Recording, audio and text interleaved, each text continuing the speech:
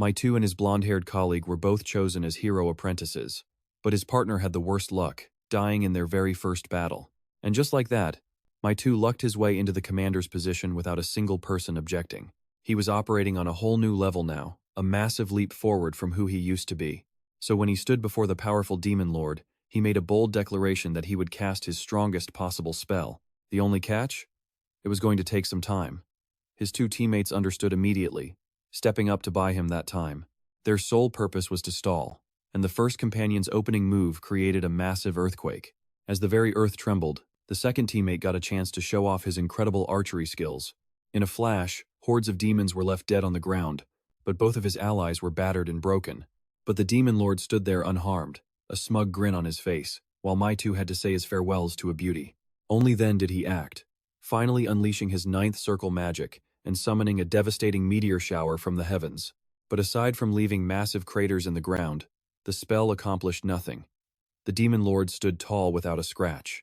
So many other comrades had fallen just so My2 could cast that one spell, faced with such a humiliating situation. He risked it all, casting a desperate spell to reverse the very flow of time itself. Just as he'd hoped, the regression magic worked, sending him back a full 25 years into the past. My2 awoke from a deep coma, put there by Lady Island's fists for having the nerve to call off their engagement first. He grimly remembered the leadership style of that yellow-haired guy, the one who died so miserably at the start. That man always preached mercy, yet under his command, he constantly did things that provoked death itself. Countless territories had been lost because of him. My2 quietly swore that he would never make those same mistakes. His father, worried his son would go looking for Lady Island again, and get himself killed for a second time, ordered the butler to monitor his son's every single move once he had finally managed to calm down. But My2 was already thinking ahead. The regression worked, and he was officially 25 years in the past. In order to defeat that demon lord, he would have to prepare everything for that fated battle, starting from this very moment. He checked over his current condition and immediately made a new assessment. The flow was all wrong. It looked like he'd have to adjust it himself. This must be why it hurt so much before. Mana normally flows in a set direction. The direction of that mana flow is critical, and if you aren't careful, you can affect its very nature. Right now, the correct flow should be clockwise, with the mana following its designated path to circulate. It flows through the body, gathers at the heart, and creates a magic circle. That's how a magic circle is formed. That's the theory, anyway. But he understood it differently. It didn't have to gather in one place. No, he would use self-circulation, an absolutely insane method of training. My2 would create circulation points all over his body, letting the mana flow through all of them before converging at once. It wouldn't be strange if he just exploded from all that mana moving so fast and in such a large volume. But My2 is no ordinary man. He's a 9th level Archmage, and he was feeling more than a little confident. Compared to what he knew was coming in the future, this was absolutely nothing. And with that, his training session ended. My2 was pretty satisfied, especially since this was his first time using the self-circulation method. So, for a first attempt, this was a pretty good result. His magic circle was stable again, and he could use mana, and he could use it with maximum efficiency. His theory had been completely correct, and the mana left over from the process. It could be used to create yet another magic circle. It seemed he was now a 4th level Archmage. Not bad at all. At this rate, he could just aim for the next level. Ice Lance, Fire Javelin, multicasting magic only 7th level mages should use. This kind of multicasting is high-level magic, something you can only use once you've reached a certain tier of power. He can only manage 2 spells at once? To be fair, a 4th level mage like him shouldn't even be able to use this at all. But because he'd already mastered the ridiculously complex self-circulation method, he could now cast spells far above his pay grade. Back when he was still a 9th level Archmage, he could use countless different types of magic at the same time. But the amount of mana in his current body is pitifully small, meaning he can't use magic for an extended period. Oh well, this is good enough for now. He's handled the most important issues. The next problem should be appearing any moment. At that exact moment, a furious shout echoed from beyond the huge door. My2, do you have any idea what you just did? Yes, I know. After hearing his son's words, Mihai's father immediately began to question him. That's right, you definitely don't know, he snapped, but then paused for a second. What did you just say? Mihai, though clearly not happy about it, tried to explain himself again. I said, I know. I've ruined our family's reputation. You don't have to remind me. This statement left the old man completely stunned, but he pressed on, still seething with rage. Then you're fully aware I want to break your legs right now, aren't you? A wave of anxiety hit Mihai as he tried to de-escalate. That part, I don't know. Just listen to me. I only did this because I have my own plan. I think letting the Duchess demand the annulment from her side alone would be a huge mistake. Mihai's father slowly nodded in agreement. Their reaction was certainly a bit arrogant. Interesting. Keep talking. From what you're saying, it sounds like you know something. At this, Mihai's confidence surged. Of course I know. In fact, I know a lot. See, Mihai had completely changed by the time he turned 23. Ellen had to put up with his pathetic former self for years before that. Simply put, his past self was a disaster in many ways. He was indecisive, incompetent, a total pushover. He was weak, with no backbone of his own. The exact type of man Ellen despised, so her reaction made perfect sense. She was disgusted by their arranged marriage. Island even once insulted him, saying, "I hate spineless men like this." It was true, unless she was forcing herself through it all. Talking with his father, Mihai took the chance to probe for info. What are the requirements for the marriage with Duchess Island? His father thought for a moment before replying, "You cannot learn any mana training methods." The reason was simple: to produce a proper heir, 2 different types of mana could not be mixed in the child. That answer made him nod in agreement. Exactly. The heir is vital to their family, especially if the child is a knight or a mage. It's most likely genetic. Based on that, I came up with this plan. What if Island isn't following that rule? The look of utter shock on his father's face was deeply satisfying. Mihai quickly and clearly laid out his thoughts. True, I first refused to annul the engagement, but I got a really strange feeling from her. His father seemed to catch on, making a guess. Are you suggesting they're trying to deceive us? To his surprise, Mihai nodded. That's right, even before we got engaged. She was already a knight, which means she had already learned mana training. His father couldn't believe his ears and tried to confirm. Are you telling the truth? That's bizarre. If an 8th circle archmage like me didn't notice it, how in the world would a kid like you know? Mihai had no problem explaining it all. It was just for a brief moment in the past, but I can confirm that she has trained her body with mana. What his father didn't know was that this statement was a complete lie his son had just made up. Mihai then emphasized a critical detail, and her mana is extremely unstable. If an archmage of your level couldn't detect it, then there's only one trick they could possibly be using. His father seemed to realize something as he stammered, Don't tell me it's an ancient magic weapon." At that exact moment, Island was training diligently when she heard a voice call out, "Island." Seeing the figure, she replied softly, "Yes, father." He immediately started asking questions. Did Mihai do anything else after that day? Island answered with an expression full of pure contempt. No, that complete idiot definitely didn't figure anything out. But Island's father appeared incredibly anxious. I thought so too, but you never know what might happen. To calm him down, she recounted the event. He was here 2 days ago and didn't show any signs of suspicion, and you also think he couldn't possibly become my husband, right?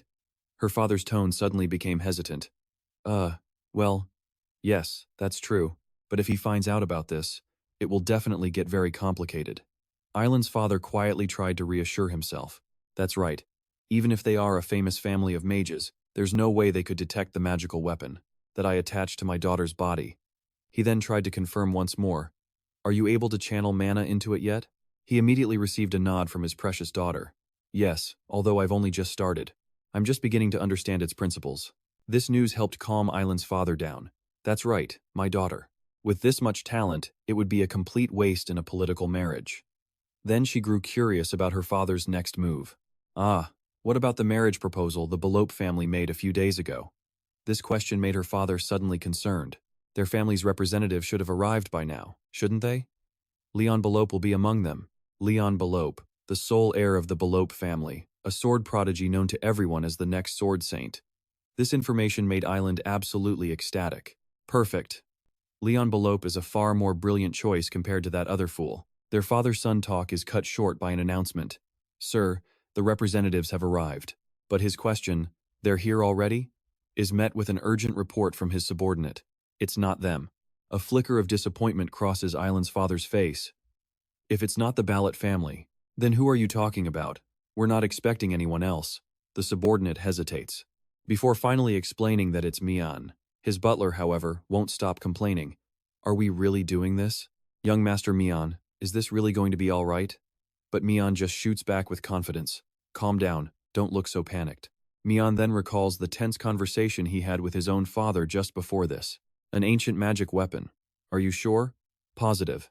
I caused that scene just to confirm my suspicions.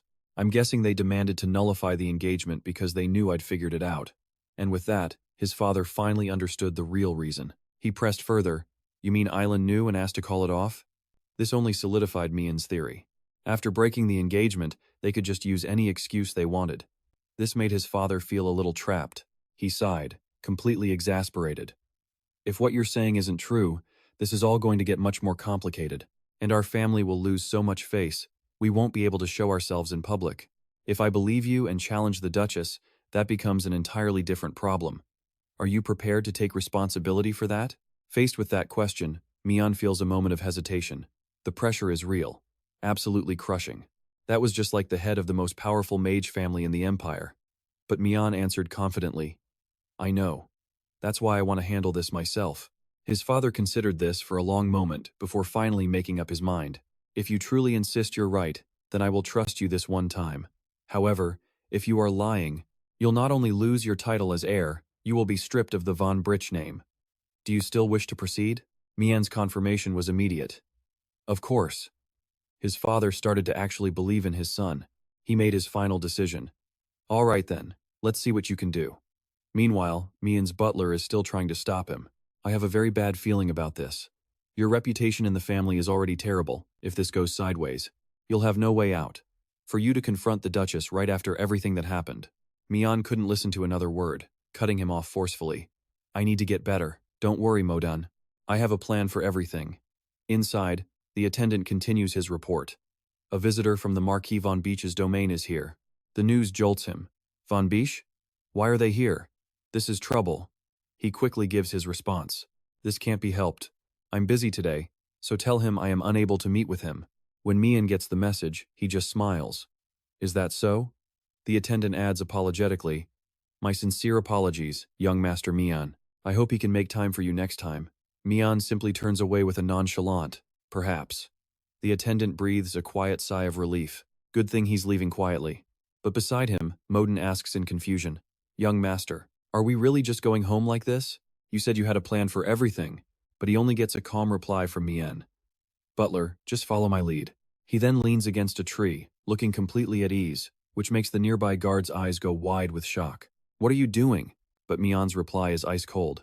What does it look like I'm doing? I'm resting. Do you have any idea how long it takes to return to our lands? It's not a short trip. Am I not even allowed to rest? His dismissive tone makes the guard absolutely furious. Count Ballet will be here soon. This is a problem. The guard has no choice but to propose. Sir Mian, I will escort you on your way back. Please leave this area. Mian understood the implied threat, but he deliberately reminded the guard, even though the engagement has been nullified. I was still the fiancé of the lady you serve. I am the rightful heir of the von Brich family. Now get your hands off me. Lord Quinn will ask you this question. Are you such a renowned figure that you can lay your hands on a member of the house of von Brich? The moment he heard that name, the guard fell to his knees in apology. No, I am not. Inside, he was seething. This was the same kid who, just a few days ago, could barely breathe properly in his presence. When did he change so much? Then Mian delivered another verbal blow. If you want me out of here, I will tell you the fastest way to do it. Inside, Island's father is stunned by the confident demand he's just received. What? He's demanding that Island go to him immediately? Is that really Mian? I have a terrible feeling about this. This is getting difficult. Understanding his master's anxiety, the subordinate made a suggestion. If you give the order, he was ready to throw the man out by force, but Island's father suddenly stepped in to stop him. This won't solve anything, but surprisingly, his daughter agreed to go. I'll go out, since Mihai is so insistent. All you have to do is send him away like you did before. Sir Quinn, he's waiting at the gate, correct? After her subordinate confirmed it, yes, that's right. Island didn't hesitate for a moment and started to leave. Please, escort me there. But when she heard his hesitant reply, My lady, she instantly knew something was strange and asked, What is it, Quinn? Is there a problem? He was silent for a long moment before finally nodding. No, let's go. Meanwhile, Moden was still lecturing Mihai. Young master, why are you being so reckless? Is it because of that rumor from a few days ago? But Mihai simply cut him off. Butler, just trust me. Deep down, Mihai knew. Today was the day it had to happen. Because today, Count Ballop was arriving a prestigious family that would soon join the ranks of the dukes. This was the family of Leon Ballop, the man destined to become the next sword saint, someone Mihai knew from before his regression. He knew he had to meet him as soon as he possibly could. This was unbelievable. All the families he needed to deal with were gathering in the exact same place. He had to move fast. Modin, still looking worried, called out loudly, "Young master," forcing Mihai to reassure him. "Butler, I told you it would be fine, didn't I?" But the old butler was determined to get to his point. "I'm not talking about that. I'm wondering if you've been training behind the Marquise's back." That question actually made Mihai a little curious. Why would you suddenly say that? Modin boldly shared his suspicion. "For just a moment, young master, the power I sensed from you was not that of a third circle mage. Even though I'm not a mage, I've served the Marquis for years. I trust my judgment when it comes to these things." Mihai understood what his butler was thinking and calmly pushed him for more. "So you're wondering if I used a forbidden method to forcibly raise my level, aren't you?" And after Modin nodded, confirming it, yes, Mihai just gave a confident grin. "Is that so? Then why don't you check for yourself?" Eagerly, Modin immediately agreed. "Very well." He then discovered his master had 4 magic circles. "When did you reach the 4th circle?" Mihai casually guessed. "I think it was about 2 days ago." Modin was absolutely stunned by the answer. 2 days ago? While the 4th circle wasn't incredibly high, this was still. Reading his mind, Mihai asked, "Do you see any signs of a forbidden technique on me? There's no way you'd miss it, right?" Modin's confirmation. "There are no signs at all," made Mihai breathe a sigh of relief. "Then we're good." The butler explained further. "Yes, this is very good indeed. This means you achieved this purely through your own innate talent, young master. How did you possibly encounter such an incredible opportunity?" Mihai just looked at him with an open expression. "Do you want to know how?" Modin immediately and firmly declared, "Yes, I do." But he never expected Mihai's ridiculous answer. "It's because I got dumped." After a long, stunned silence, the butler asked again, "No. Are you being serious?" Mihai had to explain it to him. "You know, methods like that actually exist." Modin's eyes suddenly filled with a strange hope. "Does this mean you can reach the 9th circle if you get dumped 5 more times? Anyway, after reaching the 4th circle, did you come here in a fit of rage? You're honestly making me worry." Ignoring the question, Mihai posed one of his own. "Butler, what do you think would happen if the Lindell family fell?" Modin quickly gave his prediction. "It would definitely cause chaos, though I'm not sure how severe that chaos would be. But the Empire wouldn't escape it unscathed." "Why are you suddenly asking about something like that?" Mihai paused for a moment before answering. "No reason. I just have no intention of letting the ducal house be destroyed. There is no question about it, the ducal house of Lindell was a pillar of the entire empire. And in his past life, the collapse of that very house is what sent the empire into absolute chaos. Having regressed, he had zero intention of standing by and watching that happen again. That's right, it all had to change starting now. He had to change the very course of history. As he was lost in his thoughts, he heard his name being called. "Mihai." He turned to greet Island with a friendly smile. "You're here." But she immediately got down to business. "What is it this time? Didn't I say everything I needed to last time?" Mihai stood up, smiling cheerfully as he replied, "Yes, you finished saying your piece. But just because you're done talking, doesn't mean I am."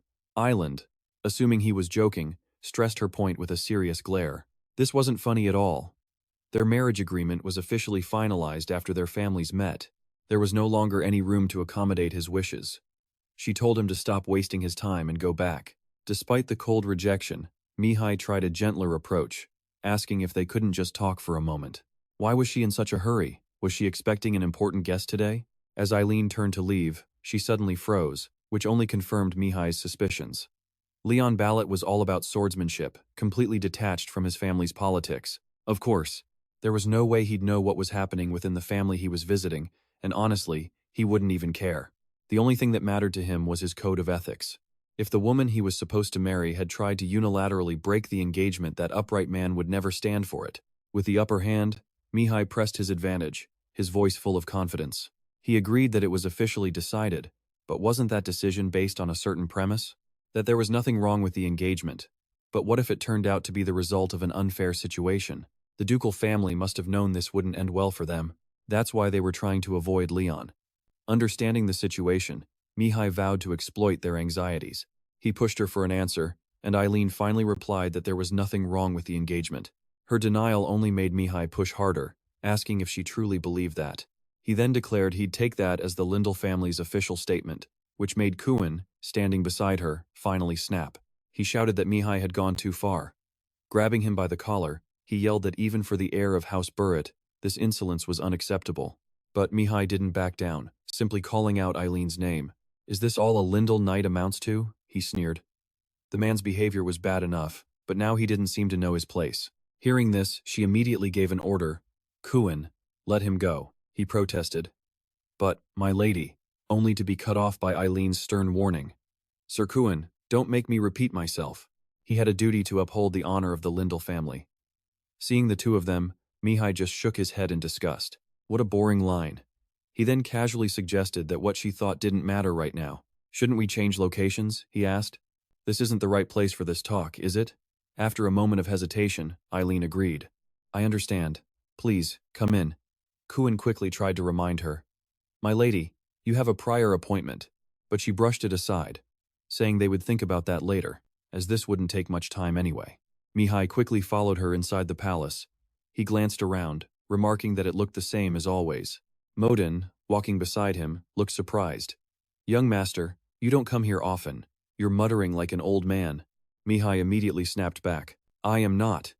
He felt indignant. How could he sound like an old man? Modin leaned in and whispered, "But why are we here? It seems you came alone, not with the Marquis." This gave Mihai another chance to tease him.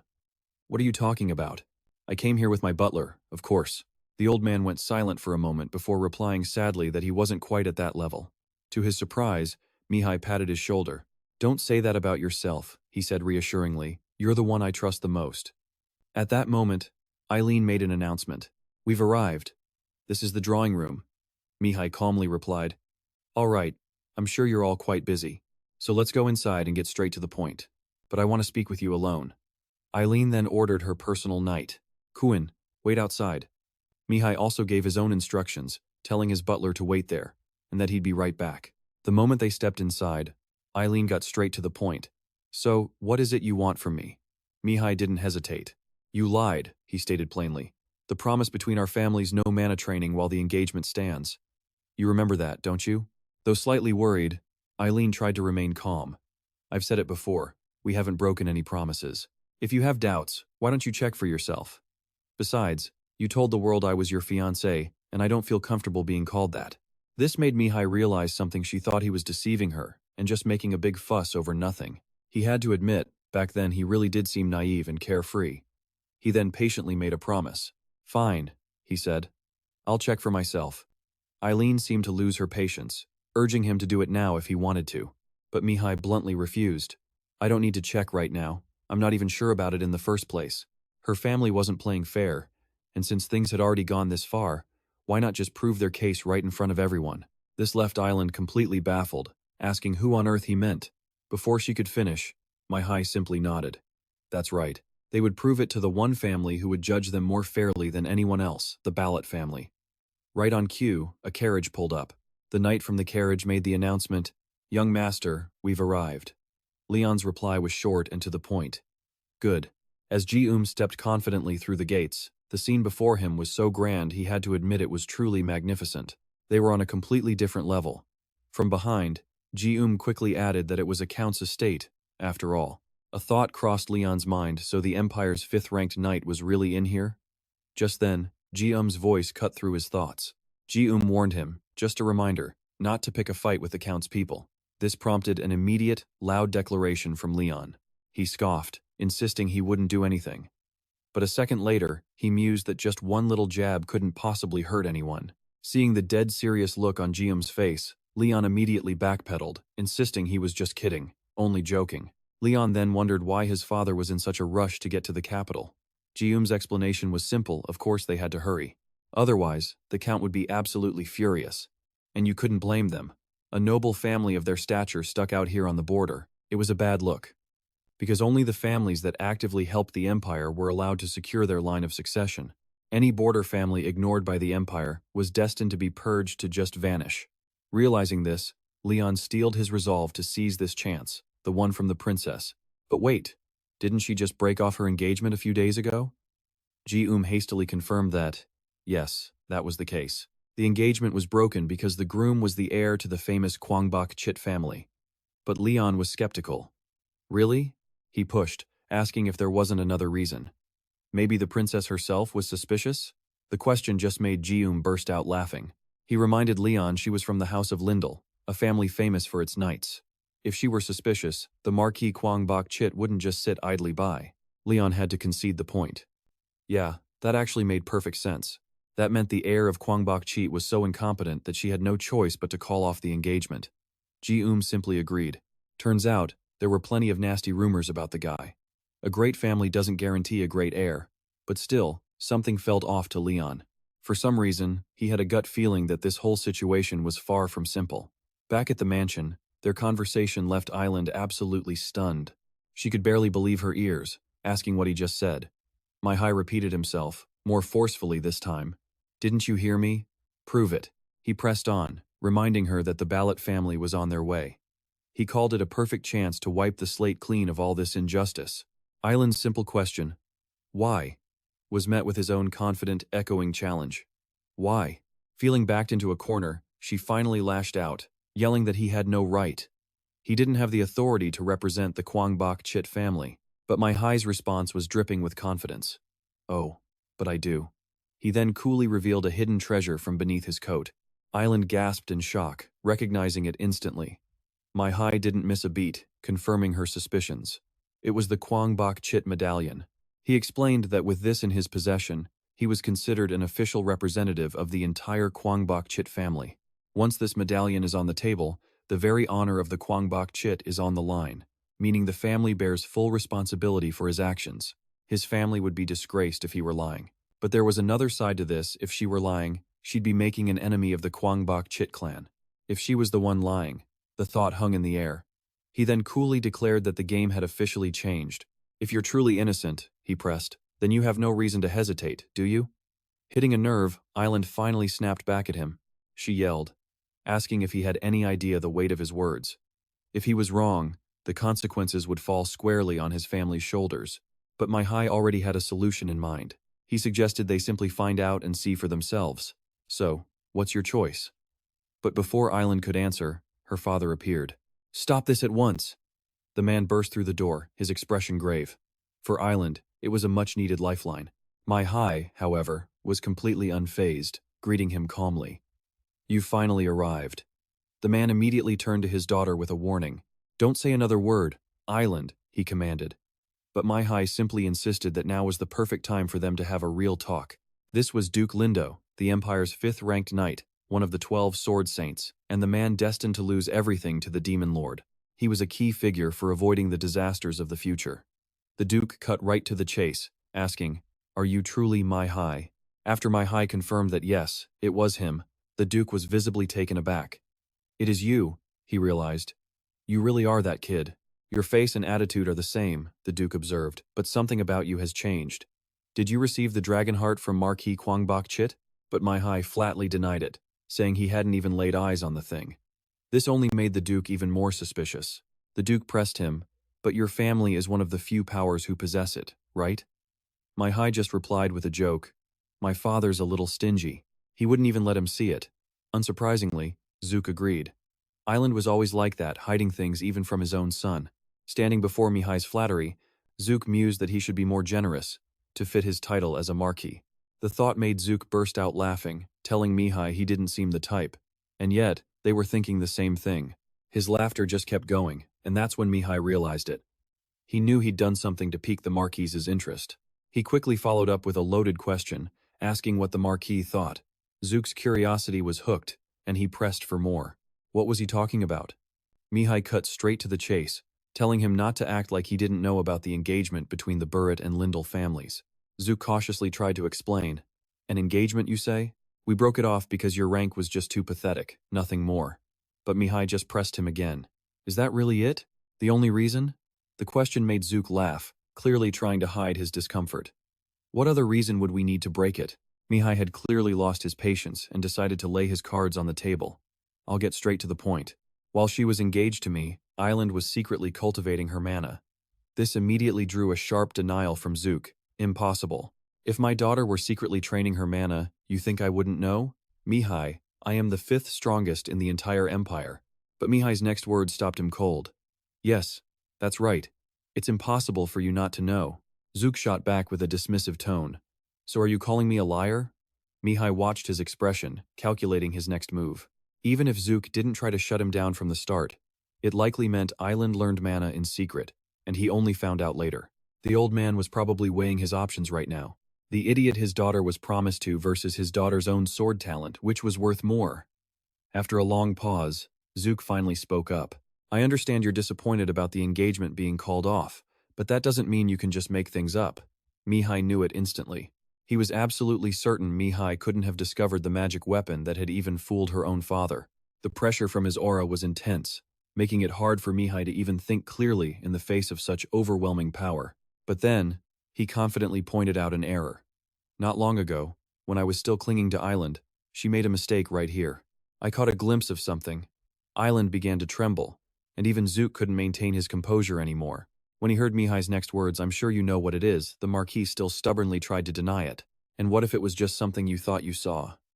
Mihai's tone remained dead serious. You don't believe me? If you truly want to deny it, then we can end this here. Oh, and I heard Leon Balo is on his way, so you might run into him on your way out. Hearing that name, Zook's calm shattered, and he yelled, Stop! This gave Mihai the opening he needed to corner him completely. So you admit it. Left with no choice, Zook tried to stall for time. All right, Mihai, let me just call for something. But Mihai was relentless. Let's get straight to it. Zook had no choice but to lower his voice and negotiate. You'll let this end here, won't you? And just like that, Mihai recognized the tactic. Right. This man had a habit of talking his way out of things. After a long conversation, Mihai finally reached a decision. I'm glad we could come to an agreement. After this, I'll go my own way. See you around. And before he left, Mihai flashed a triumphant, knowing smile. The second the door slammed shut, the tension in the room skyrocketed. Island clenched her fists, her anxiety palpable. I thought he realized something, and it seems he did, but I think he was just bluffing his way through. And now that the Burrett family knows the contract is flawed, they'll demand an even higher price from us. Unable to let things get any worse, Island immediately turned to Zook for help. Father, what do we do? He just smirked at his daughter. Calm down, Island. I thought he was a fool who knew nothing of the world, but I was wrong, and I thought I was a good judge of character. Interesting, very interesting indeed. But Island was still trembling with fear. Father, I will take full responsibility if you need me to. It was all because of my ignorance. If you take responsibility, Zook cut in to reassure his daughter nothing will change even if you do. This is an issue between our families. Island still looked confused, but before she could finish, Zook took all the blame himself. I'm the one who let this happen. If I had noticed sooner that you'd awakened your aura, this might never have occurred. So you can't say I'm not responsible as your father. Island hung her head in regret. The room fell into a heavy, oppressive silence. Father and daughter stood there, looking at each other without a word. Zook silently thought back to that time, who could have known? The day Ellen awakened the mana inside her body, she was ecstatic. She had finally done it. From a distance, the Duke witnessed it all, his heart swelling with pride for his daughter. Ellen had awakened her mana completely on her own. She needed no teacher, a true sword genius. He vowed to himself he would protect that incredible talent at all costs. After a moment, the Duke spoke, telling Ellen the One Punch family would demand a price for them breaking the Knight's code. Father, Ellen called out, her voice heavy with sadness. But he was quick to lift her spirits, telling her not to worry. They won't ask for anything unreasonable, he explained, because it seems their heir doesn't want our family to fall. Ellen just stared, lost. What do you mean by that? Facing his daughter, the Duke explained with a serious expression. I'm saying he's not nearly as foolish as you think, he said, gently patting Ellen's head. If you don't understand, just watch from now on. There is much to learn. Down below, Leon and his subordinate were just stepping onto the mansion grounds.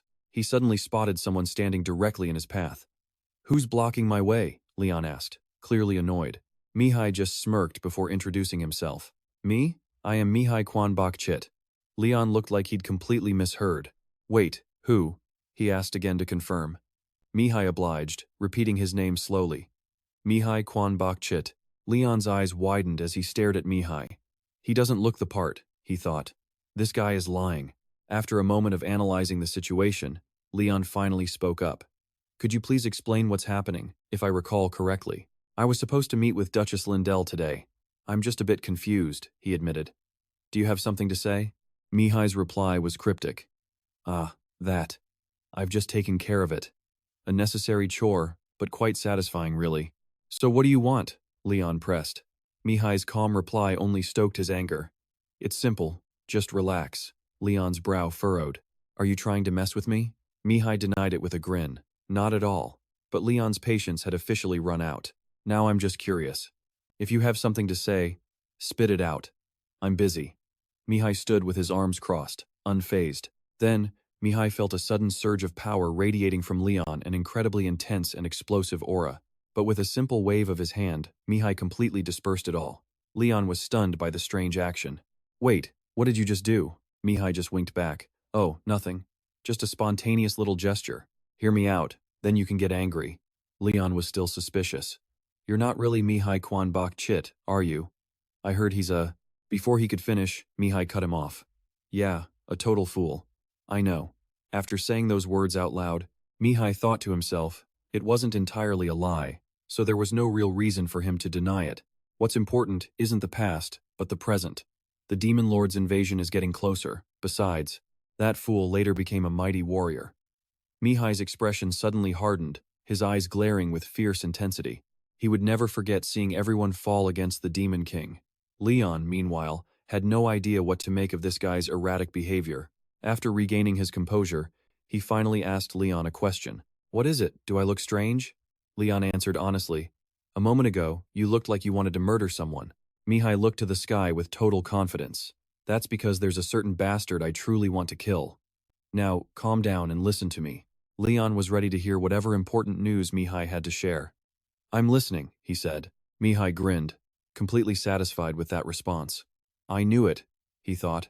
You seem hot-headed, but you're a good man to your allies. You know when to be angry and when to hold back.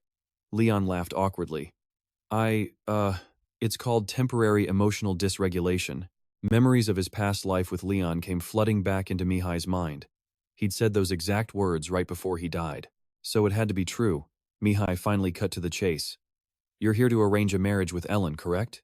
Leon was taken aback, asking in total disbelief. So you interfered just to break off my marriage to her? Mihai burst out laughing. No way.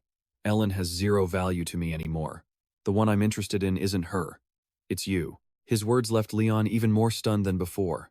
An awkward silence hung between them, so to avoid any misunderstanding, Mihai carefully emphasized, let me be clear, I like women. Leon was baffled. Me? For what reason? Mihai just gave him a cryptic smile. Then, he confidently pointed a finger straight at Leon and declared in a loud, clear voice, You are going to become my comrade. You're not dumb, you're a crazy bastard. And you're exactly my type. The image of a chaotic battlefield from his past life flashed through Mihai's mind once more.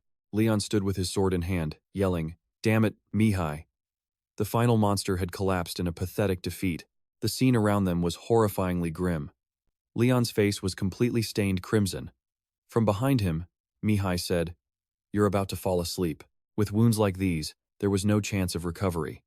Leon just looked up at the sky, surrendering to fate. He knew if he'd started training his aura just 1 year earlier, things wouldn't have ended like this. Mihai stood frozen, watching his comrade. Leon had defeated the 3rd Legion commander of the tyrant Demon Lord, Angium, a top general of the Demon Lord, responsible for the fall of countless soldiers. Taking him down was an unbelievable victory. However, the price for Leon was his own life. Mihai, trying to stay calm, asked him, Do you have any last words for me to pass on? Leon answered sadly, Words don't matter now, at least I'm dragging this monster down with me. He's meeting the Reaper with me. Hearing this, Mihai could only step forward, ruffle Leon's hair, and offer a bit of comfort. He told him not to worry about anything else, and that it was time to rest. Leon obediently closed his eyes. Savoring the final moments of his life, he hesitated before calling Mihai's name. I want to hear you say something, since I'm about to fall asleep anyway. Mihai smiled at his friend. Go on, keep talking. But Leon's head hung low in despair. Hey, you're real, right? I can't be a warrior anymore. And then we snap back to reality, where Leon and Mihai are meeting in a garden to talk. Mihai looked at Leon with weary eyes, thinking that talking to this guy was never simple, a fact he was all too used to after all this time. Mihai started the conversation. Nothing special is happening right now, but a rumor is spreading through the Buzo theologian sect. I think it'll probably reach the Ballot family soon. The name Buzo theologian sect rang a bell for Leon. Is that the place for scholars who specialize in prophecy?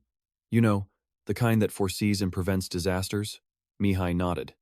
Yep, that's the one. Leon just waved his hand, not really caring about it. This wasn't the first time they'd tried to spin some dangerous-sounding tale. Why worry about a baseless prediction? But Mihai tried to get him to see it differently. But shouldn't we at least pay attention to it? Leon shot Mihai a confused look, then laughed. Pay attention? Of course, but it needs a lot of verification. At the same time, Mihai was lost in his own train of thought. This world hadn't even felt the Demon Lord's threat yet, but a prophecy had appeared before the very first signs ever emerged. Sansa's prophecy was unlike any before it. This time, the prediction was spreading far and wide, reaching the entire world.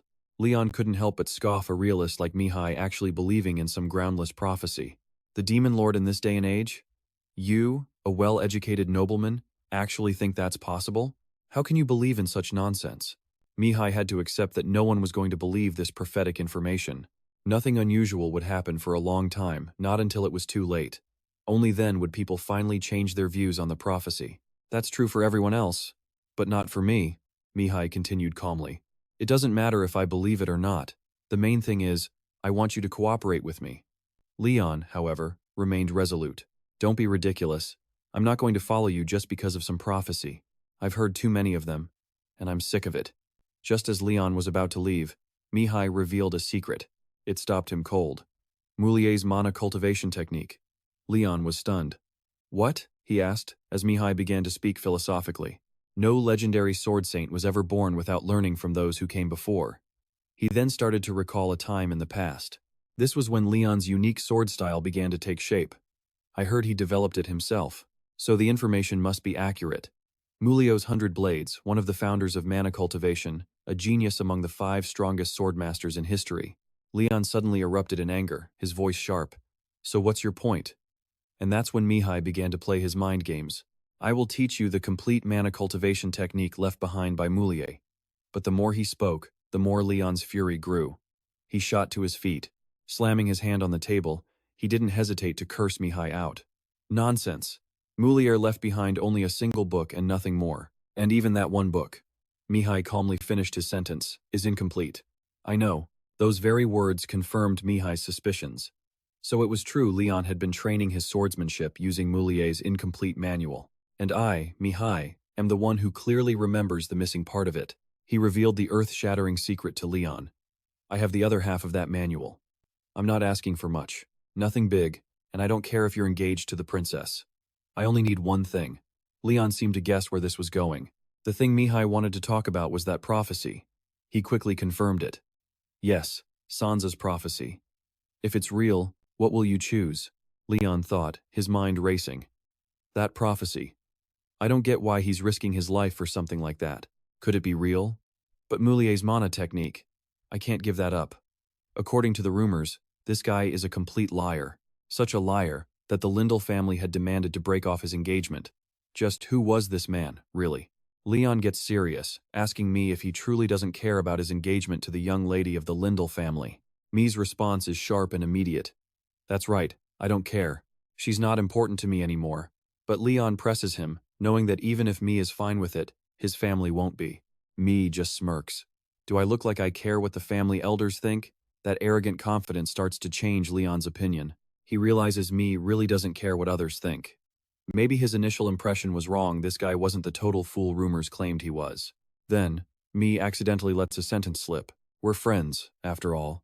The comment stuns Leon for a moment, but he shakes it off and gets back to the point. Anyway, how can you prove you have Moulier's key method? Me answers with total confidence. Prove it? Why don't you just follow me? He leads Leon out to an empty courtyard. Leon glances around nervously. Are we even allowed in someone else's training ground? Me quickly reassures him. I just got a permit. He looks at the gleaming sword in his hand, giving it a few test swings to feel its weight. It's surprisingly heavy, but amazingly, after just a few practice swings, he's already upgraded to a level 4 enhancement buff. Me grins, satisfied. Much better. Leon watches, curious. What exactly are you doing? Me starts to reveal his plan. You wanted proof, I know the other half of the book, right? Watch closely, because I'm about to show you something insane. But Leon is still skeptical. You're going to prove it how? You're going to explain the Moulier training method? A mage like you? Mi just smiles as he explains. That training method is twice as effective as any other. Moulier is famous for its incredible efficiency. The basic rules of Moulier's key method aren't that different from other techniques. The key difference is that the Moulier method carves a unique sigil onto your body. While other methods cap your key at around 40, Moulier pushes the limit all the way to 70. Now, awaken your key. Do it. We need to verify it. Although a little annoyed, Leon does exactly as Mi asks. And just like that, in a flash, the signature marking of the Moulier method appears right on Leon's forehead. And that's not all, the exact same sigil is now carved onto the back of his hand. Mi watches every single change closely. It's not that prominent, but that's definitely Moulier's unique marking. He then asks Leon, "You've learned about half of it, right?" Leon answers honestly, "This is as far as I can go for now," and Mi is genuinely impressed. "I never thought you'd be able to find instructions for the Moulier key method on your own." Leon calmly explains, "I just got lucky. If it weren't for my father, I never would have found it. But it was only after I started learning that I realized it was incomplete." You can see the pure frustration written all over Leon's face. Mi completely understands the feeling he went through. It's to be expected, since this was Leon's first time learning it. The previous Leon had guessed his fate and passed the method to him. He never thought it would turn out like this, but now it's time to return it. Mi raises his sword and gives Leon a careful warning. "I can only do this a few times, so watch very closely." He grips the sword with both hands, taking a deep breath to calm himself. In the blink of an eye, Mi's key awakens. That same sigil appears, clear as day, on Mi's own hand. An endless stream of energy radiates out, making Leon's eyes go wide in disbelief. Impossible. He's so shocked he can't even speak. It's real. It's really Moulier's key method. This is insane. What's happening right in front of him has Leon absolutely floored. Meanwhile, Mi is struggling to control the power, sweat pouring down his face. Even Leon has to admit that holding it for 30 seconds is hard enough, let alone a full minute. Mages and warriors use mana in completely different ways, after all. After finishing the demonstration, Mi turns to Leon. "Did you see that clearly?" Leon, still looking totally bewildered, asks him the obvious question. "Aren't you a mage?" Mi nods in confirmation. "Yep, 100% a mage. But that's not important right now. Is this enough to prove I know the method?" Leon stares at his own hands and stammers out, As he speaks, he collapses to the ground, clutching his head and screaming, "Damn it, my head hurts so much." In a complete reversal, Leon starts desperately begging Mi. "Teach me. I'll accept all your conditions. Please." Mi just says, "I guess I'll have to." But somehow Leon mishears him and starts laughing in response. "I knew it. You wouldn't teach me that easily." But after calming down and replaying Mi's words, Leon realizes something's wrong. "What did you just say?" Mi smiles and repeats himself, loud and clear. "I said I'll teach you. Obviously not here though. You'll have to come to the One Punch family estate. I'll teach you everything there." Leon still can't believe it. Just like that? "Wait, where are you going?" Mi just waves a hand over his shoulder. "My work here is done. Why would I stick around?" But before Mi can leave, Leon has to ask one last time. "You'll really teach me if I come to your family's home? You promise? You have to keep your word, okay?" Without another word, Mihai just waved goodbye to him. The man's figure slowly faded into the distance. Just as he was enjoying the peace, someone suddenly called his name. "Mihai." He glanced back to see who it was. Not a stranger, but Juke. The moment he saw the man, he greeted him with respect. "Yes, my lord. I was just about to greet you before I left. I didn't expect to see you here." Juke asked curiously. "You were already leaving? You must have finished all your business." Mihai thought to himself. He saw everything. What a sly old fox. Mihai feigned innocence, asking, "You saw what happened? I'm sure it wasn't difficult for someone like you." Juke admitted it honestly. "I saw everything. First, my apologies to you and the Guanbersi family. As for compensation, you can decide whatever you wish." Mihai glanced at him thinking, surprisingly, he still doesn't know what I want. "You've made a big decision, my lord." Juke lowered his head and replied, "I've made a huge mess of things." Mihai watched him cautiously. The man was calm, a true head of a great house. He also acknowledged his own fault and apologized for approaching him without permission. "I hope your marriage proposal to Leon goes smoothly." Hearing this, Juke looked a little surprised. "Marriage proposal? You're more cunning than I thought. That marriage is probably in ruins by now." Mihai was shocked to hear this sad story. "Really? That's truly unfortunate. Juke, standing beside him, added, just as you planned. The young man let out a laugh. What are you talking about? But inside, he knew exactly what had happened. I just gave Leon another choice. Juke had to admit that Leon was a very thoughtful person. He probably thought the engagement was broken because he wasn't worthy. But after meeting Mihai today, Leon would start to think something was strange about the annulment, that it wasn't like the rumors said. Suddenly, he fell silent for a moment as if remembering something. Let me ask you this. Do you think I can regain the Guanberchi family's trust? Mihai guessed his thoughts. You must be anxious. He then offered a few words of encouragement. Of course you can. The Lindell family just needs to show its sincerity. Juke chuckled at the word sincerity. Then, Mihai suddenly posed a question. My lord, if there were a suitable teacher for Lady Aislan, what would you do? The man's eyes widened in pure astonishment. What? Are you recommending someone to me? Mihai simply said. You mentioned the Lindell family wants to restore trust. Juke still didn't seem to quite grasp Mihai's meaning. A teacher? Are you saying my family's swordsmanship isn't right for her? Mihai explained. It's not that, but is it the best path for her? That was a different matter entirely. Seeing the man's contemplative expression, Mihai made a quiet deduction. He must be wondering if I'm trying to deceive him. Juke couldn't guess Mihai's thoughts at all. What exactly are you scheming? You truly are a cunning one. He flashed another mysterious smile and told him, Is that so? You've misunderstood me. The moment he got home, Mihai was met with a flood of praise from his father. I've heard the news, son. I was right to trust you. Who else could have exposed that sly Lindell's plan?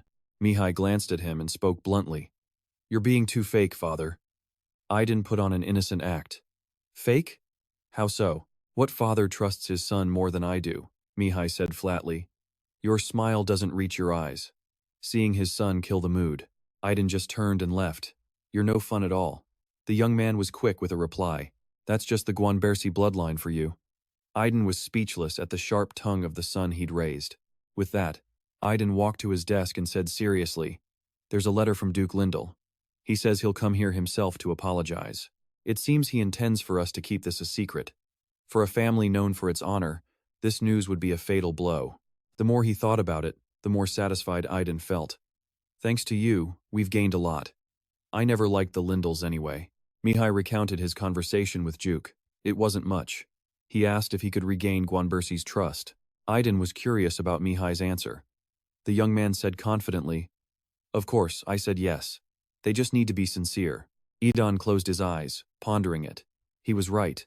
No matter how you feel, showing your hand so openly is always foolish. Taking the opportunity, Mihai pressed his father for more. Father, since you've entrusted this to me, let me handle all of it. Aiden was puzzled. What do you mean? Mihai laid out his desire plainly. I'm the one who solved this problem. I want to be the one who finishes it too. Faced with this request, Aiden could only gently refuse. Feeling your oats, are you? It's true you did well, but since this is a matter between families, there's still much to be done. But Mihai wouldn't back down that easily. That's true. But frankly, without you, no one would pay any attention. It might be greedy, but I want to finish my work with my own hands. Aiden sat there, thinking over his son's words. Duke Lindell is a sly old fox. He's known as a symbol of chivalry, but he's also quite flexible. To do this means you'll have to face him directly.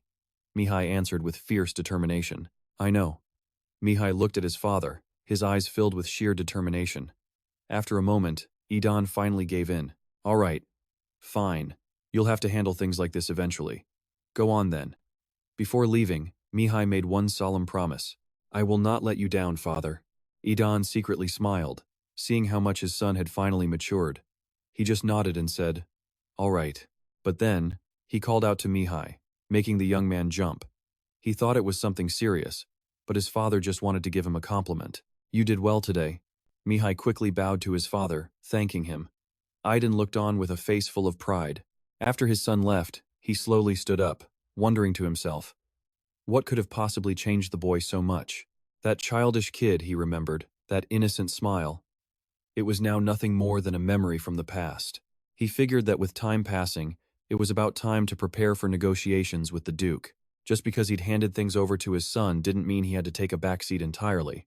Now then, how do I make everyone think I've truly shaken him up? Out in the hallway, Mihai was already piecing together the events from before his regression.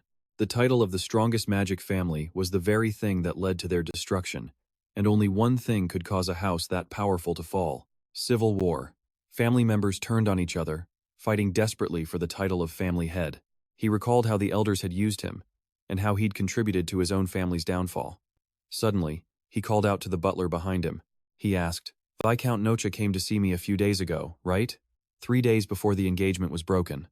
The butler confirmed. "You remember correctly, sir. It's not surprising, since you are the family's sole heir." Mihai had to admit that was true. No, not strange at all. Viscount Nocha, a 7th Circle mage. He was a vital vassal to the family who had served his father since he was young. Incredibly capable, but with one fatal flaw. The man was far too hungry for power. Instead of being a key supporter, he wanted to be the very center of the family. The butler heard this and grew deeply worried. "So you're saying he might leverage his relationships? Then the marquises?" But Mihai quickly calmed him down. "No, not like that. But I can't just let him be." The butler hesitated. "Now that you mention it, it is strange, young master. You were the one who relied on the Viscount the most." Mihai stood silently for a long moment, then finally asked, "Haven't I told you? He was the one who taught me that shoddy third magic circle." The butler was absolutely shocked by this bombshell. "That bastard." Luckily, Mihai cut him off just in time. "Butler, watch your language." That's right. After he regressed, he realized that unstable third circle was the Viscount's doing. Back then, he was just happy that it worked at all. Looking back now, it was utterly humiliating. In any case, it's best to cut away such rotten parts completely. Perhaps because he was a friend from difficult times, his father never truly cut ties with Viscount Nocha in the past life, and that was the start of their downfall. He refused to let that happen again. After a moment of thought, Mihai turned and spoke to the butler. "Can you bring the Viscount to my room?" The butler was confused, asking, "Why so suddenly? He isn't one to come when simply called." A confident smirk appeared on Mihai's face. "Don't worry. By now, he's probably wondering why I haven't called him yet, and he's waiting." A moment later, Viscount Nocha appeared with a foolish grin. "Young master, I heard you sent for me." Mihai ordered from inside his room. "Come in." "Viscount Nocha? You heard from the butler?" The man immediately replied, "Yes, that's right. I came as quickly as I could when I heard you'd made a decision." "Have you chosen me as your tutor?" Mihai mumbled. "Ah, about that. I have a proposal." Nocha was extremely curious about Mihai's next move. Mihai pointed right at him and declared, "You and I will duel, without using any magic circles." He vividly remembered that moment. The day his entire family was murdered. The cheers of the mob echoed everywhere. "Trample the nobles to death." At that time, Viscount Nocha, the one in power, had brought about his family's ruin. Half of them perished, leaving the rest to cling to life. The Demon Lord's minions had appeared. His father, the strongest mage in the family, had long been confined to his bed. The other high-level mages had already abandoned the family, leaving them with no way to fight back. During that terrible time, Mihai had desperately searched for anyone who could help. Viscount Nocha was their last hope, the only 8th Circle mage in the entire family. While everyone held their breath watching the Viscount, Mihai also watched him, holding on to a tiny sliver of hope. What kind of magic would he use? And how would he defeat the Demon Lord's arrogant followers? His answer was so unexpected, the staff Nocha always carried suddenly dropped to the floor. Everyone expected a spectacular comeback, but instead, Nocha knelt and surrendered.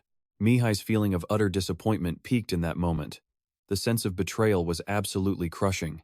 With his house's trust shattered in an instant, and the entire clan completely dismantled, he made his decision. He issued 10 challenges to Nocha, a battle without magic circles, even though he knew nothing about it. But he was determined to defeat that miserable dog. Nocha just stood there, stunned by Mihai's bold proposition. He wouldn't mind learning magic from a Viscount, but he wasn't sure if it was truly worth his time. The more Nocha listened, the more confused he became. What on earth was this kid talking about?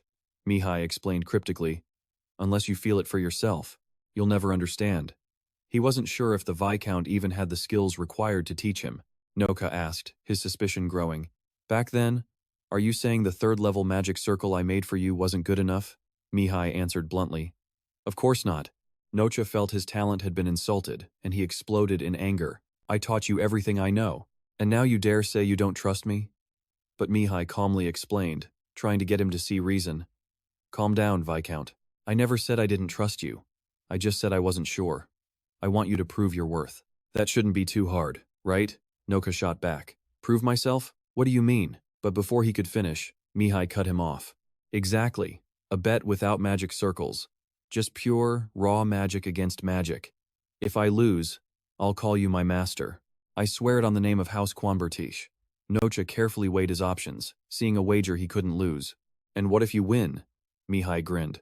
Simple. You become my student. Nocha started to find this deal rather amusing. His student? All right, I accept. Back in Viscount Nocha's room, he gazed out at the estate and let out a laugh. What kind of free gift is this? A fight without magic circles sounded like a disadvantage, but he knew the massive power gap between the levels. If Mihai understood that, he never would have made such an offer.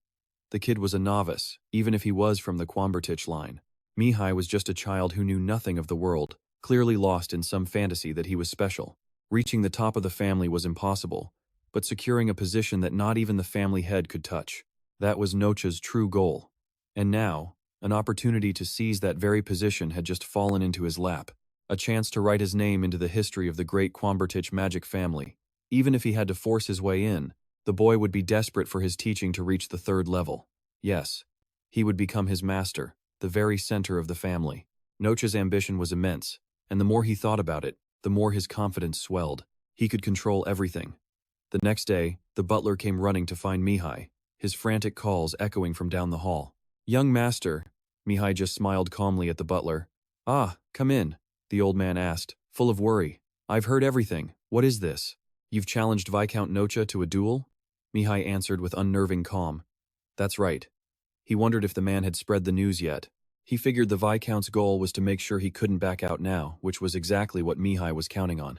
But the butler was still terrified for Mihai's safety. A duel? Against the Viscount, of all people? How could he be so calm? Mihai told him. Butler, don't make such a big deal out of it. The old man cried back. You think I want to?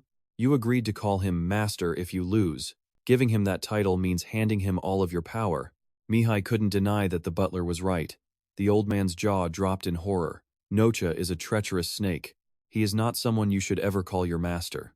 But everything the butler was warning him about, Mihai already knew. The man didn't even deserve the title. Of course he knew. He could still vividly picture Nocha bowing his head in submission to those demons, right in front of everyone. The butler was completely baffled. Then, if you already knew, why? Mihai explained with deadly seriousness. Because if I don't push him this far, he'll never walk into the trap.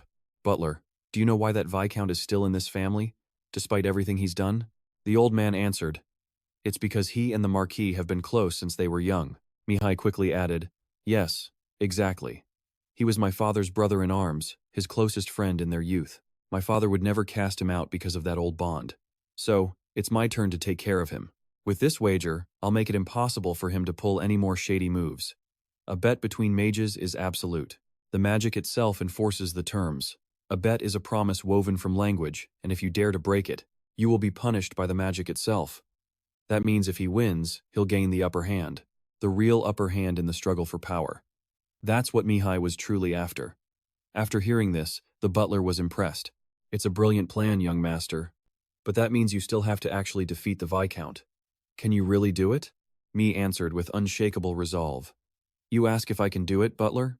He assured him with absolute certainty. Viscount Nocha will never, ever be able to defeat me. He promised his butler Modin that the Viscount stood no chance. Modin, who never had faith in Mi, was stunned, asking how he could possibly think that. It was because Mi had already laid out the conditions for the duel. The Viscount would only be allowed to use the magic circles he could create himself. Modin was completely bewildered by the young master's words. After all, it was a 7th circle mage versus a 4th circle one. Are you being serious right now? He stammered. But to make such a bold challenge, Mi had calculated everything down to the last detail. He wouldn't make a move unless he was sure he'd win. Suddenly, the old butler reached into his pocket for something he'd prepared. It was a letter of resignation. The old man couldn't take this madness anymore. His heart couldn't handle the stress of serving Mi. Without a word, Mi incinerated the letter with a flick of his wrist, trying to convince Modin with all his heart. Butler, trust me, he pleaded. But Modin was terrified. There's no way. You just recently formed 4 circles. How can you beat a 7th circle mage like Viscount Nocha? The butler's panicked words made Mi's patience finally snap. Damn it! You know something, don't you? Mi pressed. He really does have 7 magic circles? But the old butler just looked away, muttering, It's nothing. Mi decided not to press the issue. After all, he wouldn't pick a fight he wasn't absolutely certain he could win. To explain how he could win, Mi revealed the Viscount's critical weakness. His 7 circles. They're forced and unstable. Mi spoke cryptically, making his butler tense up as he tried to figure out what he meant. Seeing him reach for another resignation letter, Mi stopped him cold. "Butler, put that away. I'm not accepting it. Now listen." He explained that to master high-level circles, one must first have a perfect command of the basics. It's the natural order of things, but Viscount Nocha skipped that crucial step. You think he succeeded? But you're dead wrong. Forcing a magic circle always comes with a heavy price, which is why the Viscount isn't like a normal 7th circle mage. He can simulate the power. He can show off 7 circles, but it's all just for appearances. But what about in a real fight? Not a performance, but when the magic actually has to work. In those critical seconds, what happens if he's facing an opponent with deeper magical knowledge? He can never win. Armed with this knowledge and absolute confidence, Mi went to speak with his father.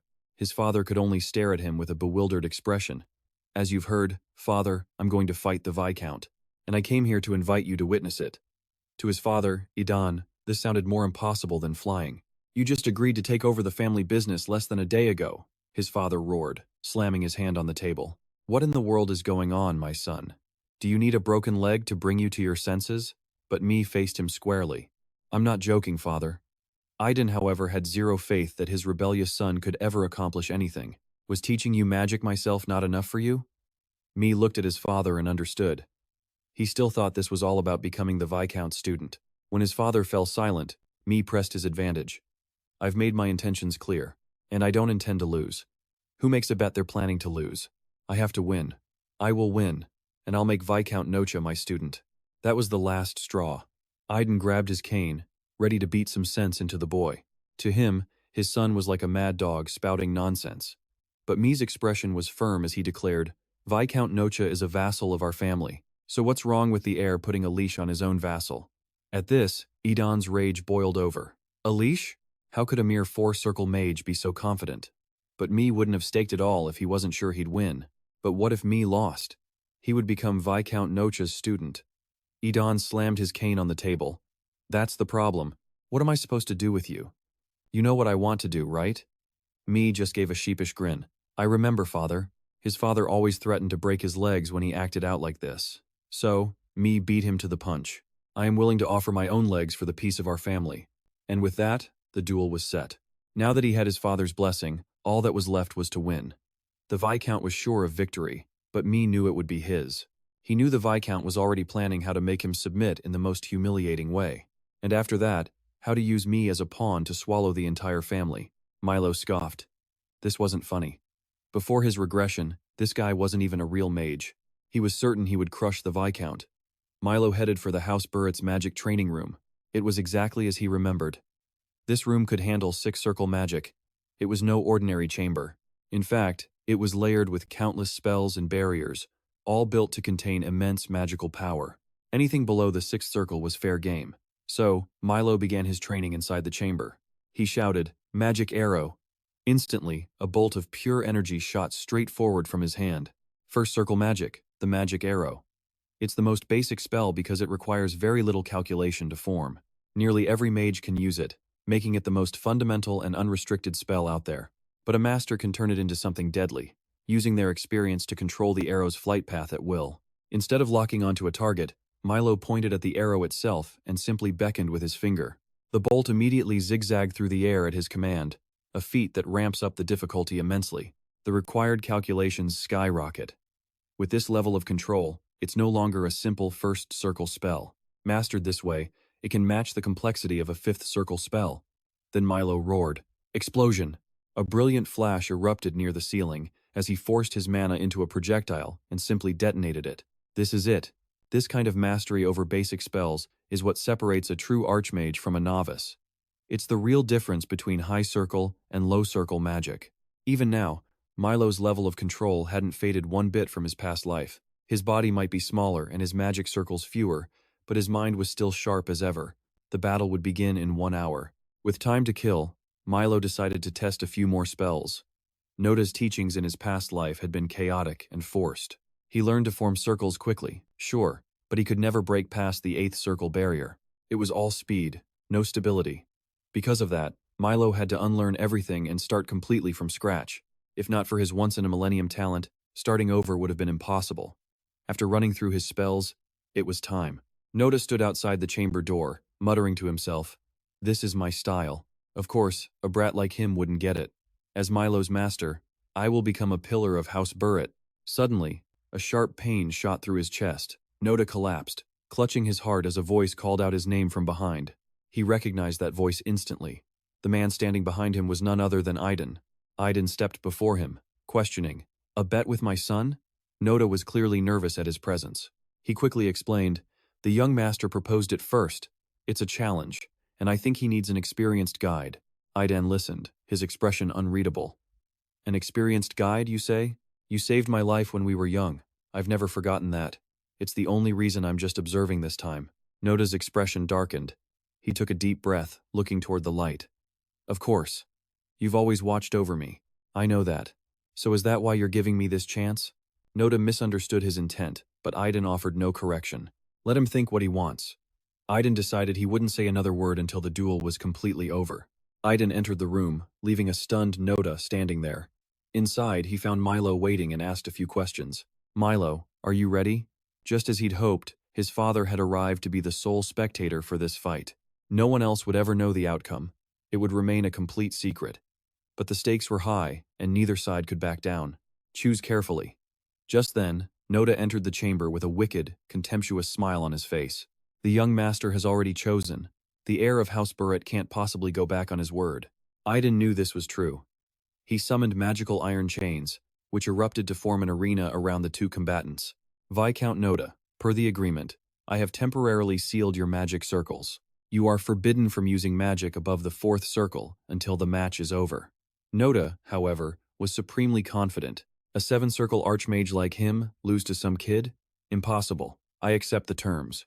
He turned to Milo with a taunting grin. "Are you ready, young master?" But Milo answered back, completely unfazed. "Of course. Then allow me to teach you a lesson." Noda immediately brandished his staff.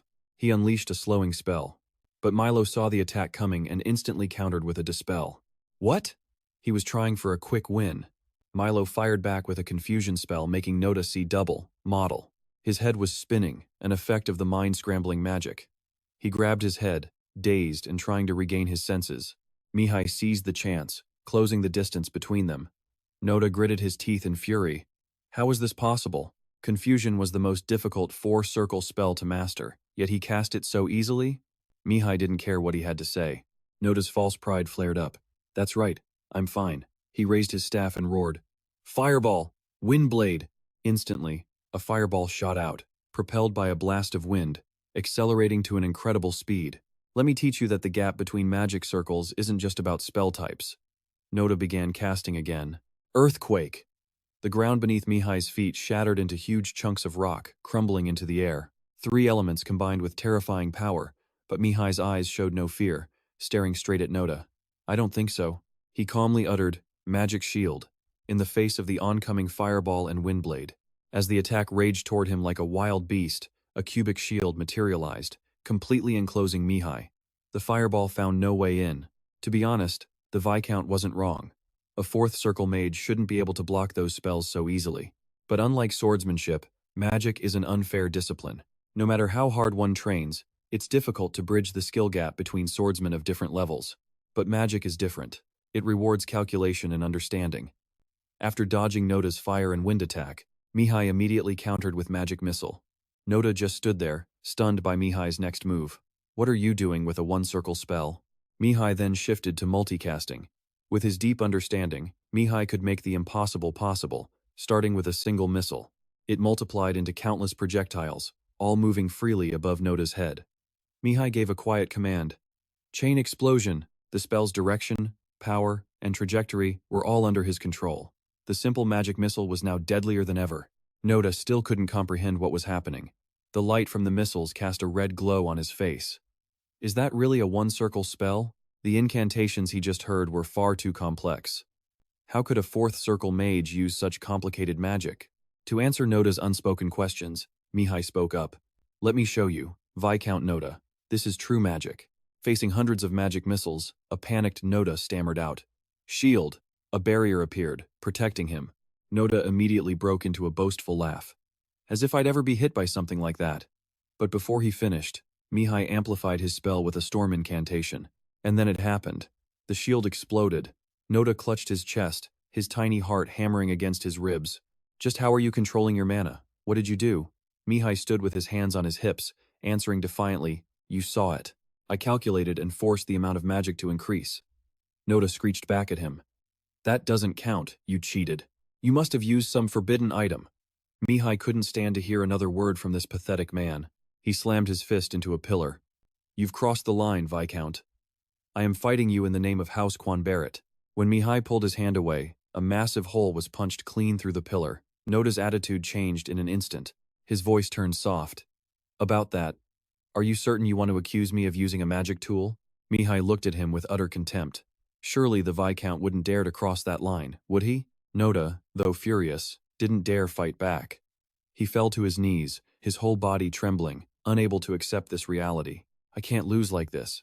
Mihai just smiled, then declared loud and clear, I am going to win.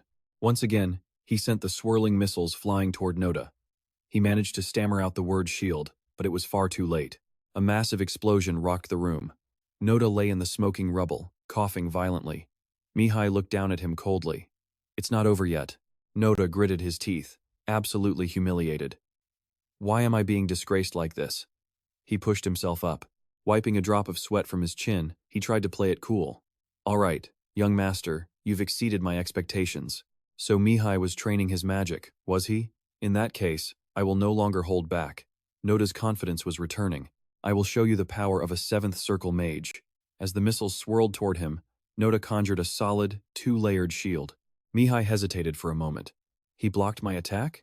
By using a double shield, he was trying to cut off the mana flow to avoid an explosion. What now? Noda launched his counterattack, yelling, Multi-chant! His entire body was engulfed in ferocious flames. Idan, watching from the side, looked confused. A 4th circle multi-chant? Normally, a 7th circle mage could multi-chant up to 7 circles of magic. But even so, it wouldn't be enough to do much. Idan rested his chin on his hand, looking bored, to cast 3 4-circle spells at once. Is that all the power you have? Noda laughed like a fool, utterly convinced of his own spell's power. Young Master Mihai, even if the young master's power surpassed my wildest dreams, he can't withstand 3 of my strongest 4th-tier spells at once. Fire spears. He maintained that smirk, convinced this was the end. Noda's flames zeroed in on Mihai. 1,000 fire spears struck a single target, and Mihai's location was instantly blasted into ashes. Everyone assumed it was over. Noda was also certain he had defeated young Master Mihai, but his face paled as he witnessed the scene before him. From behind the thick smoke, Mihai stood like a monument. Did you really think it was over? Now then, I believe it's my turn. Both Aiden and Noda were stunned by this development. How did you block my magic? Mihai was casually holding one of Noda's fire spears. He squeezed his hand, and the flame simply vanished. Noda's jaw dropped as he mumbled, A newly leveled 4th-tier mage just destroyed my multicast spell. How is this possible? Mihai replied with extreme calm. Are you really that surprised? Magic is most affected by one's innate talent. No matter how hard you train, that gap in talent is something you can never overcome against a true genius. That's right. Magic is completely unfair. Noda gripped his staff, his entire body trembling as shock turned into pure rage. So you're saying my talent is nothing compared to yours? Mihai's sly smile just added fuel to the fire. If you disagree, then prove me wrong. Without wasting another word, Noda threw his staff down, pouring everything into this next attack. He roared like a madman. Ice Spear, Hand of the Devil, Golden Edge Magic. He combined them all into one. Facing this monstrous power, Mihai calmly uttered 2 words. Magic Arrow. The 2 streams of power clashed head-on. Almost instantly, the Ice Spear and the Hand of the Devil just vanished into thin air. Noda's eyes widened in sheer disbelief. How could you possibly break my magic so easily? Mihai let out a mocking laugh. I told you, I just amplified one of my own powers. He then replied with a barrage of multicast magic arrows. Before the attack landed, Noda was still frozen in shock. But, even for magic arrows, that number. Mihai spoke his final words. Viscount, you blocked my last attack with a shield. I just wonder if you'll be able to block all 10 of these magic arrows at the same time. Someone once told me that this is the true art of explosion. Faced with Mihai's power, he was so stunned he could barely stammer out the word shield. A massive explosion rocked the area, sending debris flying and signaling his utter defeat. Noda was left with his face blackened and his mouth agape. Mihai didn't give him a single moment to rest. He moved in and used his 5 slender fingers to deliver a thunderous slap across Noda's face. His cheeks swelled up, his body already dazed. Just as Noda was about to collapse, Mihai continued his assault. He prepared to use a magic bullet, charging the spell in his hand to blast Noda in the back. Terrified, the man finally accepted the truth. "Wait, young master, I lose." Before the word lose was even fully spoken, Mihai's fist had already connected squarely with Noda's face. His eyes blazed with killing intent. "Shut up. The things I want to do before I die. Back then, I'd actually managed to complete quite a few things on my list. But there's one thing I was never able to do." Mihai gripped Noda's collar, pouring power into his hand. "This is just incredibly unlucky for you." But right as Mihai was about to deliver the final blow, someone stepped in and stopped his attack. "Stop it, Mihai. The match is over. You won. Stop." Idan had to restrain his son, who was clearly losing his sanity. Mihai screamed at his father. "Stop! I still haven't heard him surrender." Idan yelled right back. "You've beaten his mouth so swollen he can't even speak." And it was obvious. Viscount Noda's cheek was swollen up like a balloon, completely covering his mouth. Mihai tried to reason with his father. "Look, Dad, the Viscount hasn't given up, so he can still be hit." Realizing gentle words weren't working, Idan raised his fist, which was covered in bulging, green veins, as a threat. "Son, take a good look at these big, beautiful veins on my hand." At that moment, Mihai immediately backed down. "Now that I see them, I think violence is never the answer." After handling his son, Idan turned to business. "Viscount Noda, do you concede defeat?" Noda couldn't change the outcome, so he could only nod his head. Hearing the answer, Idan teleported Noda away to save his life, despite Mihai's pleas for one more punch. After Noda disappeared, Idan grew thoughtful, as if he wanted to say something important to his son. He praised the young man. "Your magic skills have improved quite a lot. I honestly never expected that the technique you used was something only a highly experienced, veteran mage could perform." Mihai claimed it was just a coincidence, but he knew exactly what his father was talking about. The Void Mage, a class completely separate from other mages, one that had vanished without a trace. But wasn't that because his father had always looked down on him? What he just accomplished wasn't even that difficult. Idan knew that, but to shorten the gap with a 7-circle mage, Mihai would need to possess truly exceptional talent. "You mean my natural-born talent?" Mihai stood with his hands on his hips, full of confidence. "I'm your son, after all." Idan didn't push the matter any further. "Fine. If you say so, I'll trust you. So this is what you wanted to show me? That you possess this much talent?" Mihai heard his father's question but didn't quite understand what he was getting at. Viscount Nocha was Idan's friend, but hardly a suitable teacher. So what exactly was he trying to show his father with this duel? Idan's words made sense. This was no way to choose a master. Mihai answered calmly, "Father, it's not entirely like that.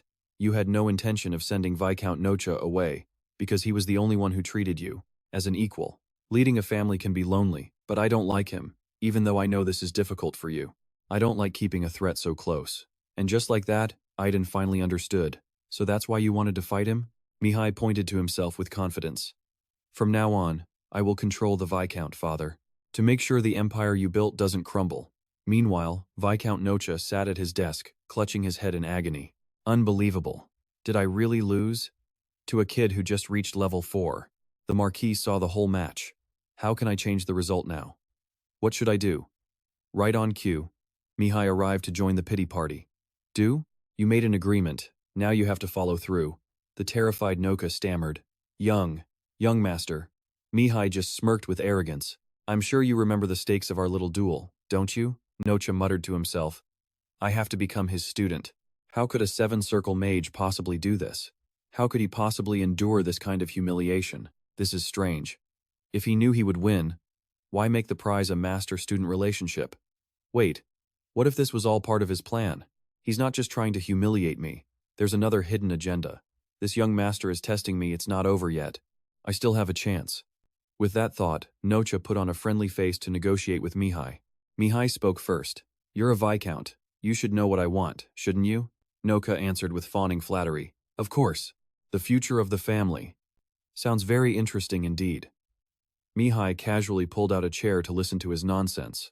Young master, you've laid low for a long time, but the incident with the Lindell family made you realize you couldn't sit still anymore. Seeing no change in Mihai's expression, Nocha's confidence soared.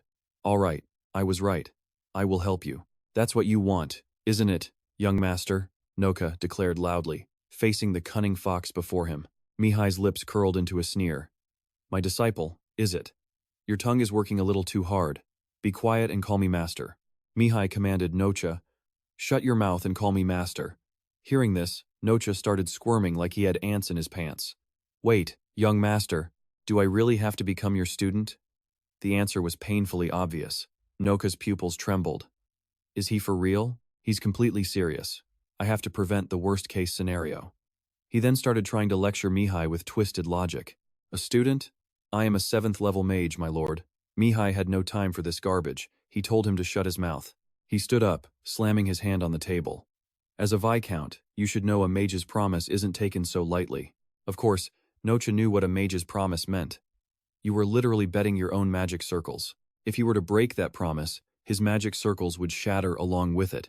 He screamed in protest, I have more magic circles and I'm older than you. How can I possibly be your student? Mihai pointed at him. Right here. I should have known you'd try to weasel your way out of this, huh? So what if you don't follow the agreement? Under Mihai's relentless pressure, Nocha began to waver. He was completely shaken by Mihai's unwavering words. After that friendly chat, the two of them left the room.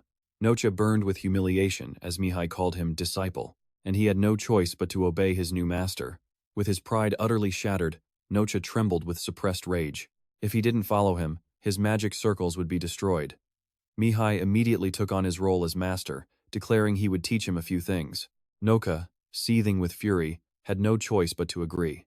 Before Mihai got any stronger, there was nothing to gain by destroying a Viscount like him. In fact, Viscount Nocha was quite useful.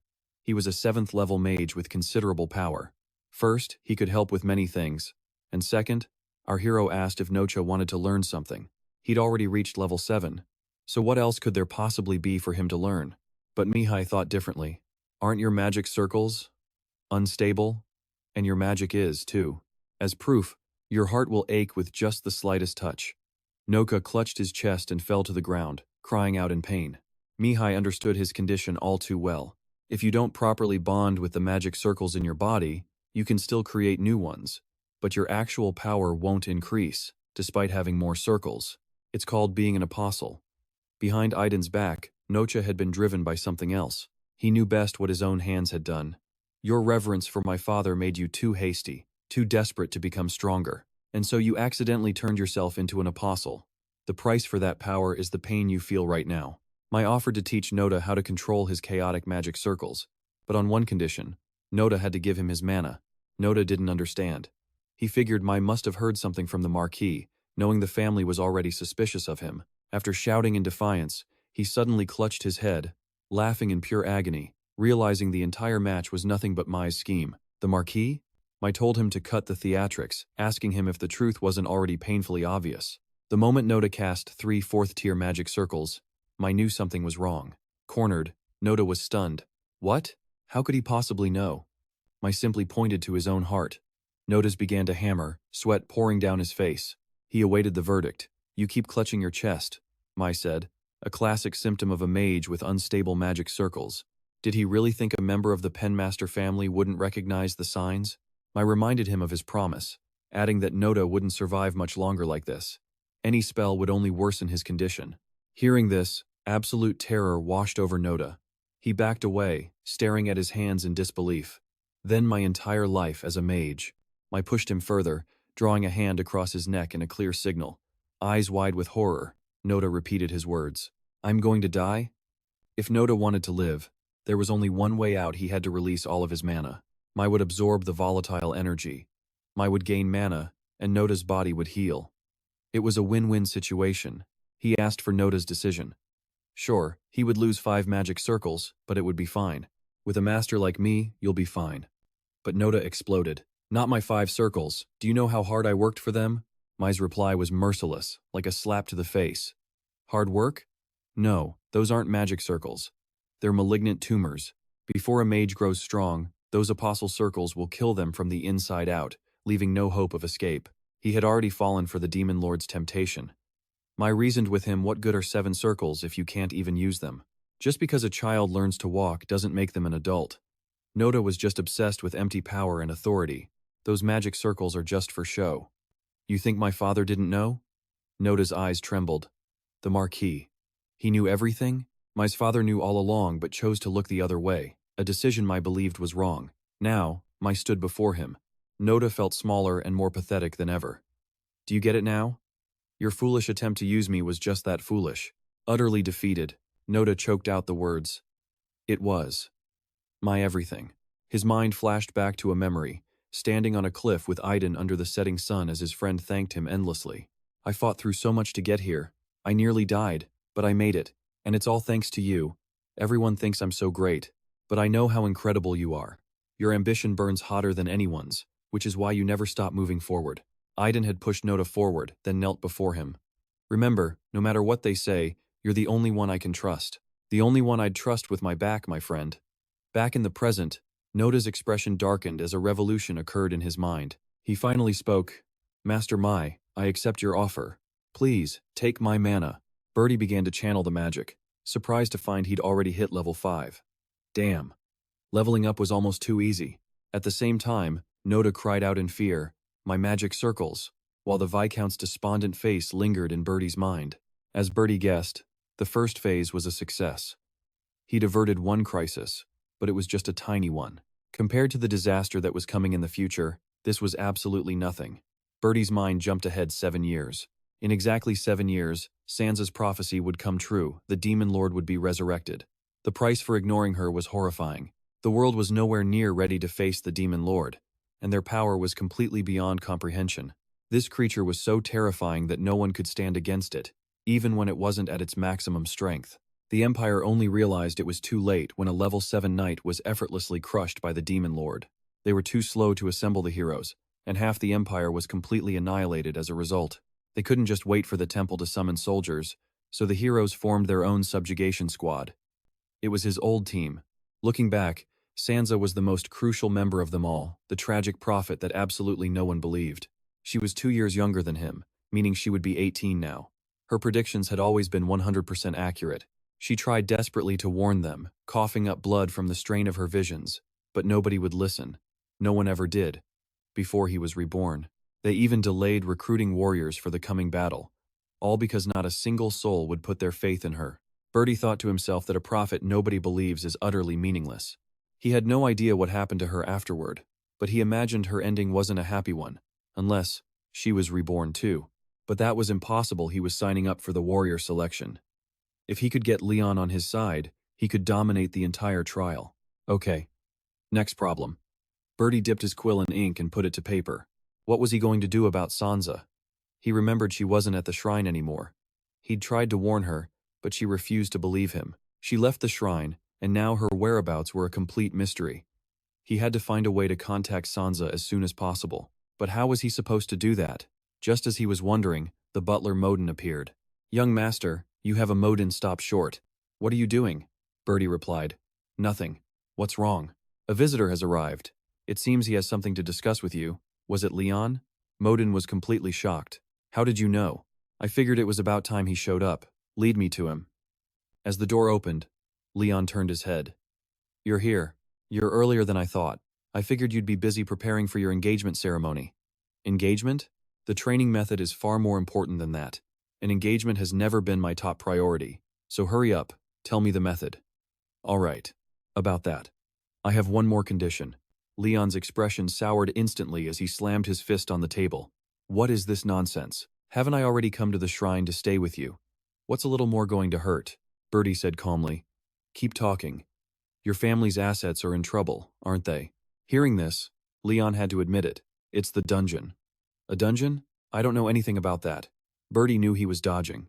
His eyes couldn't lie. You're a terrible liar. Why would I lie? A year ago, you found a dungeon that had a mana mine. It was discovered, and its owner, Count Ballop, confirmed it was a high-capacity mana source. How do you know that? So it's true then. It's not actually a dungeon. People just call it that because they have no idea what it is. Most of the expedition teams have gone missing. Before his regression, Bertie knew Ballop had sent 5 teams into that dungeon, and every single one of them failed to return. The pressure from those expeditions is why their family needs to marry into the Lindell house. They need more backing. I thought this couldn't get out. Is there a spy mixed in? Leon was furious. No, I just heard rumors from the soldiers and made an educated guess. All right. So what about that dungeon? The Ballop family's biggest trouble or their greatest shame? How interesting. That dungeon will become an obsession. Bertie said, I find that quite interesting. Leon asked, annoyed. What? He then continued. Most of the expedition teams never come back. It might be called a dungeon, but it's considered a living hell. You can't do anything. In the end, the Ballop family remained determined to conquer that dungeon. So, did they ever succeed? It was a total failure. Someone else discovered the dungeon before them and snatched up all the treasures inside. I'm telling you, I will help you. I will join the expedition team. Leon looked back, trying to read him. You mean you can explore a dungeon that even skilled mercenaries couldn't crack? Of course. It's only natural for a mage to explore a dungeon, Bertie said with confidence. Leon could only let out a dry laugh. Are all mages as reckless as you? Why are you so confident? Your family has nothing to lose. If I explore the dungeon, we both benefit. If not, it's as if nothing ever happened. You're right about everything. Leon changed his tone. What about the training method? Of course, I'll teach you. I remember my promise. Fine. In that case, I don't need to hide anything anymore. Let's start right away. But I'm not sure he'll listen to you. I know, Bertie replied. But in the end, your father is the one who decides. Bertie knew that all too well. Shall we get started? Let's go. Bertie seemed full of energy. After arriving and explaining everything, Aiden suddenly covered his face. So that's how it is. I thought you would handle the Lindell family matter yourself, and now you bring me this? It's not entirely unrelated, father. Idan asked Bertie. I heard a rumor that the Ballop family is the next target for a marriage alliance with the Lindells. Are you sure you're not going to mess everything up? Of course not, Bertie affirmed. I would never do that. I already told you earlier, father. I made a promise to Leon. As you know, a mage's promise is something I can never take back. Bertie looked at his father's expression and felt a deep sense of confusion. Why did he treat him so well, yet torment his friends like this? Father, put that staff away. I haven't done anything. Aiden corrected him. This is the staff. Just because you hit someone with a weapon doesn't mean you can call it a staff. I said it's a staff. Whatever a mage holds becomes their staff. I might not have told you, but I've slain many monsters with this very weapon. See this? This is their blood. It was true. The staff was covered in blood. But why would a mage's staff have blood on it? Bertie knew he was asking the wrong question, so he shifted. Never mind that. There's another reason for this, beyond keeping my promise. So what's the reason? He's not talking. That little brat. He absolutely refuses to tell his father a thing. Aiden is furious with his son. Can you trust me? Burritt's face looked completely sincere. Haven't I always trusted you? Even at his absolute worst, his father had never stopped believing in him. The thought brought a sharp, twisting pain. He was filled with regret. After his father's death, he just kept running from reality, the real reason he never dared to become a warrior. That little punk. What about the matter with the Lindell family? Can you still handle it yourself? He insisted that everything was connected, but he couldn't reveal any of the details.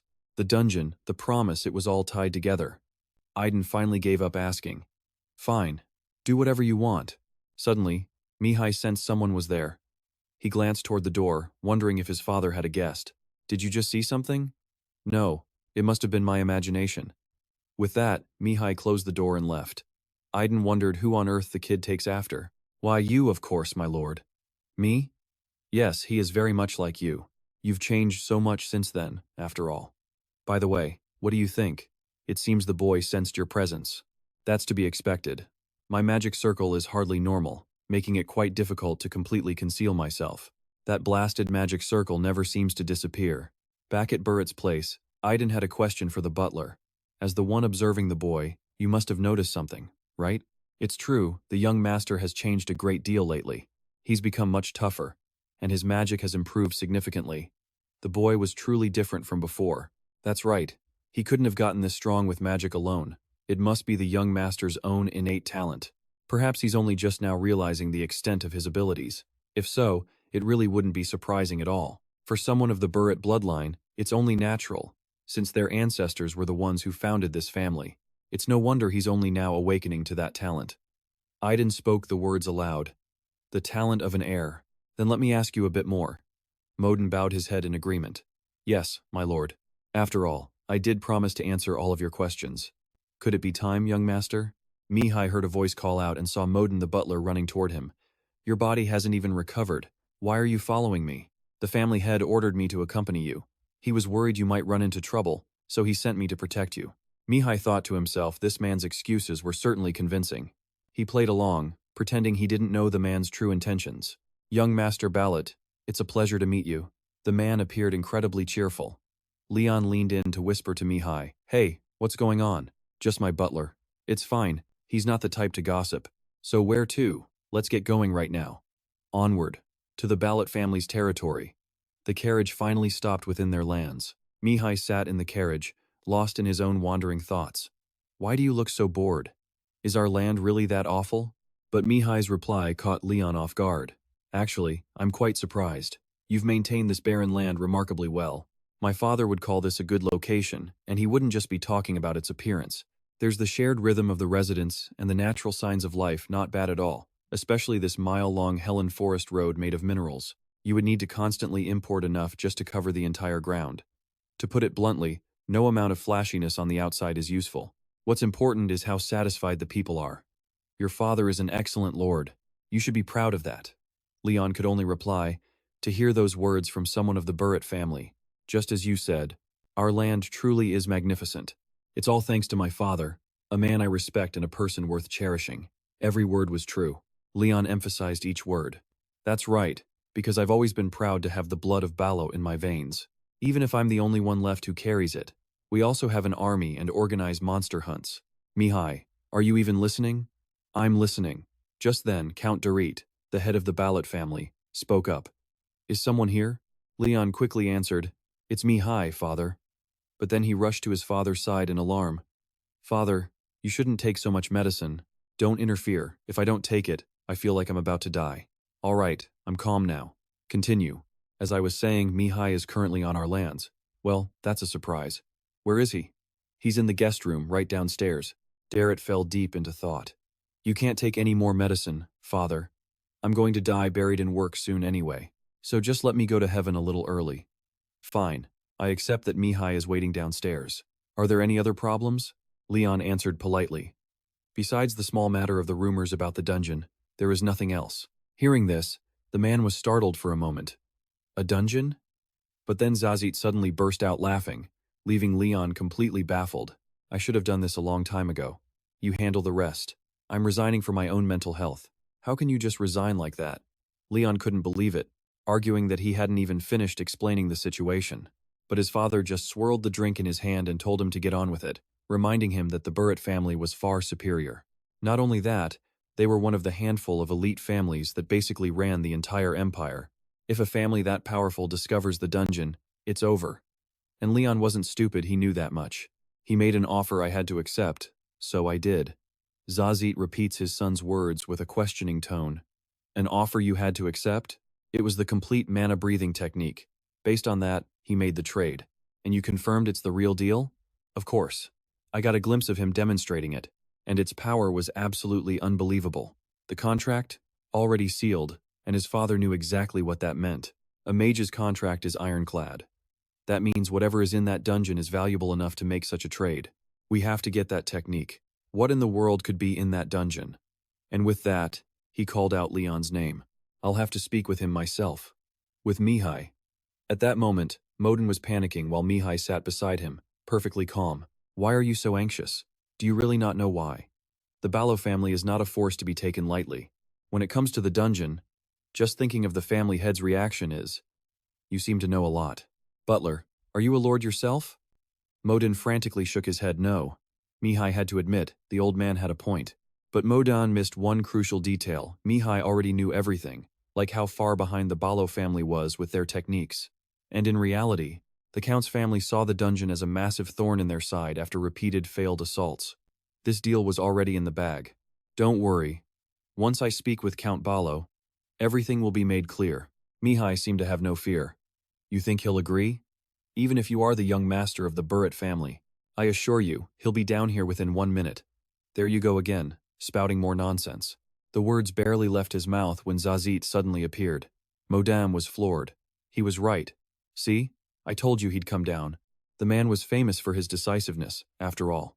I hear you're interested in the Hell Dungeon. Mihai immediately replied. A desire to explore is a mage's instinct. The dungeon is a fitting choice. Zazit seemed a little surprised by this. Exploring a dungeon? A mage's curiosity is endless, but I think you already know what's inside that place. And that thing is worth more than Muller's mana breathing technique. My son is crazy for that technique, but I am not. Mihai reconsidered. The man was right. His attitude made it clear the technique alone wasn't enough. But this was all part of his little script. He was controlling this entire negotiation. So, Mihai simply replied, I don't know exactly what's inside the dungeon. I'm only interested in exploring it. But allow me to ask you one question. Do you think the Ballo family currently has enough influence to conquer that dungeon? The man grimly admitted the truth. I won't lie, we still haven't found the right partners. However, we will not cooperate with someone from the Burritt family. Then what about cooperating with me? Mihai proposed. You mean yourself, not your family? The Burritt family? That's right. And I don't even need a full exploration team. Cutting straight to it, Zazid asked, how much time do you need? Mihai's confidence was unshakable. Just 1 day. 1 day? And if you fail? The proposal left the man utterly stunned. Muller's mana breathing technique. I will give it to you under numerous conditions. But if I succeed, I take 1 core. Standing at the dungeon's resource-rich entrance, Leon finally snapped. Are you completely insane? Just the 3 of us? If you're scared, you can go home. Who's scared? I just think we're a little short-staffed. A Ballo never runs from a challenge. With that, Leon boldly took the lead. Suddenly, a voice called out, Wait! Startled, he spun around and snapped. What is your problem? Mihai warned him sternly. Do not act on your own. There's a trap at the entrance. If you walk in without being prepared, you will die. The reality of the situation finally dawned on Modin. So, a normal approach was impossible from the very first step. This is a simple and effective form of protection. Simple? What in the world are you talking about? Leon was clearly irritated. To put it simply, this is a living dungeon. Mihai could confirm it one of the rarest types in existence. This dungeon needs to consume energy to survive, just like a living organism. If we just walk right in, we'll become its food, just like those other mercenaries. But what happens if we feed it enough mana first? Mihai launched a fireball straight at the entrance, slamming it into the dungeon door and shattering it to pieces. Mihai calmed his team. Relax, the door's open.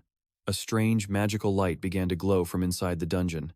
They had arrived at Ace's first tomb, a supposedly impenetrable dungeon, an ancient sanctum holding a legendary holy relic. And there it was, the first relic.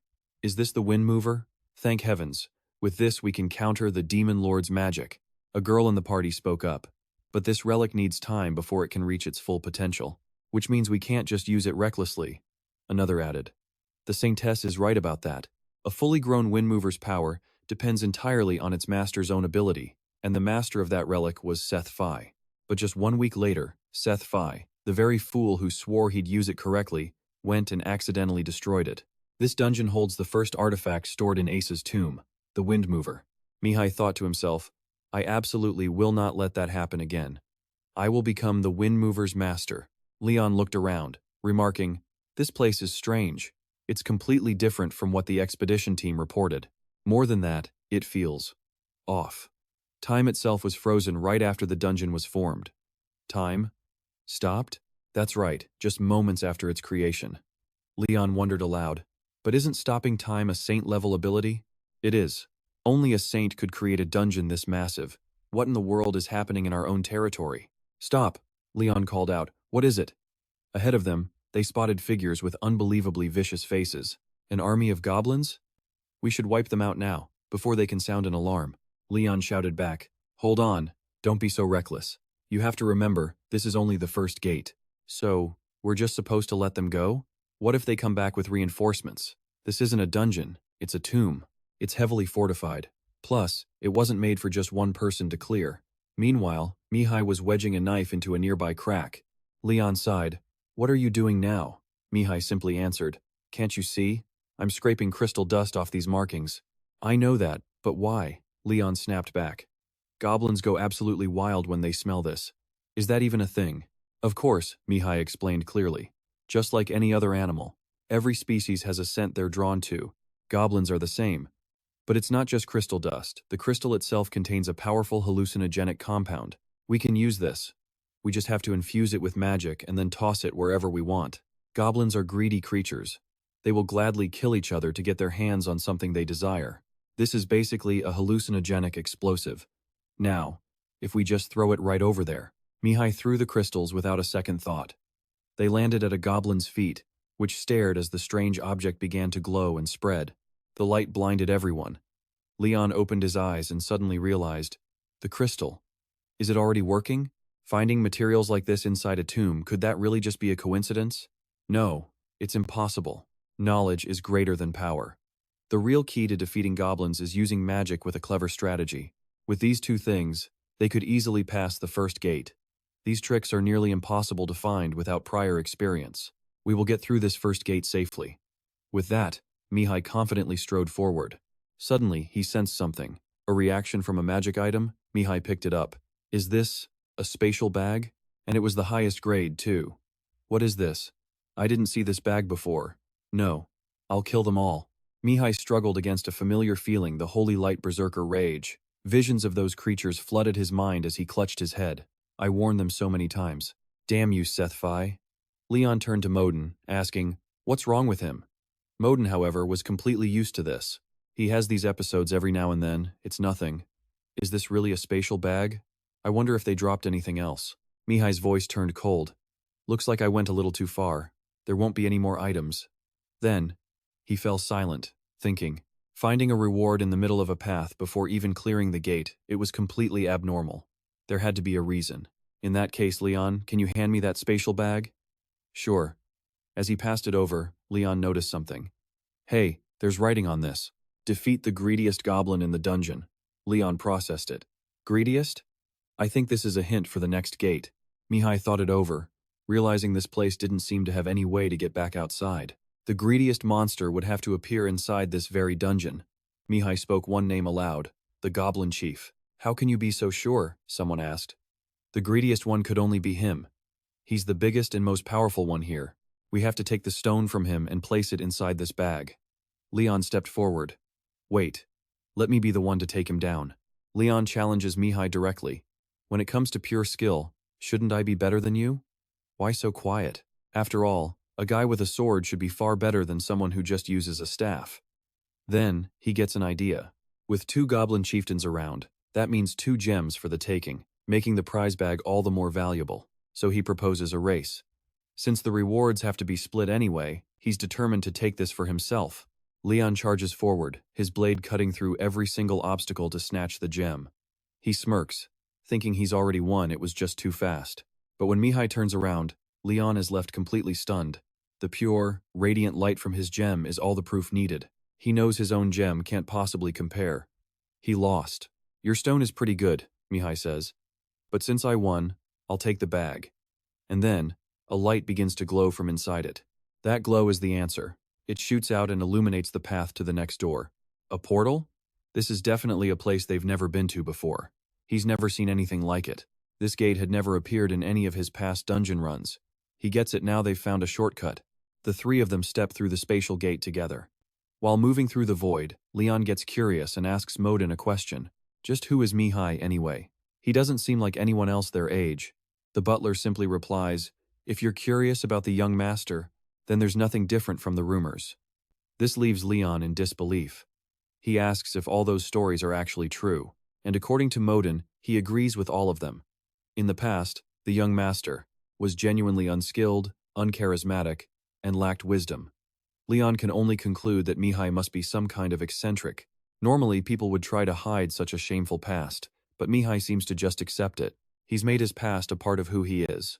Modin, however, sees it differently, knowing just how much Mihai has changed. In fact, Modin himself is amazed by the transformation. Mihai seems to pay their conversation no mind, as if something else has his attention. But somehow, they've finally made it. The 4th gate. And as Mihai looks at it, a thought crosses his mind. From here on out, he can only guess what might happen. He'd only managed to clear this gate once or twice before. Maybe it was always meant to be hidden. In any case, this trial is different from the others, and the characters carved on the gate carry one clear message. Do not try to understand. Mihai guesses it simply means to enter.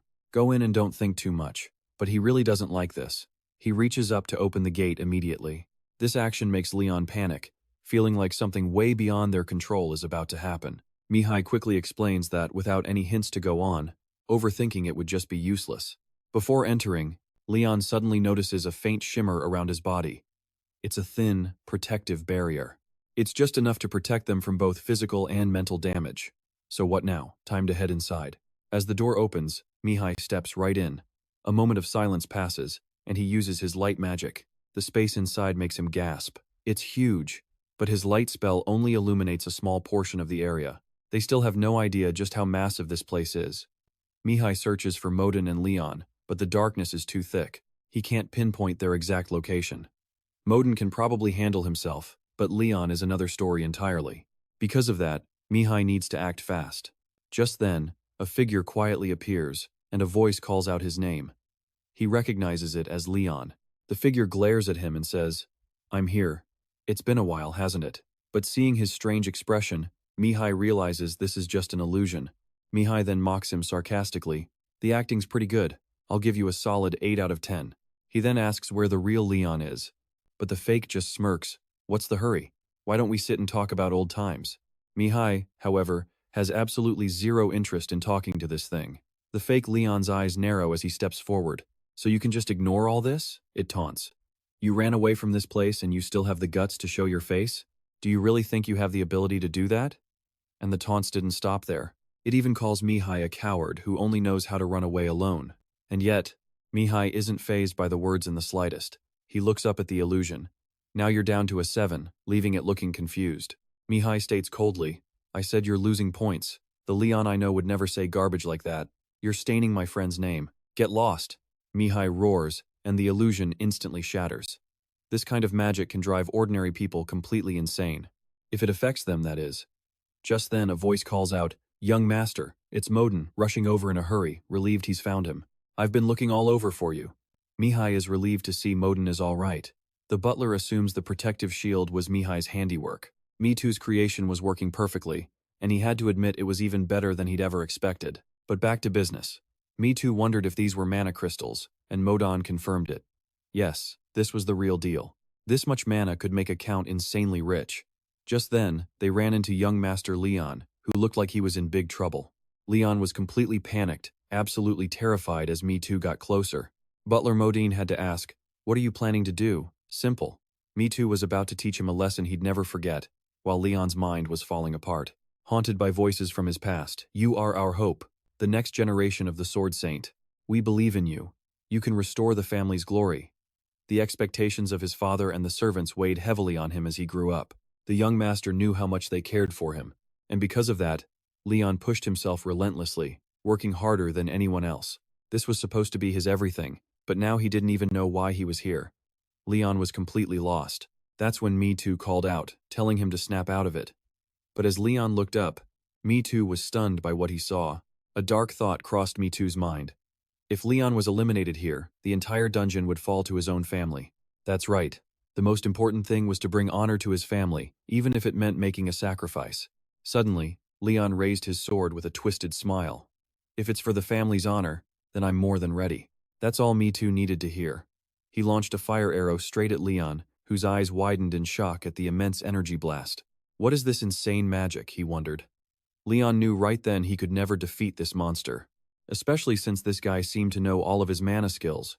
He was about to be finished, but right at that critical moment, Leon's mind suddenly snapped back to normal. They had wasted way too much time here. They needed to pack up and get moving, and a strange feeling began to stir inside Leon's heart. Mitu was a truly terrifying person. With that, Mitu took the lead, pushing forward. Leon and Butler Modine followed close behind. But halfway through, Mitu noticed the fog was getting much thicker than before. First a forest, and now fog. This mist felt real, and he knew it was created for a specific purpose. And just like that, Leon and Modin realized in a panic that they'd lost sight of Mitu, frantically searching the area. This could only mean one thing. Something was specifically calling out to Mitu alone. He finally stopped in a place filled with an unnatural silence. This was it. There, he saw a woman with an incredibly noble aura. She was sitting at a table, perfectly arranged in the middle of the woods. The girl offered Mitu a welcoming smile. She looked at Mitu with an incredibly gentle gaze. Without hesitation, Mitu asked, "Are you the manager here? You're not surprised to see me?" "Look," he said, "I'm actually pretty worried right now." The girl just clicked her tongue. "I don't think that's going to be an issue. Besides, it doesn't really matter. I suppose I should introduce myself first, right?" She began to state her name, but Mitu already knew who she was. Sash, guardian of the holy relic, the first apostle of the god Asa. Mitu cut right through the formalities, not letting Sach get a word in, because he'd already proven he was the most worthy one here. Furthermore, Mitu believed he was more than qualified to receive the reward Sach had prepared for him. This clearly left Sach a little flustered. She asked if Mitu was used to situations like this. He shot back that he was just trying to act the part. "Don't worry. I will definitely grant your wish, that's why I came." "But what wish?" Sach had never mentioned anything like that.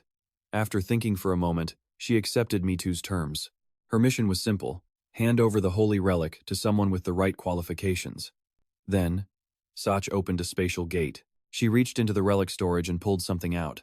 This was the reward Mitu spoke of, the holy relic containing Sach's power. Just by carrying it, it would transform into a shield or a spear to protect Mitu whenever he needed it. She'd never given it a name before, but she thought they could call it Jack's Storm. Suddenly, Mitu felt something strange. He was certain this was completely different from the item he got before his regression. At that moment, Sach confirmed his suspicions. "There's no need to doubt it. I assure you, this item will not disappoint. Why would she give a fake to the one who cleared the fourth gate?" Mitu was still a bit hesitant, but he started to think that maybe this was the real artifact.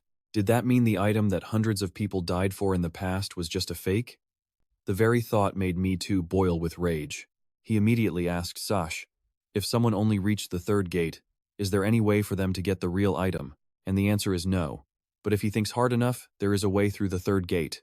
If he can't figure it out, then he isn't worthy, and it would be a waste for the holy relic to fall into such hands. Hearing this, Mitu now understood everything about the precious item he was given. The moment he put it on his body, Mitu immediately felt a powerful change. The item began to glow brilliantly, its energy spreading out to envelop his entire body. And in this wondrous new energy, what surprised Mitu even more was that this was no ordinary necklace. It was a complex barrier designed to protect his body and soul, far more than just simple armor. The book explained it would protect him from any single attack once per day, and its power could change based on his level. But for now, its limit was once a day. Mitu then had a question of his own for the book. "Your body seems to be fading, isn't it?" The time had come for the book to depart. Its sole mission was to deliver the holy relic to a worthy person, and now that its mission was complete, it was time to disappear. Mitu suddenly recalled the time-freezing spell around the tomb was about to end. If she didn't vanish, what would she do? But the book insisted it was hopeless. To repair the ancient magic barrier, he'd need knowledge equal to a ninth circle mage, or even higher. Basically, it was an impossible task. Still, the book wished aloud. "It would be great if I could see for myself how the world is going to change." In that moment, Mitu completely understood the book's desire. So, if possible, she wanted to remain in this world. Mitu then approached a nearby gate, realizing how it operated. This was the best way to extend her time. The book wanted to witness the world with her own eyes, and Mitu had just found a way to make that happen. Saying nothing, he reached his hand toward the glowing blue button and pressed it. A miracle occurred. The book's body began to glow, as purple mana crystals suddenly rose from the ground. They spread quickly, clinging tightly to the gate. Mitu looked at his handiwork, unable to hide his admiration for himself. This was absolutely brilliant. But contrary to his satisfaction, the book was not happy at all. Her jaw dropped as she looked at her body. Then she screamed in fury, "What is this? Why has my beautiful body become so small?" Mitu calmly replied, "It's cute." The book exploded, nagging and yelling non-stop, so he apologized for shrinking her. But to extend the time freeze as much as possible, he had no choice. The book was stunned Mitu even had such an ability. So she asked him, "Are you an Archmage? From the ninth magic circle?" But the truth was, he wasn't, which made the book suspicious. Nothing like this had ever happened before. Tired of her rambling, Mitu shouted, "Book, I'm a genius with overwhelming talent." Hearing this, the book looked completely dejected. "Don't tell me that's the real reason." And Mitu confirmed, "Yep, that's right." Elsewhere, a man sighed. "Quite a lot of time has passed, hasn't it?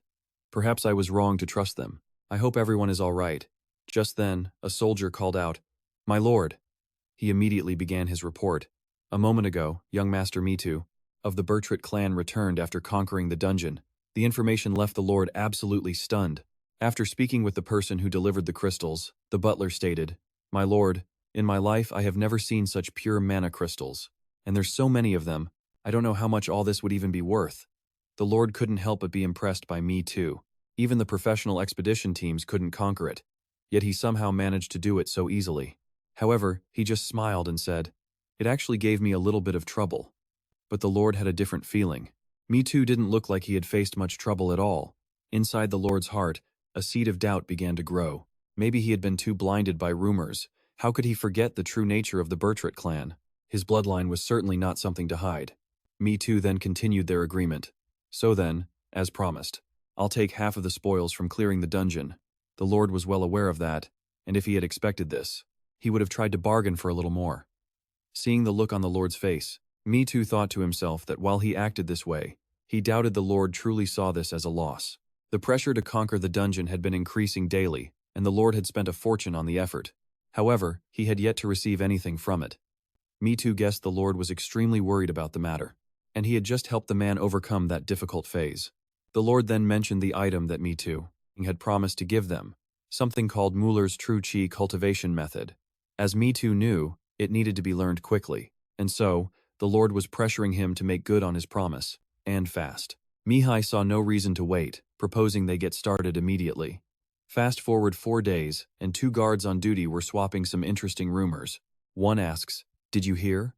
Young Lord Leon has a new sword instructor." The other was shocked that a knight of that caliber was even here. But the first guard didn't believe he was a knight at all, which left his partner totally confused. "If he's not a knight, then what is he?" The other guard replied, "I suspect he's a mage or something similar." "Yeah, he's definitely a mage." Meanwhile, Leon was in a sparring session, but his skills were so raw he couldn't block a single attack. So Leon starts complaining, "Mihai, I thought you were teaching me the Muller cultivation method," to which Mihai just deadpans, "I am." He even adds that he's being gentle.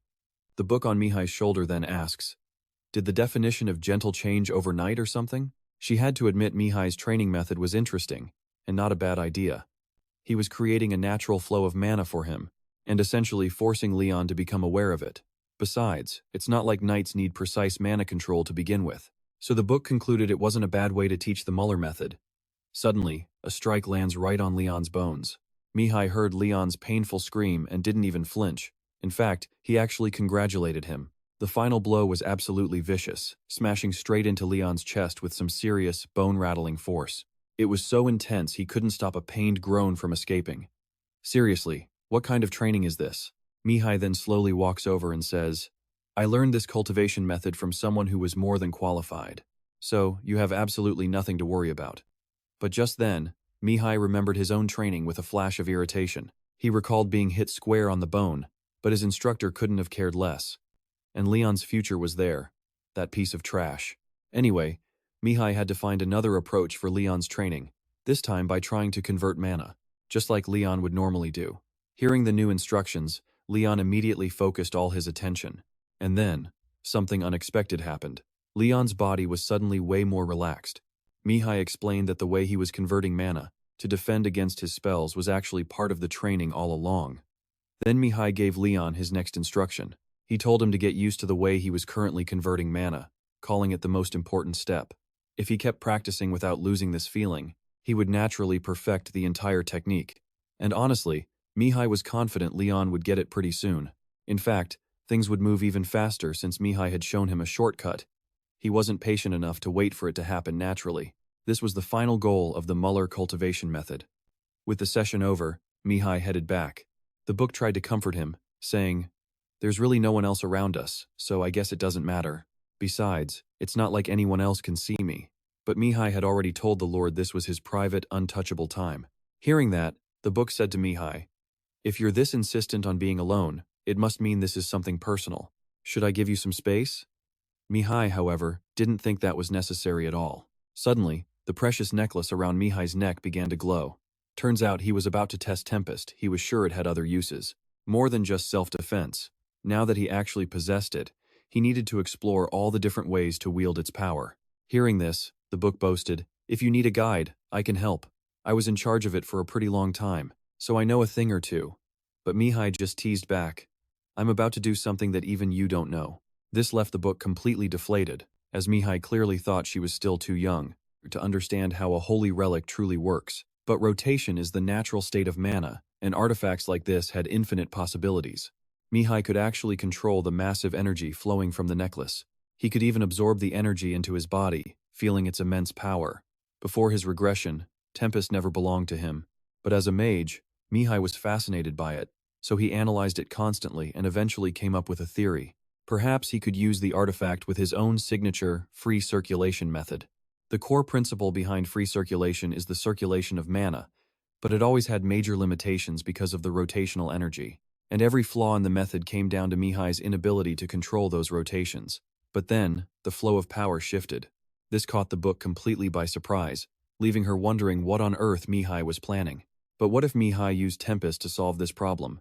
Then the book realized with horror he was using Tempest for his mana circulation. She screamed at him to stop, warning he would destroy his own body from the inside out. But then, something unexpected happened. After that initial, helpless surge from Tempest, Mihai was suddenly controlling the mana flow with absolute ease. Mihai had been gathering all the information he could on holy relics, trying to piece together what they all had in common. He was reviewing the data collected from the storm analysis when it finally hit him he could actually control the relic himself. It was time to put Mihai's theory to the ultimate test. He focused his power, channeling the amplification spell for just a split second. Mihai could create a temporary magic circle by fusing storm and mana, so he decided to start with a 6th tier spell just to be safe. Sach, watching from outside, was absolutely floored. 6th tier? How could a boy his age possibly cast a spell of that level? But he didn't stop there. Her jaw dropped again as Mihai effortlessly unleashed a 7th tier spell. He was attempting to cast spells far beyond his own rank. Next came gravity. The ground began to shake, cracks spreading like a giant spiderweb. Broken shards of rock suddenly lifted into the air, floating as if controlled by an invisible, overwhelming force. The area around Mihai was now a chaotic vortex of swirling boulders, a sight far beyond anything Sach could have possibly imagined. She couldn't believe it. One after another, Mihai was perfectly executing incredibly high-level spells with ease. A full week had passed since Leon began his training under the Mueller method, and the energy radiating from his sword was immense. Leon was thrilled. So this was the power of the perfected Mueller training method? Seeing Leon so impressed brought a smile to Mihai's face. At this rate, he was sure Leon would become a true swordsman within a few years. By the way, Leon asked what Mihai's plans were for the shrine, and more importantly, for the prophet there. Leon had just assumed Mihai was teaching him the Mueller method, so he could join the shrine's trials to select a new hero. But Mihai had completely forgotten about that. He'd been way too focused on acquiring his very first holy relic. He realized he needed to confirm Sansa's location before he could safely head to the shrine. But how? Just then, he heard frantic footsteps and a loud shout. "Young master, my apologies. Young master Mihai, but we have a visitor. I've come to inform you." A visitor? Mihai thought to himself, confused. He wasn't expecting anyone. He was startled when he glanced over and realized who it had to be. Ellen. Meanwhile, Ellen was waiting in the drawing room, thoroughly unimpressed by everything she saw, from the family's influence to their entire history. But to become a knight, Ellen needed to prove herself to her father, Duke, after a mistake in her past. He'd told her, "The Quang Barrett family has nothing to do with you anymore, so just go and do whatever it is you want. I will not stand in your way." Hearing those words from her father had truly moved her. But Ellen still blamed herself for being the cause of the Lindell family's complete annihilation. Just then, the door swung open. Ellen shot to her feet, filled with a new determination. That's why she had to defeat Leon, the so-called sword god, in a duel, to prove she was worthy of being a knight. Then Mihai walked in and greeted her, leaving Ellen absolutely stunned to see him there. He made it clear right away. "I was formally invited. Aren't you the one who just dropped in unannounced?" Ellen looked a bit flustered. Mihai quickly reassured her. "Don't worry, I hold no grudge. We ended our engagement on clean terms. Besides, I actually gained a lot of fame from it." After Mihai's actions, the Duke's family had announced the news to the public. Both families had agreed to nullify the engagement, making it clear it was not because Mihai Quangbarit failed to meet the standard. And with that, the rumors about him being unqualified completely vanished. He was incredibly satisfied with this outcome. but he had no idea if Ellen felt the same way. Suddenly, she asked about young Master Leon. Mihai just smiled. He's taking a bath. He'll be out to speak with us when he's done. Then he asked why she was really here, and she hesitated before replying. As someone from a knightly family, I simply wish to observe the swordsmanship of other houses. I know you must think me shameless, but Mihai immediately denied it. No, not at all. Ellen truly possessed an incredible talent for swordsmanship. In the future, the more powerful allies Mihai had by his side, the better. There was no reason to hate her. In fact, he might even be able to use her. But wait a minute. An idea started to form in his mind. Perhaps he could use Ellen for his own goals. Just the thought of it made him flash a warm smile at her, which only made Ellen more confused. What is it? Why are you suddenly looking at me like that? Mihai cut straight to the chase. Coming here to observe proves you want to become stronger. If that's the case, then I will give you a chance. Ellen was completely lost, having no idea what he meant. Mihai explained that Leon was stubborn. He won't like you just showing up here so suddenly, and that is precisely why I want to help you. We cut back to Leon's training room. Leon's head was spinning, wondering why on earth Mihai had summoned him to the training grounds. Mihai just smiled. So? You came? The moment he looked up, Leon was taken aback by the seriously weird look in Mihai's eyes. Oh. He recognized that expression all too well. My senses are telling me you make that exact face right before you're about to do something stupid. Mihai shot back with a sly grin. I'm heartbroken you think that way. What can I do to make my expression look more innocent? Seeing them bickering, Aylin cut in to ask what the problem was. That's when it hit Leon. If she's here with you, don't tell me. And yep, Leon's intuition was dead on. A few hours later, Aylin was practically screaming. You said you were going to teach me. That's the whole reason I followed you here.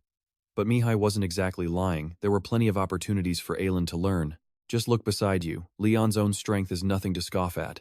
Aylin was completely stunned, watching as Leon managed to block every single one of her attacks with such fluid skill. In that split second of distraction, she got hit by her own attack and went sprawling onto the floor. Aylin was genuinely confused. Is the difficulty level different for me and Lord Leon? Mihai just said, no, of course not. You just have more openings. And because of that, Mihai hoped that Aylin had learned a few things from their little bout. She admitted that she definitely learned a lot, but that Lord Leon was clearly on another level compared to her. Mihai thought to himself, it's not that she's without weaknesses, but Aylin is without a doubt a natural-born talent. He guaranteed it. Mihai then turned to Aylin. Now, I'm going to tell you what I really wanted to say to you. This was just for fun. You could have become so much stronger, and you could have actually helped me. Or, more accurately, you could have helped all of us. But in the end, you just couldn't do it. And for that reason, Mihai finally decided to introduce Aylin to his own instructor, someone who could make her stronger. However, when he offered his help, Aylin was more than a little skeptical. And just like that, Aylin smacked Mihai's hand away, completely rejecting his offer to find a mentor. Aylin seriously doubted if Mihai, a mage, was even qualified to talk to her about a fighting style that would suit her. Leon immediately jumped in. His eyes seemed pretty trustworthy, my lady. After all, Mihai was the one who taught Leon his own aura techniques. And a mage should never be able to teach aura. It's true that Mihai can't use aura himself, but if he understands the theory behind it, he can still teach it to others. Aylin was shocked to hear it. At last, she was convinced. I understand. If an aura user says so, then it must be true. I apologize for my rudeness. You were only trying to give me good advice. At that moment, Mihai was completely stunned. He honestly thought she didn't even know how to apologize. Looks like he was wrong. Mihai just kept staring at Aylin, which made her wonder what was going on. He quickly explained, I just never figured you had a guilty conscience. Aylin then cut to the chase. So introduce me to this instructor. But Mihai wasn't about to give up that kind of information for free, so he countered with another demand. It's only fair that I get something of equal value in return. Hearing this, Aylin actually had to consider it. She then asked if he would accept a delayed payment, but the answer was a hard no. Aylin sighed sadly, then pulled out a single crystal. Mihai never in a million years thought he'd see a perfect mana crystal right here, and Aylin knew he'd recognize it. She had planned on using this to negotiate, since it's a rare item that lowers a dungeon's difficulty. Hearing that, Mihai was floored. His first thought, she's trying to negotiate using an essential item for conquering dungeons. This also meant the Lindell family already knew about the Barat family's dungeon situation, that crafty old fox. In the end, Mihai took the perfect mana crystal from Aylin. The conditions had been met. He then asked if she knew of the lawless judge. Leon was instantly shocked. You mean that weirdo from the Western Territories? One of the few swordmasters on the continent, belonging to no empire, a warlord of the West, Mian Allen. He was the one who defeated a general of the 7th Legion. That same Mian Allen was the very instructor Mihai was talking about. But Aelin couldn't believe a word of it. Even if he was from the Quan Barit family, how could he possibly persuade someone who wasn't even a border lord? Mihai simply told Aelin, "You don't need to know about that." He then called to Leon. "You remember what we talked about before? About that temple?" They would head out tomorrow. He also told Aelin to prepare to leave for the capital at dawn. Aelin was stunned and confused. "Wait a second. Why do I have to go?" "Model," Mihai fires back. "Didn't she want to learn magic as fast as possible? That's the whole reason he invited her to come along. He says it should be around this time, and Miam usually hangs out near the border of the Western Empire. The hero selection event isn't trusted by anyone, and to top it off, a rogue judge appears in the capital around the same time. This is the perfect chance to deal with both problems at once. But Island isn't having it, shouting that this is all too sudden. Why is he suddenly telling her to go to the capital? He has to explain first. Mihai just cracks a surprising smile, and he tells her he just thought becoming a hero would be pretty cool. Later, while they're taking a break, Zach pops in. She says the kids are interesting unlike him, they're actually acting their age. She asks why he can't be a little more like them. Mihai calmly replies that he's a little bit broken, you see. A perfect mana crystal, what an incredible item. Seeing it, you have to wonder what Mihai is really planning to do. But one thing is certain, he's going to use this perfect mana crystal just like any other sorcerer would. Mihai's going to craft his very own artifact. Hearing that, Zach looks a bit let down, saying he never fails to be completely predictable. But then her curiosity gets the better of her. So what kind of artifact is he actually planning to make? With this many materials, he says, there's a whole lot he can create. Still, just as Mihai said, he'll use it like any other mage. He decides to craft a supporter, but Zach is a bit skeptical. Doesn't he need a pedestal to hold that chunk of mana crystal in the right spot? To handle an extraction this massive from the crystal, he would need a tree with at least 100 years of holy power. And of course, Mihai already knows how he's going to get it. He also admits it involves Zach, which only confuses her more. The pedestal Mihai plans on using is no ordinary thing, it's a branch from the world tree. Mihai tells her the pedestal he's thinking of is a branch from the world tree. Zach is completely stunned, asking how he knew she was connected to it. He just laughs, saying it was pretty easy to figure out. He adds he's not making it right now, he's just planning and preparing. He touches the crystal and the stone glows. Mihai explains that mana crystals are powerful, and they'll refine this one into an orb. But refining a mana crystal is no easy task. The consequences of a failed refinement? A high-level mana crystal is powerful enough to blow an entire territory clean off the map. But Mihai is confident. That won't happen. Before he regressed, he'd refined mana countless times. He touches the stone, and it emits a purple light. Zach sighs, asking if he's really going to try and refine it while avoiding the thousands of mana circuits inside. Mihai is already thinking ahead, realizing he needs to add an activation spell that manages the permitted mana flow at all times. But he figures a limit probably isn't necessary. His mind races special carving, mana control, amplifying the binding spell. She asks him curiously, how could he possibly achieve a level of mastery that only high-ranking sorcerers should possess? His answer? Talent and patience. Then he gets back to refining, and for the final step, he pours his own blood onto the orb. He just needs to convert it a little so it takes on his mana attribute. Finally, it's done. Zach stares at the orb, completely baffled because it's completely colorless. Usually, the orb's color reveals a person's mana attribute. Mihai just states that he doesn't have one. He was born compatible with all types of magic. Zach's jaw drops. What kind of ridiculously unfair talent is that? He activates it, and it's a fireball. Its color simply changes based on the type of magic he uses, that's all. Absolutely wild. He closely inspects the red orb. The mana consumption is significantly lower, and the power output has been boosted. Late at night, Mihai stares out the window. He thinks to himself that it's finally time to test this thing's maximum power level. The next morning, he's chatting with his butler, Modin, and Leon. Leon asks, have you heard? The entire orc camp on the mountain was destroyed last night. Mihai just says, oh, is that so? Leon explains it was a troublesome monster encampment, so it's good news, but the real mystery is the cause. His father has been scrambling all morning trying to figure out what happened. Mihai seems to have zero reaction, saying lightly that it's pretty understandable. Why is he so nonchalant? Did he already know? Wait a second. Leon grabs Mihai by the collar and asks, "Was it you?"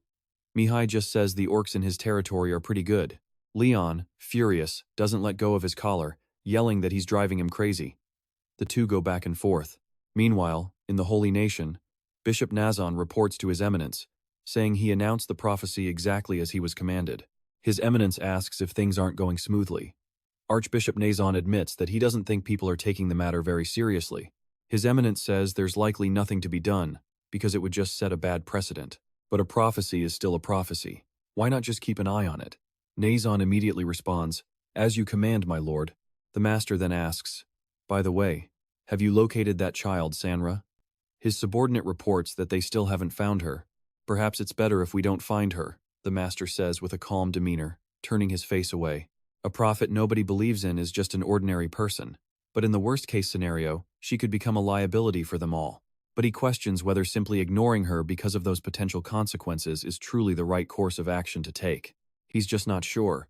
He doesn't believe they should simply disregard the child's prophecy like this. The high priest sits down, asking, "Why don't we just wait a little longer? Perhaps they'll find at least one person willing to volunteer and work with them." He hopes the Lord will answer their prayers. The scene cuts back to Mihai and Leon's conversation. A friend appears, questioning, "A prophecy?" Mihai confirms that's exactly why they came. Island remarks that she thought prophecies weren't considered reliable anymore. And even if they were true, she argues, they're always difficult to interpret correctly. Mihai understands her skepticism is only natural. He explains to his friends that it's just an uncertain prophecy, even after it has been fully interpreted. There isn't even a single clue that it will actually come true. And right now, there's no real benefit to being a hero. Heroes are only really useful when there's an evil force that needs to be defeated.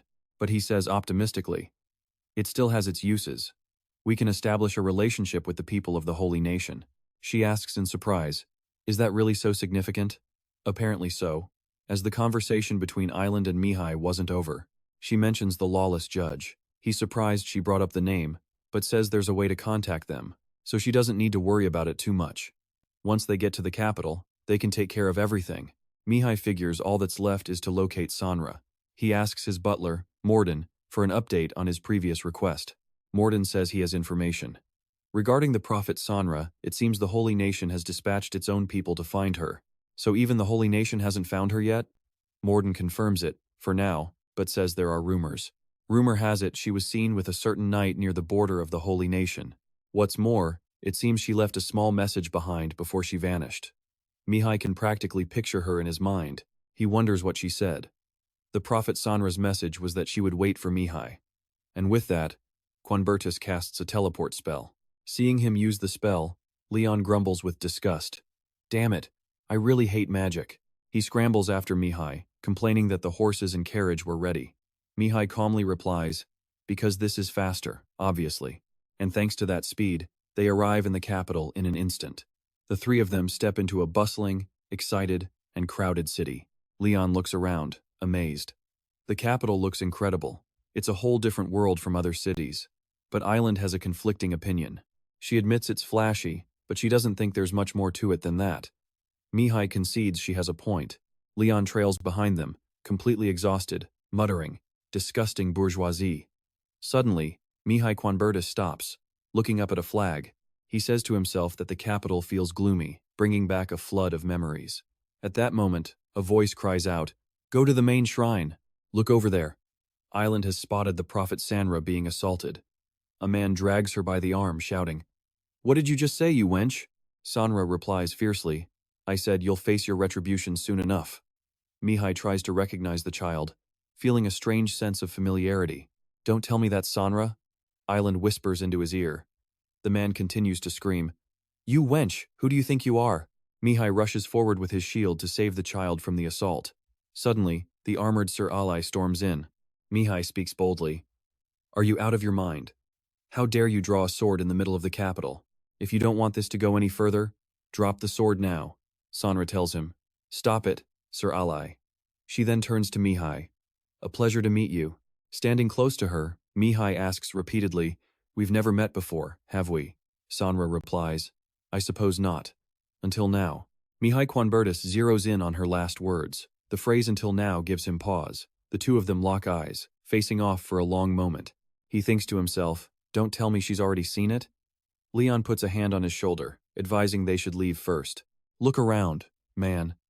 Everyone is staring.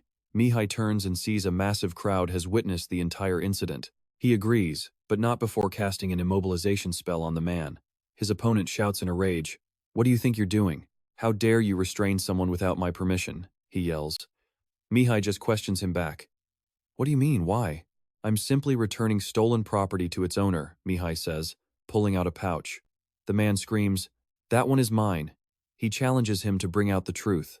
You aren't even a real priest, Mihai declares, and you don't have the mark of loyalty to the holy nation. The pickpocket's face contorted in fear as Mihai placed a hand on his shoulder, whispering, Mr. Pickpocket. He tells the man to warn his boss that a nightmare is hunting him, just to make his point crystal clear. Mihai then clamps his hand over the man's mouth as he tries to mumble about a sorcerer. Mihai lets him go with a shush, warning him not to speak of it again.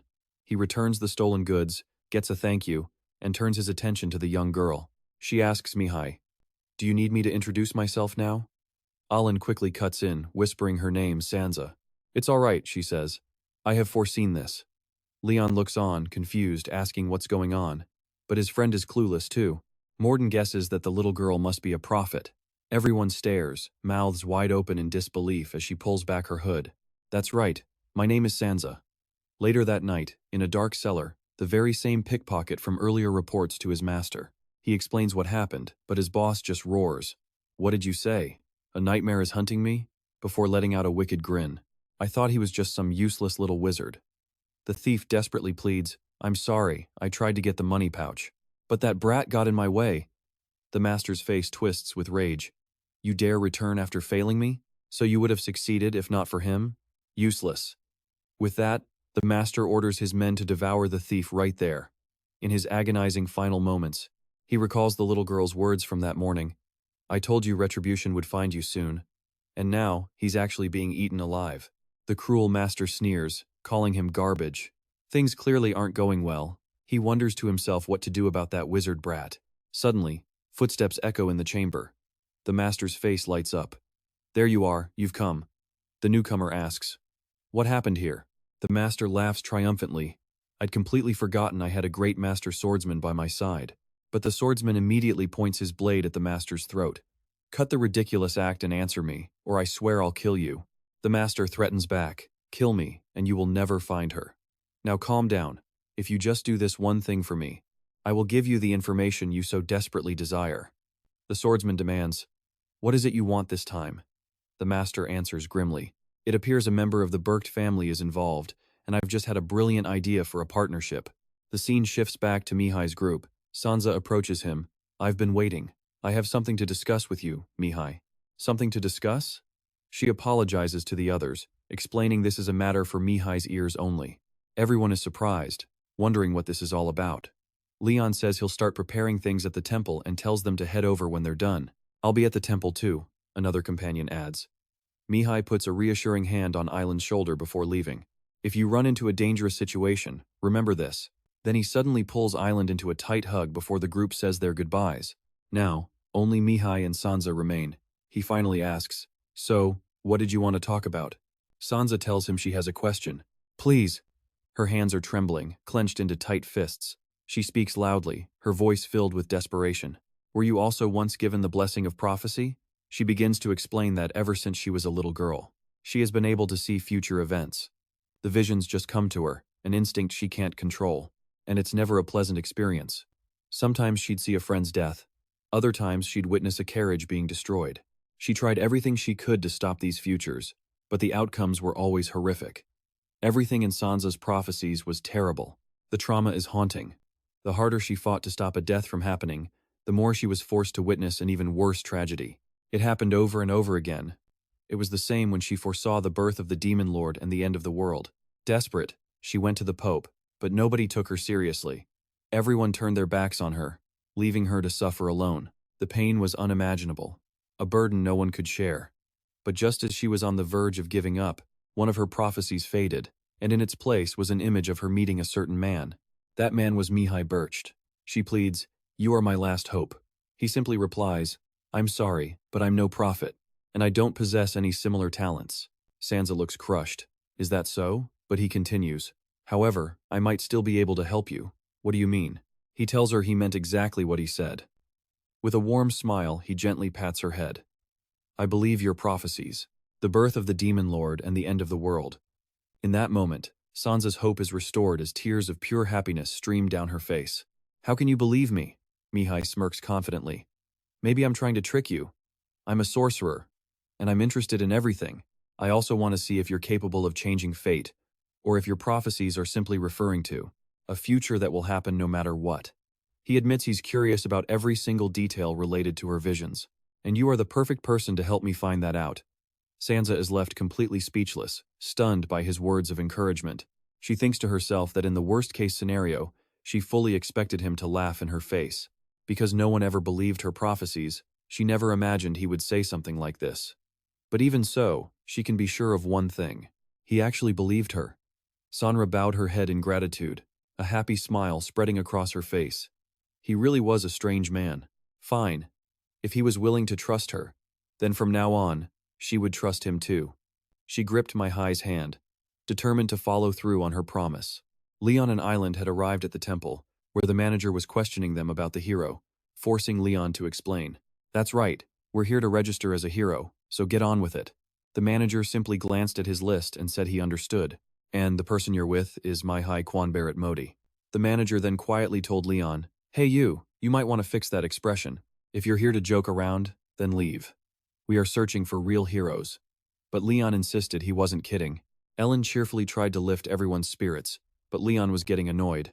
Damn it, Mihai, when are you going to get here? Finally, they thought he had arrived, but it wasn't him. The figure was the infamous Steel Mask. He spoke, I know a child came here. Let me ask you, where is that child now? The sword in Mian's hand was pointed straight ahead. Where is that child now? Both Leon and Island were completely and utterly shocked. Unsure of what was happening, they both prepared their swords to face Mian, but Island had absolutely no idea who this person was. She frantically asked Leon. All he knew was that, even with the mask, this person was a master swordsman. Just from his tone, they could tell Mian was dead serious. I will ask one more time, where is the child of the prophecy? Leon's mind raced. He's talking about that prophecy. I don't see any reason I have to tell you. A heavy silence fell between them. Mian slowly spoke. Is that so? In a flash, Mian lunged forward, grabbing Leon. His hand covered the boy's entire face. Island was stunned by the sudden, brutal attack. She couldn't even process what Mian was doing. Mian's eyes burned with disgust. I suppose I'll have to give you a reason then. The result was Leon's entire body being slammed violently into the floor. The force of the impact was so strong it sent Island flying backward. This is a temple. You won't get away with doing this in the kingdom's most sacred shrine. Mian, however, seemed completely unconcerned. They'll never find out who I am. And even if they wanted to do something about it, they would have to pay a very steep price. Do you really think the current emperor would risk that for your pathetic little life? Island's heart sank. Her threat meant nothing to him. This was bad. What could she possibly do now? Suddenly, Island remembered. The prophet Sanra, who they had met in the capital, and the advisor, Mihai, who promised he would find them. Could this all be a coincidence? Island's lips parted, she mumbled a few words, and then she screamed with all her might, Come on! And it worked. The name clearly rattled Mian. He grabbed Island by the throat, lifting her clean off the ground. How do you know that name? Tell me now. But Island couldn't even breathe. She thought it was all over. And then, finally, the main character, Mihai, appeared. That's enough, Sir Mian. I'm the one with information about the child. The voice immediately caught Mian's attention. And who are you? Mihai's expression was grim. I am from the Kwanbarrett family. Why don't you have this conversation with me, instead of taking your anger out on people who have nothing to do with this? After his words, only Mian's cold laughter echoed in the hall. He dropped Island to the floor. How naive. From the sidelines, Leon yelled out, Be careful! Don't let your guard down! Mihai cast a multiplication magic circle, a spell designed to increase the number of arrays. Mian refused to be outdone and launched a counterattack. Mihai struggled, using his holy shield to block the powerful attack. I only want to talk to you, he insisted. It's not too late to stop this. Why do we have to fight like this? But it seemed there was no other choice. The multiplication circle would only last for another 5 minutes. Mihai pushed onward, casting Holy Shield reinforcement. To increase his power, He then cast Eagle Eye, followed by Supergravity. He knew he had to end this, and fast. A massive explosion rocked the temple as their two powers collided. The blast left my high completely unable to cast another spell. It was obvious Mian had the upper hand. Leon didn't even have the strength to sit up. Watch out. He's not even behaving like a knight anymore. You have to fall back and wait for reinforcements. But Mian's sword was already glowing with an ominous blue light. You're the one who challenged me, so show me what you're capable of. The deadly energy began to converge on my high. He looked on in surprise as the attack flew toward him, but in that critical moment, a confident smirk appeared on my high's face. Just as expected. Book! Right then, the book's magic enveloped my high. It completely nullified Mian's beam of light, putting the masked attacker in a bind. Her power completely vanished into thin air. The effort, however, was too much for my high, who suddenly coughed up a mouthful of blood. Seeing this, his superior officer grew worried. Are you okay? To handle that much mana, you must have some serious internal injuries. Driven by curiosity, Mian asked, how did you nullify that technique? But my high wasn't about to give away his secrets. Everyone has to have their own secrets, right? Mian observed that he reminded her of an old viper she knew named Izan. My high didn't hide it. Of course, he confirmed. I am his son, after all. Now, is that enough for you? Mian sheathed her sword. Fine. I acknowledge your talent. I don't want to waste any more time, let's get to the point. How did he even know that name? Me Too just explained it was a coincidence. He said he found a devastated young boy wandering aimlessly, who asked for some water. Me Too gave him some, and simply asked where he was going. Mian grew anxious hearing this. Where? Where did the boy say he was going? But Me Too just laughed. He explained, I'm not giving you any information without getting something in return. Besides, Me Too didn't think the boy wanted Mian to know his location. Still, Mian was determined, so Me Too relented, saying, I understand it's important, but before you search for him, he warned, have you considered how that child feels? He is, after all, running from you. A question for the dear Lord Mian. Meanwhile, the loathsome monarch walks through his dark prison. The inmates here, all of them just kids, wore only simple white robes. Kenyu bodies covered in a lattice of scars. When they saw the monarch, their faces showed nothing but absolute terror, a sight that deeply annoyed their jailer. Why do they look so broken? How can they be sold for a high price like this? A subordinate beside him timidly spoke up. But maybe some clients who want obedient slaves will appreciate them? His reward was a fist straight to the gut. No mercy, you idiot. You can find that type in any back alley for cheap. Do you really think those freaks want them already broken? They're rich men who enjoy forcing the stubborn ones into submission. If I were in a bad mood, I'd have fed you to the shadows. And it was true. His mood was great, he'd just won the great sword saint to his side. He mused that while he'd promised information, he never specified what kind. So naive. She didn't even realize her own child was once behind these very bars. The monarch's lips silently formed a name, Cayman. He'd never imagined that child could be connected to the lawless judge. Suddenly, one of his subordinates ran up to him. The monarch was a bit surprised. Why are you here? Where is the prophet? The man stammered nervously about the prophetess. Boss, I think. I think she's in the temple at the cathedral, where Me Too's group is gathering. Archbishop Ali was extremely worried. The capital's underworld is targeting the prophet? Me Too looked just as concerned. That's right, he said. They intend to steal her prophecies for their own purposes. Ali's expression became unreadable. Even if they're uneducated, I doubt they'd move so openly against the empire, Ali argued. But Me Too cut in. What if I told you they aren't just some common criminal gang? The implication was clear, heresy. But Ali wasn't convinced. Do you have any proof? You can't just accuse someone of being a heretic without evidence. And then Mian stepped inside. I will explain. It was clear Ali wanted nothing more to do with them. Lord Mian? You're the one who tried to kidnap the Empire's prophet, and if young Master Me Too hadn't stopped me, I might have succeeded. That's why I'll help you fight the underworld. I'll help you eliminate its leader, Sewer Rat. He controls the shadows. Ali was stunned. Wait, did you say shadows? Mian knew that as an archbishop, Ali would understand the terrible significance of that word. Ali's jaw clenched. The loathsome monarch? Me Too nodded. Correct. One of the 12 monsters who follow the demon lord. Right now, he's hiding in the capital. At these words, Ali staggered back. He couldn't believe what he was hearing. How is this possible? Are you sure? If a servant of the demon lord truly existed, it was a crisis. Just then, Me Too posed his own question. Let me ask you something. The prophet foretold the demon lord's coming.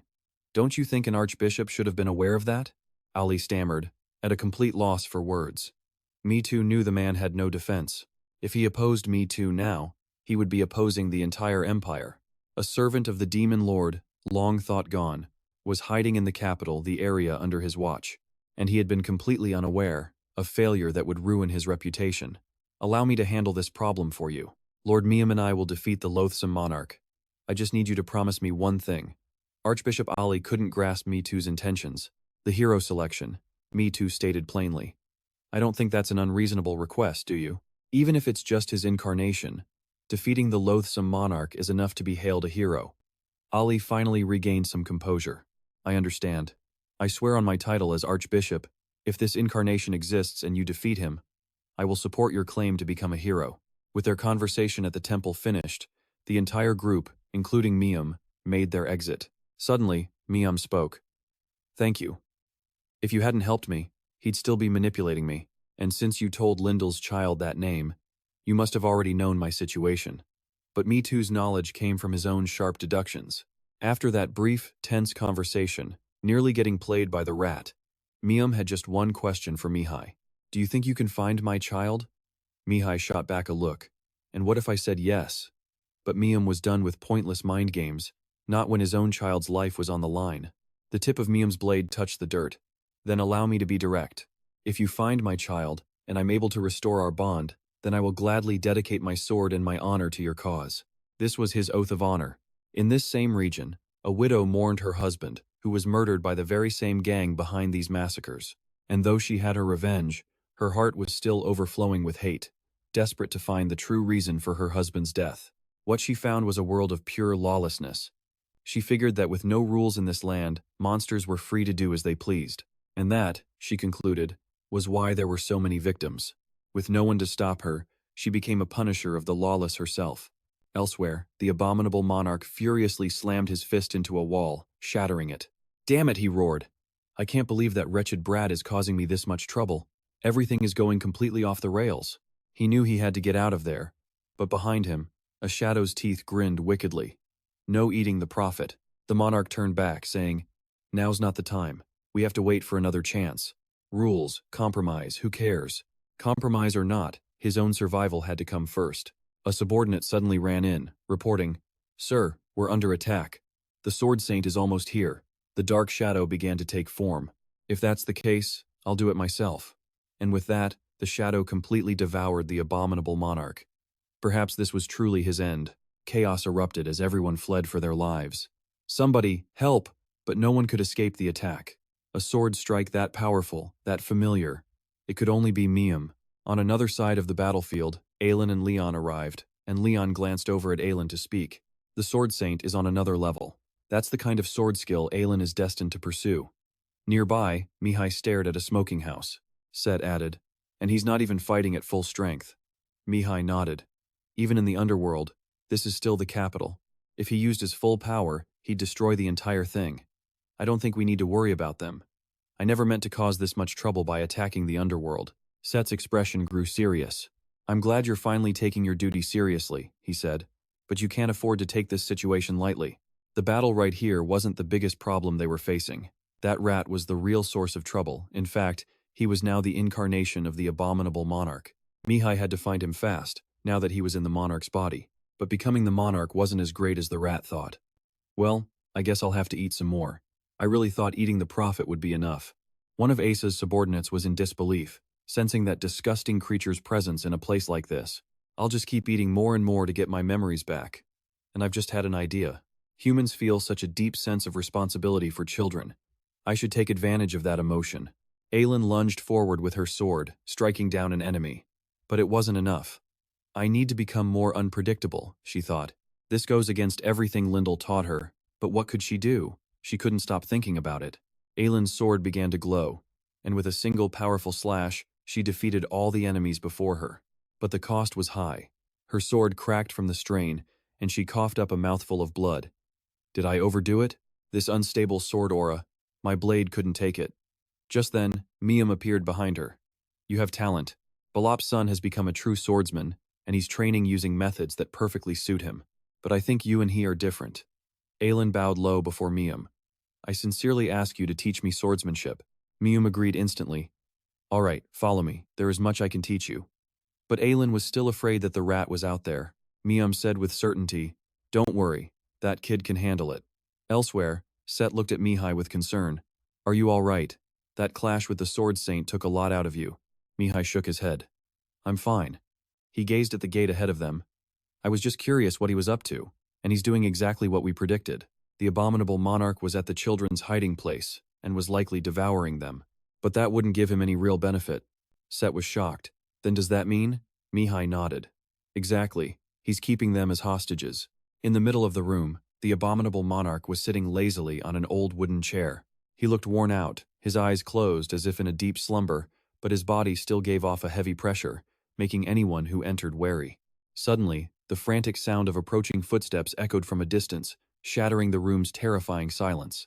The monarch's eyes snapped open instantly, blood-red and sharp, his gaze boring into the darkness where the sound came from. A low, cold voice echoed as if from the depths of hell. Finally decided to show up. Have you? The one who appeared was none other than Quanbo Cheat. He stopped at the threshold, his sharp gaze sweeping the room before landing on the monarch. In the dim light, Quanbo Cheat spoke slowly, his tone laced with a mix of mockery and cold indifference.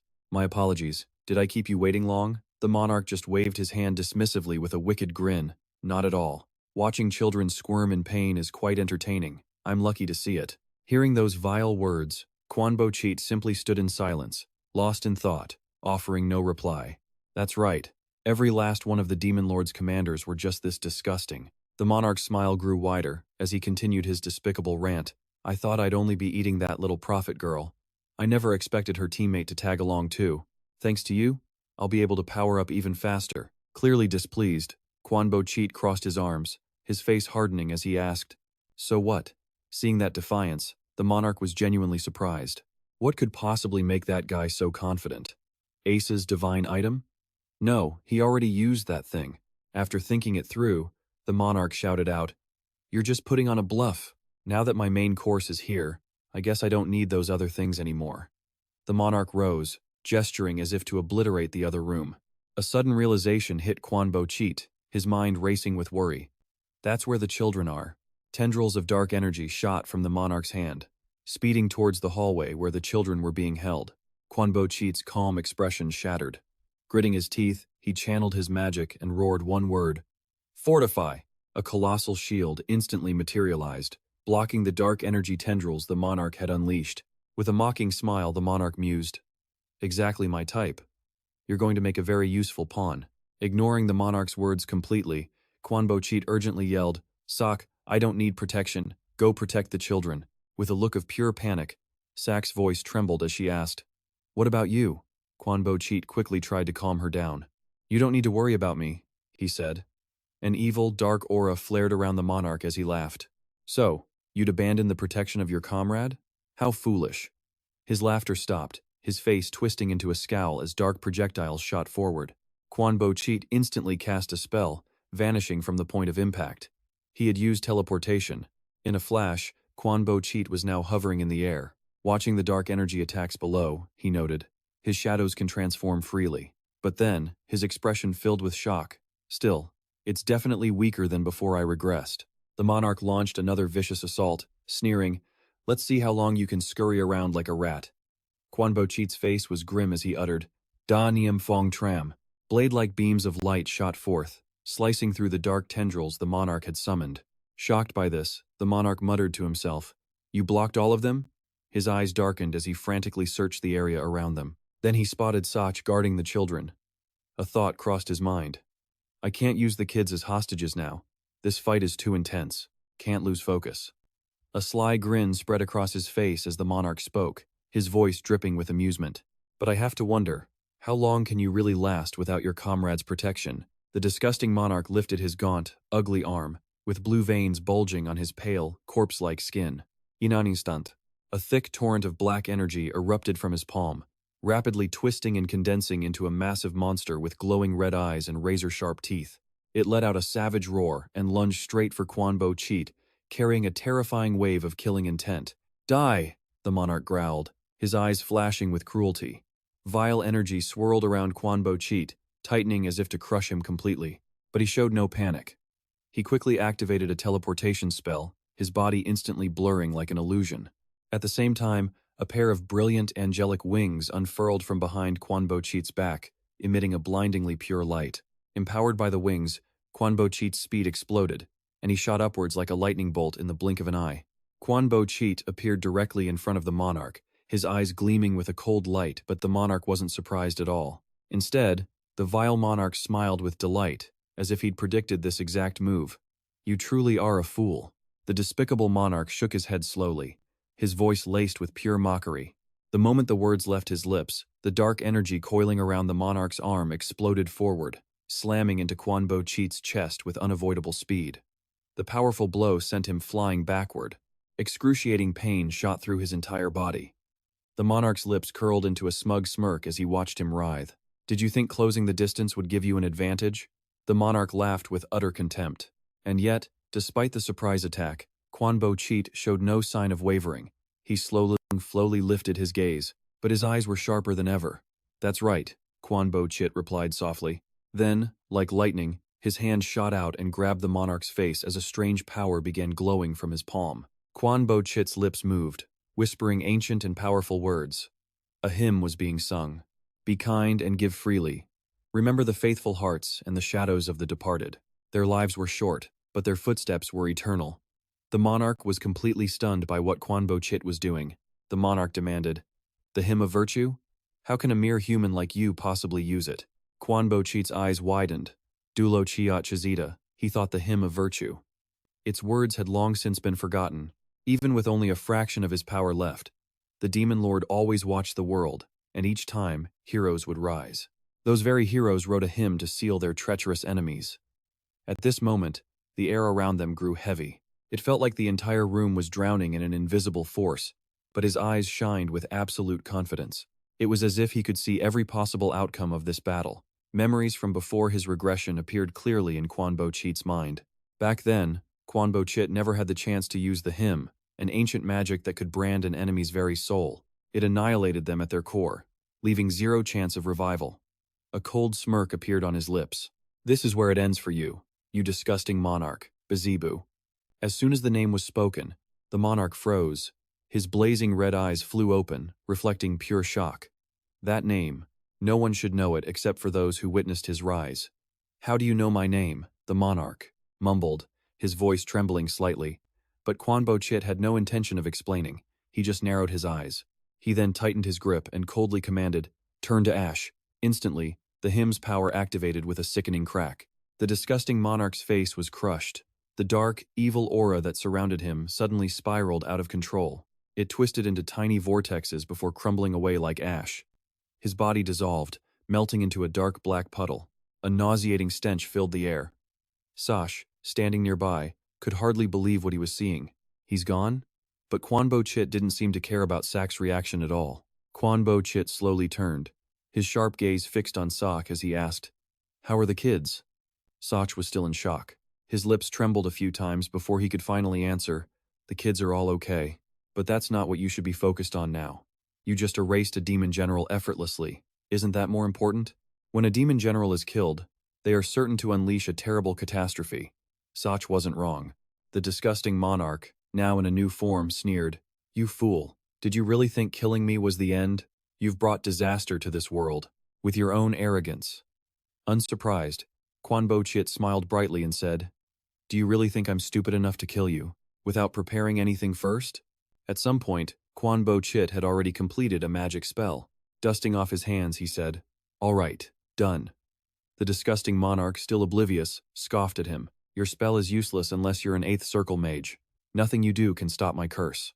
With a completely carefree expression, Quan Bo Cheat replied, "That's only true if one doesn't truly understand the curse."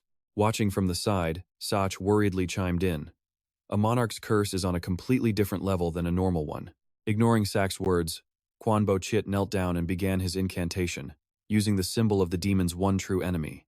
Just then, the tattoo on Quan Bo Cheat's neck began to emit a blue light. "I also have this," Quan Bo Cheat said with a smile. Sach couldn't believe what he was seeing. "You're going to use that? Don't tell me you've mastered a holy relic." in such a short time? From the magic circle on the ground, streams of red and blue light began to intertwine. Quan Bo Chit was using analysis magic on the curse. Ancient letters appeared on the floor as he considered its nature. A curse is just another type of spell, and the origin of all spells lies in their form and formula. It's just like mathematics. You can solve a problem to reach a conclusion. But what if you reverse the process? What would happen then? The monarch's disgusting new form began to shrink under the spell's power. The spell will revert to its original state, Quan Bo Chit thought. The disgusting monarch was absolutely stunned. His form had shrunk down. Furious, the monarch demanded, "What is this trickery? This is just a useless struggle." Quan Bo Chit spoke softly. "Completely removing the curse is probably impossible, so what should I do?" He then let out a truly villainous smile. "This will be enough," Quan Bo Chit said. "I only need to weaken the curse." With that settled, the abominable monarch roared in absolute fury, screaming, "Die!" Burchik rose to his feet. "Sir, engulf him in the storm now," he commanded. His superior complied instantly, as the abominable monarch's rage peaked. A blue aura enveloped the black energy. The commander exclaimed, "At this rate, the Sword Saint can easily handle this." When Burchik started to walk away, his commander rushed after him. "Huh? Where are you going?" he asked. Burchik simply replied with a smile. "I want to confirm something," he said. "It's not every day you get to experience a demon's curse for yourself. It'll be quick, before the curse fades." Just then, the dark aura flared violently, causing Jack to scream in shock. "You!" At the sound of Jack's scream, Burchik turned to look. Far in the distance, two figures were watching the dark aura surge. One of them, Butler Modin, stood with his hands behind his back. "How pitiful," he remarked. "My young master is pushing that one too far." Mian, standing nearby, spoke up. "I've been wondering where you've been hiding." "So, you're with the Burchik household now?" Butler Modin just chuckled. "I have no idea what you're talking about." His expression then grew pensive as he muttered to himself. "How could I possibly have ties with such a respected figure?" he mused. Mian continued. "That child told me you knew the method." Modin laughed it off again. "Well, I only heard what the young master mentioned." Suddenly, Mian asked sharply, "Do you know about him?" With a gentle expression, Modin replied, "I'm wondering the same thing." He then reached out, his hand touching the dark energy before them. "Why don't we deal with this first? Let's trap it using our true energy." Following his lead, Mian silently approached, struck with a sense of awe. The black energy formed a sky-piercing column, but with a combined effort from Mian and Modin, the whole thing completely exploded. Only scattered light remained. The next day at the church, Archbishop Ali joyfully grabbed Quan Burchik's hands. "Well done," the Archbishop boomed with a laugh. Burchik merely observed, "You seem to be in a good mood." Archbishop Ali's grin widened. "Honestly, I never expected things to go this smoothly." Burchik's thoughts, however, were more serious. So, Beelzebub, the 7th general of the Demon Lord's army, has finally been defeated. The whole affair happened quietly beneath the capital's peaceful facade, but it served as a clear warning to the military about the lurking danger of demons. Then, Burchik suddenly asked, "Do you still remember our promise?" The Archbishop quickly replied, "You mean the hero selection, correct?" "Of course. I will publicly support you in your bid to become the hero. However, are you aware that the Empire has already lost one candidate? I'll certainly support you, but I urge you to be cautious in all things." Burchik's eyes darkened as he thought to himself, "Oh, I'm well aware. How could I ever forget him?" Burchik then quietly uttered a name, affirming in his heart, "Yes, it was that fool." After his conversation with the Archbishop, Burchik made his way out of the temple. Suddenly, a voice called out, "Thank you." Burchik asked in surprise, "For what?" Aelin answered shyly, "For helping us get this far together. My master said he's leaving immediately. There's someone he must find at all costs." Burchik's response was completely indifferent. "Then you should follow him and learn well." With a dejected look, Aelin replied, "I know. That's why I came to say goodbye." Aelin fidgeted, unable to meet his gaze as she finally stammered out, "I'm sorry." She couldn't bring herself to look at Burchik. Her ears were now bright red. Aelin continued, "Even though the engagement was something neither of us ever wanted. We could have at least tried to accept it, but I failed to do even that. If you can accept my apology, I hope our relationship can be better from now on." Hearing her earnest words, Burchik found himself smiling. Embarrassed by his smile, Aelin immediately turned to him and asked, "What are you laughing at? Is it that strange?" Burchik quickly explained, "No, it's not that. As I've said before, I no longer have any feelings for you, so please, just continue being yourself.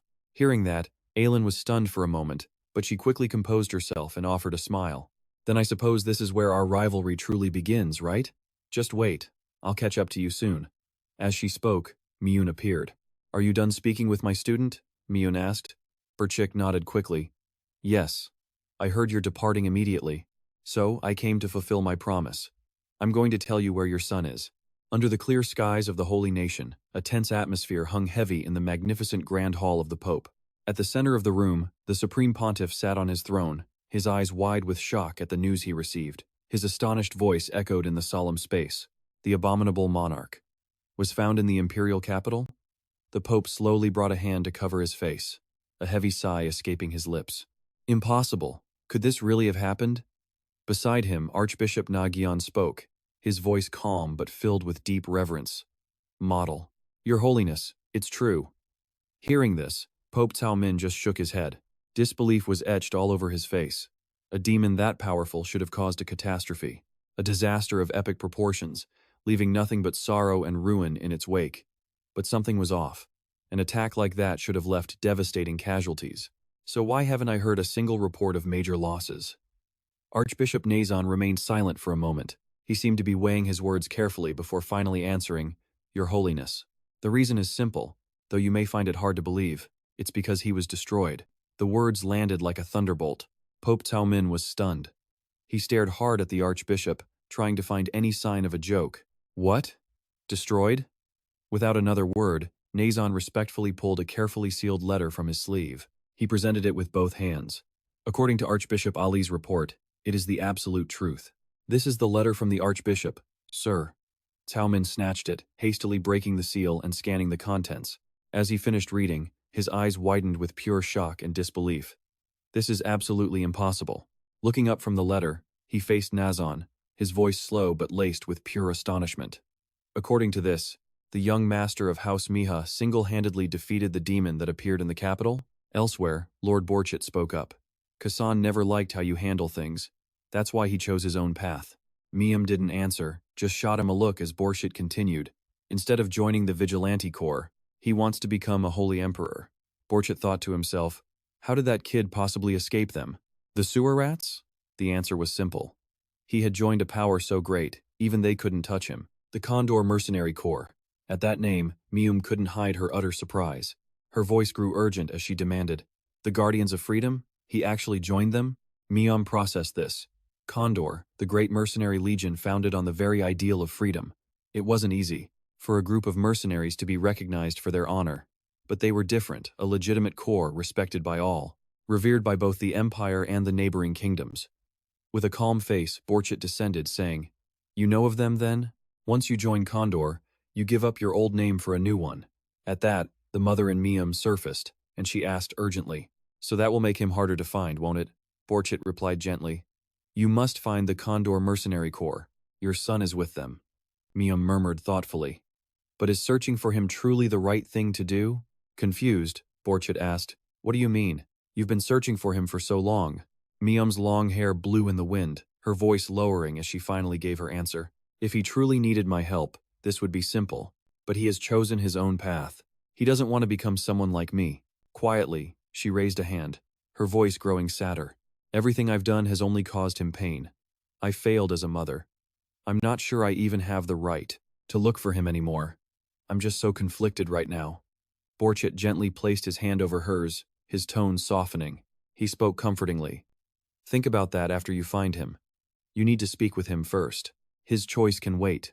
Even if children forsake their parents, parents never forsake their children. When Borchit pulled his hand away, a small vial was left in Mium's palm. This is my special medicine. It should prove useful for your son.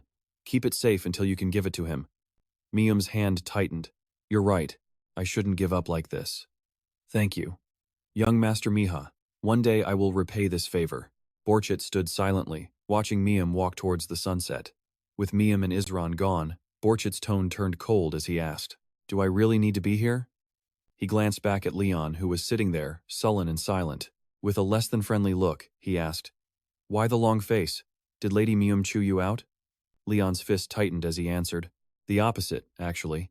I was completely powerless against her. Leon's mood soured, remembering Mian slamming him into the ground without mercy. He continued miserably. During that whole incident, I couldn't do a single thing. His empty gaze drifted toward the sky. And yet, she didn't scold me at all. I wasn't even worth her disappointment. Borchit glanced at the gloomy figure behind him. He thought to himself that wasn't entirely true, but he couldn't let the kid get bogged down by such nonsense. He had to snap him out of it. Thinking fast, Borchit called out loudly, "Leon!" Hearing his name, Leon quickly looked up. Suddenly, a gold chain flew through the air, landing right in his hand. A pendant? Leon stared at the setting sun, confused. But Borchit simply explained it was a symbol of his hard work in the war. The first trial was over. Next stop, the parish. Clutching the pendant in his hand, Leon was shocked. The parish? He thought their deal was just to get to the capital. Borchit just laughed, joking that maybe he needed to reevaluate his own judgment if Leon couldn't hear him. This, he explained, was exactly why Leon needed to stick with him. Was the future Holy Sword really going to be discouraged by something so minor? Leon's face went bright red as he shot back. "Who do you think I am?" Out of nowhere, the butler Morden cut into their conversation. "The young master is right," he said, adding that the experience would be invaluable. "Isn't that what becoming a hero is all about?" Borchit just crossed his arms, wanting to know where Morden had been. With a confident smile, the butler said he'd simply run into some old acquaintances and got caught up talking. Hearing that, Borchit thought to himself that the man was being way too sneaky. From a distance, the prophet Sansa spoke up, noting the importance of a trustworthy companion, and that Leon already had Archbishop Ali's support. The man had enormous influence, something that would definitely help them. Borchit couldn't agree more. Clearing his throat, Sansa then offered his own help for the journey ahead. It was probably time he returned after his long rest. Ali called out his name, but Sansa completely ignored him. Sansa placed a hand on his chest, asking how Leon felt about having the parish's very own prophet on his side. Would that be helpful on his path forward? 4 days later. As usual, Mihai was up early bandaging his wounds. Seth sat beside him, confirming his absolute defense was fully charged. His health was also recovering nicely. She was right, but he knew he had to reach the 6th level magic circle as soon as possible. He clenched his hand, determined to reach his goal. The remaining demon commanders wouldn't be as weak as that disgusting monarch. Seth finally asked a question she'd been holding for a long time. "What exactly are you?" The question caught him completely off guard. What did she mean by that? She told him bluntly she wanted to know where his knowledge and skills came from. If she was going to truly trust him, shouldn't she know these things? Mihai knew she had a point. Trust is built on understanding, after all. But there was no way he could tell her he'd traveled back in time. Even if Seth never told another soul, he had to be extremely careful. Then, an idea hit him. This is what he would say. He told her she wasn't the only guardian of Ace's tomb. She was shocked, but she was the first person he met, wasn't she? Mihai just smiled. There was an exception, the records of Thor. Wait, she asked. Did he mean those ancient records still exist? He confirmed they did, knowing he wasn't exactly lying. After all, he really had absorbed the records of Thor. Before he traveled back in time, Thor's tomb was one his party had already conquered. And from that tomb, a strange set of records had been spread among the people, known as the records of Thor. He continued, saying Thor was the only one who knew about the eulogy. Seth thought about it. It made sense, given his unbelievable experiences. You know? Mihai just smiled wryly. He was just very lucky. Seth understood. So this meant he knew about the next tomb, right? For now, Mihai confirmed, yes. But becoming a hero was still his top priority. The tomb was near the parish, so he'd just clear it out along the way. Seth loved the idea. If they planned carefully, they could avoid as much danger as possible. Mihai then asked about something the records didn't cover. What is the true nature of the beings they called gods? Seth trembled with fear at the question. She told him the current god of the continent was Hekau, the god of wisdom. In his past life, before Ace's tomb was found, Hekau was the only god known to exist. Mihai wondered, were there really only 2 gods? And if Asa was so powerful, why was there so little information about them? Seth could only say that the amount of information she could share right now was limited. He muttered that it was a tragic inconvenience. Her secrecy just made Mihai even more curious. It hit him that she probably knew what happened to Hekau, and she likely wouldn't tell him what would happen if he collected all the holy relics, either. She confirmed that for now, he was absolutely right. Mihai guessed that was why Thor's records were so vague. He understood now. This was all he needed to know for the time being. Leon asks his friend, "Are you heading to the parish right away?" Mihai calmly says it's better to handle things quickly, but he'll be staying here for a little while. When asked why, Mihai doesn't hide a thing. He reveals the entity he destroyed was an archdemon, and he's sure the news has already spread everywhere, not just in the parish district, but through the entire kingdom. If the prophecy is accurate and it's about him, the peace won't last long. Mihai adds that his father must already know. His friend is stunned, asking, "You mean Marquis Quambertrit?" Mihai replies, "That's right. Haven't I told you before?" With his arms crossed, Mihai confidently states he arrived without any warning. A bewildered Leon just says, "Hold on a minute. Are you saying he already knows? The strongest archmage in the kingdom, your own father, figured it out?" Mihai confirms it, and Leon grabs his collar. "Are you crazy? What about me? I'm standing right here with you. This is bad. I hope we can still run." Mihai just smiles. "Too late," he says, unleashing a shield spell. A brilliant light flashes, and Leon can't believe his eyes. What in the world is even happening? That's just Marquis Quambertrit's way of saying hello. Mihai calmly greets his father, Aiden, who isn't pleased at all. "Shut your mouth, son." Elsewhere, Archbishop Ali sips his tea. He remarks that he never imagined he would be the one selecting a hero. But with an archdemon now appearing, he can't just sit back and do nothing. His thoughts turn to Mihai Quambertrit. He can't think of anyone more deserving of the hero title. Suddenly, a breathless guard rushes in, calling for the archbishop. Something must be wrong. What is it? Are demons attacking? The guard replies, "No, Marquis Quambertrit is attacking his own son with magic." Ali is shocked. What? Back at the scene, Mihai analyzes the attacks as primarily lightning magic. They're perfect for quick cooldowns and low energy consumption. His father clearly doesn't want to actually injure him, just as expected from his father. He has researched magic thoroughly, leveraging every single one of his strengths to the fullest. Mihai tells his father he respects him, but Aiden is still fuming. "What did you just say? You and that damned mouth of yours." Mihai feigns surprise, then uses a teleportation spell. A beam of light flashes just as lightning strikes. He thinks, "I'll block this one." Aiden's eyes widen watching their magical duel. Mihai asks his father directly, "Do you really think I'm aiming to be a hero just for fun?" His father quickly replies, "I won't deny it." Mihai continues, explaining that this generation of heroes is very different. "What do you mean by that?" Mihai tries to explain. "Father, have you heard the news about the appearance of an archdemon, one of the Demon King's Legion commanders?" Aiden slowly closes his eyes. "I have heard, but is it really that serious?" He thought it was nothing more than propaganda spread by the parishes just to get some attention for themselves. Mihai presses his father, "What if I told you it wasn't just fabricated propaganda?" Intrigued, his father responds, "Then tell me the details." Mihai explains everything. After listening, his father considers it all. "You're telling me a commander of the Demon King's army, a vile monarch, has appeared. An archdemon did in fact appear, and it was killed when it was surrounded and attacked by several heroes." Aiden seriously asks his son, "Do you hear the nonsense you're talking? An archdemon appeared and then just did nothing? How is that possible?" And just then, Archbishop Ali suddenly appears. He declares, "It is the truth. You remember me, don't you? I believe we met about a year ago." Aiden demands to know what he means by that. Has the church already found this so-called new hero? A beaming Ali gestures directly towards Mihai. "That's right. A hero has indeed appeared, and he is standing right in front of you." Aiden looks confused, stepping to the side. "All I see is my own foolish son." As Ali speaks with Mihai about being the hero, he notices the mark on his neck. Ali exclaims, "It's exactly as I thought. You've shown me some interesting things before, haven't you? Is this related to the archdemon's appearance?" Mihai flashes a huge smile. "I knew you would figure it out." The archbishop praises him. "Your skills are excellent. Well then, time for an instantaneous teleport," Mihai says, trying the spell. They're shocked to see Aiden has completely vanished. Mihai reassures the archbishop. "He will be back very soon," he says, then calls out, "Have you confirmed it yet, father?" Aiden returns after checking the demonic energy levels in the capital. He admits, "I concede. It feels like an archdemon could appear there. A hero. That title doesn't suit the Quambertrit name." Mihai thinks to himself, "Just as I expected." Since the Quambertrit family isn't very religious, he speaks politely. "Father, the title of hero wasn't used because we faced no real danger from the Demon King.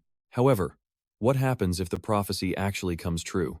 The title of hero only resurfaces when humanity faces a prophecy of complete and total destruction. When caused by the Demon King, the hero's title becomes more powerful than ever. It will help rally all the different factions to fight back. Idan gives him a warning.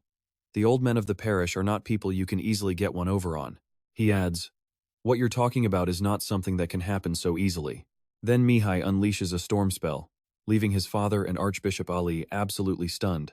Ali gasps, don't tell me that's divine power. He saw the immense power flowing from the book and Mihai, and his mind raced with plans. No matter how cunning his enemies were, all their schemes would be useless, Mihai declared with a smile, because I have a god on my side. But his joy was not shared by his father. Instead, the man felt a deep sense of dread. The churches and the other great powers would take notice. They would all have to reconsider their positions now. The father explained that Mihai had the right to choose his own companions for the war ahead, against the demon army. So, have you chosen anyone yet? Mihai pointed confidently at his friend, Leon. There's one person right here. Leon's eyes practically screamed, not me, but Mihai just doubled down. Yep, it's definitely him. I promised him an amazing gift, and that gift is the honor of fighting alongside me. Leon was completely floored by this so-called amazing gift. He quickly scrambled over to the group, trying to look enthusiastic. That's right. It's an honor to fight with him. Leon was trying to make a case. He explained to Idan that Mihai was the real deal. Someone who could actually stand against the demon army. He wasn't a fool. He wouldn't just rush into something without a solid plan. I'm sure you of all people understand that, Leon insisted. You understand him better than I do, right? Idan considered it. Better than you? But Mihai cut in. Why not let me handle that, father? From now on, I will be the one who decides what I need to do. Don't you always trust your children? Idan then turned to the bishop to ask about his son. Do you think you can stand by my son's side during this war, instead of by the side of the parish? Bishop Ali requested permission to swear an oath to God. If you can swear it to God, then I have no more doubts. I understand. Idan made his decision. Mihai, do what you want. I won't stand in your way anymore. Mihai looked up at the sky, absolutely overjoyed. He was finally free. The scene then cuts over to Leon. He shouted, hand it over. I'm pretty sure you said you were going to give me something, weren't you? Honestly, while he looked a little clueless, Mihai knew he would be a reliable teammate. First, he told Leon, lie down over there. Lie down? But why? Leon asked. Because I need you to fall into a deep sleep. From here on out, just reflect and feel. I guarantee you won't be disappointed. A wave of drowsiness suddenly hit Leon, and he found himself lost within his own dream. Where am I? Leon was surrounded by desolate, ruined buildings as smoke billowed up into a pitch-black sky. He kept asking, where is this place? When a mysterious voice suddenly echoed, welcome. Leon was terrified. He spun around, demanding, who are you? A figure was perched calmly on a rooftop. It snapped its fingers. As you can see, this place is merely an illusion, or you could call it the world inside your own subconscious. Leon squinted, but couldn't make out the creature's face. Which means none of this is real. That's right, it's all fake. With that, Leon drew his sword and charged forward. The figure drew its own blade, and they clashed. At first, they seemed evenly matched, but Leon quickly realized his opponent was stronger, much stronger. As they fought, Leon was constantly overpowered. The figure had the upper hand until the battle finally drew to a close. Leon looked down at his own hands, not a single scratch. He carefully replayed the figure's movements in his mind. What just happened? Was it on guard? He thought to himself, I don't know what's happening, but you won't trick me the same way a second time. Leon channeled magical power into his sword, his entire body flaring with a vibrant blue aura of raw energy. He unleashed a powerful strike, thinking his opponent had dropped its guard and left an opening, but the figure just rushed him, criticizing his arrogance. You thought my pride made me lower my defense, didn't you? The mysterious entity instantly regained control of the fight. It closed the distance to deliver a crushing blow. Leon collapsed to the ground, exhausted and bleeding. The figure spoke. It seems you still don't understand my training method. It is to die, and then repeat. It was all just a terrifying nightmare. Leon woke with a scream. Mihai was right there, asking, how was it, my friend? Send me back in, Leon begged. I'll definitely get it this time. Mihai mused that things were progressing nicely. Calm down and think carefully about what just happened. Don't push yourself too hard. Leon was confused. Think about it? Mihai crossed his arms and explained. You need to review exactly how you fought during that last attempt. And you need to experiment with different strategies before you go in for another round. Leon scratched his head, completely lost. Can you at least tell me who or what I was just up against? Mihai replied simply, that was something I created. It was a version of you from the future. He then told Leon, "Get some rest. We have to set off tomorrow." "Set off where?" "To Barit?" "That's right, to Barit," Mihai confirmed. "But I was thinking we could visit a few other places on our way there." "What other places?" "We're going to make a trip to the fairy forest." The next morning, the group arrived, and Sanra asked, "Are you here for the World Tree?" "That's right," Mihai confirmed. "Did you see this in a prophecy?" Ali, standing nearby, warned him, "The elves are conservative and incredibly stubborn. Most elves held a firm belief that they were the chosen ones." Mihai asked, "So, is there a way for me to contact you?" Ali replied, "Just call me Helen, sir." Modin then added that Helen wasn't wrong, citing an old saying, "Never trust the big-eared ones." Ali noted, "It seems the young master already understands." Modin didn't actually believe that old myth, and shook hands with Helen, forming a new partnership. Even Mihai could see it, they were a perfect match. Anyway, besides the World Tree, he didn't need anything else from this place. Leon, looking completely drained after the long day, asked in a tired voice, "So why are we traveling all this way?" Mihai just grinned cheerfully. "Isn't it obvious? I'm planning on opening 1 or 2 farms." Hearing his wild idea, everyone just froze in complete shock. "What is it?" Modine finally asked him. "But how could they possibly enter the elf forest now?" "It's not that hard," Mihai said, taking the lead. To their surprise, they were met with a desolate, decaying forest. The air was dark and utterly lifeless, but at last, he had found a root of the World Tree. Ali wondered what he could possibly do with this root. Sanra explained, "The World Tree's roots cover this entire world, and no matter where they are, they always connect back to their source. And judging by the current shape of this root, it looked like the World Tree's condition was getting worse by the day." Ali stood nearby and said, "Don't tell me you're actually planning to follow this route all the way to the World Tree. Not to mention, the World Tree was a noble entity. There was no way it would ever accept an outsider like him." Mihai calmly explained, "I already told you, it's fine. I came fully prepared to do this." He cupped his hands into a triangle, closed his eyes to feel the energy, and used his magic to lock onto the connection. Beneath the withered tree, the figures of 2 people appeared, deep in conversation. It was Mihai and the elf girl. He told the girl she had to get a grip from this point forward. She was the one leading the elf race. The spirit girl gave Mihai a look filled with sorrow and said, "If only I had tried harder." He warned her, "If you let that affect you, then this is all over." The World Tree was already dying before the parasite, and before the Elf Queen could save it, she fell at the hands of an archdemon. But now, they had to do everything in their power to save this world. And that is how the 8th Elf King, Jia Chao, came to join them. Mihai was then transported to his own private world.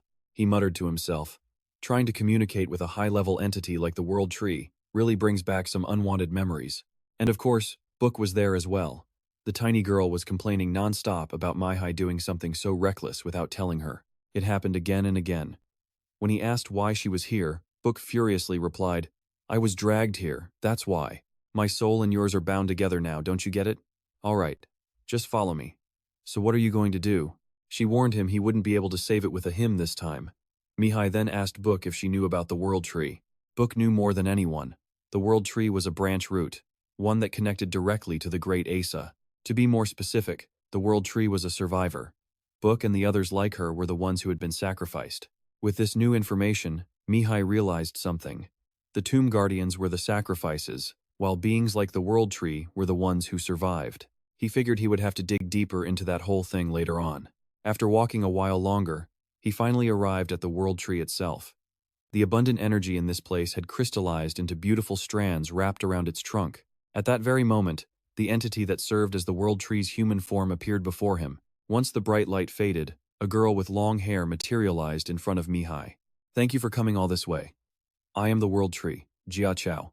With her command over nature, Jia Chao easily controlled the plants all around them. With just a single gesture, she instantly created a table and chairs made from purely natural materials. "First, why don't you have a seat? I think we have a lot to discuss. By the way, isn't that a familiar face over there?" The person Jia Chao was referring to was, of course, Book. "It has been a long time, hasn't it, big sister?" After a deep sigh, Book replied, "You haven't changed one bit." "That's nothing," Jia Chao said, "compared to my duties as the World Tree. I never imagined that someone in this modern era would know about that ancient hymn. Not only that, you've been acknowledged by a holy relic, and you were even able to protect my sister." Even Book admitted she was shocked by what Mihai had done. This included the fact that Mihai possessed the records of Tot. Jia Chao was visibly stunned, telling Mihai that if he had those records, then he must know her current condition. Mihai had known this for a while, but everything up to this point had been based purely on his own theories. He continued, "This is related to the Demon Lord, isn't it? Or at least, beings on a similar level." At the mention of the Demon Lord, the female elf was stunned yet again. Her eyes went strangely vacant for a moment, before softening completely. She understood now. He truly possessed the records of Tot. Her questions had finally been answered. Jiasu began explaining the grim consequences left behind by the remnants of that evil entity. Her own finger was proof, slowly cracking apart like scorched, barren earth. Seeing his sister's state, Sach could hardly believe his eyes. He never imagined it was this severe. By now, all of Jiasu's fingers were terribly corroded, and she explained the Demon Lord's remains were impossibly difficult to deal with. If only she had destroyed them, things might be different. This finally answered Mihai's question about why the World Tree was being destroyed. He then asked Jiasu, "You've been enduring all of this alone? That thing nearly destroyed this entire realm. To put it in human terms, I willingly drank a poison with a 100% fatality rate." Sach felt his heart ache for what his sister went through, but Mihai pressed onward with his questions. "How much longer do you think you can hold out?" "I'm sure it will kill me within 4 days. It's better to just consider my job done. But until that moment comes, I still have a little time." Mihai suddenly went quiet, a realization dawning on him. The fact the Demon Lord's power hadn't completely corrupted Jiasu's mind meant that the group still had a small window of opportunity. Before Mihai's reincarnation, Jiasu had decided to take the Demon Lord's remains down with her in a final act of mutual destruction. However, the Demon Lord waited for the very moment she left the world, launching his assault at that precise time. In the end, Jiasu's choice had led to a completely meaningless death for herself. But this time was different. Before her very eyes, Mihai laid out a detailed plan to completely turn the tables. According to him, the group first needed to eliminate those pesky flies before they could reach the World Tree's roots. And in the 4 days she had left, Mihai promised to restore Jiasu completely. Sach, standing by, urged her to listen. He told his younger sister she should trust Mihai, despite his less than trustworthy appearance. But Sach had to admit, Mihai was skilled. Jiasu, however, couldn't hide her anxiety, nervously clenching her sleeves and wringing her hands. Just as she was about to speak, Mihai cut her off. "Before we do anything, I want to be paid." The siblings both froze, as if they'd misheard him. "What?" "Wait a second, Mihai wanted his payment up front. His reward for solving this whole problem." "All right, what do you want?" she asked. "Nothing much." Mihai didn't just need this for himself. It was actually the key to resolving the entire situation. He pointed to the World Tree, demanding Jiasu give him one of her oldest and best branches. As the sun began to rise, an elf maiden started to pray in the tree's shadow. "Please answer us, Great Holy Mother. Tell us how we can save you." A long, silent moment passed after her plea ended. Not a single sound answered the elf. She bowed her head in disappointment. "So, you won't answer us. It's just as we predicted. You're both in a state where you can no longer watch over us." Just when it seemed all hope was lost, the elf received a reply from Jiasu herself. "My child, some call me the Holy Mother. Some call me the World Tree. My child, the darkness is about to consume me, but it is not yet too late." The elf immediately started praying again, asking, "O benevolent World Tree, what must I do to save you? There is a man who shares my light. If you go with him, hope will shine upon us. Holy Mother, please, don't abandon me. The man you speak of, where is he?" At that very moment, a familiar figure appeared right behind the elf. Following Jiasu's guidance, the elf quickly glanced behind her. "Who are you?" "Me?" he replied. "Mihai Quan Burrit. I'm acting on behalf of the World Tree to solve this." The conversation between them started to open up. As they walked down a path of vibrant flowers, the elf questioned him. "Didn't you ask me to show you the way? So why are you walking ahead of me? Is my path wrong? If so, feel free to correct me at any time." The truth was, Mihai was already intimately familiar with this route. He still remembered this trail. Even after the forest was massacred and no one was left, the path remained. Right now, his priority was to change the fate of the current Elf King. He might be old, but he was certainly not useless. Keeping him alive would provide many benefits. Normally, the Elf King was destined to fall to the demon's remnants. But Mihai refused to let him die like that while he was immersed in his own master plan. The elf leaned into his ear. "By the way, did you come here all alone?" "No, but they'll find their own way here." "Don't worry," he said. "On their own, It's not that I don't believe you, but this forest isn't so easy to get through. Mihai just chuckled, confidently stating that the people with him didn't exactly follow conventional rules. Just then, the sound of rushing soldiers interrupted their conversation. Your Highness, we have intruders. At first glance, the elf might have seen a threat, but the intruders were the very people Mihai had mentioned, and they could fly. They were actually flying. The elf princess looked to the sky as soldiers screamed, "Are those the 4 horsemen of death?" She could hardly believe what she was seeing. "Shoot them down!" But just as the soldiers said, the 4 figures were riding war horses, soaring right through the heavens. They were spreading absolute terror across the land. And through it all, Mihai just smiled. He mused, "It seems my companions have caused quite a bit of trouble." Modin and the others immediately dropped to their knees in a show of apology, but it all looked so forced. Mihai's expression, however, turned furious. He roared at them, "Were you trying to destroy the entire forest?" Modin immediately shouted back an explanation. "But weren't you the one who left us without saying a single word?" He had a point. "You shouldn't have left us alone in the first place." Mihai paused, considering it.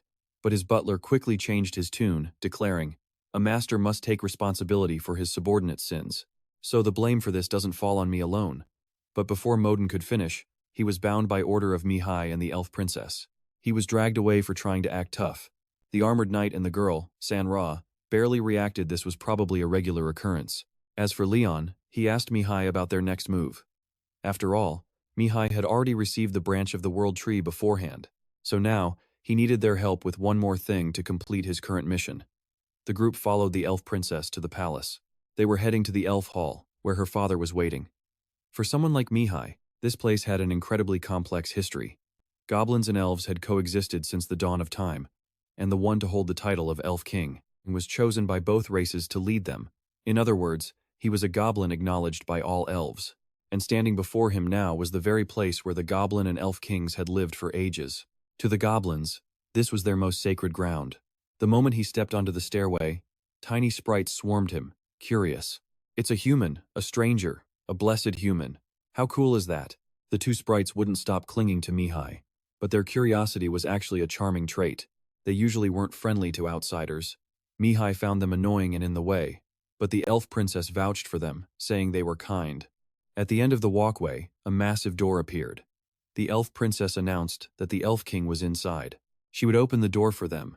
As the doors creaked open, the first thing they all saw was a massive bed. The rumored elf king was a slender figure with long, flowing hair. "It's been a long time since humans have come this far. Welcome." Hearing the elf king's greeting, Mihai bowed his head respectfully. "Thank you for your hospitality. Eternal protection to the elven race. You seem to know a little about our etiquette. So, what wind has brought you here?" The elf princess spoke up immediately. "Please don't be surprised, father. The world tree, it has appeared. It manifested before our very eyes, just for a moment." At her words, the elf king lost all composure, actually rising from his bed. His voice trembled as he asked, "Is what you say true?"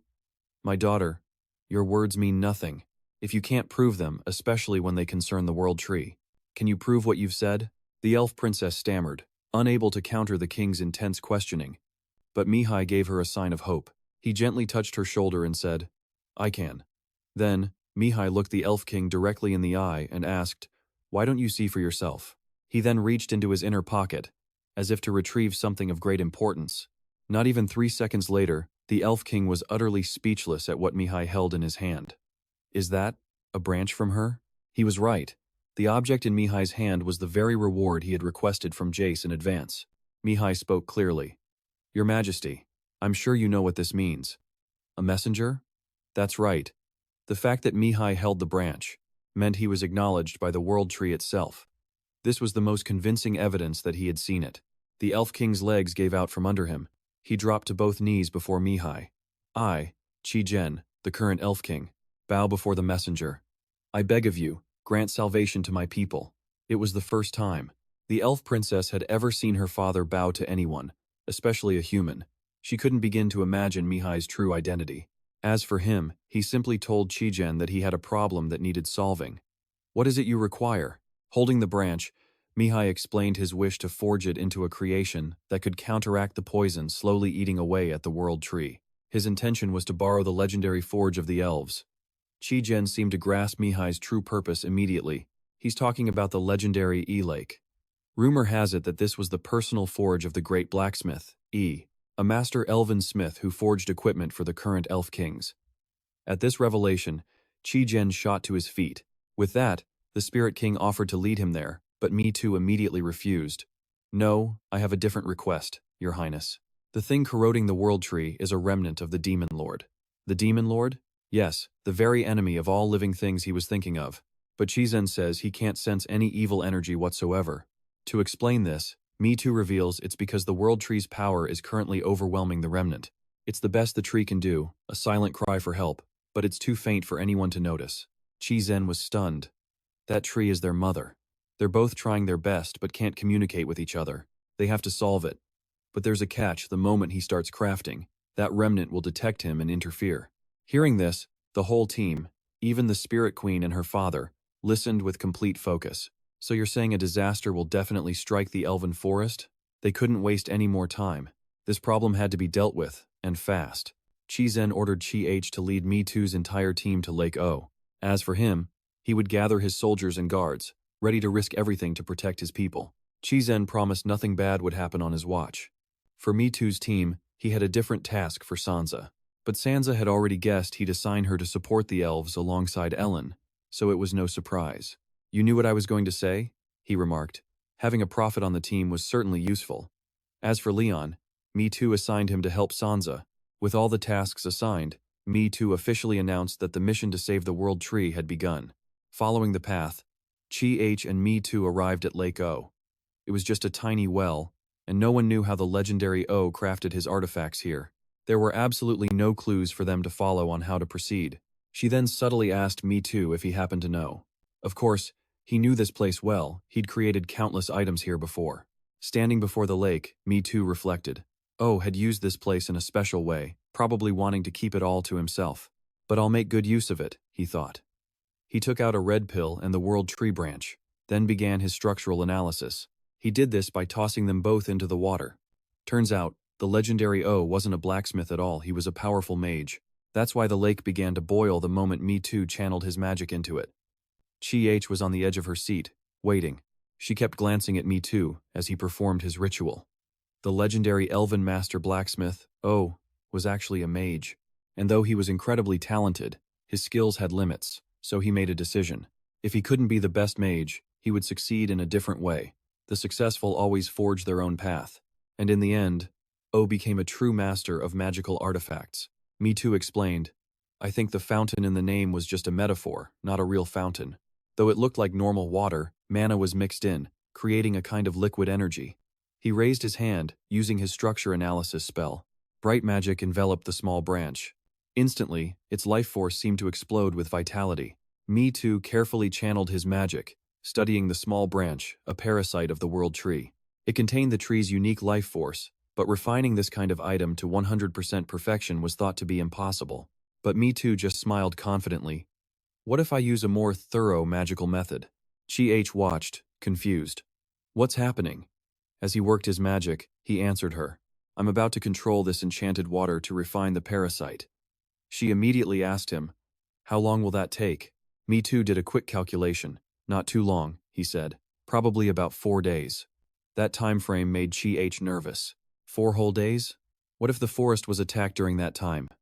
Me Too nodded grimly. Yeah, that would be a huge problem for the refining process. He turned to Chi-H. What are you doing?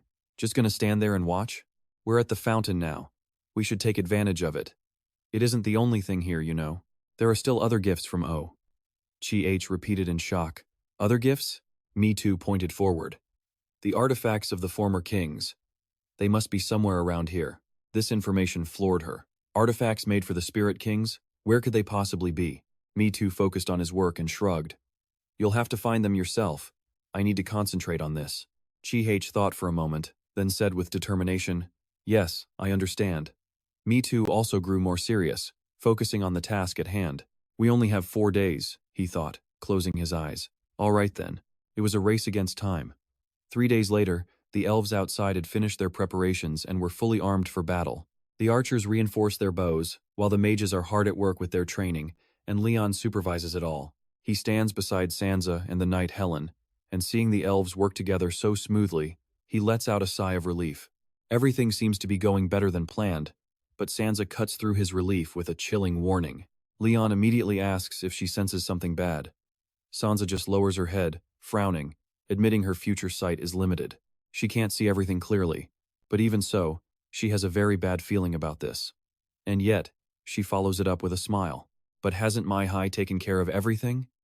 This complete reliance doesn't sit right with Helen, who warns Sansa against being so dependent. The prophetess answers calmly, saying it's okay. As long as she can endure just a little longer, he will absolutely grant her wish. He will also solve the problems of the church. But while they talk, they miss the ominous signs right beneath their feet. The ground is starting to crack wide open. And just as Sansa finishes her sentence, a violent tremor shakes everything. What was that? Leon cries out in alarm. Sansa and Helen are thrown completely off balance. Vibrant roses wither at a visible rate as something underground sucks the very life out of the land, crawling towards the elven village. These signs are unmistakable. The three of them know what's happening now. Helen looks out at the dying land with a grim voice. I think the thing we've been dreading is finally here. And then they appear three blood-red eyes with the vertical pupils of a serpent. A snake as big as a mountain, its body overflowing with death energy, coils itself around the ancient tree. It opens its massive, fanged mouth, letting out a ferocious roar as it prepares to strike. We have to retreat, now, Sansa screams. But Leon hesitates, asking if they should just abandon this place and run. The prophetess stammers that this thing is too dangerous. She's afraid they can't possibly defeat it. The snake's roar echoes through the forest. The roar shakes Leon to his core. A massive, crushing fear washes over him, accompanied by the beast's overwhelming power. In Leon's mind, the black snake seems to grow 100 times larger. He doesn't think he can possibly win against a monster like this. Leon's jaw clenches in frustration at his own powerlessness. Damn it, why am I so weak? Then, an image of someone appears in his mind. If only I could be as strong as the man from my dream. The thought escapes his lips. Mai Hai, that bastard. Just when is he going to show up? At that very moment, Mai Hai is deep in concentration, focusing his immense magic. He finally opens his eyes. Outside, flowers continue to wither, marking the monster's path of destruction. Darkness once again falls over the elf forest. The black snake is on a rampage, while Leon's trio does their best to hold it off. The Elf King has gathered all of his people's forces. He raises his hand and gives the order. Fire. A rain of arrows pours down upon the monster. The attack doesn't do much damage, but it's more than enough to infuriate the giant black snake into a roar of rage. The snake slams its head against the elf's magic barrier. The entire shield vibrates violently under the impact, as Zegan frowns with worry. This magical weapon was a gift from Mai Hai. Zegan knew it would come in handy. It's being constantly reinforced by countless mages from the tribe, all pouring their energy into maintaining it. But even so, its durability is wearing down against the monster's onslaught. A single, ominous crack appears on the barrier. Zegan sees it and knows instantly. They can't hold on for much longer. Meanwhile, inside the great fountain, Mai Hai's magic continues to shine, brighter and brighter, until it reaches its absolute peak. A wooden staff begins to materialize. Mai Hai takes hold of it, satisfied. It's done. He asks, said how long it took. The little fairy replies, only 3 days. Faster than expected. Now they just need to set the orb into the staff. Mai Hai nods his head in agreement. That's right. He looks down at the staff in his hands. Everything went even more smoothly than he'd imagined. It's a complete success. Set eagerly urges him on. Hurry, put it in, quick. Mai Hai takes out the round stone, carefully fitting it into a slot on the staff. The stone slides perfectly into place. The moment it connects with the wood, it begins to glow brilliantly as Mai Hai observes the two sacred artifacts. Outside, the black snake is still relentlessly hammering away at the elves' barrier. The attacks cause many mages to collapse from magical backlash. Zegan struggles to help those who have fallen. The situation is getting worse by the second. He looks on in horror as the cracks spread even further. We've reached our limit. Oh, God. Their energy is almost completely spent, but as they grow weaker, the monster only becomes more ferocious. The snake pulls back, preparing to deliver one final, decisive blow. It's about to break. Everyone, get ready, Leon shouts to the troops. The black snake takes its time, calculating its final attack. Then, with all of its might, it smashes into the barrier. The shield instantly shatters into a million tiny fragments. Model. Mihai's voice suddenly cut through from behind. His thoughts clear. He truly hated everything related to the Demon Lord. He unleashed a powerful attack spell, Holy Light Magic. A beam of pure light shot towards the snake, burning it to a crisp. Sanra cried out in relief. "You're here." Mihai appeared through the dust behind them. "Good. I'm not too late." Sanra offered a silent prayer of thanks. He had arrived even faster than she'd expected. Staring down the three-eyed serpent, Mihai made a quick calculation. If he didn't end this fast, this entire place was going to become a pile of rubble. The Elf King's first question was about his son. "My lord, what about Chihat? Is my boy all right?" "You don't need to worry about him," Mihai assured him, then immediately cast a flight spell. He carefully approached the beast. Man, this thing was huge. Normally, a single level 5 spell like Holy Light wouldn't have been nearly this effective. But with this staff in his hands, a scepter forged from the world's most precious materials, the story was about to change. Mihai's eyes scanned the monster. Still, these fragments had been clinging to the World Tree for more than just a year or two. There was no way the World Tree could have remained completely unharmed after all that time. Thinking it through, this had to be a fragment of the Demon Lord himself. Mihai stood firm, facing the colossal beast without a shred of fear. If he could just take it down in a single blow with this staff, the World Tree wouldn't have to suffer another moment. And this wasn't the only thing he'd prepared. The serpent's mouth gaped open like a black hole, letting out a ferocious warning roar at Mihai. Mihai just smirked. "To do that, I'll have to make you show yourself." The monster snapped, trying to devour the tiny human who dared to mock it. Just then, a powerful arrow tore through the air, aimed straight for the massive serpent's head. A deafening explosion ripped through the battlefield. Even Mihai was blown back by the aftershock. Was that an arrow from the Elf King? That arrow was a legendary treasure, famous for containing immense divine power. Mihai glanced back. Its appearance meant his hunch was spot on. Someone had arrived nearby to provide support. Chihat shouted out, "Sir." A grin spread across Mihai's face, his confidence skyrocketing. Perfect timing. But he saw the serpent was still standing after that massive attack. "You're fine after a hit like that? What now?" "Looks like your skin is about to peel right off." For the very first time, the serpent was actually wounded by one of these tiny creatures' weapons. Half its head was stripped of flesh, revealing nothing but bleached white skull. Mihai quickly called out, "Book, I'm counting on you." The little fairy nodded. "Got it, Mihai." He instantly shot forward with incredible speed. "Let's begin." Mihai flew straight into the monster's mouth, a one-way ticket to danger, but with a grin, he yelled, "Here I come." Mihai soared through the massive serpent's body, and right beside him was his companion, Book. She looked around and remarked, "This is disgusting. I think it really is a fragment. I can confirm it's quite similar to the Demon Lord." The deeper they went, the clearer it became that the serpent's flesh was made of slimy, pulsating dark magic. It was like a writhing mass of tentacles, and soon enough, they spotted Mihai. The tentacles writhed violently, opening soulless eyes and gaping maws towards him. "The fragment is creating demons," Book reported. Mihai nodded. "They don't look very strong." "That's because they're unstable," Book replied. "But be careful, they can likely regenerate as long as they're inside the fragment." Mihai paused for a moment, deep in thought. In that instant, the tentacle demons swarmed him. After sizing up the situation, Mihai tightened his grip on the scepter. He poured every last drop of his magic into a massive incantation. Countless magic circles erupted from his body, expanding outwards.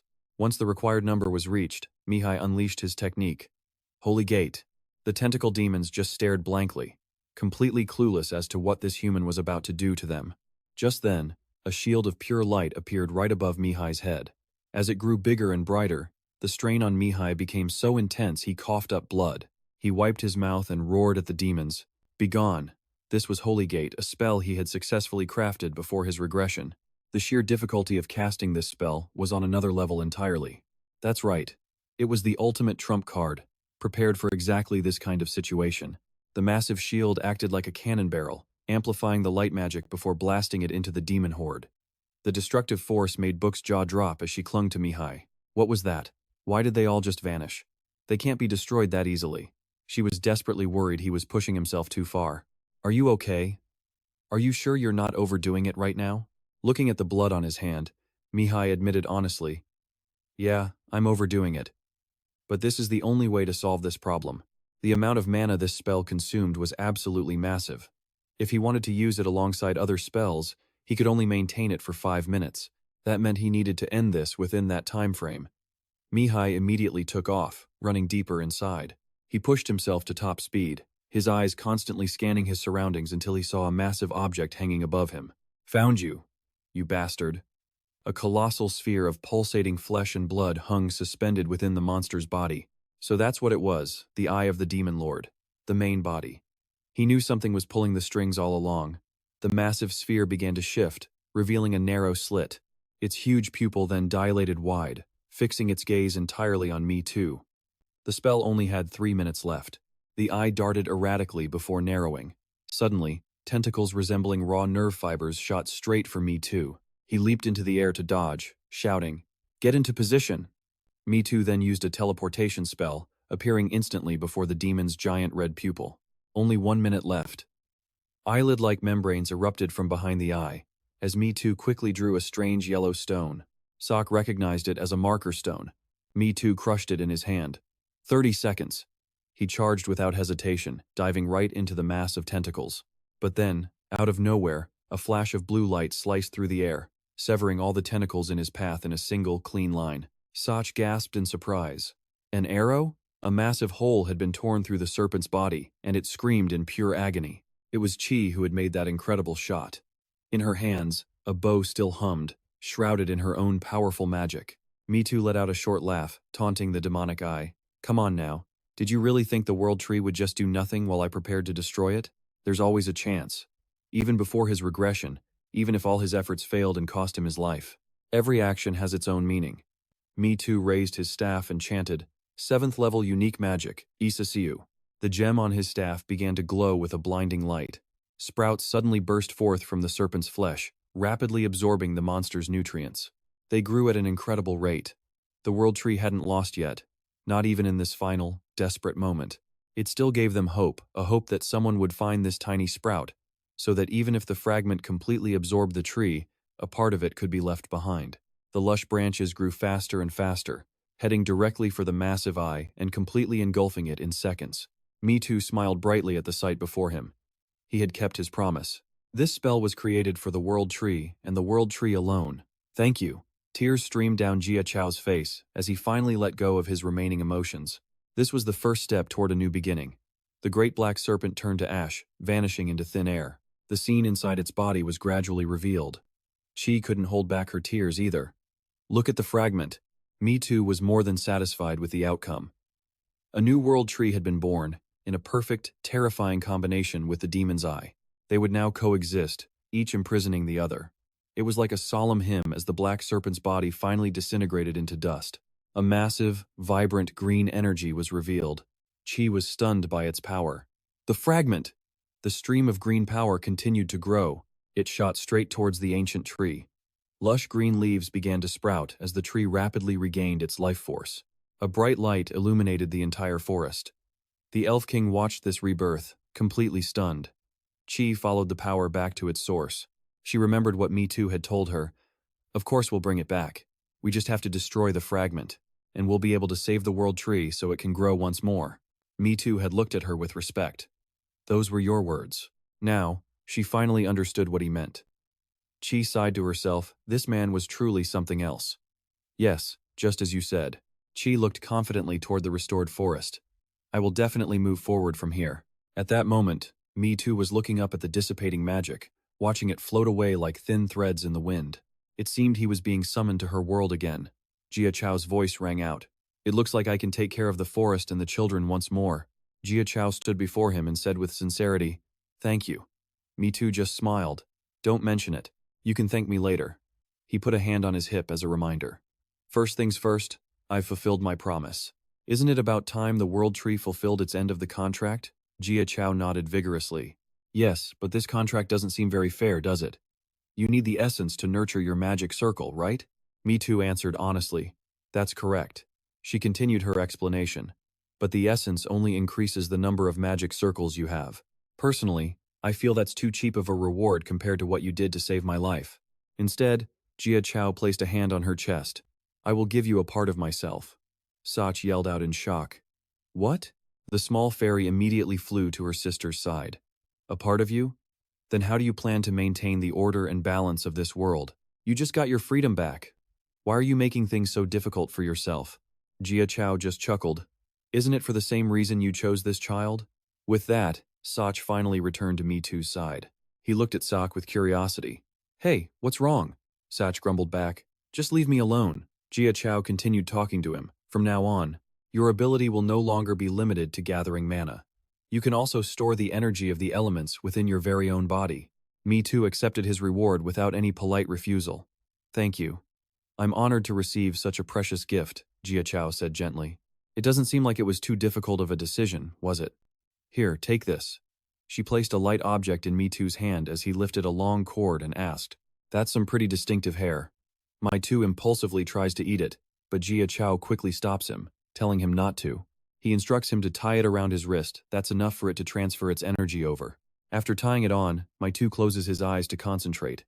Jia Chao's hair feels light, yet surprisingly strong around his wrist. He instantly feels a wave of life force flowing from the magical blue strand. He can feel it working. The energy of the world tree circulates throughout his body, healing his wounds and mending his magic circles. This is the moment. My Too channels the magic into his hand, attempting to focus it into a tangible mana form. The energy is moving non-stop within him normally. A surge like this would have already torn his body to shreds. But thanks to the world tree's power, his wounds are healing instantly. My Too is more than satisfied. All right. It's done. Just like that, he is now a 6th level mage. The victory calls for a huge celebration, as everyone raises a drink to life itself. The elves get drunk together, dancing around a massive bonfire. One of them shouts, To surviving 32 arrows. I'm still alive, you idiots. This rowdy spectacle makes My Too question everything he knows. Why were these elves so strange? He figures it's probably because most of the elves he met in his past life were already wounded. Watching his companions celebrate, My Too smiles to himself, realizing he prefers them this way. Suddenly, someone sits down next to him. Chi-Gen greets him politely. How are you feeling? My Too nods back at him. Oh, Elf King. Are you feeling better? Chi-Gen replies. Yes, much better, and it's all thanks to you. My Too immediately addresses the king's worries, saying, Prince Chi-Hat is a genius. He explains how the prince spread the king's message and organized a meeting with the spirits, proving he can communicate with the Spirit King. The Elf King breathes a sigh of relief. The Spirit King, you say? It seems you think very highly of my son. As a father, that makes me truly happy.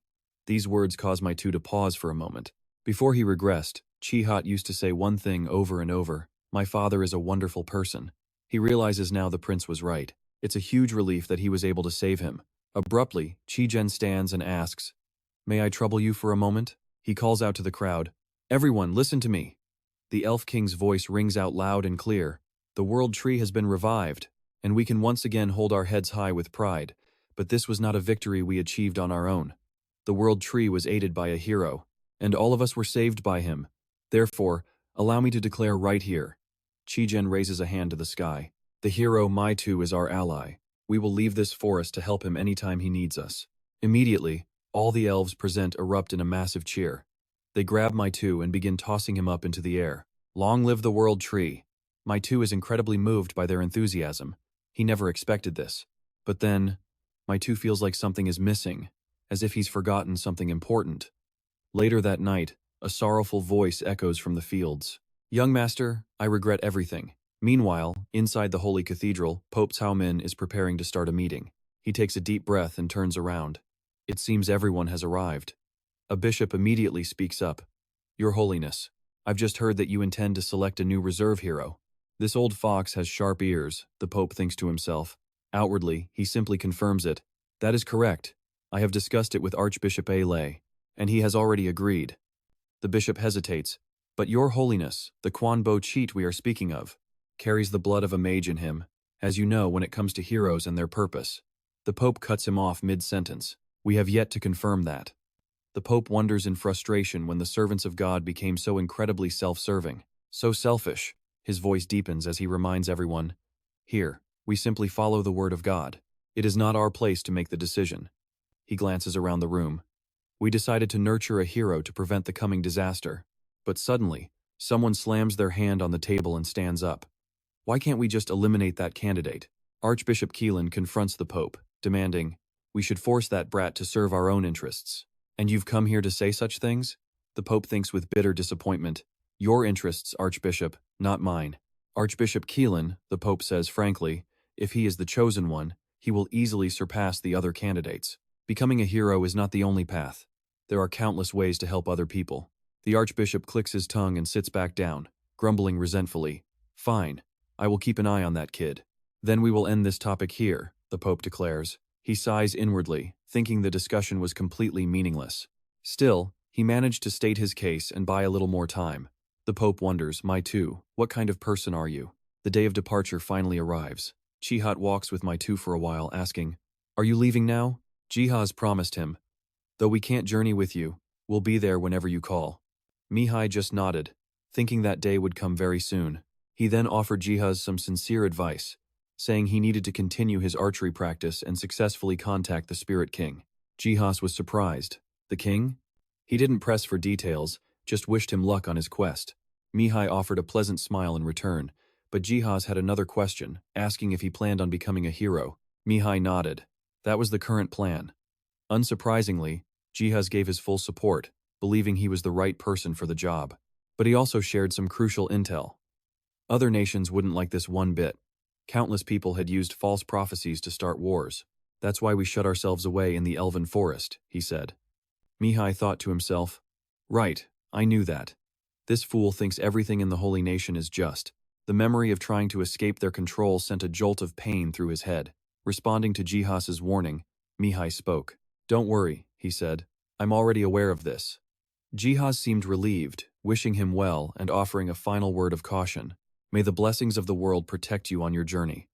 Mihai turned and waved a hand. Good luck to you too. I'm sure you'll receive them as well, he added. But as he turned to leave, his collar slipped, and he suddenly paused. He crossed his arms, staring down Jihaz. Do you remember what I told you? The elf looked up, confused. What do you mean? Mihai raised a single finger to remind him. You don't have to carry everything on your own. Nothing will change. Not even if you stop trying to do it all alone. I hope you realize that from this incident. Jihaz's main problem was that while saving countless lives, again and again, he got trapped in the past, completely unable to move on. He'd always been a nobleman, but it was painful to see him like this. Mihai didn't want to see Jihaz's tired, lonely figure again. Not like before he regressed.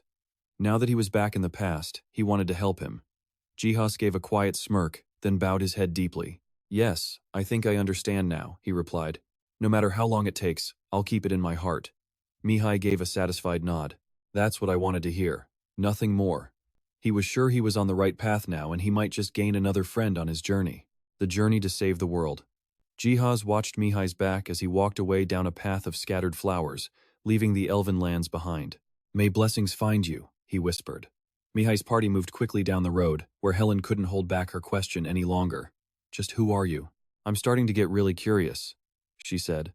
Mihai answered reflexively, his face blank. The only son of the Gwenberth family. Helen snapped back in frustration. That's not what I meant. I can see the insignia on your shoulder, I get that much.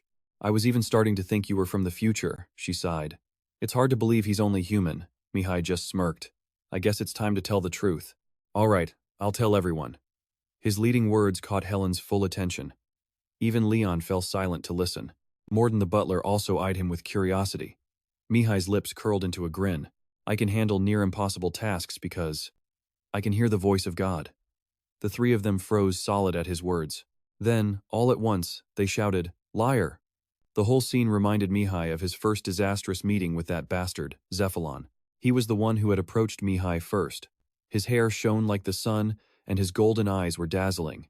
In terms of appearance, Mihai was convinced the man was the perfect picture of a fairy tale warrior. But who would have known this warrior was so reckless? The moment he saw someone in danger, he'd rush in to help, even when it was clearly a trap. He was also a self-righteous man chasing the image of a hero, completely ignoring his own limitations.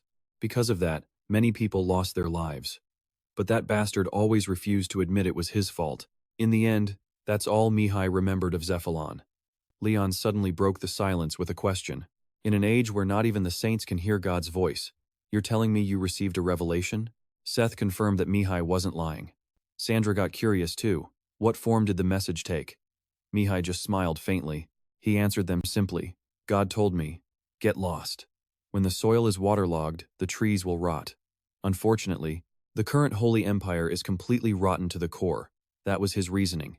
In the name of God, Mihai pointed a friendly finger to the sky. Then he told the holy nation to get lost.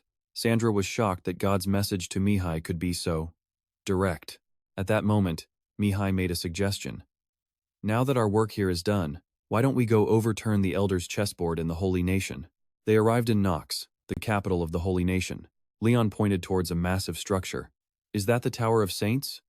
Mihai explained that it was the symbol of the Holy Nation. Basically, when you can see it, it means you've arrived. Right at the city gate, a priest stood guard. He welcomed them to Nox and began asking for their personal information. Mihai didn't waste words, immediately handing over a piece of paper. This is an invitation from Archbishop Ali. The priest panicked, promising to verify it immediately. With just a few drops of Mihai's blood, the seal on the letter flashes to life, instantly opening. Mihai and his group enter the city without any trouble at all. He figures this is exactly what they were hoping for. The Holy Nation's Grand Elders claim to be cautious when choosing warriors, but there's a clear gap in their standards. For most, a warrior is always a warrior, even if they're stripped of every rank and title they hold. The roar of the crowd catches Leon's attention, who remarks, "Seems like you've really caught their eye. Pretty impressive. It'll get more interesting if we get more attention," Mihai says, calling for Sanra, who instantly knows what he's planning. Mihai then summons his weapon, and the entire crowd erupts, completely stunned by his incredible divine power. His goal was simple: make a big scene. He wanted them to see this and report it straight to the nobles who sent them. But hidden in the shadows, a mysterious figure is watching Mihai's every single move. Modin quietly warns Mihai about uninvited guests in the crowd. But Mihai just asks the old butler, "Why don't you get some rest?" Modin is completely baffled. Mihai continues, "You have always worked so incredibly hard for me. You deserve a break, too. I don't care what you do with your free time. If you're happy, go solve puzzles, relax, do whatever you want." Mihai even gives him a playful wink, leaving Modin stunned by this unbelievable gesture. Since his young master was so insistent, Modin gratefully accepts the break. Mihai then turns to the others and says, "Let's move." And just as planned, news of Mihai's divine power reaches a Grand Bishop, leaving the old man utterly shocked. Impossible. The Ophis family is a line of mages. A mage can't wield divine power, mana and divinity simply cannot be mixed together. Their combination is the stuff of legends and fairy tales. If successful, it would create a power known as a divine mandate. Before he can even recover, his spy reports again. That's not all. We've learned something else about the Ophis heirs group. The prophet is traveling with him, which sends a chill down the old man's spine. Meanwhile, Mihai's group arrives at the inner palace. A mid-level priest named Sihan is there to assist him. Mihai is quite surprised, as Sihan looks incredibly young for his rank. But a mid-level priest he is. He now invites Mihai inside, explaining that the Pope himself is waiting. Mihai has no issue with this, but Sihan seems hesitant about his entourage. Mihai just brushes it off, saying they'll be fine. But then he pauses, thinking he should speak with them first, and calls Sanra over. Mihai whispers, "I'm sure you've already noticed. But did you know that Grand Bishop Keelan has already sensed your presence?" Sanra replies calmly, "Yes, of course.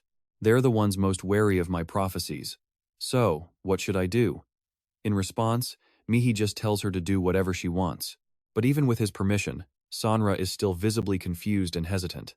Mihai says it plainly, "No matter what you decide, I will support you." Stunned by his absolute trust, she quickly nods her head. She will do what she believes is best. With that settled, Mihai is ready to leave her to it, knowing this will be a very long talk. Sanra asks him to wait a moment. She feels she has to tell him the real reason she left the Holy Nation. The second he hears her story, Mihai's face hardens as he walks in to meet the Pope. Ali watches them, asking, "Do you think telling him was the right decision?" Sanra responds simply, "I trust him." Leon looks around in awe and says, "Honestly, this place is absolutely incredible." Sanra agrees. "In every way, it is a fitting place to be called the Holy Nation. I was so impressed when I first came here, since I grew up in the slums." Ali hears this and tries to stop her from revisiting painful memories, but Sanra gently interrupts, "It's okay, it's all in the past. Back then, the Holy Nation was the only light I had." When Sanra was sinking into despair, a priest reached out to her, and it was the Holy Nation that lifted her out of the slums. That's why Sanra has always wished that the Holy Nation would remain unchanged, just like it was back then. At the very least, she hoped it was still the same place she once saw a holy nation filled with the light of salvation. Sanra reveals to the others that Mihai told her to act as she sees fit. "If they refuse to listen to my prophecy," she says, "then I will create a reason for them to believe me." Meanwhile, Sihan strikes up a conversation with Mihai. "I heard you performed a miracle of the Holy Spirit at the front gate. Is that true?" Sihan is clearly curious. Mihi, on the other hand, has no idea what he means by a miracle. He can't believe it. His little demonstration at the gate is already being spun into a legend like that. This was completely unexpected. He replies, as if it's the most normal thing in the world. It's divine power. What's so strange about a mage using it? Sihan explains excitedly. Well, I've never actually seen a real hero before, but he was genuinely curious to see a hero who could actually use magic. To Mihai, it was strange. He figured the Holy Nation would have already chosen its next hero. Sihan guessed Mihai was talking about Siokfi. Sihan said that he's a good person, but how should he put it? You know how they say you have to make up for a lack of knowledge with other things? That was the feeling he got from him. When Sihan turned back, he saw Mihai staring at him intently. He panicked and quickly bowed his head in apology. It seemed he had gone too far. Sihan promised it would never happen again. But then Mihai suddenly grabbed Sihan's hand and said, I've taken a liking to you, intermediate priest Sihan. Mihai made a mental note to remember him. He was sure this priest would become very important in the coming days. As they talked, the two arrived at their destination. Sihan informed Mihai that the Pope was just behind this door. This area was only for low-level students. Sihan gave Mihai a blessing, saying he'd wait right here for his return. Now Mihai was dying to see what this Pope Gagosiut actually looked like. The door slowly creaked open. The person inside heard the noise and turned around, meeting Mihai's gaze. His eyes widened in absolute shock at the sight before him. The person there was none other than Siokfi. Just a few minutes earlier, Mihai had been in a conversation with Sansa. Tell me, Mihai had asked, did you leave the Holy Nation because they didn't believe your prophecy? Sansa replied grimly that it wasn't the only reason. The prophecy known to the public was far from the truth. Mihai's eyes began to narrow. Different? So what was the real prophecy? At Mihai's question, Sansa spoke with a heavy heart. The Demon Lord will plunge the entire world into a sea of chaos, spreading like wildfire, with rivers of blood flowing across all 6 continents. However, facing the Demon Lord is a lion with a golden mane. Around the lion's neck hangs an object, an inverted sun. The sun itself is the symbol of the hero. Because of this, people might interpret it as a prophecy foretelling the future hero's downfall. This made Mihai stop and think. So many thoughts raced through his mind. The power the hero represented for the Holy Nation had always been beyond comprehension. And for a hero to suddenly face such a negative prophecy? Of course, they would do anything to keep this information from getting out. But the worrying part was the description of a lion with a golden mane. Suddenly, Mihai remembered something. Wait a second. A golden mane. A boy with shining golden hair stood right in front of Mihai. He knew who this was, Siokfi. The Pope across from him spoke. Welcome, Lord Mihai.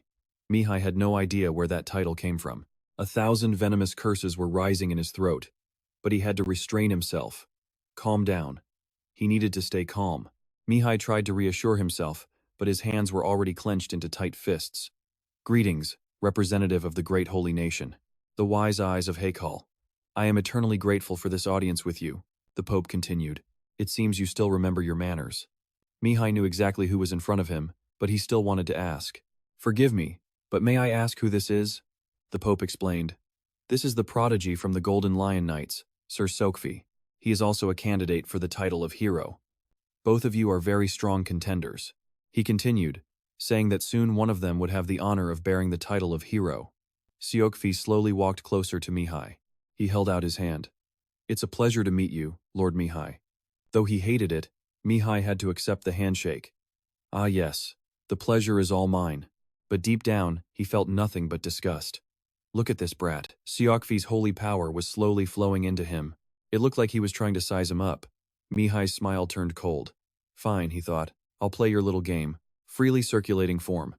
He thought to himself, you should know. Sending your power in is easy, but getting it out is the hard part, kid. Siokfi's face suddenly changed. My hand. Please, let go. Seeing this, the Pope also spoke up. Mihai, at this rate, you'll destroy him. Not wanting to cause a major incident, Mihai slowly relaxed his grip. Siokfi could already feel his hand going numb. The Pope said in astonishment, It seems you've already acquired pure holy power. In terms of purity alone, your holy power might even surpass my own. Have you been awakened? Mihai nodded. Yes, your holiness. The lie came as naturally as breathing. But Siokfi still didn't accept it. Impossible. After the prophecy war, the supreme god Haikal gave up on awakening humanity. Even His Highness hasn't received an awakening yet. Mihai found this incredibly funny. Even His Highness? A hero is born special from the very beginning. For a true hero, even an order from the Pope means nothing, because Haikal himself stands by his side. That's why he is considered so wise. What that knight just said wasn't just an insult, it was a declaration. To a hero's dignity, this was nothing short of blasphemy. Daring to drag a holy being down from the heavens just to compare them to mortals. Siofi said sadly, I've spoken nonsense. However, my two understood exactly what the man was trying to express. It would be much better if we were more certain about the prophecy. This excuse should work just fine. All right, let me tell you about the enlightenment I received. My two's gaze was fixed in one direction. Who was that girl? And since when was she there? It seemed she also noticed. My two staring. Oh, so you can see me? My two's face shifted from confusion to complete shock. But Hikau remained perfectly calm, as if nothing had happened. You can see me, can't you? Hikau's hand began to move, and in that instant, all time and motion came to a dead stop. Well then, I have a little question for you. Can you guess who I am? Very few people possess the miraculous ability to freeze time like this.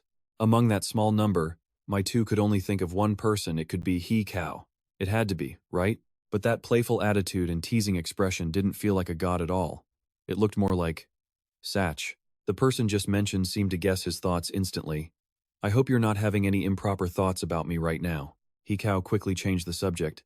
Satch, you look nothing like your old self. Let's not even talk about your status. Of course I have status.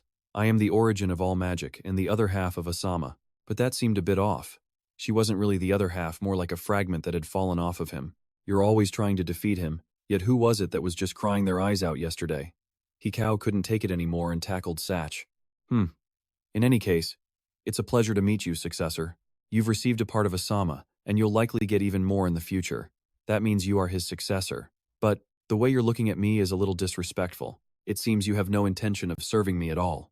My two didn't hesitate to speak his mind. The world tree is withering away and the demon army keeps growing, yet all you do is stand by and watch. Wouldn't it be strange for me to worship you? Hikau burst out laughing. Interesting. Truly, this is very interesting. If you're angry because I didn't answer your summons earlier, I have my own reasons to explain. See, there's a reason. It's because my response couldn't reach you. I'm called a god, an existence on his level. But that doesn't automatically make me perfect. My two retorted. But you're a god. Even if that is the reason, it's only because before my two could finish, Hikau cut in. I'll get to that later. Explaining it now would take too much time. Basically, due to some issues, my children can't hear my voice, which is why they denied my prophecy before. My two had no idea what she wanted from him.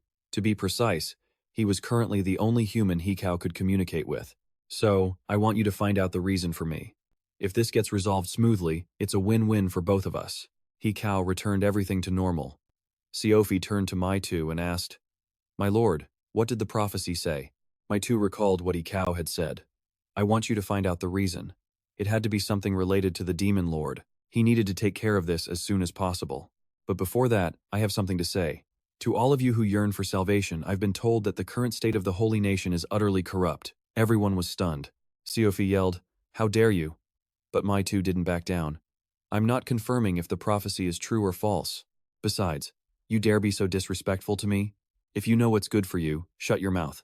Furthermore, I've known for a long time that you have two children. One you can control, and one you can't. And that is exactly why things haven't gone according to your grand plan. It might sound vague, but I guarantee you'll understand it in your own way. And even if it's not true, it doesn't really matter. Hikau's prophecy. He just had to act as he said, and the prophecy itself would become truth. Then, the Pope finally spoke up. I suggest we end this conversation here. Everyone overestimates the two of you far too much. Never forget that. Lord, my two, is it? Ah, never mind. My two just smiled and said, It'll be fine. Everything will happen just as foretold. And if it doesn't, I'll make it happen. They even gave me this mark. Sash simply said, That's understandable. After all, you're their only hope. This is the least they could do for you. And then there's Hikau's. I bet she gave you a mark too. Soon you'll be covered in them, my two said. For now, we head to Cassandra. Leon watched the two before him with a serious gaze. Well, I certainly didn't expect this. What in the world is going on? Ida and Habe. It looked like a fight was about to break out. Leon could hardly believe what he was seeing. What the hell was happening? Absolutely unbelievable. Habe interrogated his opponent. Where is the one who delivered the cursed prophecy? I want to meet them. Across from him, Ida's grip on her sword tightened. Who are you to make such a demand? Only then did Habe begin his explanation. Their return could only mean one thing: the holy nation was on its last legs, wasn't it? Ida simply answered no. Hearing that, Habe's entire demeanor shifted, growing deadly serious. The ground beneath them began to crack as his hand brushed against Alai's sword. The oracle, after all, was one of their own. So it only made sense for her to be here, right? Was it you? It had to be you. Seeing this pointless conflict brewing, Leon stepped in to intervene, shouting, "Stop. They are all my allies. To stand by and watch at a time like this would be unworthy of the noble name of Balop." Habe fell silent, then said, "Now I understand. The genius of the Empire, Leon Balop." So there was no other choice, was there? Leon's eyes widened in shock. That sword? Don't tell me you're Habe? The vice captain of the Holy Knights. I'm not going to say it again. Get out of the way now. But Leon didn't waver. I told you I can't. It seemed Habe was left with no other choice. Though he was worried, Leon tried to act as normal as possible. Perfect. He was curious to see just how much stronger he'd gotten anyway. Habe raised his sword high, and the clash between Leon and the White Knight officially began. But it had barely been a minute when Sanra appeared, shouting for them to stop. At the sound of her voice, both swords froze mid-air. Habe was stunned to see Lady Sanra there, even for a vice-captain. I never thought you'd dare show your face here so brazenly. Habe took a few steps forward. Lady Sanra, the Archbishop deeply regrets what happened. Things are different now. Please come with me. Sanra knew it instantly. This man, Habe, was on Archbishop Killian's side. That old man was a tyrant, obsessed with order. If she went back now, she would never escape the Holy Nation again. And if I refuse, will you use force to make me go? Habe replied. Only if it becomes absolutely necessary. Now, please come with me. And then, Mihai appeared out of nowhere. Who gave you permission to take her? Flames erupted, surrounding Habe. The fire blazed intensely, but Habe remained arrogant. You must be Lord Mihai. I promise to protect Lady Sanra, so you don't need to worry. Just mind your own business. This is a major issue concerning the entire Holy Nation. Even if you're a future hero, you have no right to interfere with the Holy Knights. Mihai just laughed. You mean to say a hero is just an outsider? Is it possible there's a law of the Holy Nation you're unaware of? Do you need me to recite it for you? This guy probably thought he didn't pay attention to the details of becoming a hero. That's because the hero-related laws of the Empire weren't common knowledge. Lady Sanra did, in fact, leave the Holy Nation without any prior notice. However, she is with me, a hero candidate. So it can't be counted as leaving without reason. What I'm trying to say is that you have no legitimate reason to even be here. Do I need to discuss this matter directly with Archbishop Killian? Seeing Habe stammer, Mihai pointed right at him. So please, leave, and don't try any foolish tricks. Habe was completely cornered. Then I will take my leave. Sanra clutched her chest in a prayer of relief as Ida moved to comfort her. Now, Mihai got down to business. I think it's time we had a little talk. Inside a luxurious room, his expression turned serious. There are a few things I need to confirm. Ale, take off your helmet. Mihai bluntly told Ale to remove her helmet. The more time passed, the more he felt something was off. The armored person before him felt strangely familiar. As Mihai's suspicion grew, Sanra spoke up, saying Ale needed more time. But just then, Ale admitted it herself. Mihai's theory was correct. This wasn't something that could be solved by hiding. I will handle things from here. As she spoke, Ale reached up and removed her helmet, revealing a cascade of golden hair. Ale introduced herself. My name is Edniber, a hero candidate of the Holy Nation and Sokyun's sister. Of course, Mihai already knew this. He asked, So, can you tell us now? The reason Sanra left the Holy Nation and why you had to follow her orders? Ida began to explain the origin of everything. My brother and I were abandoned children. As children, our entire lives were spent in the dark back alleys. Ida was sure they all understood what that implied. Children in those alleys either become tools for others, or there's nothing left for them. That was when Ida realized just how cruel this world is. Children could hardly survive unless they were being exploited, or in the worst cases, violated. That was the daily reality for Ida and Sokyun. But then, a certain man found them. Mihai grew suspicious. Don't tell me that man was? Ida confirmed his worst fear. It was Archbishop Killian himself. Looking back, Ida found it strange they weren't discovered sooner. After all, her brother's divine power was impossible to miss. Ida continued. explaining how their lives were completely turned upside down as the sanctuary became their new home, and they never had to search for food in the trash again. At the same time, however, things started getting strange. When Sergio was named a reserve warrior, a bizarre and self-satisfied side of him began to surface. That's when Sergio stopped listening to anyone, and his very first act as a reserve warrior was to sever the prophet Sanra's limbs. Still shaken by this revelation, Mihai found himself asking a question. Ida corrected him. The limbs of those around Sanra. Mihai was baffled. Are you telling me Sephi was the one who did that? To be precise, she said, the Archbishop has been manipulating my brother ever since the prophecies were proven, one way or another. Archbishop Keelan was simply using the situation to his own advantage, or so it seemed. Everything that happened to them was because of those destructive prophecies. Or more accurately, Keelan taking advantage of Sephi's naive nature. Mihai already had a feeling that Sanra's disappearance was somehow connected to Archbishop Keelan, but he never imagined the man was directly involved in everything. If this was true, it meant that Mihai now held Sephi's greatest weakness. The irony was almost funny, an archbishop denying his own verified prophecies. He Cao and a reserve warrior. Mihai wondered how what he Cao mentioned was connected to all of this. But Mihai figured he would find out soon enough. He asked, "Doesn't Sanra get tired of taking the blame for all this?" Sanra replied, "I will admit that I do. However, nothing will change even if the truth is finally revealed. I'm sure you already know my nickname." Of course, Mihai admitted, the skeptical prophet. Sanra got that nickname because even as a prophet, no one ever seemed to trust her. Mihai then added that if she spread the truth, the archbishop would just move quickly, and it would only benefit Sephi. Still, Mihai didn't see that as a problem. The only reason Sephi was the center of all this attention was because of his carefully crafted public image. Masks like that, he said, are just made to be broken.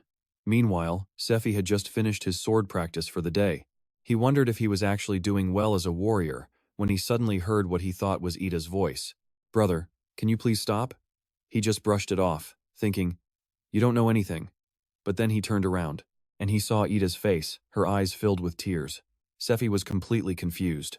Since when had his sister started looking at him with so much anger in her eyes? The warmth between them was gone. All he could feel now was coldness. Why? Sephi thought darkly, convinced he had done nothing wrong. Why can't my own flesh and blood understand me? From behind, Keelan appeared, and Sephi quickly greeted him. Sephi asked, "Is there something you need?" The archbishop replied, "Just one thing. Do you recall the young master from House Kwangbok Chi who joined as a warrior?" Of course, Sephi remembered the young master from House Kwangbok Chi. "He's with the prophet, and your sister, Lady Ida." Keelan dropped this information casually, leaving Sephi utterly stunned. Sephi was so shocked that the sword fell from his hand. He stammered, asking what Keelan meant by Ida returning with Mihai. Could it be that Mihai's divine power had finally awakened? Keelan was certain it would happen soon, but Sephi asked what they should do. He just told Sephi to trust in God, for he has a specific plan for them. However, God doesn't help those who do nothing. It meant they had to work to earn his favor. Sephi became wary of what Keelan was implying. No matter what happens, what's more important is the role the young master of House Kwangbok Chi will play. So I'll just have to show everyone that I'm better than him. This was exactly what Keelan wanted to hear, so he offered to help. Sephi then sensed something unusual hiding in a dark corner of the room. He was bewildered. What was that just now? And at that moment, Keelan called out his name, breaking his focus. A week later, Leon asked Mihai what he planned to do now that the others were declaring that they had been officially chosen. A debate was raging among the believers and archbishops. Who was right, and what were the standards for becoming a warrior? Who was truly worthy of being the symbol of the holy nation? Many raised their hands in support for Sephi, and in this situation, Keelan, along with many other archbishops, also announced their full support for Sephi. On top of that, as a member of the Holy Knights, Sephi's public image and reputation were already at an all-time high. It was clear that all eyes were on Sephi. The precious crown was almost certainly his. Mihai simply told Leon, "Let them say whatever they want." Leon disagreed, reminding him they had already been stuck there for a week. Leon knew Mihai had his own plan for doing this, but Sephi still held the support of more than half the people. Mihai, however, figured that percentage didn't tell the whole story, because those votes didn't include the archbishops who abstained, nor did they include Archbishop Ali. Many other bishops in the Holy Nation remained neutral, meaning they wouldn't make a move until there was a clear winner. Leon spoke up, saying that, in other words, they had to assume the silent ones were quietly backing Sephi. Mihai guessed that as long as nothing unusual happened, Sifi would remain confident that he'd be chosen as the nation's champion. But that wasn't what Mihai intended at all. The real reason he entered the hero selection was far more complex. For one, it involved the murder of an archbishop. The truth about a demon's involvement in this murder wouldn't be revealed until much, much later. That incident is what finally pushed Mihai to interfere with the warrior selection process. He thought he should have spent more time investigating the situation, to stop the assassination, and prove a demon was the cause. Mihai had been staying in the temple for a week. He asked Sansa how the task he'd given her went. She said it was done. The only problem was, she expected an answer but got nothing. Mihai was shocked. There's no way Sansa would be refused, especially since the person he had her investigate was one of the last people to support her until the very end. Suddenly, a knock came from outside. When the door opened, both Sansa and Mihai were stunned to see a tall man standing there. Sansa couldn't believe he was actually here. The man seemed just as surprised to see Sansa in this place. She quickly spoke to reassure him. "I'm all right, Your Holiness. Sir Mihai protected me." Mihai casually replied. Protecting Sansa was the obvious thing to do, but I'll be honest, she was in a terrible position. "So, Your Holiness," he continued, "regarding what we discussed before, I have a few things to add." Mihai then revealed the mark of Heku on his hands, shocking the Pope. Mihai went on, relaying Heku's words. "The holy nation needed to change. I need your help." The very next day, shocking news reached Killen, sending him into a rage. A few hours earlier, a meeting of the archbishops had taken place. There, Nazan announced his support for the young master of House Wunberchit. As expected, everyone present was floored by the decision, while the Pope himself remained completely silent through the whole thing. Keelan was suspicious, since Archbishop Nazan was one of the Pope's closest and most trusted advisors. So for him to publicly back Mihai, it meant the Pope's other attendants were all thinking the same thing. Keelan's faction had never expected events to take a turn like this. One of them spoke up, saying, "The only reason we can rest easy is because of the reputation Sifi has. I believe it will overwhelm him. Unfortunately, we're now facing the Wunberchit family directly. There's no way to predict what will happen next." Keelan furiously argued back, saying there was no way Mihai could build up that kind of credibility. He claimed that even if Mihai had defeated the demon from before, it wouldn't have been enough to impress anyone. And if that story did get out, Keelan planned to do everything to suppress it. If necessary, he was sure the men here were willing to get their hands dirty. With that matter settled, Mihai stretched his arms, enjoying the refreshing air. A week had already passed, and just as he predicted, Archbishop Nazan had already made his move. Between Sansa, the Mark of the Lord, and his own position as Pope, the old man had no choice but to support him. Now, Mihai had only one problem left to solve: the death of the Archbishop. To be precise, the assassination of Archbishop Nazan. This event had shrunk the already limited influence of the Pope. From that single event, if you looked at who benefited the most, Archbishop Keelan's faction was the top suspect, but it was still too early to jump to conclusions. Suddenly, Modin's voice startled him, but Modin knew better. Mihai was just pretending. Mihai wondered why Modin was already back from his leave. Modin said a week of rest was more than enough. If he didn't get back to work, the Marquis would start nagging him again. Mihai had to agree, even he was afraid of his father's wrath. Modin said he had something to report. Turns out his vacation was anything but relaxing. He couldn't believe the holy nation was harboring such utter scum. Mihai curiously asked what their status was. Shockingly, they were the Lightning Holy Knights. All of a sudden, Mihai started to get a very bad feeling. On top of that, there was something else Modin had heard from another source. The Archbishop, a man named Keelan, was radiating pure dark energy, like a terrifying shadow was following his every move. Mihai knew right then he had to investigate this. He then said that since Modin had worked so hard, he deserved a proper reward. Modin grew curious, asking if he was about to receive a secret elixir. It turns out Mai wasn't offering some magic potion, but a method to improve Modin's health. The old man took a moment, contemplating this unexpected reward. Modin quickly snapped out of it, asking Mai when this training would begin. Mai figured they'd handle it once the current mess was sorted out. They agreed to revisit it later. With nothing left to hide, Mai decided to let Leon in on his plans. He plans on joining the Holy Knights Order, revealing he has some concerns there. But Leon wonders why he's getting dragged into this mess. Mai explains it simply. Leon missed his chance to fight the vice commander, and isn't that a waste? Leon had to admit he had a point, and that's why Mai was giving him this chance. He was surprised by his young master's sudden generosity. More importantly, Mai wants Leon to use the gift he just received in their next fight. Leon looks down, wondering what this short sword truly is. Mai tells him to channel his aura into the blade to see what happens. The moment Leon pours his energy into it, he's immediately stunned by the incredible change. Mai explains he can call it a magic sword, or a magical artifact. It's his call, but this is no mere sharpened blade. Mai urges him to keep pushing his aura into it. As aura floods the artifact, the sword itself transforms into a warrior, and Mai begins to explain Leon's confused expression. He reveals it's a sword art for summoning an opponent. Leon is shocked this figure looks exactly like someone from his dreams. According to Mai, this summoned opponent can't communicate at all, but it's perfect for making his training easier. Set playfully whispers to Mai about giving him a weapon and a partner. Set teases that he's spoiling Leon, no wonder he worked so hard all week.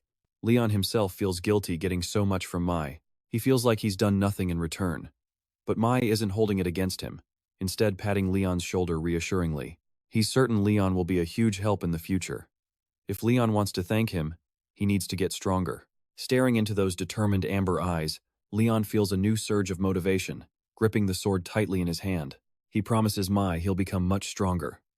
Later, the two head for the temple, where the soldiers panic at Mai's arrival. He's here as a reserve hero, and this time he wants a word with Vice Captain Habel. But the guards suddenly hesitate. Mai immediately realizes they don't want to let him in. There must be a very specific reason they're trying to keep him out right now. They ask if he can wait a moment so they can prepare, but Mai just smiles and refuses. Prepare for what? He wants to see the knights in their natural state.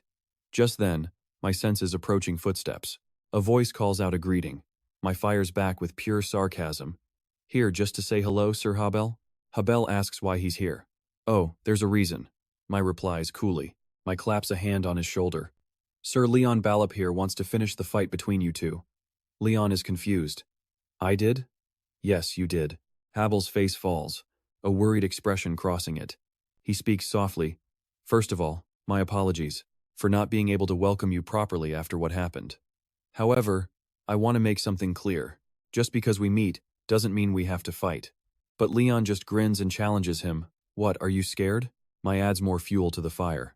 So you didn't arrange all that for a fight? Should I take that as an attack? That incident, Habel shouts, losing his temper. Mai keeps pressing him, despite only being a reserve hero, but I believe it's my duty to fight corruption in this holy nation. Are we doing this right now? Yes. Mai replies. I think we are. Their eyes lock, both determined. Habel finally understands. He invites them inside. They immediately see the knights training as Habel begins to give them a tour of the grounds. We train relentlessly, to bring honor to our Lord. Leon can't help but express his admiration. Leon admits he once admired the Holy Knights, but seeing them now feels strange. Meanwhile, Set is practically buzzing with excitement. Set can sense Hikao's powerful presence here, but just like the old man warned, something feels deeply wrong, making him uneasy. The flags bearing Hikao's symbol. Something's off about them. Mai notes that the situation is incredibly complex. It's no surprise that most people haven't noticed a thing. A place with this many disciples, the most loyal and powerful are in the holy nation. Demonic energy shouldn't be able to exist in the capital. But no, there is a way. One specific demon was born with a very unique kind of power. It uses underhanded methods, slowly killing its target little by little. This demon cunningly mimics its target's appearance and behavior. Mai sits, deep in thought, analyzing every detail about his enemy. However, it has one critical weakness. When it imitates someone, it completely forgets that it's just an imitation. It completely becomes its host, thinking and acting just like them. Mai wonders, who could it be? Mihai questions Sir Habel, asking if there was anything wrong within the Holy Knight's order.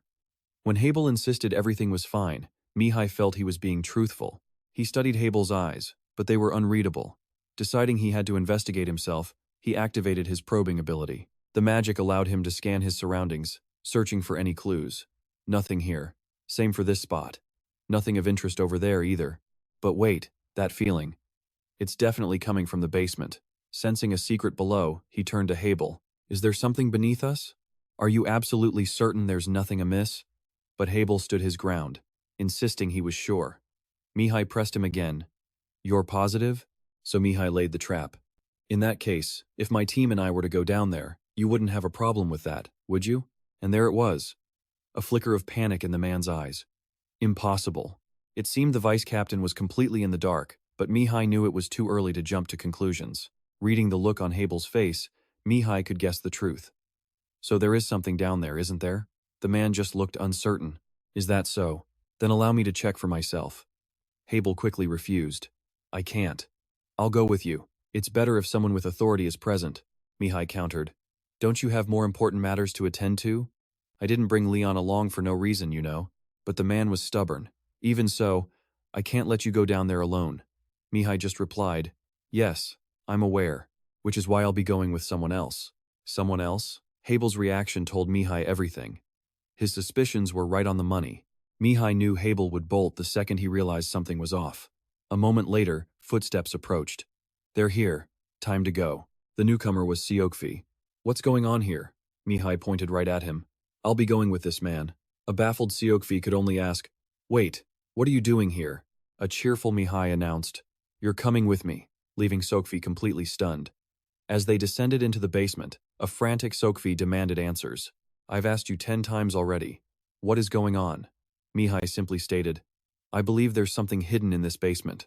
Siokfi just assumed it was some abandoned storage area. Their boss had also followed them down.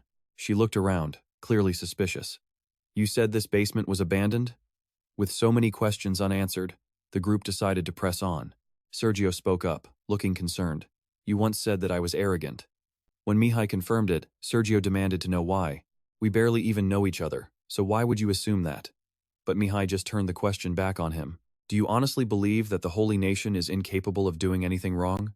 It seemed that all the bishops were given holy mandates, making it appear as if they could never cause any trouble. They always find a way to rationalize their actions. He then asked, have you ever once considered the impact of your choices on the people around you? Siokfi answered with confidence. Of course, I always think things through before I act. Mihai shot back. And is that why you abandoned the prophetess? Siokfi stammered. Well, that was. Just shut your mouth, you bastard. At this point, Mihai completely lost his temper. The anger he'd been holding back finally erupted. He unleashed a verbal barrage on Siokfi. The moment you abandoned her, you lost any right to talk about what's right. You're just using justice as a convenient excuse. Let me guess, the bishop told you her prophecies were a disaster for the common people? Did you ever once bother to go out and see the world for yourself, to see if what he said was actually true? The accusation hit home. Siokfi stood there, stunned, wrestling with the weight of Mihai's words. Have you ever thought about doing something based on your own free will, not the path the bishop laid out for you? Siokfi mulled it over, but ultimately decided this whole conversation was completely pointless. Mihai cut straight to the issue. When you asked your question before, you weren't expecting a positive answer from me, were you? Am I wrong? Do you think that girl, the prophetess, feels the same way you do? Damn it. And if that's true, would you be willing to change your attitude? Siokfi was resolute. Nothing will change if a person has no intention of changing. An event like that will never happen. Shaking his head, Mihai used a light spell to illuminate the path, resuming his search. Sergio piped up with a sarcastic tone. See? I told you there's nothing here. Mihai, clearly frustrated, snapped at him. Just be quiet. Suddenly, their boss stepped forward. Let me. She readied her weapon, but Mihai spotted it instantly. Before she could act, Mihai used his own magic to neutralize the strange object's power. Siokfi could only look on in shock, clicking his tongue at the sight. Mihai turned back to Sergio. What was that you were just saying? That there's nothing here? Right in front of them lay a strange dark object. A black, viscous liquid oozed from its surface. Their boss spoke up. This is similar to the thing plaguing Jack, but much weaker. Remnants of a demon god. Mihai quickly sized up the situation. This can't be the only piece. There must be dozens, even hundreds, scattered across the holy nation. No, this isn't enough. Mihai knew that if Hekau had personally requested his help, the problem couldn't possibly be this simple. He couldn't afford to be careless. Sergio, terrified by the discovery, stammered, Did you see that? What is that? Mihai wondered aloud, his voice low. What should be done, and what should be done in silence? Right, he needed to think this through. Meanwhile, Hube couldn't stop thinking about Mihai. Count Bertit never expected this. After a full week of silence in the first temple, he suddenly reappears. Is there really something there? Hube had never seen anything suspicious, but that look on his face. He knew something that the others didn't. Leon then asked him, if there really is something there, aren't you going to fight? Hube replied calmly. Like I said, our previous battle wasn't an official match. Leon's eyes widened. The title of Vice Captain of the Holy Knights isn't something you get for nothing. It's not that I haven't heard of you, Leon, Hube said. However, compared to me, your skills are nothing. Leon just grinned. Then prove it. Leon's smile was full of confidence. You must really think I'm no challenge for you at all. He wasn't quite a master yet, but his skill was on that level. Still, compared to Mihai, he was lacking. Time to see for sure. The duel was on, Leon against Hube. They were evenly matched, though Hube seemed to land more aggressive attacks. Leon's initial confidence started to fade into worry. Each of Hube's attacks got faster. This was getting dangerous. Leon used all his strength just to parry Hube's relentless assault.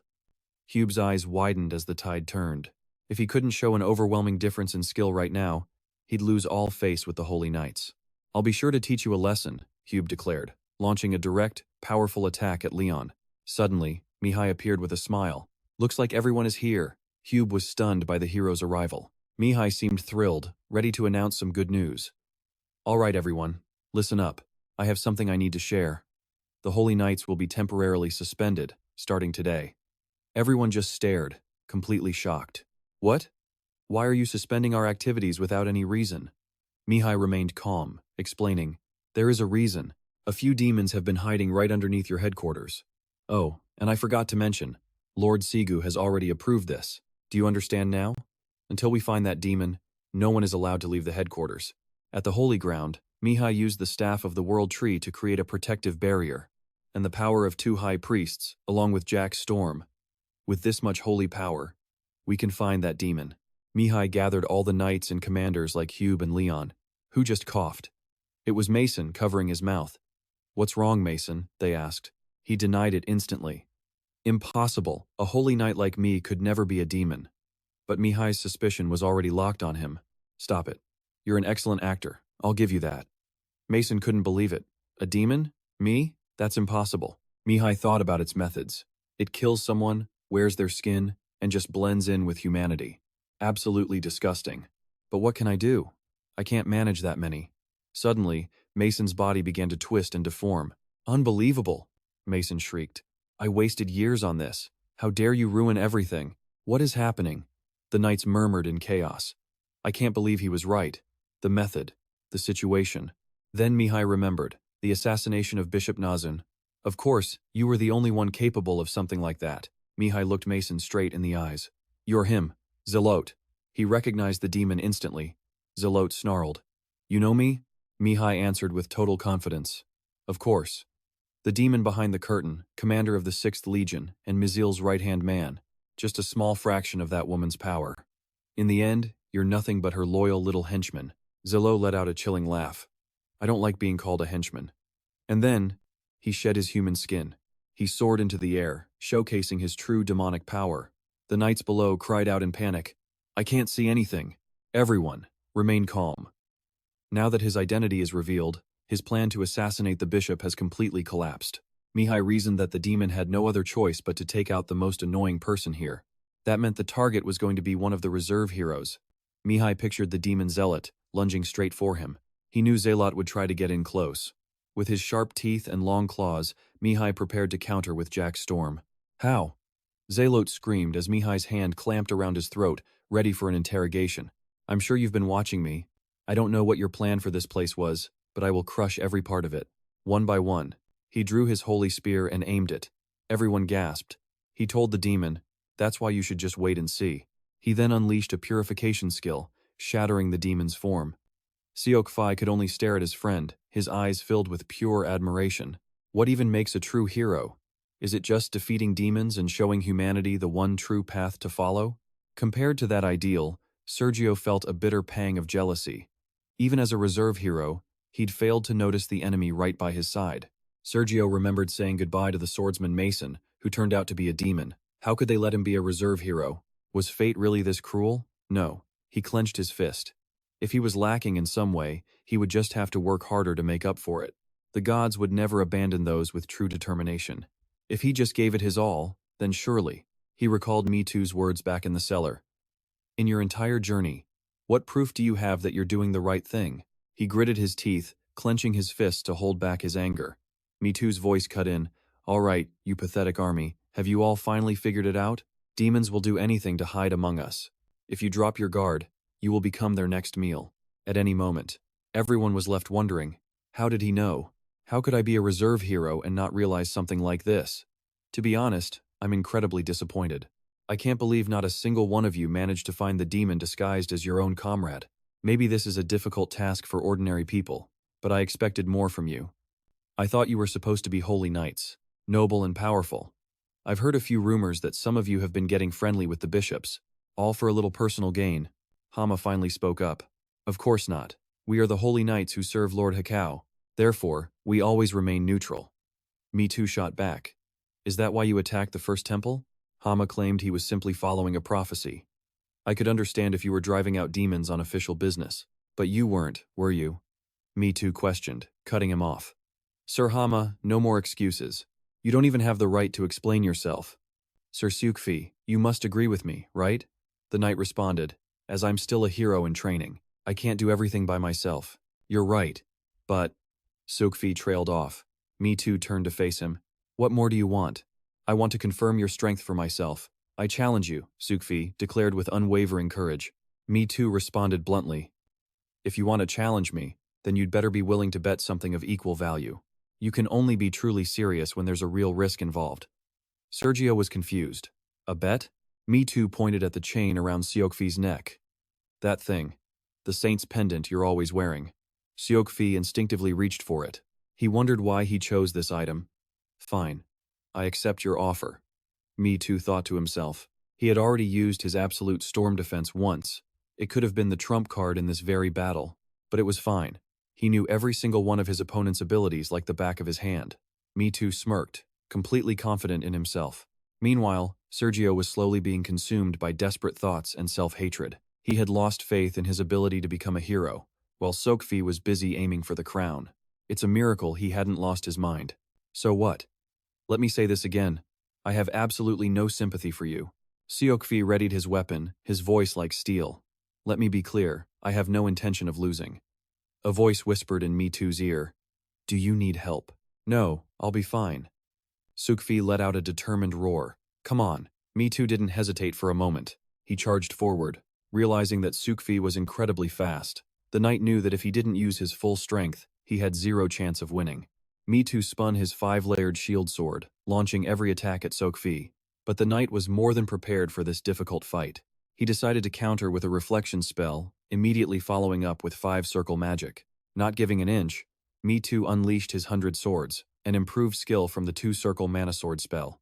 Because this was a spell he once used to help Sokfi, it wasn't designed to be lethal. It was made to cause pain. As for Sokfi, he held his breath, focusing on shattering every single one of his opponent's attacks. Smoke filled the sacred ground. Me Too thought. He's hiding, but I've already seen right through him. You're too honest, so you'll charge straight at me. Just as he predicted, Siokfi used the momentum to launch a direct attack. He probably thought Me Too couldn't prepare another spell so quickly. But unfortunately for him, this fight was already decided. Sukfi couldn't even destroy all the mana swords. He'd walked right into a trap, leaving a huge opening for a counterattack. Me Too used his multicast 5 slow spells. Exhausted and on the defensive, Sokfi was unable to react in time. He took the hit. But even so, Sokfi's spirit wasn't broken. I can do this, he thought. It's not over yet. Me Too knew exactly what he was thinking. Oh, but it is over. Sukfi was baffled. There are still 10 swords left. Hearing this, Sokfi stood frozen, completely speechless. Me Too looked down on him arrogantly. You're not even close to my level, but it's broad daylight.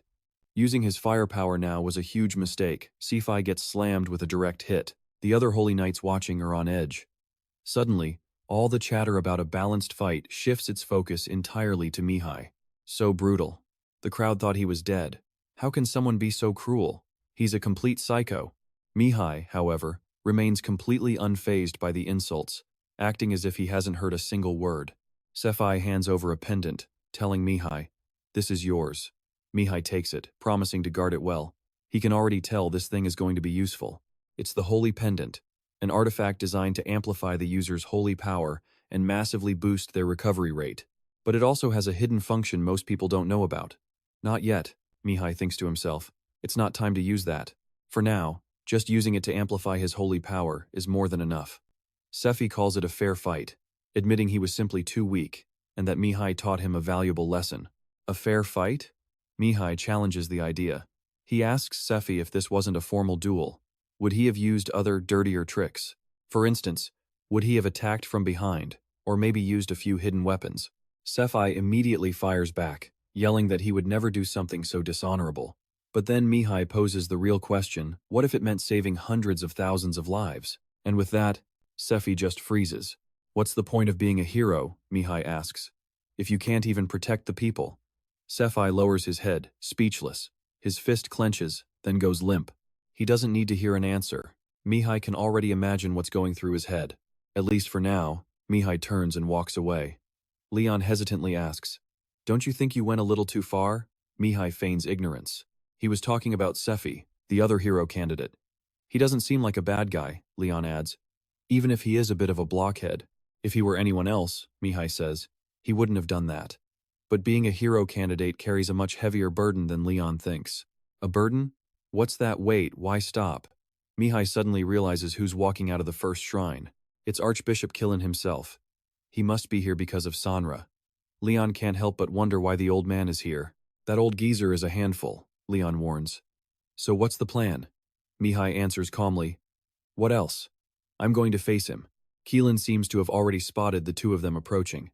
Mihai walks right up to him, they lock eyes, and then share a deceptively friendly smile. Well, if it isn't the hero candidate himself. Mihai returns the pleasantry, saying it's an honor to meet Archbishop Keelan. The Archbishop chuckles, saying he didn't expect to run into him here. It seems an old man's luck hasn't run out just yet. Mihai just laughs. You call it luck? You might be right, he says, since the prophet was brought home safe and sound after all. She didn't fall into the hands of demons, so yes, they are all incredibly lucky. Demons? Oh, he's sure they were demons or something like it. Because there's no way someone from the Holy Nation would do something like that. And if they did, he wouldn't be surprised if they were struck down by lightning. Would a truly faithful person ever dare to act against a prophecy? He directs the question right at Killen. For a man like the Archbishop, Mihai is certain he would never be so foolish, right? Keelan starts to take his leave. Hero candidate Mihai. Unfortunately, I must be going. But forgive me, I have to say one thing before I go. But I believe the best candidate for the hero position is Mihai cuts him off instantly. I don't care. You're not the one who chooses the hero, he declares. Our holy God, the all-knowing Lord, is the will of God, huh? We'll just have to see what happens next. Leon suddenly covers his mouth. What is that smell? A deeply unpleasant scent lingers in the air. It's not coming from the Archbishop, but it's definitely from someone who was standing right next to him. Mihai, don't tell me I know. You don't have to say it. The demon he defeated, Zealot, was the assassin, and before Mihai's regression, he was already infamous for his accomplishments. However, there was an interesting little fact about him. He had a twin brother named Lutot. That's right, the so-called famous demon from his past life was actually these two twin brothers working together. Meanwhile, Keelan asks, so what about the Holy Knights? They've announced a full stop to all future activities after admitting to some serious internal problems. Enraged, Keelan sweeps everything off his desk, shattering it all. Archbishop, I'll be taking my leave. Bertrit, him again? Just then someone else walks in. You've arrived? It turns out to be the High Priest, Hazan. Of course, he says, when the Archbishop calls, he comes immediately. Starting today, the Holy Knights are suspended indefinitely. Hazan seems shocked. The Holy Knights? Keelan blames it all on Bertrit, calling him an evil sorcerer, daring to disturb the order of the Holy Nation. That's why I called you here, Hazan. What does your intuition tell you this time? You mean, a prophecy from the gods? Unfortunately, he says, our supreme God has not yet sent me a prophecy for this particular situation. Keelan sighs. Is that so? I know the prophecies you receive are far more accurate anyway, especially compared to that woman's. Just kidding, you may go. Then I shall respectfully obey your command. And Hazan thinks to himself, this is odd. I just signed a contract with them not long ago. And just like that, another problem surfaced. Mihai could feel the rage building inside him.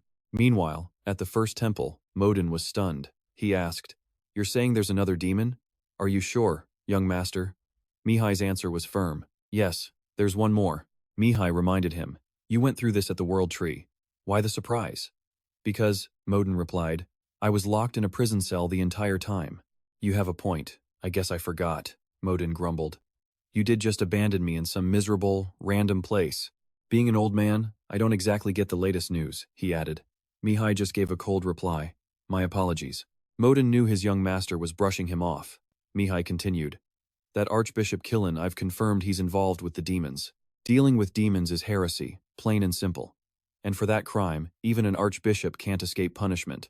It's a capital offense. But that's not something you can prove easily, Modin warned. You need concrete evidence, or no one will ever acknowledge his crimes. But Mihai shot back. That doesn't mean we can let that old bastard run wild. We don't need to overthink it. After all, we already have the Pope's support. But Modin asked, does the Pope have any real power?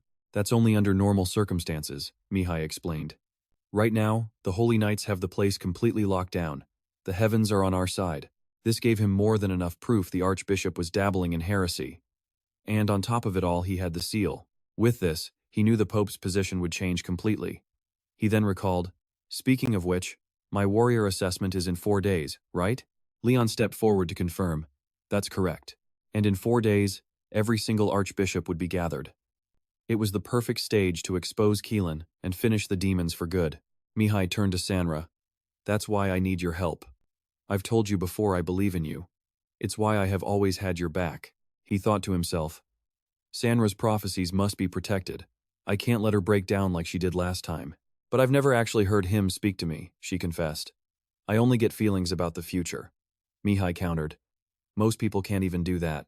That means you have a talent that can touch the divine, doesn't it? Sanra asked hesitantly. But can I really do it? She was afraid. Of course, Mihai assured her. Then when? In 4 days. But what if I fail again? Don't worry, you won't fail, he said with conviction. I spoke with God again. It was, let's say, a top-tier celestial conversation. Elsewhere, in Archbishop Keelan's chambers, the man was enjoying a peaceful morning. It reminded him of a time long past, the time he met that young prophet girl, the one with no hobbies. He had decided to teach her about the art of tea. He told her about famous leaves from different regions, the proper way to store them, how to brew them, everything he knew. He had taught her so many things, and yet, when it mattered most, he couldn't protect her at all. He could only stand by and watch helplessly as she was exiled from the holy city. He wondered, what am I to do now? Another man spoke. What do you think? We must try everything to find a better way. He then addressed Mihai directly. Lord Mihai, I have something to discuss. Mihai began. Thanks to you, I've been living quite comfortably in the first temple. Nazan was confused by this opening. What are you talking about, my lord? In 2 days, it'll be determined right here whether I'm worthy of being the hero. Nazan confirmed, yes. The goal is to test your abilities and poll the bishops. Nazan then added grimly. I have also noticed that many of the bishops are supporting Lord Sakfi. As Nazan spoke, he bowed his head, unable to say more. It was clear he was afraid to continue on the topic. Nazan finally recounted the ugly rumors how Mihai had ruined a noble heir's reputation and desperately tried to win back his former fiancée. Despite all the rumors, my lord, I don't believe them, he said. Forgive my rudeness. This is a bit sudden, but may I ask a favor? Even if you are not chosen as the hero, please, I beg you to take care of that child, Sanra. He sighed. It's pointless, isn't it? By saying this, I'm admitting I don't think you can win, but I'm asking for the sake of that child's future. Mihai looked at him intently. Take care of her? Why are you asking this of me? Nazan explained. If Lord Sakfi is chosen as the hero, Sanra will be lost. If her prophecies go unheard, she will waste away in pure agony. If she could just leave this holy nation, I know that child would finally find happiness, he pleaded. Nazan poured his heart out. She's a child who has already been through far too much. I can't bear to see her suffer anymore. Mihai's reply was solemn. That is a request I cannot grant. Nazan simply nodded. I understand. He then declared with absolute confidence, because I will be the one who is chosen. This stunned Nazan, who saw the unshakable conviction in Mihai's eyes. But Archbishop Keelan's influence is immense, Nazan warned. Countless priests within this nation are loyal only to him, and on our side, we have the Pope. Not only that, we have your support now, too. Nazan just shook his head. I have no real power. No, of course you do, Mihai insisted. And above all else, God is on my side. That's why I believe in myself, Nazan repeated. Stunned, God? He saw it clearly. 2 pairs of wings had appeared on Nazan, but he couldn't believe his own eyes. He rubbed them, looking up again just to be sure. For a moment, It looked like the bishop was completely enveloped by a pair of wings. Nazon finally spoke. "Sir, tell me what it is I must do." This outcome seemed obvious. Dealing with Bishop Nazon was surprisingly simple, or perhaps the man had already sensed the powerful aura coming off of him. And even though the bishop was now an ally, the real reason he'd approached him was much simpler. In his past life, Bishop Nazon was dead. He needed to eliminate any possibility of that happening again, and his suspicions were instantly confirmed. My2 gripped the pouch full of blood in his hand. Seth moved closer and said, "This is a true disgrace to the holy nation. It needs to be completely purged. This was all caused by that demon. I managed to break the seal on Bishop Nazon, and this is the proof of the assassination attempt. It had all been planned. Who was the mastermind?" My2 crushed the pouch in his palm. "Remember when I said I was going to scout around the holy nation? Did you find something? You told me why we couldn't communicate, didn't you?" "I already told you," he replied. "It was because of the demon god's remnants. Now, tell me, the demon god's right eye. It's a physical part of that wretched thing's body, and it feels like it's somewhere right beneath us. That had to be why the remnants were multiplying endlessly." "You did well," he said. "I guess we'll have to go find it." "Find it?" She was stunned. "We don't even know where it could possibly be." But My2 simply stated, "I know where it is." "Wait, don't tell me you already knew this?" She had seemed so proud of her discovery just a moment ago. Seth's face, on the other hand, was pure panic. 2 days before their meeting, Seth asked, "My2, is the Demon Lord's eye really here?" My2 just nodded and said, "It is." It was hidden in the most unexpected place right inside the holy nation itself. Something made Seth uneasy. This was all just too absurd. The target was located inside the shrine of the very first hero. My2 cautiously moved forward. The place was absolutely massive, just as My2 had imagined. He had been hoping they'd made a simple memorial for the first hero, but it looked like the holy nation went completely over the top. If My2 became a hero, he would be the 8th one. 7 had come before. It seemed things in this world were getting harder by the day. If the first hero saw this spectacle, he would absolutely lose his mind. My2 scanned the area. It was obvious the place was incredibly well maintained. He couldn't ignore the symbolism of the first hero, not even if this place was the very source of the spreading infection. He had a bad feeling about this. He could only hope it wasn't the worst-case scenario. A single coffin sat right in the center. It looked incredibly sturdy. My2 cast a spell on it, muttering, "Forgive the intrusion." His magic immediately fizzled out. Seth was confused, asking, "That's the coffin with the first hero's body. Is there something inside?" "Wait a second. Don't tell me the demons hid the Demon Lord's eye in there," he gasped. My2's face was grim.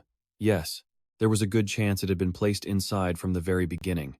A hero's coffin was the perfect hiding spot, but Seth still couldn't accept it. That's impossible. There's no way the Demon Lord's eye and the hero's body could ever coexist.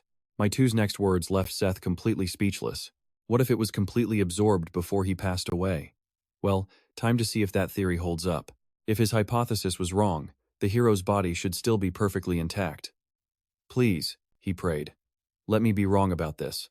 When the coffin opened, My2 and Seth stared down in disbelief. Their eyes widened in pure shock. Was it completely empty?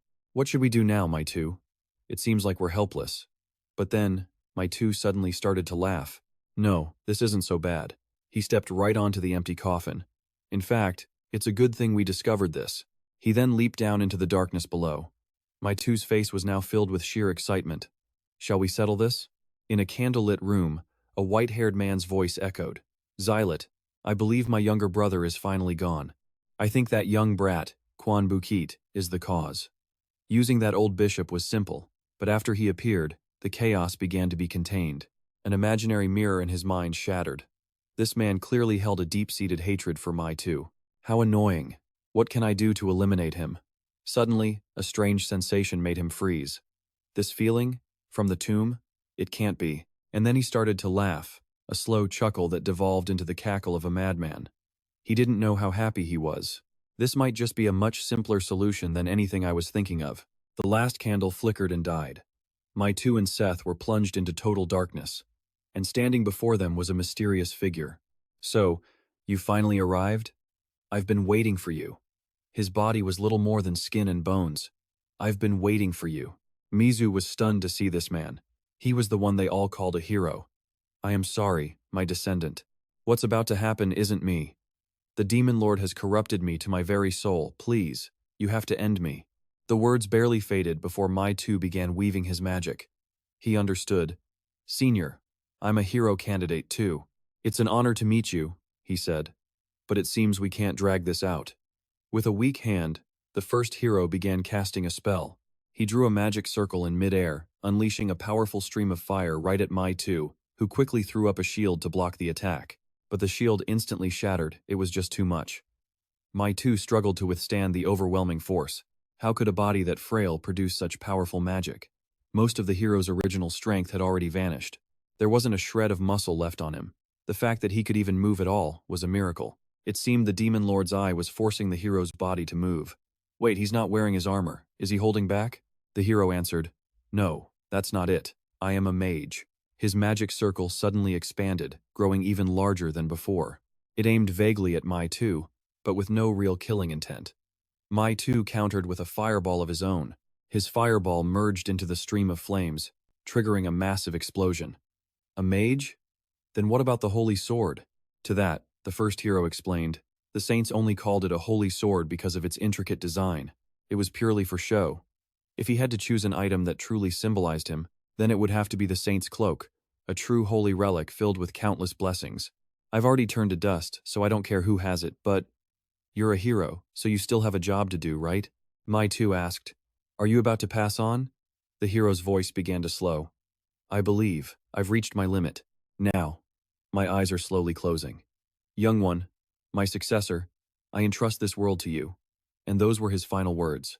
As the hero faded, Mai Tu was filled with sorrow. Hero, your long suffering will not have been in vain. Now, please, rest in peace. Mai Tu didn't know how long the hero had endured this, but he vowed to at least grant him a perfect end. One worthy of a great hero, so a legend could finally rest without a single regret. But then a magic circle stirred within the hero's body. His eyes glowed a hellish red, followed by a wicked laugh. The movement was absolutely terrifying. My2 watched as the hero's body shot off at an incredible speed. After he'd reached the sixth circle, so many things had changed. The ancient magic circle was the gold standard for any six-circle mage. But My2 was a special case, especially when he used his unique Overlord magic circle. He could use 8th circle magic Frozen Throne. A single drop of water materialized from My2's hand. It drifted gently through the air, slowly transforming into the shape of a pure white snowflake. And from it, a massive iceberg erupted. The book thought, amazing. But then something made it pause. Those red eyes were still staring right at them. The hero's hand gripped his sword, aiming it straight at My2. More magic circles swirled around him, all 6th tier spells. The flames now burned a sinister purple. Then arrows of fire began to manifest, every single one aimed at My2. He just stood there, watching them close in. Hearing the book's voice, My2 finally snapped back to his senses. Condensing mana, his hand began to glow brightly. The energy took the form of a tiny projectile. My2 sent it into the incoming magic, then released its power. An explosion even bigger than the last one erupted violently. My2 then teleported, instantly closing the distance between them. He was just an inch away, their faces almost touching. But a magic circle was already waiting behind the hero. The book realized he'd anticipated My2's attack and hidden a spell. He was deliberately stalling for time. He needed to gather more magic. Sorry, the book thought, but you're not the only one who can think ahead. Dispel. The hero's magic was completely neutralized. Chains suddenly pierced through his magic circles, catching even him by surprise. My magic, it's been destroyed. My2 placed a hand on the man's head. Finally, I've caught you. He knew normal magic couldn't destroy the Demon Lord's consciousness. That's why he had prepared a few special incantations. One, he created himself a spell that let him embody the world's strongest old martial artist. Let me borrow your skills. Fist King. My2 unleashed the divine fist, and a torrent of magic surged through the hero's body. This powerful light overwhelmed the evil within, finally bringing the fight to an end. My2 watched the last of it fade away. He'd done it. Looking around, he found himself in a completely different landscape. The room had transformed. The white void from before. This place was definitely made by a god. Aren't you going to reveal yourself? He called out. A man was suddenly standing behind My2. He told him to stay calm, saying the one he sought needed a little time to prepare before coming out. My2 asked, Are you the senior? He looked so different from what he'd imagined. It seemed the statues and portraits had made him out to be a bit more buff than he really was. The first hero just chuckled. saying that artistic styles tend to change over the ages. Besides, did my two really think he was some brawny warrior? This body was meant to join the 5 holy knights, but ended up as a mage instead. My two laughed, saying he still thought he was awesome. At that, the first hero finally nodded, feeling more at ease. It had been such a long, agonizing wait, watching his hopes slowly flicker and then fade away completely. He prided himself on his willpower, but deep down, his spirit had started to shatter. But then, right before he broke, my two had arrived, truly a miracle. He could finally close his eyes in peace, knowing someone so trustworthy was here. But my two interrupted, pointing out that the succession hadn't been decided yet. The hero shook his head. No, he was sure that someone like my two could become a hero. With that, he entrusted the world to him. My two simply smiled and nodded, accepting the great burden. Suddenly, Hekau appeared, apologizing for the wait and telling him he did a great job. My two turned to ask her, even though he hadn't fully resolved the problem, Hekau just told him not to worry, she could handle the rest. That filthy, disgusting parasite was finally gone from the first hero's body. Now, all she had to do was restore the connection with her children. She praised him again, saying things would only get harder from here on out. So, what to give him for a reward? She wanted to give him everything. My two suddenly had an idea. A reward? Then Sanra. He asked Hekau to bless the young girl that he saw in her prophecy. He pointed out that because of her, that girl had already gone through more than enough misfortune. Hekau cheerfully agreed that it was absolutely the right thing to do. But that couldn't be called a reward, she explained. That was just compensation for the girl. So, he had to ask for something else. My two had to think, what else was there? He already had a holy mark, thanks to his free circulation technique, and he no longer had any issues with his mana either. That left only one important thing. And just like that, my two returned to reality. It felt like he'd just had a long dream with the first hero. The coffin in front of him was back to its original state. So this wasn't a hallucination. Set sighed with relief, remarking that he looked to be in one piece. My two raised an eyebrow at her. She was just thinking, oh, he's here too, wasn't she? Set already knew that he had gone up there and met Hekau. He didn't hide it from her. Yeah, he noted. They didn't exactly go up there together. As usual, the mere mention of Hekau's name annoyed Set. Set grumbled that it was Hekau's fault for stopping her from following. She was obviously still holding a grudge for what Set said last time. Everyone knew Hekau was petty. So, what did she say to him? Suddenly, a massive rock crashed down right next to my two. It was wrapped in a cloth, tied with a belt, and had a small piece of paper attached to it. Curious, my two opened it up to read. The note was blunt. Tell that little girl to go to hell. With this, my two untied the belt. Was this a holy cloak? By this point, Set was completely pinned under the rock. She managed to ask if Hekau sent it. My two just put it on, saying no. A small patch of light began to glow on my two's chest. Set's eyes widened in pure shock. That was a holy mark, wasn't it? The scene flashes back to his conversation with Hekau. He wanted that? It was something my two had wished for a very long time. It was the symbol of the greatest blessing that a saint could possibly bestow upon someone. He told her it was the best thing she could possibly give him. Even Hekau was stunned to hear it. He was asking for a holy mark. How interesting. This made things very exciting for her. She had never granted a holy mark to anyone. Well, she mentioned she'd already refused a child's request for one. The first hero admitted that even he wouldn't be able to stay calm if he received a piece of a saint. But Hekau thought my two was different, since the demigod part of him was in a transitional phase. Even if only for a brief moment, my two had reached the 10th magic circle. Carve it on me, he demanded. Hekau finally nodded. So he wanted her to carve the holy mark onto him? All right then. She told him to give her his hand. Awakening the mark would enhance his demigod traits. The effect would be weak at first, but it would steadily increase over time. She told him to make the most of it. A small drop of blood formed on Maitu's hand, and then electric shocks of pain shot through his body. Maitu screamed in absolute agony. Hekau thought that if he could break past his destiny, he would finally get everything he ever wanted. From this moment on, she would only watch from the sidelines. He was on his own now. Back in the present, Maitu stared at the cloak, shocked. This is? Yes. Had the engraving spell already been used? The name said it all. It records special magic that can be used instantly. The spell itself was 7th circle magic. But since this was a symbol of the first warrior, he never thought it could store magic normally. What? It holds 9th circle magic too? He'd really gotten his hands on a rare treasure. Set began to panic. Did she really give him a holy mark? Receiving one is incredibly dangerous, she warned. In the worst-case scenario, he could lose his humanity completely. She frantically asked if his body was injured in any way. Do you feel empty? Mizu scanned the area for a moment. Let's get out of here. But then, shoot, I almost forgot. He nearly left a precious item behind. Hagyang had already moved outside the forest. Impossible, that's a part of him. It seems Hagyang had been seriously wounded. He spat out a huge amount of blood. I can't feel the power of the demon god's eye anymore.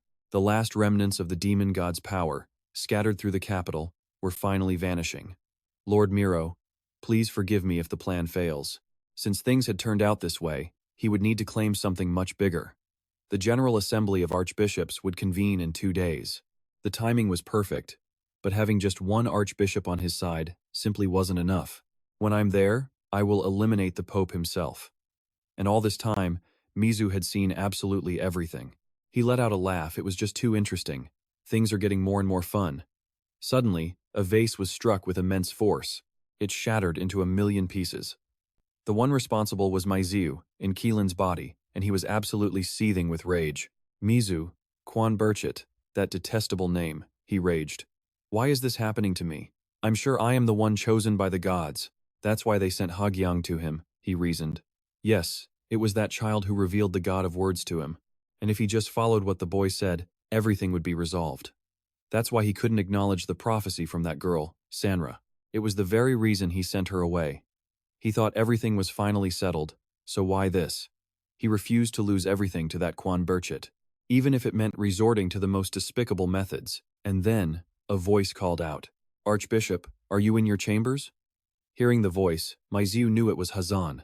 And then it hit him, a divine revelation, something that not even the Pope or the other archbishops could deny. With that, he could completely turn the tables on them. Have you received a prophecy? Heard anything? He asked. Did the gods leave any message? Hagyang's smile turned utterly terrifying. Yes, I have, he said. The gods say that the current Pope Dayut is committing grave sins. They also say that mages with bloodlines like the Quan Burchett family are defiling this holy nation. So what now? What will you do? He pushed. You must do everything you can. Everything. For their sake. You must be prepared to get your hands dirty. Now, tell me what you'll do. Mizu became a puppet, ready to obey his master. The future of the holy nation was on the verge of change. On the day of the ability test, Nazon grabbed a paper from the desk. You see? All the neutral archbishops are about to side with you, even those who supported Lord Sokfai. It was astonishing to see such a shift in a short time. Mizu realized a lot had happened. But, Nazon said, Lord Sokfi has made no move at all. Mizu figured he must have been through a lot. Then again, he admitted to himself, he had hit him pretty hard. But regardless, the man was still worthy of being called a hero. At least, the Lord Sokfai that he knew was. That man would have fought until the very end, no matter what stood in his way. However, only 3 hours remained before the hero's position would be decided. Mizu wasn't worried. If we wait a little longer, he will come. Nazon wasn't convinced. Are you sure? Mizu simply chuckled. Shouldn't a true hero have a clear perspective on things? Hearing those words, Nazon finally understood. If Lord Mizu was chosen as the hero, he couldn't think of a better outcome. And then, the fated meeting between Mizu and Seokfi began. I've been waiting for you, Mizu asked. Have you thought about what I said? Seokfi hung his head. Yes, I thought about it all night long. I couldn't sleep. I'm not special. Lord Habe once said how unfair it all was. However, after thinking it through, he admitted he was wrong. He wanted to apologize to Mizu and to the prophet, but he couldn't bring himself to leave. The other knights couldn't either, the same ones who were once so full of resentment. Not much time had passed, but it was already obvious who was right and who was wrong. To bring a demon out in front of everyone. He was certain now that it wasn't just a simple move to gain leverage over the Knight Order. Mizu himself had told him as much.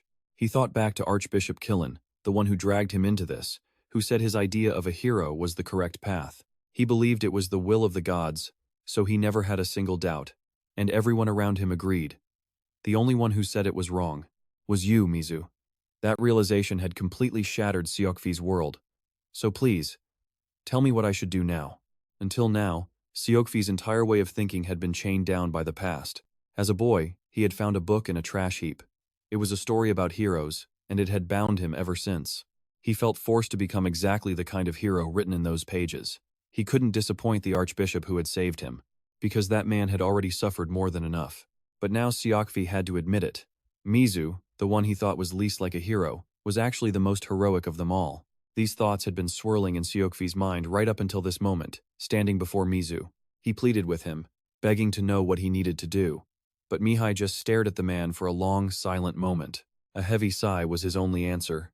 "What do you want from me?" Mihai finally asked. "If it was advice you wanted, I've already given it." Sifai confessed that his misguided faith had cost him dearly. He had even lost the last of his family.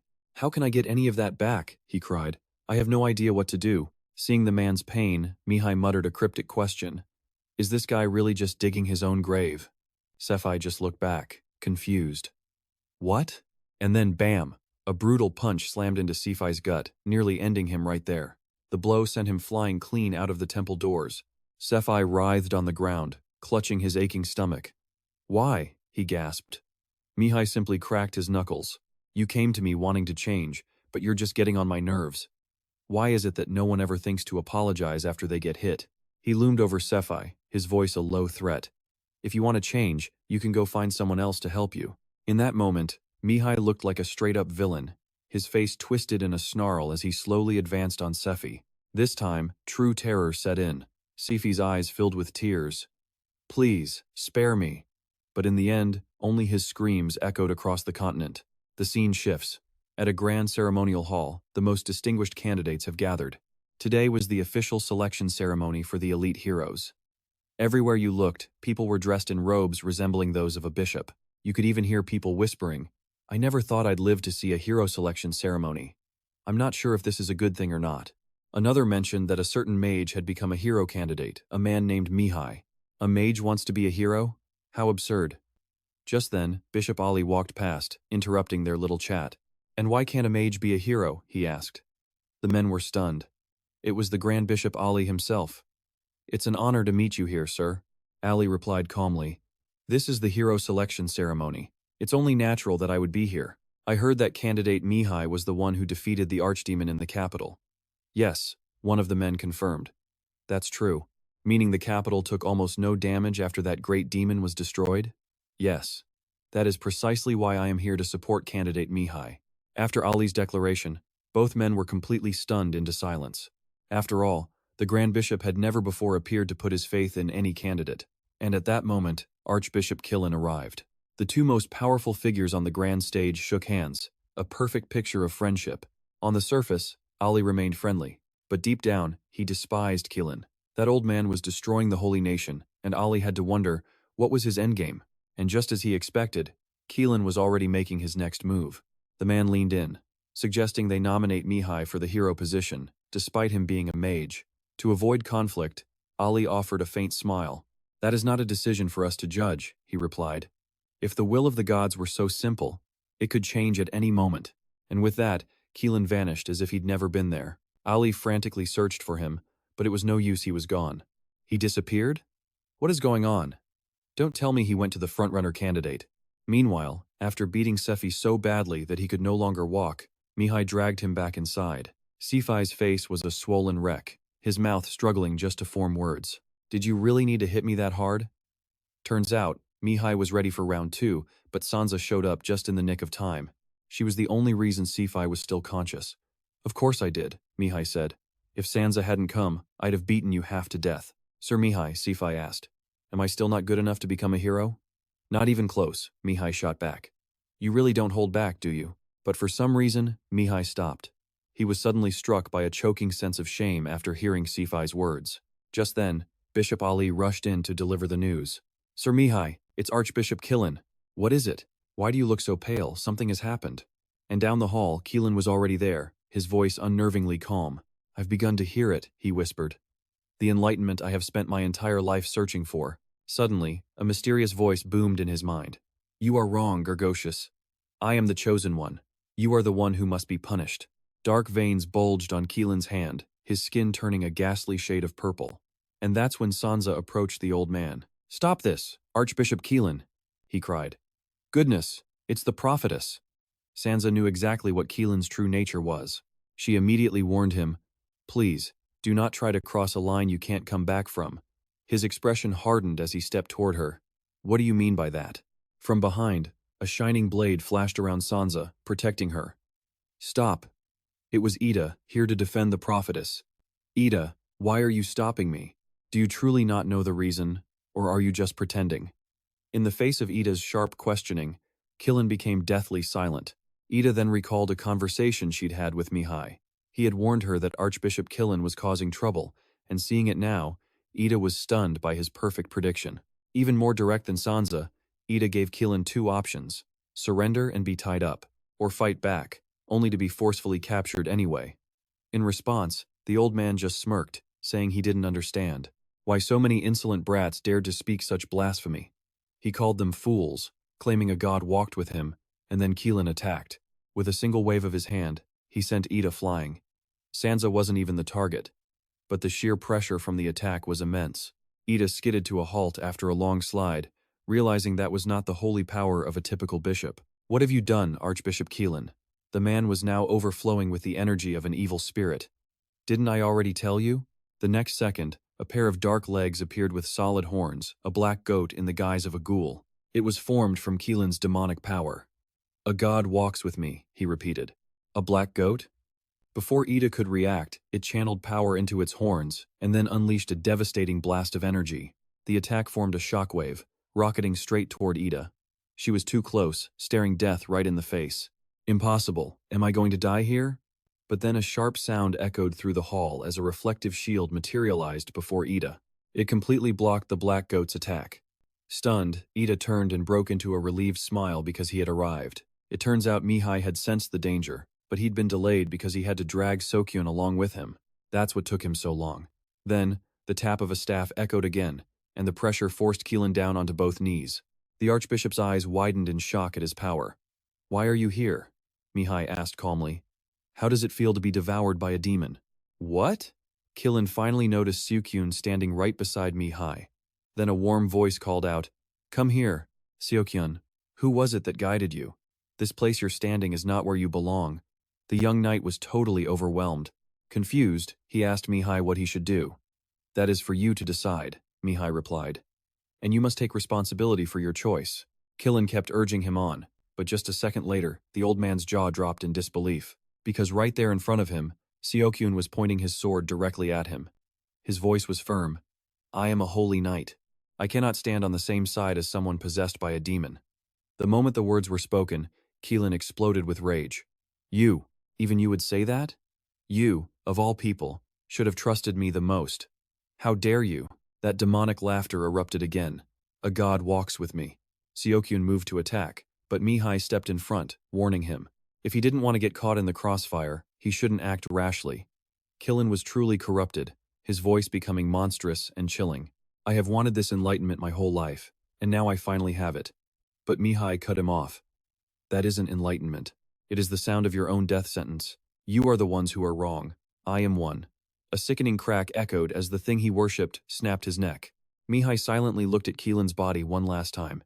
You've had your fun. Isn't it about time you showed yourself? I'm talking to you, Mazu. When the entity finally appeared, it was the complete form of a black goat demon. It immediately questioned Mihai. How long have you known? From the very beginning. So, you're the sorcerer who punishes the wicked. You knew then? You're next on my list. Interesting. I know you have immense power, but I have existed for a very long time. Mihai just summed up his threat. The demon claimed he couldn't be beaten, but Mihai wasn't the least bit concerned about it. He remembered the evil king, how Beelzebub had fallen so helplessly, even though he was just a pawn who could be sacrificed at any time. But when the news of his defeat spread, it would still cause panic among the believers. Mazu then revealed a set of razor-sharp claws. This old man wasn't the only one I was controlling. I know. Since Lutode isn't here, he must be there. Mazu felt threatened. How did you? What? It was pretty obvious, wasn't it? Gripping his staff tightly, Mihai continued. Just like all of you demons, it's only natural for you to be careless. At that exact moment, inside the church, Leon was rushing. He was running around trying to find the other possessed person on Mihai's orders. Leon knew Mihai was never wrong, but still, if he made another mistake, everyone here would die. Leon clenched his fists, feeling the crushing weight of this mission. Why did he give this mission to me? Demonic and holy power. I can't detect both of those on a single body, not on one person. He recalled Mihai's hint that direction is the key, but Leon had no idea what that meant. The idea was completely beyond him. At least tell me how to solve this. Just then, he walked right past a priest. His sword began to glow with a strange light. Leon noticed the reaction immediately, and putting it all together, something finally clicked. He quickly ran to that same priest. Please, stop for a moment. Just as he thought his hunch had been exactly right, on the priest's shoulder appeared the head of a black goat, the very thing Mihai had mentioned. Leon instantly swung his sword, terrifying the priest. What is he doing? A final, fatal slash from Leon strikes down the priest. But the man feels no pain. The dark creature inside has been completely subdued by Leon. What is this thing latched onto his body? He feels a sense of dread. What is this evil energy? Leon slowly turns his eyes toward the source. In the distance, he spots a figure with long, stringy hair and a terrifying smile. Too late, human. All humans are our prey, and no one can escape us. Those words instantly activate the dark creatures. They awaken from their slumber inside the priests, clawing their way out of their hosts, leaving the men gasping for air. Chaos completely engulfs the grand altar. Leon is caught in a tough spot, unsure what to do as a dark power consumes everyone. He watches as they are slowly corrupted by darkness. Leon has to snap out of it. He can't let these demons shake his resolve. In that very moment, a miraculous light appears right before him. It not only drives back the darkness but shines upon nearly everyone. The priests are no longer corrupted, returning to their original state. Ali is among them. He kneels before the light and begins to praise it along with the others.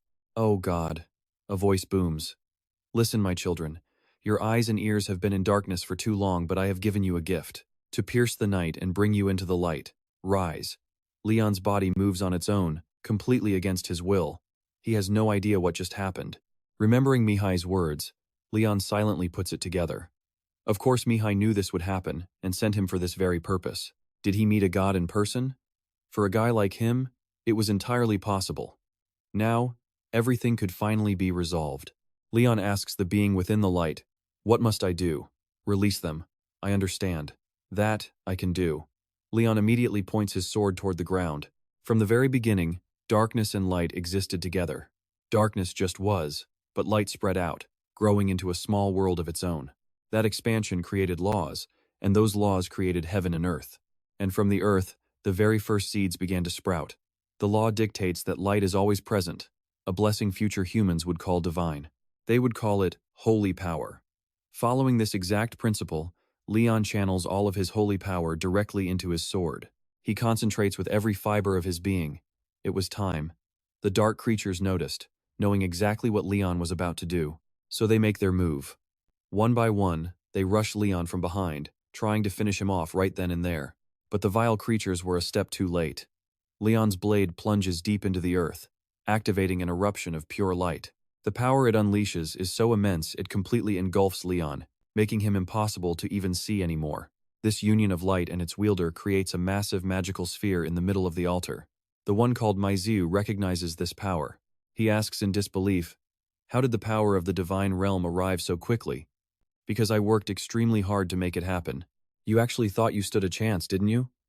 "Oh, and thank you. Thanks to you, the holy nation is now more dedicated than ever to fighting the demon race." Maiziu is absolutely enraged, veins bulging on his forehead. "You bastard." Maiziu immediately unleashes the power of his dream world. But Mihai is more than his equal, backed by the power from his book. It renders the attack completely harmless. What is a low-level demon supposed to do? "So, you're saying it poses no threat to us?" That is something a villain would say to demons. A villain? If he was seen as a villain in the eyes of these demons, then he would be the greatest villain they had ever seen. Seeing Mihai looking dazed, Seth asks, "Mihai, what are you thinking about?" "Thinking about smashing these demons to a pulp." Seth is stunned for a moment, then understands and smiles. Good. As for Maiziu, he was helpless and furious enough to explode. He screams at them, "You damn bastards." He starts unleashing wave after wave of formidable magic. It's a shame it was all absorbed by Mihai's divine shield. Wouldn't running away be a better choice? "Run? Shut up, you lowly scum." Maiziu's hands are shaking like a leaf. "I will kill all of you." All of his desperate moves lead Mihai to a single conclusion.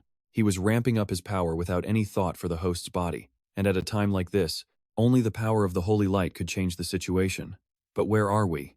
This is the holy nation. Haikao appears behind Mihai. A holy land where the authority of the gods is strongest, and this hall is filled with sincere faith. Good grief, this is all so exhausting. Mihai lets out a small laugh. It really is. He should have run when he had the chance. With that, he plants his staff on the ground. Mihai erects a pillar of light that pierces through the 9 clouds. That same light then pours back down into the staff, shooting out where Mihai aims. Maizu is completely purged by the brilliant beam of light. Before he dies, he threatens to get his revenge on him one day. Too bad Mihai isn't worried at all. In fact, he gives him a final push, just to send him a little farther away. Finally, the smoke clears. The pillar of light gradually begins to fade, but is still bright enough for the priests to see. They are left completely speechless. A massive pillar of light had appeared in the holy nation. For them, it was a sacred scene, a moment inspiring pure, unadulterated worship. All across the holy nation, priests and clerics fell to their knees in prayer. Everyone could feel it. The Holy Spirit, so long absent from their lands, had returned. But Madieu was seething with rage. Again, he had just obtained that soul, that blasted Mika. Who even was this guy? He just appeared out of nowhere and shattered all of his plans. He even managed to slice off a part of that other creature. Even the most talented sorcerer would find destroying a piece of a demon's body nearly impossible. He had to be connected to this somehow. He resolved to investigate the matter in detail. Just then, Lutot appeared, bowing his head in reverence. "My lord," but Madieu roared, "Silence! You should have died in the holy war." Lutot immediately expressed his gratitude. "It is thanks to your mercy that I was spared." But Madieu stated the cold truth. "I spared you. Your memories are useful, so destroying you would have been a waste. But your life itself is worthless." Lutot knew he was in mortal danger and began to beg. "Please, I beg you, have mercy." But Madieu had already made his decision, striking him down without a second thought. "Your pleas mean nothing. Mika, I will kill you next time." A week after the incident, the high priest addressed the crowd. "Thank you all for coming to this assembly of heroes. Many things have happened, and now the cursed ones have begun their relentless attacks once more. From this day forward, the world will not be the same as it once was. Many problems will arise, and chaos will surely follow. But the gods have not turned their backs on our tragedy. No, they have blessed us with their divine power." Mika, watching from the side, was surprised. They prepared all of this so quickly. His mind flashed back. It was just a few days ago that Sokfi had come to him with an announcement. "I am planning to withdraw as a hero candidate." Mika couldn't help but be curious. "What happened? Why do you look like that?" Sokfi frankly admitted his struggle. "I have no other choice. I barely know what to do anymore, but in order to become a hero, I had to deny the very past that brought me to this position." Mika then asked another question. "What about your brothers?" Sukfi looked away, his expression vague. "I do not see them." "No, I can't." At this, Mika seemed to lose his patience. "Then why did you come here? Just to complain about these useless things?" Yet Sokfi didn't seem angry at all. Instead, he just nodded. "Complain? You're right. I understand you don't have a good opinion of me. This fool spoke ill of your faith, so of course you'd dislike me." At that, Mika had a silent realization. For a man with his immense pride, all of this was simply too much to handle in such a short period. He could be swayed by memories from before his regression. In this world, everyone was different except for him. Compared to the past, he remembered, everyone was changing, and it wasn't fun at all. Sokfi then continued speaking. "Archwarden Ali will spend the rest of his life in prison for consorting with demons. It's the sentence he should have received, but you stopped it from being worse. You hate me, so why? Saving people is the essence of being a hero. As a hero, do you really think you can fulfill that responsibility?" Mika suddenly remembered an old memory. Before he regressed, it was Seok Fi who had been standing up here. Mika savored the present. "It is a blessing from the gods, sir." From the back of the crowd, Seok praised him. "Nice. He really gave it everything he had, didn't he?" Mika's expression was full of pride. This moment was worth all the hardship. This was only the beginning. He had finally taken a step closer to his true goal. The Lord approached him, praising his work. "You did an excellent job. You've become a hero, and we killed the demon that was hiding in the holy nation." Seeing Mika's indifferent attitude and short reply, "Yeah, we did," the Lord tried to emphasize the victory again. "Hey, you're a hero now. A hero. Aren't you supposed to be happy?" This forced Mika to crack a small smile. "I am happy," he replied. And deep down, he did feel a sense of satisfaction with what he'd accomplished. He was happy that they had successfully completed the first stage of the plan, but he couldn't say that. He truly deserved the title of hero yet. The great archdemons were still out there, and the world remained in grave danger. Just as they'd said, this was merely the beginning. He was only standing at the starting line. After finishing his thoughts, he spoke. Mika looked at him with grim determination. The truth is, the fact I was nominated as a hero means disaster is imminent.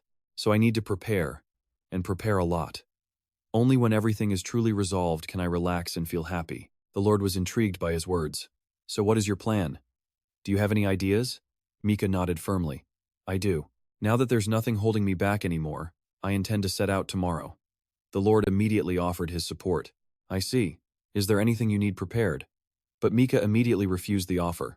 No need, I can take care of myself. All right then. In that case, I'll be off to bed.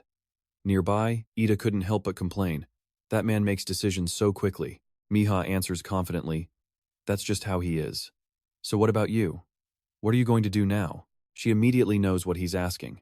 If you're asking whether I follow you or stay, I'm choosing to stay in the Holy Kingdom.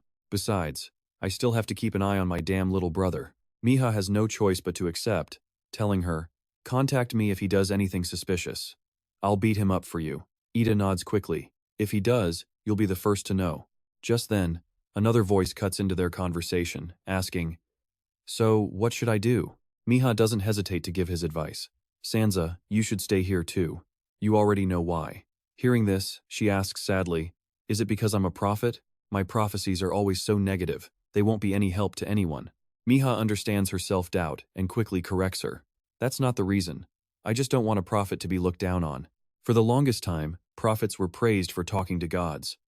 But they were also always held in contempt. This shouldn't continue, he declares. I want to change that. Sansa argues back, her voice shaking a little. But prophecies are just a reflection of destiny. And honestly, that's the real reason people subconsciously avoid them in the first place. A prophecy is. But before she can finish, Miha cuts her off. It's not entirely like that. What if a prophecy is just a clue? I mean, you don't have to give people these clear-cut, absolute statements. Just give them the clues. It's up to the listener to interpret and prepare for it. That's where your responsibility ends. Understanding dawns on Sansa, her spirits lifting. Okay, I'll try. Seth, hearing this, praises him without end. That's such a kind reason. I know from the first time we met, you had the chance to make her dependent on you. But you didn't. Miha immediately confirms his reasoning. Because for her, that wasn't necessary at all. Seth expresses her gratitude. Thank you for trusting her. You didn't even push her. You let her decide for herself. Now she can choose her own path. I'm so glad I met you. But then, Seth gets flustered, explaining, I don't mean anything by that. And just like that, she disappears, leaving Miha feeling completely empty. Just say your piece and leave, huh? Once again, he finds himself alone, staring at the moon. He feels a deep connection to the moon because it was a symbol of his lessons with his master. Before he regressed, whenever he felt tormented like this, he would begin learning magic from his teacher. What is he doing? Then, Miha is surprised to see a familiar figure. Is that you? Did you enjoy your rest? Modin replies cheerfully right away. Yes, it was quite interesting. I saw and did many things. It was enough time for me to make a decision. Young master, in the past, there was a magic cult that used the moon as its symbol. They believed that humans were the vessels and the very source of mana. But after centuries, extraordinary people appeared, their names etched into history, geniuses with a natural gift for mana, as if they were born to use magic. That cult wanted to become geniuses through artificial means. They destroyed their own bodies out of a desire for revenge, a cycle that repeated over and over. And that is why their bloodline faded. However, young master, what if the last madman of that cult saw a true genius standing right before him? That day was the day Miha's entire family was destroyed. So many people lost their lives. And back then, all he could do was watch helplessly as his own attendant fell, unable to do a thing. He had to endure endless taunts. Are you satisfied now? How does it feel to drag your own family into the abyss, Miha? This is all your fault. You were never fit to be the head of the family. Do you think killing yourself here would be brave? If so, then that's all you're worth, young master. Back in the present, Modin offers his analysis in a soft voice. What do you think, when something you had to suffer for is easily obtained by another through sheer luck and talent? Miha responds calmly. Then let me ask you a question. Suppose I told you I've already figured out the proper way to achieve that thing. What would you do then? Modin is completely thrown by his words. So you mean, You knew everything from the very beginning? Miha explains with a casual air. While I don't know every detail, you're right. This is my natural gift. Not just a handsome face, but a genius brain, too. The reason my body is so receptive to mana, and the reason I can handle a colossal amount of it, something most mages would find impossible. Modin quickly cut him off. Wait, you haven't analyzed it already, have you? But Mikhail just casually confirmed it. Not just analyzed, I've already drawn up the plan. The old butler was still doubtful, saying, Young master, you only just turned 20. He pointed out it had been less than 3 years since he'd even started learning magic. But Mikhail's confidence never wavered. I'm just naturally gifted when it comes to magic. At this, Modin couldn't hide his admiration. Incredible. Some are just born with it. They can easily reach a level that others spend their whole lives sweating and bleeding just to get a glimpse of. It's so ironic. How can something so illogical exist in this world? Mikhail immediately nodded in agreement. This world is indeed illogical, but that doesn't make it meaningless. You look absolutely exhausted, my dear butler. He explained that his own perception was sharp. Just as Modin sensed something in him, he had also sensed something in the old man. If he had to guess, Modin's power was on par with the fanatics who died in that cult's final, desperate battle. It seems you've achieved quite a bit yourself. Modin could no longer deny it, and decided to tell him everything. Achievements, I suppose? He explained that they were called the Valiant Mages, those who had unlocked their own latent potential. He'd finally been able to overwhelm those who once looked down on him. By all rights, he was qualified as an 8th-level mage. But as his young master already knew, that title was far from stable. This immediately made Mikhail press for more. Were there side effects? He asked. The old butler confirmed it. Yes, and they were unavoidable. All of his internal organs were now completely destroyed. To maximize their gifts, they pushed their bodies far past their limits. In the end, it was just bad luck. Mikhail then voiced his confusion. But you're still alive and well right now. Modin no longer tried to hide the truth and confessed frankly. Because I quit halfway through. He abandoned his ambition to become an 8th-level mage, limiting his use of magic to the bare minimum. He only used it when absolutely necessary. As Mikhail could see, his body was now stiff and practically useless. Mikhail replied with a startlingly casual attitude, Then we'll just heal you. Modin had to frantically explain why that wasn't possible. Young master, my body is completely rotten from the inside out. But Mikhail just showed an unshakable sense of confidence. That's exactly why it needs to be healed. Who do you think I am? I wasn't chosen as a hero by the gods for nothing. But Modin kept voicing his worries, insisting, It's my body. I know it better than anyone. I feel hopeless. This can't be fixed. He never expected Mikhail's bold proclamation, Don't worry, with a god here, nothing is impossible. Now close your eyes and get some rest. Sleep. Modin's eyes slowly fluttered shut as he muttered one last curse. Young master, you damn brat. Mikhail, however, wasn't the least bit angry as he continued his work. Same old temper.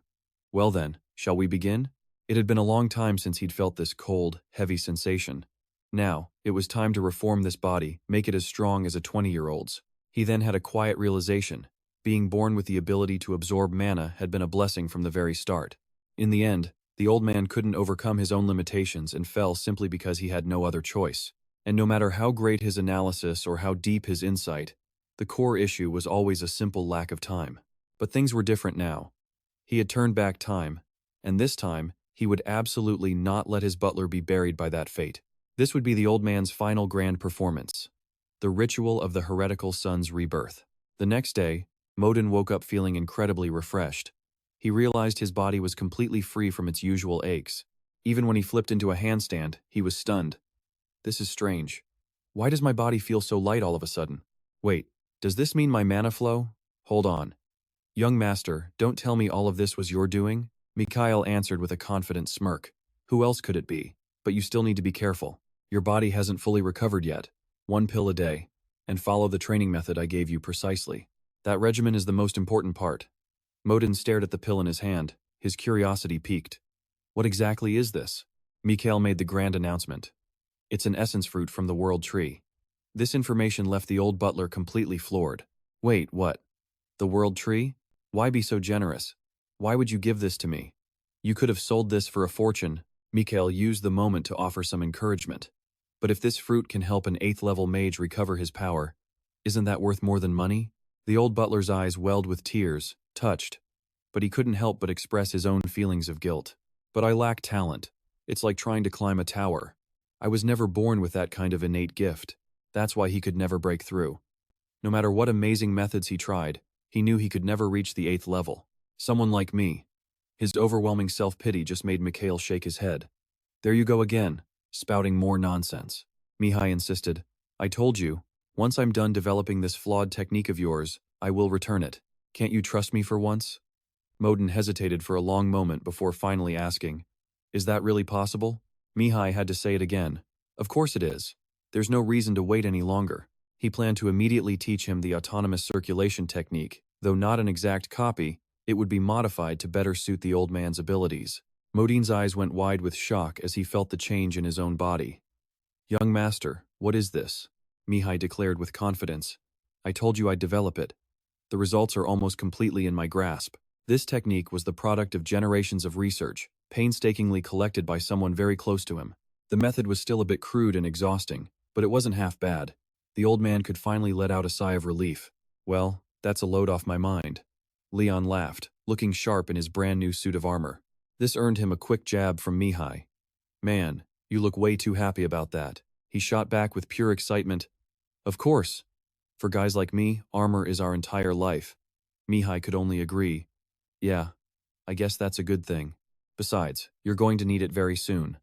Leon's interest was immediately piqued. Speaking of which, I still haven't been told where we're actually going. This made Mihai pause for a second. Ah, the destination? It's Lakulai. Leon was stunned by the name. Don't tell me you mean the territory of the Sleepless Ones? Mihai just gave a single nod. That's the one. Leon immediately started wailing to the heavens. Oh, for the love of. The hero you chose is digging his own grave. Please, you have to save him. Mihai just watched this dramatic display with a smirk. So full of energy, aren't you? But to be fair, his reaction was completely justified. Lakulai was once a thriving region. However, its ruler, Count Lakulai, became obsessed with achieving eternal youth for himself. The horrific result? He ended up personally devouring more than half the population of his own territory. For that unforgivable atrocity, the Holy Kingdom sealed the land away, and their next destination is where the monsters in that sealed territory are reawakening. As they rode on, Leon couldn't stop himself from asking another question. But why do we have to go to such a disgusting, horrible place? Mihai decided it was time to answer the sensitive question. Reason number 1. This place has things similar to the tombs where you used to live. Leon immediately understood. So, this is basically a dungeon conquest, right? Got it. What's the other reason? And then Mihai dropped the other shoe. It's because the seal-restraining Count Lakulai himself is about to be broken. Just then, the boss finally woke up, looking refreshed. That was a great nap, Mihai. How much longer do we have to go? He answered her cheerfully. We're almost there. But the boss couldn't hide her absolute shock when she saw Modin tying Leon up and lifting him into the air, forcing her to ask a very important question. What in the world is happening right now? He quickly began to explain. Turns out, this all started 2 days ago. Back then, Modin had asked, Are we really going to unseal a vampire? Mihai had answered him calmly. However, the coffin sealing that monster can't be opened from the inside. Leon was quick to add a helpful reminder after that. And do you even know how to kill him? His title of Immortal Monster isn't just for show. Mihai, sensing his worry, calmly reassured him. I know. I've already considered this very carefully. Of course, that wasn't a surprise to Leon at all. You're not the type to do anything that doesn't benefit you. If you didn't think you could beat him, you wouldn't have come here in the first place. Modin, who was standing nearby, couldn't help but shower him with praise. Indeed, the young master's calculations are always perfect. Mihai felt a little awkward inside, thinking, I'm pretty sure they've got the wrong idea. The boss, filled with curiosity, urged him on. Hey now, tell us your plan already. But seeing the look on Mihai's face, Leon was just confused. What's with that nauseating smile? Mihai gave him a cryptic answer. I do have a plan, but to carry it out, I need a legitimate reason. This made Leon cut him off immediately. A legitimate reason? Hold on, I don't know the plan, but we probably don't need to prepare right now. A wicked smile spread across Mihai's face. What are you talking about? The sooner we prepare, the better. Then, he quickly reached out and placed a hand on Leon's face. Sleep. Seeing him instantly pass out in the saddle, Modin couldn't help but ask, What are you doing? Mihai had to explain in a hurry. If we tie him up and let him get lost in a dream, he'll become much stronger. The old man immediately understood. So this is illusion magic? But it feels more complicated than that. You've also planted a rather complex false perception into his illusion. Mihai was actually surprised by his butler's assessment. For a simple butler like you to notice that should have been difficult, shouldn't it, Moden? With a sudden, strange confidence, Moden let out a hearty laugh. You're underestimating me, sir. No matter how complex the magic, Mai explains, I can always analyze it one way or another, even tier 8 spells. I'm just surprised you were so eager to make a deal. So, you want to give it a shot? Things get boring without some risk. So let's make a bet. Nothing too crazy. That's right. Until we get to our destination, instead of you riding the horse rides you. Of course, if I lose, I'll be carrying it myself. The time limit is 2 days. What do you think? Moden confidently replied, I think that's more than enough time. Back in the present, Moden struggles. Is your magic so complex that I can't even analyze it? He had no idea. Mai already predicted this. Of course he couldn't analyze it, because Mai had secretly woven in theories from 9th tier magic. But more importantly, Seth, who was standing by, cut him off. Is that really what matters? This is about the next tomb. And for the record, I'm neutral in this trial, so I can't give you much information. Mai immediately tried to probe for more. Could you give us just a small clue? After a moment's hesitation, Seth decided to give them a little more information. A small clue? First off, the remaining tombs look very different from any dungeon or tomb you've seen before. The basement where the trial is sealed has a lot of unusual things. Inside the Asa tomb. Come to think of it, you were pretty lucky. The first one you stumbled upon was the simplest of them all. Some tombs punish those who fail with extreme cruelty. The difficulty all depends on the layout designed by the guardian in charge. Hearing this, Mai quietly put the pieces together. Punishment? Before he regressed, the reason Zaku Lai became so twisted was his fear of aging and slowly dying. That's what he had always believed. But what if that wasn't the truth? He knew he had to confirm it. Just then, Moden spoke up unexpectedly. Young master, this horse I'm carrying, shouldn't we let it fulfill its duty as a horse? Mai simply nodded his approval. Yeah, put it down. We're almost there anyway. Modan breathed a huge sigh of relief and collapsed onto the ground. This feels amazing. That sight made Mai shake his head, completely fed up. Hey butler, you planning to go to sleep right here? If it were me, I wouldn't be thinking about putting the horse down. I'd be trying to figure out how to carry it for as long as possible. Moden was brutally honest. Young master, why do I get the feeling you're older than I am? When Mai asked, is that a compliment? The butler immediately shot him down. Of course not. I mean, you're like a damned old geezer. Mai just replied with a friendly smile, which made Moden quickly start begging. Young master, please don't make me carry the horse again. That was so humiliating, young master. Then, a sudden idea popped into Mai's head. Butler, try circulating your 6th circle mana right now. You did say you were about to reach the 8th circle, didn't you? At this point, Moden couldn't hide his frustration. Wait a minute. Why do you always have to win every single verbal spar? Sometimes people have to accept defeat. But Mai was firm in his demand. Do it now, right now, Moden. He had no choice but to obey, grumbling under his breath. And they call this guy a hero? Mai's team finally reached the nearby fortress. Standing at the base of the wall, Mai couldn't help but be impressed. Whoa, this thing is huge. He stared at the massive wall. It separated the infected zone from the outside, proving the Holy Nation and the Empire viewed the Zaku Lai situation as extremely serious. Leon looked all around, but strangely enough, there was no one standing guard. The butler guessed that with incidents happening everywhere, they couldn't keep a constant watch. The threat still hadn't been eliminated. Mai gently placed a hand on the cold stone wall. But how long can a person hold out here? The inability to confirm the situation was even more frustrating. Besides, they were confident the wall could hold for at least 100 years. Someone looked up at the wall, which was as tall as a 10-story building. If the Holy Nation's strongest knight created this seal, they would spare nothing to protect it. Mai mumbled, they believe this seal will never be broken. Well, for now, at least. Suddenly, Seth covered her nose and mouth, grimacing. What's that awful smell? She glanced around, annoyed.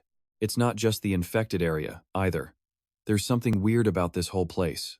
The little fairy concluded, it's like the smell of a barn. Her comparison made Mai chuckle. Really? Leon spoke up from behind. Are you planning to go in right away? Mai wagged his finger and said, nope, not yet. First, let's clean this area up. The three of them turned their horses and left. After a while, they showed up in a small residential area where a few people were walking through a market. Leon was absolutely shocked. There are actually people living here. Mai said in a low voice, that's because not all of them died. A horrific tragedy once occurred here, where half the population was slaughtered, which means the other half survived. With no lord, they've had to fend for themselves. They must have faced incredible hardships. Leon asked him, so they're living here now? Mai nodded. It's a good enough place to live, and weirdly enough, monsters never even came close to this place. Zakulai had already sensed something was wrong from the faint scent of disaster in the air. As he walked, Mai explained, there are no taxes in this place, and the Empire doesn't send any commanders here. Other regions wanted nothing to do with this land, giving them a perfect opportunity. But Me Too narrowed his eyes. Rakulai would not be an easy opponent. That's right, he had already planned his next move for after the seal was broken. The butler drew close, whispering a question to his master. But this whole plan to break Rakulai's seal, was it a message from a god? Me Too answered mysteriously, it's because we have help on the inside. This was news to the impressed butler, who thought it was brilliant. Me Too continued, saying their ally was probably a demon, but he had no idea how powerful. Just then, a man's voice called out, welcoming them. He appeared from the shadows, remarking that it had been a long time since they had visitors. A pleasure to meet you.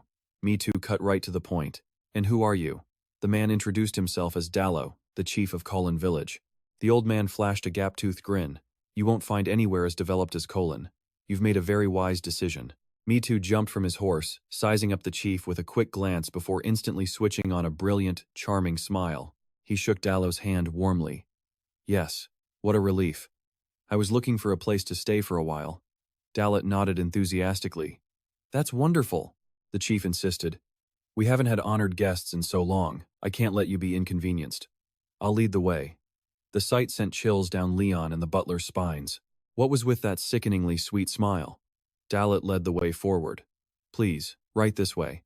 As they walked, he casually asked a question. By the way, you're probably not just here for a vacation, are you? So why come here? The question put Me Too on guard, but he played along. Only one reason to visit this place, Rakulai. The moment the name left Me Too's lips, Dalot froze. He turned his head slowly, hissing through gritted teeth. Are you from the city-state? Me Too let out a casual laugh, lying smoothly. Of course not. I'm just a curious man with a keen interest in history. Dallet didn't seem convinced. He paused for a moment before his friendly mask slipped back on. Oh, I see. Well, I hope you enjoy your stay. The village chief arranged for Me Too to stay at a large inn. Later that night, the team gathered in his room to go over their plan. Me Too turned to his butler. What did you find? The butler explained. These talismans are typically made by demons.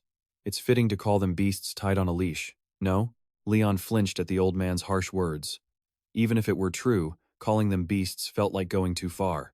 But surprisingly, Me Too sided with the butler. To be blunt, Leon, he's not wrong. Leon frowned at him, confused. What do you mean? Me Too answered slowly. Even if we don't think of it that way, the masterminds behind this certainly do. Leon's eyes widened. Are demons causing this village's problems? Me Too held up 6 fingers. Not just this village. There are 6 villages in this area, and the number 6 is a symbol of sacrifice. Leon was still skeptical. What about the number 6? Besides, isn't this the 7th village? Me Too gave a firm, decisive nod. The largest area becomes the center, with 6 smaller villages surrounding it. In other words, they were standing inside a massive magic circle. Overcome with rage, Leon flipped the entire table.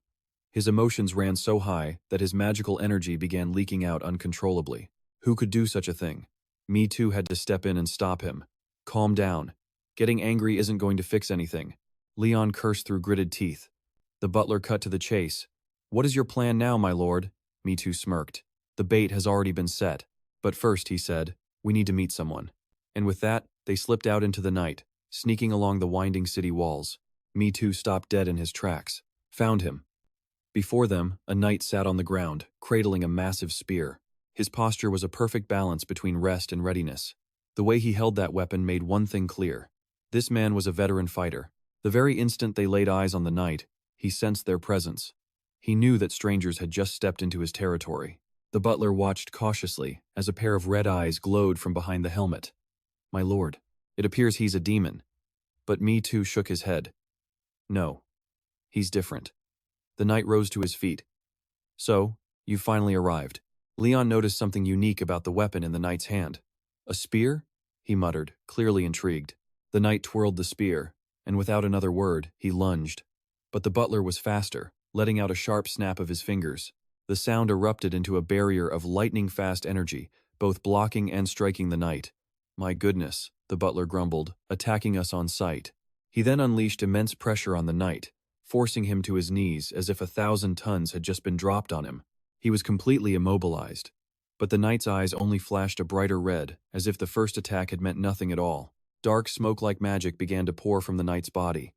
It was then that Me Too finally stepped in, shouting, "That's enough." The dark energy was about to explode outward. But at Me Too's command, the knight instantly froze in place. Me Too then ordered his own man, "Butler, you stand down as well." The kneeling knight looked up at Me Too and demanded an answer. "Who in the world are you?" Me Too walked right up to him. "We came here to talk." He then pulled a crest from his coat and presented it. "I am Me Too Quan Burrit, the one who carries the acknowledgement of the gods." The round emblem in his hand glittered brightly in the night. "As the hero of this generation, I'm asking you, can you tell me what in the world is going on around here?" The knight let out a sharp sigh. He leaned back and began to laugh, a bitter, hollow laugh. "A hero, you say? Now? After it's already come to this? And the gods are only just now sending a hero to help us?" Mizu cut to the chase.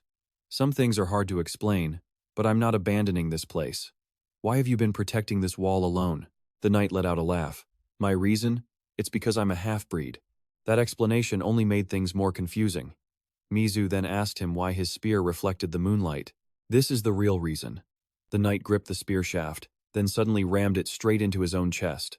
Leon couldn't believe his eyes, shouting, "What are you doing? Stop!" "If you do that, you'll..." But what Leon feared never happened. The massive hole in the knight's chest slowly began to heal itself. The bleeding stopped and the flesh knitted back together instantly. They finally understood. "You're immortal." The knight calmly reattached his chest plate. "That's right, just as you see." Horrified, Leon drew his sword and charged. But Mizu stopped him. "Lower your sword, Leon," Leon protested. "But he's immortal. That means he's no different from a vampire." Mizu's voice was firm. "No." In fact, Mizu knew exactly who this knight really was. He knew this knight's future. The knight spoke with a sad tone. "Go ahead and strike me if you want. I won't die anyway." Mizu had no intention of fighting. "I can't do that. As a hero, I see someone trying to be a part of humanity. I can't treat that person like a monster. I know who you are." Mizu reached for the knight's helmet. He gently lifted it off, revealing the face of Tep Rakurai, a man who looked just like Rakurai. An 80% match appeared from under the steel helm. Mizu looked at him with a nostalgic gaze, thinking how could he not know this man? The blood-soaked spear, the name Tep, once called the Blood Spear, and in the future Mizu knew he would be known as the Immortal King. During the vampire catastrophe, he was the one who tried to stop his own father's cruelty. It was a hopeless effort. Mizu stated the knight's identity plainly. "You are merely a man who shares the blood of the vampire count." Tep bowed his head as if guilty. "Then what do you plan to do with me?" Mizu replied, "I have no ill intentions. However, and this may sound cruel, I want to ask for your cooperation." The answer was not what Tep expected. He looked up, asking, "Cooperation? You're asking me to cooperate? To help your father find his final rest?" Tep muttered, "Rest in peace?" He laughed after processing Mizu's words. "I don't really have a choice, do I?" Tep picked up his weapon. "Fine. Then in return, I'll ask a favor of you. There's a place we need to go together." Tep led Mizu through a small hole in the city wall, and Mizu followed close behind. "I didn't know there was a hole like this in the wall," Tep explained. "It used to be a secret path for smugglers." Once inside, Mizu carefully scanned the area. "So this is the contaminated zone?" From behind, Tep asked, "Hey, I'm Rakurai's son, you know. Don't you suspect me at all?" Mizu walked ahead, completely relaxed. He simply answered, "Your father is the one who sinned, not you. Either way, I had to come here to deal with this tainted area." And then, Mizu stopped dead, staring at the desolate city within the walls. Even though he'd heard stories, Leon was still horrified by the complete ruin of the city. Seeing it with his own eyes was something else entirely. Tep said mournfully, "This scene is hard to believe. My father was once a good lord. The people of Gelzi trusted him completely." Leon's head was spinning. "Wait a minute, you're talking about that guy, Rakurai?" Tep nodded. "Yes." He recalled fond memories from long ago. He wasn't always a bad father. As his only son, I grew up showered with his love and affection. especially after my mother passed away from a sudden illness. Tep looked at the crumbling walls. The best memories soured into pain. He turned and walked forward. But that was all in the past. This way, hurry and follow me. Mizu, Leon, and the butler followed him. Tep continued explaining the situation. My father changed suddenly. It started right after a dungeon was discovered here. Of course, my father tried to conquer it. Mizu finished. He must have failed. Tep nodded. Yes, he failed. But it wasn't just a failure. Something else happened. Mizu asked him, "What else?" Tep replied, "After entering that bloody dungeon, my father went completely insane." Mizu let out a surprised hum. He thought to himself, "This is quite unexpected." Tep kept going. "My father never let anyone else into that dungeon, especially me, his own son."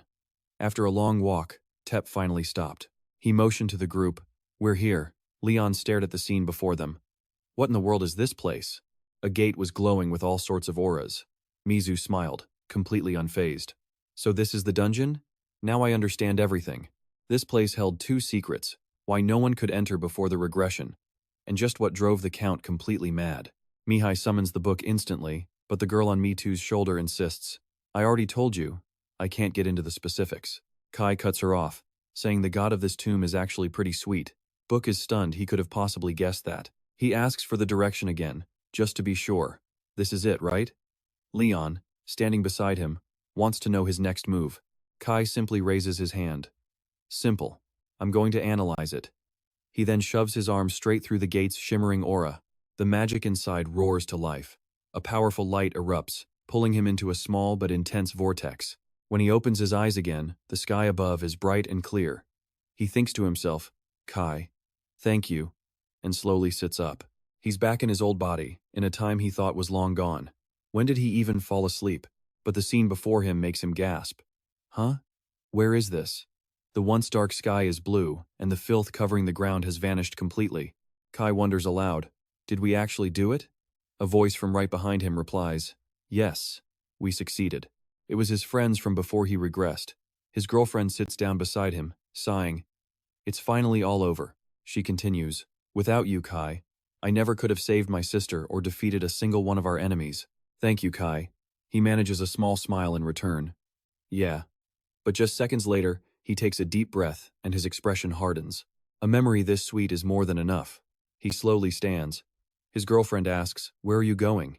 He calmly replies, "I think it's time I went back." The moment he returns, he's back in his own body. She seems surprised the illusion broke so fast, but then a smirk crosses her lips. "I see. You worked hard, Kai." As she speaks, his girlfriend's form dissolves into a wisp of smoke. Kai's voice drops to a low growl. "That's enough. If you've had your fun, then stop." The illusion shatters completely, and a woman materializes from the void, speaking to him. "You could have relaxed a little longer, you know." Kai just shakes his head. "It's hard to relax. I knew it was you." The symbol of a goddess appears. "I am the guardian of the sacred treasure within this tomb. My name is Netet." The guardian floats in midair. "I am the protector of this place." Hearing that title, something finally clicks for Kai. The little fairy who was always on his shoulder has vanished. Netit explains without being asked. "Book isn't here because I didn't want that child to witness your dream.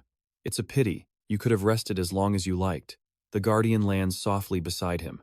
Kai asks her directly, "You must know the reason I came here, right?" Netit is blunt. "For the artifact, I assume?" Kai nods. "That's right.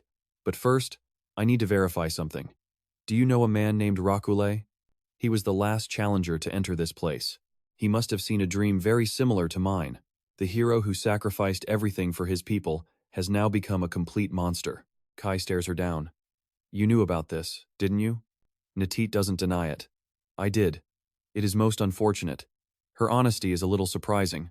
He continues, "I gave this a lot of thought before I came here. You are a kind person." Kai explains, "In truth, this illusion is only meant to show people the dreams they desperately wish for." His words make the guardian falter. Kai presses his advantage, "But only if you don't cross a line. Let's be honest. This tomb was already conquered." The guardian goes silent as he confronts her. "Isn't that right, Netit?" She gives a slight, solemn nod without saying a word. Kai isn't finished. "And not just that. You've done things unbecoming of a god. If it was conquered, that means the artifact Netit guards has already found its master. It's obvious Rakule failed, so he no longer had the right to challenge this tomb. Instead, he kept attacking this place, which makes one thing crystal clear. You, Natit, were trapping him in those illusions on purpose. Natit lets out a heavy sigh. You're a clever child. I never thought you'd piece it together so quickly. Kai extends his hand toward her. You should have known the price for your actions. While nothing happened in here, your misguided compassion has caused chaos in the outside world. Did you even know? Kai recalls the desolate wasteland he traveled through. He devoured tens of thousands of innocent people, and the reason for that atrocity is singular. Natit bows her head low, whispering, I am deeply sorry. Kai falls into a thoughtful silence. Rakule must have challenged this dungeon countless times. The first time was just a normal trial, but it slowly twisted into an obsession. He became obsessed with an illusion where everything he had lost was restored to him. If you think about it that way, then the meaning of his immortality shifts entirely. Being immortal wasn't his ultimate goal. His real purpose was to make the dream he saw here a reality. Natit quietly asks, Are you going to punish me? To her surprise, Kai says, I have no intention of doing that. He offers his hand. But, I did successfully conquer your dreamscape, which means I have to take something back as a prize. Natit doesn't need long to consider. The thing you want to take, is it? Kai points straight at the floor. That's right, you guessed it. I want this entire tomb. Sometime later, Kai awakens from the illusion. It's now morning. A worried Leon is shaking him awake. Hey, are you okay? Kai groans. I'm fine, just stop shaking me. Seeing Kai wake up safely after an entire night, Book is absolutely amazed.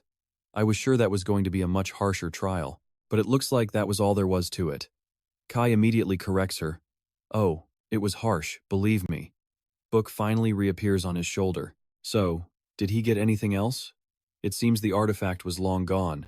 Mihai reported there was nothing there, but I took something else instead. The curious butler just had to ask, Young master, what is it?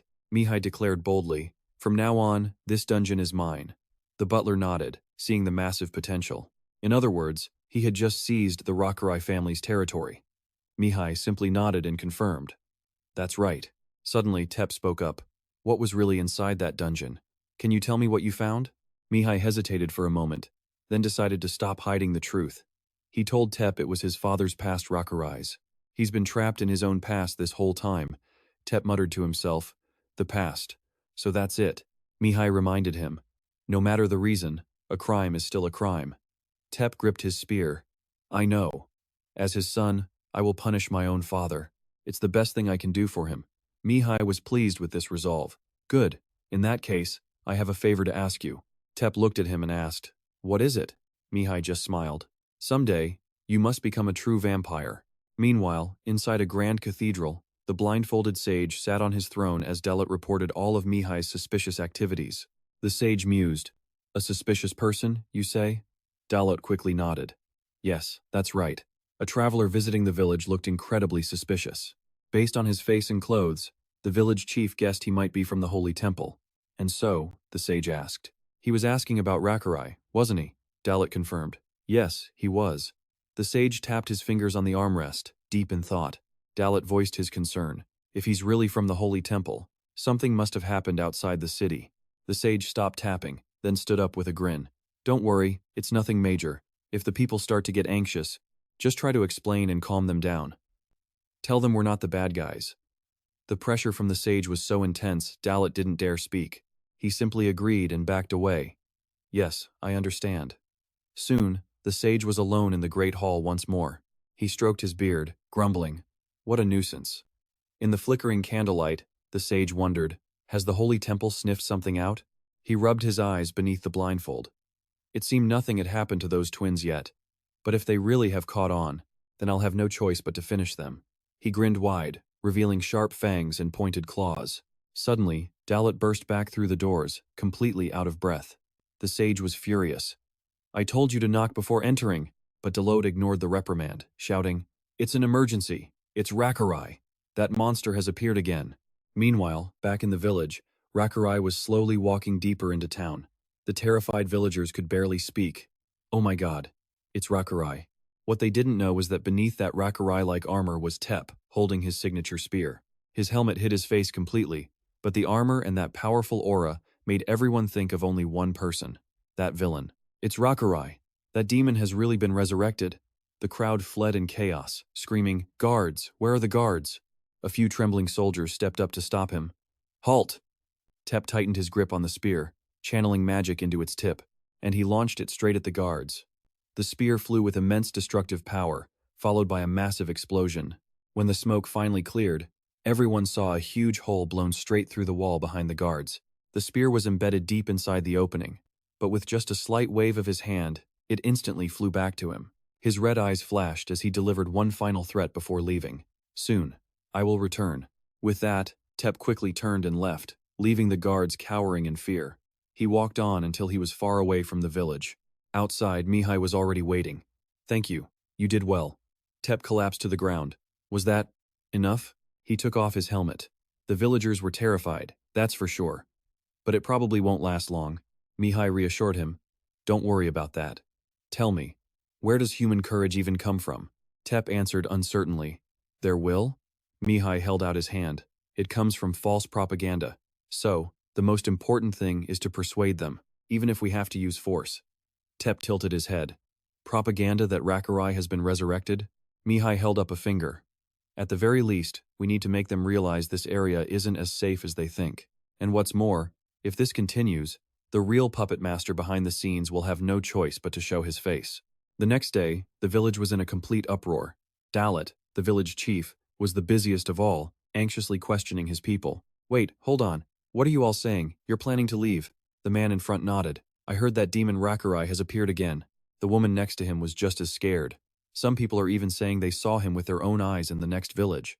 Nearby, Mihai's group was hiding and watching the crowd. "It's total chaos," Leon remarked.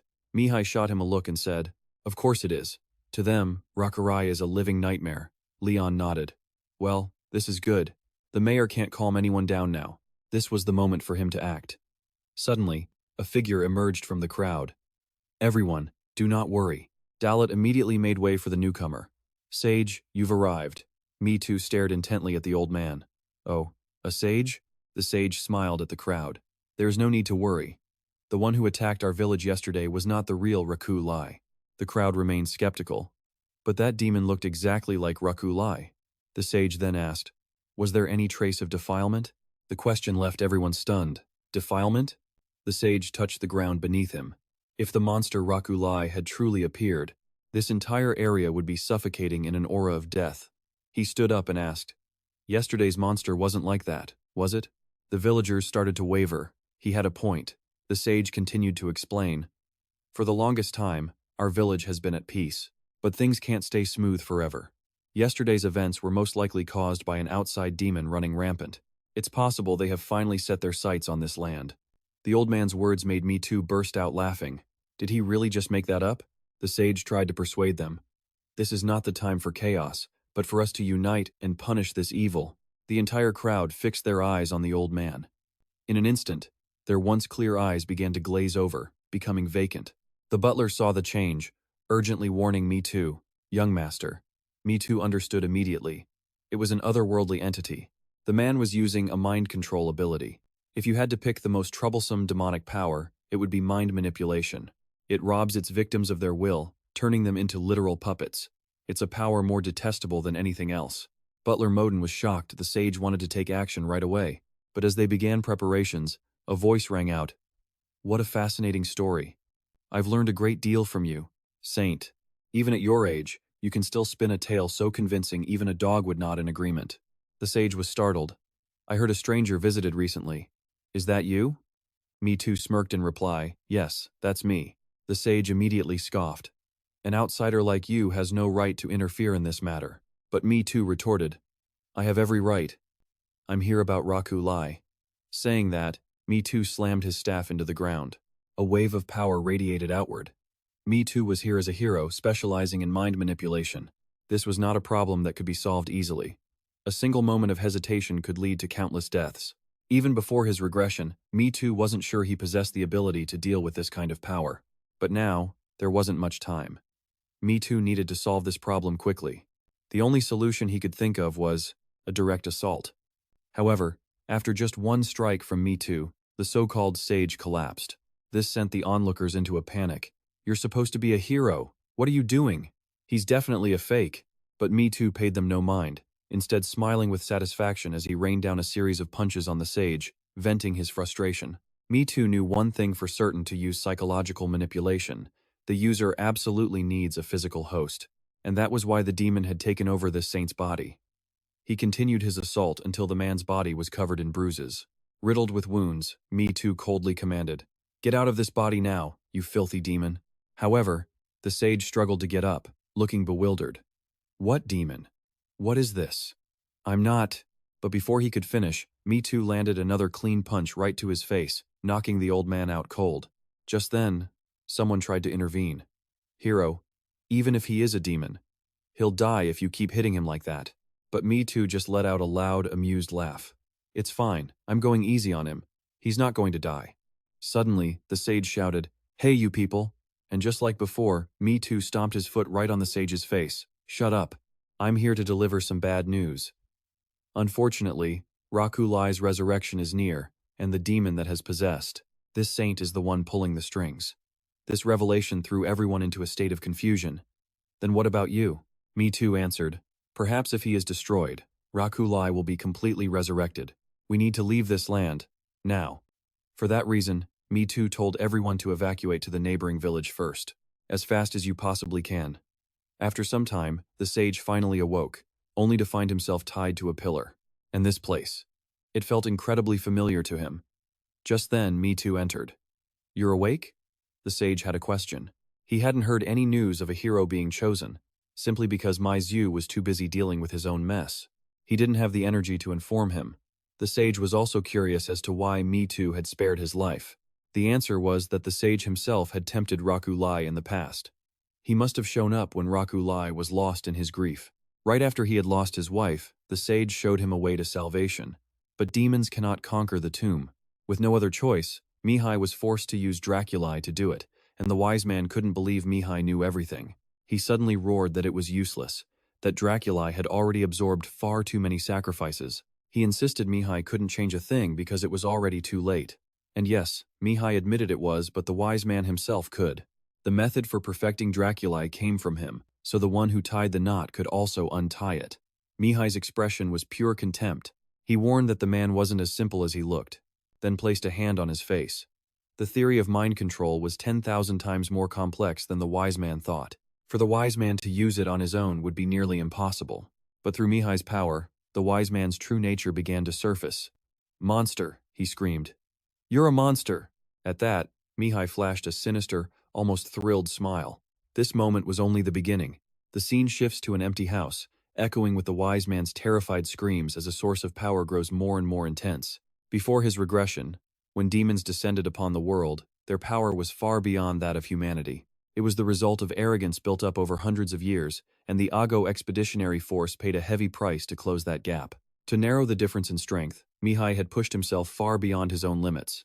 If necessary, he would even sacrifice his own sleep. Mihai created many solutions, including one that could shake a demon's mind and force it to reveal its spells. The incantation used on Draculai was known as a reversal charm. Mihai then summoned a book and spoke to it. "You've created quite a troublesome spell, haven't you?" Though it was no more complex than creating a divine instrument. Still, without knowing the original spell, dealing with it would be incredibly difficult.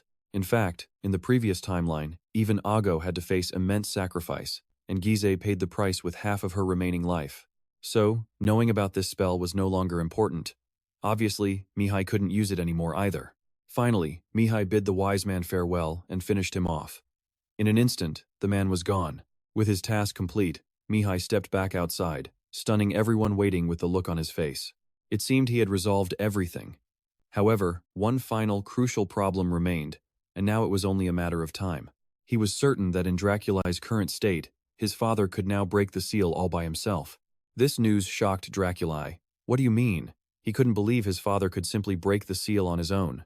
It was supposed to be impossible. The master of the Holy Knights himself was the one who sealed his father. And while Mihai knew he was sealed, he asked what if that was the plan from the start. Draculai was floored. So Mihai explained more clearly. His father wasn't sealed, he was just waiting for the right time, gathering power. But it was fine, the four of them could easily defeat him. But before that, Mihai looked directly at Draculai, his expression completely resolute. "If this is too hard for you, You don't have to join us. I understand your situation. If you just tell us where to go, we can handle it ourselves. But Dracula had other ideas. He declared that he should be the one to put an end to this, because this was a family matter. Hearing that, Mihai understood Dracula's intentions.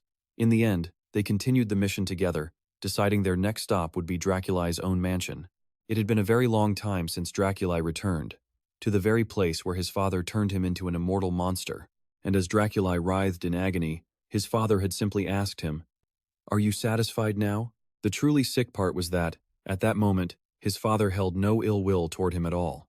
Mihai acknowledged this grimly, calling it a parent's twisted love. Then he asked Dracula, "Can you do it? Can you really point your sword at your own father?" And Dracula's answer was firm. "Of course I have to. If I don't, I'll only regret it in the future. Besides," he added, "I think it's better to be a shameful son than to condone my parents' corruption." With that resolved, they pushed open the doors and stepped inside the mansion. Everything was perfectly preserved, just as its master had wanted. The interior was draped in a vicious crimson, and every object seemed to glow with cruelty, making the mansion feel even more horrifying. The butler, Modin, couldn't help but ask his master worriedly, "Are you sure you can face all of this alone?" Mihai was ready to proceed, but it seemed the master of the house had no intention of leaving his coffin. Despite that, there was no other way to move forward. Mihai decided to call him out. "I think we need to smash this mansion up a bit." After getting a nod from Dracula, Mihai immediately sprang into action. He raised his divine staff, focusing all his energy into a seismic shockwave as the ground began to shake violently. Walls and pillars crumbled to dust as the entire mansion was thrown into chaos.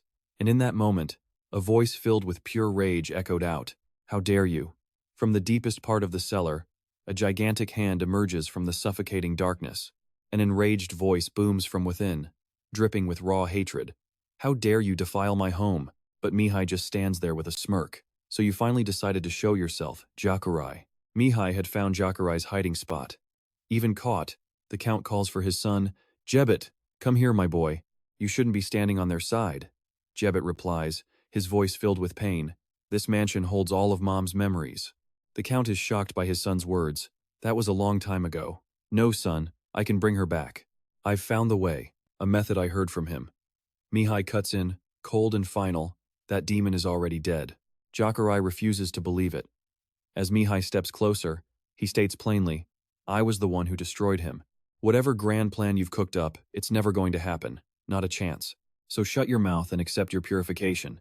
But Jacarai just laughs. "What a joke. You're not even worth a chuckle. Everything I do is to build the perfect reality." Enraged by his son's defiance, he lunges straight for Jebet. Jacarai loses his footing, screaming, "How is this possible?" Elsewhere, Jebet hears his mother's voice pleading as her hand grips his wrist. As her form flickers and weakens, he starts to lose his composure. That's when Mihai places a hand on his shoulder. The young man had something to say. Mihai tells him, "It's all right now. You did a great job." Jebet confesses his conflict. He hesitated against his own father, a heretic who deserved no mercy. Mihai turns, a small smile on his face. That's how it should be. He's family, isn't he? Jebet had pointed his spear at his own kin, fully knowing he'd bear the weight of being a traitor. "So it's fine," Mihai reassures him. "There's no reason for you to carry that burden alone. Not for your whole life. I will be the one to perform the purification." Jebet can only ask, "But why?" The decision is tearing him apart. A part of him loved his father, but another part knew he had to pay for his sins. Mihai simply states, "It's only natural. This is why heroes exist." Ignoring the Count's furious screams, Mihai raises his staff to purify Jacarai. "You bastard, that child is my son." The chant begins. Mihai summons a holy pillar to cleanse the evil. But Jacarai isn't done yet, launching a counterattack with his blade. Just then, Leon appears, giving Mihai the opening he needs for a counter. What the hell is this? Leon's arm is wounded in the exchange. He realizes this enemy can't be underestimated. Just how much power is that thing packing? If Jacarai fully absorbed it, who knows how strong he'd become, maybe even as powerful as a master. Leon just scoffs. This is completely insane. Modin asks Mihai, "What's your plan?" His answer is blunt. "We have to destroy him, but it's going to take some time." Modin nods. "So you've already found a method." Leon chants and unleashes a wall of fire, and suddenly, the entire area is a raging inferno. He says with confidence, "Basically, all we have to do is buy some time." Jebet steps forward to join them. "I'll help too." "Please, I'm begging you," he pleads. Help my father find peace in the afterlife. Jakurai roars. My heart is overflowing with rage. Reality is so cold, isn't it? I was about to give up on everything, until I heard his words. He begged the sage, "Can you make everything the way it was before?" The wise one asked. "Is that truly what you wish?" Jakurai confirmed, "Yes, it is." His body trembled. Seeing this, the sage spoke gently. "We will need sacrifices, but do not worry. If we succeed, even those sacrifices will be brought back to life." Jakurai remembers the old days, when Jebet cried in his arms. The little boy had wept.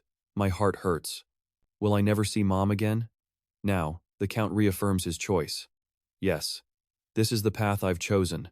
I am no longer human. Even those who became sacrifices for the cause will be revived. If our plan becomes a reality, that's right, that alone is enough. My son will be happy too. So why are you fighting against me, son?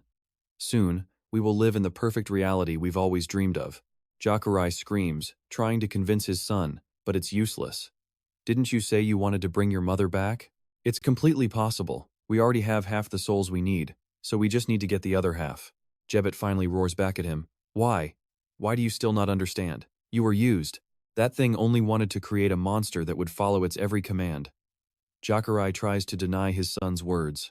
"From the very beginning, he never had any intention of granting your wish. It can't be true. All the effort and pain I endured. Was it all for nothing?" "No," the sage warned me.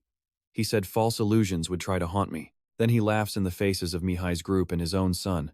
"He's like a different person. Are you trying to fool me? That's right. You're not my son." He realizes the figure is just an illusion, a trial he must face. Losing his patience, Mihai flies straight towards him, declaring, "Enough." In Jakurai's eyes, Mihai looks like a wizard cloaked in pure white. He looked so similar, yet so different. Mihai unleashed holy light to attack Dracula, but the Lord stubbornly refused to yield. "This is my domain." The battle raged on, the two of them evenly matched. But Mihai already had a plan in motion. He started counting down. In just 3 minutes, the immortality-breaking spell he found after searching the demon's mind would activate. The spell was called Reverse Undead. He summoned his book to help him. "What is your command?" it asked. Mihai demanded it leave no loopholes. Just a few minutes later, the spell kicked in, and Dracula was dragged into a swirling vortex. "What is this power?" he wondered. Mihai spoke calmly. "You're not the only one with a holy relic, Dracula." The vampire lord was still defiant. "Time is on my side. I am eternal while your life is short. How long can you possibly last?" 1 minute left. Dracula was beginning to lose his power. Mihai announced the time as fire erupted, and his book screamed, "Is it not over yet?" 30 seconds, then 20, then 10. Soon he'd be nothing but ash. The fight between Mihai and Dracula was finally reaching its end. "My immortal body. This can't be happening. He erased my immortality." Mihai simply waited for the moment he would crumble to dust. Dracula grew weaker, helpless. "My immortal body. How is this possible? To destroy my body, you'd need infinite energy," Mihai replied. "That's right. And pulling this off wasn't easy. Just as you found the holy relic," Mihai explained, "I took control of the entire crypt." Dracula refused to believe what he was hearing. "I became the relic's master through the crypt's true owner," he continued. "The relic itself never had any real effect on you. You only had it because of luck, and Asa never told you." As Dracula faded to ash, he laughed hopelessly. "It's all so meaningless, isn't it?" He was exhausted from constantly running. In his final moments, he called for his son. "Chebet, what have I done? Please don't go. I just wanted her back." Chebet's heart filled with bitterness. Someone else was trapped in this situation because of his father's selfishness. What had that person done wrong? And what about him? He was the one who had to suffer the consequences of their actions. Rain began to fall as Chebet cried in silence. If his father had truly cared about his family, he would have told him about this at least once. Mihai and Jack stood by to comfort him. It was tragic. Chebet had been alone for so long. Dracula was once a good father, at least before his wife died. Chebet screamed out in agony, "I hate this immortality. From now on, I curse the blessing you gave me." As he spoke, his father's eyes slowly closed for the last time. "Is regret the only thing I have left?" Dracula wondered. Tears streamed down Chebet's face as he suppressed his pain. "Even so, I will live on. Immortality is a curse to me, but unlike you, father, I will find a way to fix everything before my life ends." Dracula struggled to gaze upon a final family photo from when his wife was still alive. His family had meant the world to him. He smiled a happy smile. Unlike me. I see. I understand now. He looked at Mihai. Hey, mage. No, I should call you a warrior. He held out the immortal stone. Take it. I don't need it anymore. Mihai accepted it and asked, You're going to die? Dracula nodded. Yes. I should have done this a long time ago. I want to see my wife again. I will soon, but first, I have to go to hell and face my punishment, don't I? Before he vanished, he smiled and placed a hand on his son's neck. I'm sorry, my son. Farewell. Chebet screamed his father's name. Mihai then went to find Nedit. It's over, he said to her. If you had done what you were supposed to from the beginning, maybe none of this would have happened. Honestly, I had to hold back a lot, he added. Nedit sighed deeply. The reason you came back, it was for this, wasn't it? This is the holy relic Dracula gave me. She handed it to Mihai. How do I awaken this, he asked. Nedit said she would do it for him. You have proven yourself worthy by passing the trial, she explained. In that instant, she awakened the object, and power surged through his body. This time, it flowed into Mihai's right hand. Are you leaving already? She asked. It's time for me to go. I have no other business here. Before he left, Mihai asked, What are your thoughts on everything that happened? Nedit looked away in regret. It's all my fault. That child said he would use the relic for good, she recalled. Mihai replied, I'm not so sure about that. I think you just gave it to him, without really thinking it through. You'll have plenty of time to reflect on that. I won't be closing this crypt, because others will come, and I will return as well. I'll be waiting to see what you do next. Nedit sighed, hoping he'd keep his word. Days later, everything was settled. If only Dalit, the chief of Kolum village, was there, then maybe the villagers wouldn't be so lost. The man even offered Mihai a reward, but he refused. Surprisingly, Dalit admitted he wasn't the real chief. I'm just a puppet created by the demons, he confessed. Mihai was slightly taken aback. He then explained that Dalit's real ability was uniting and managing the villagers. Those words left Dalot stunned. Mihai added that he didn't underestimate that skill at all. Still, Dalot remained full of doubt, but they couldn't stay in this situation forever. Mihai knew they needed someone capable of leading the people forward. The thought, however, made Dalit nervous. We were all exploited by the Lord. Will the people ever truly accept me? Mihai understands the concern, and Dalit isn't wrong, but according to his information, the monsters will be returning to this land, and soon. For now, a lingering poison keeps the monsters away, but once it weakens, they will invade. Dalit immediately asks his question, is there any way to stop it? For Mihai, it's less a solution and more of a responsibility he intends to take on. He can't tell Dalit everything just yet, but he asks for his trust, which only leaves the man confused. Why? Why is he doing all this? For them? Mihai pauses for a moment, then asks, Do you really need a reason? As he speaks, Mihai channels his energy for a purification spell, and under its brilliant light, the land is cleansed by holy power. Even so, his superior doubts the area can be fully cleansed within a year. And the real issue is Mihai can't stay here forever. Besides, this isn't a task he can handle on his own. Mihai gets what Jack is saying. He's just the heir of some noble family after all. At best, Mihai can get money and manpower, but he'll have to deal with any surprises himself. Just then, a frantic Leon calls out to him. Mihai immediately asks what's wrong. Leon, pale and panting, reports that a high-ranking official has arrived, a person with some serious power. Hearing this, Mihai just smirks. A big shot, you say? I wonder who it could be. Then, as if he figured something out, he bursts out laughing and tells Leon to turn around and see for himself. Just then, a deep voice sounds out from behind Leon. You've grown up. Carry on. Startled, Leon whips around, his eyes immediately going wide with shock. Seeing his reaction, Juke smirks. I've been following you from the very beginning. Everyone bursts out laughing at the absurd situation. After that, Juke sits down to enjoy some tea and chats casually with Mihai. He's curious why Lord Juke came to such a remote place. Juke calmly replies that the king himself sent him, though it was a job meant for a viscount. But, he adds, it also seemed pretty interesting. Mihai now realizes Juke just came because he was bored. The times have definitely changed. Juke now has to admit that Mihai has become a hero recognized by the gods, but to Mihai himself, that title means nothing. Enough with the small talk, Juke gets straight to the point. Since Mihai solved a major threat to the kingdom, he can ask for whatever he wants.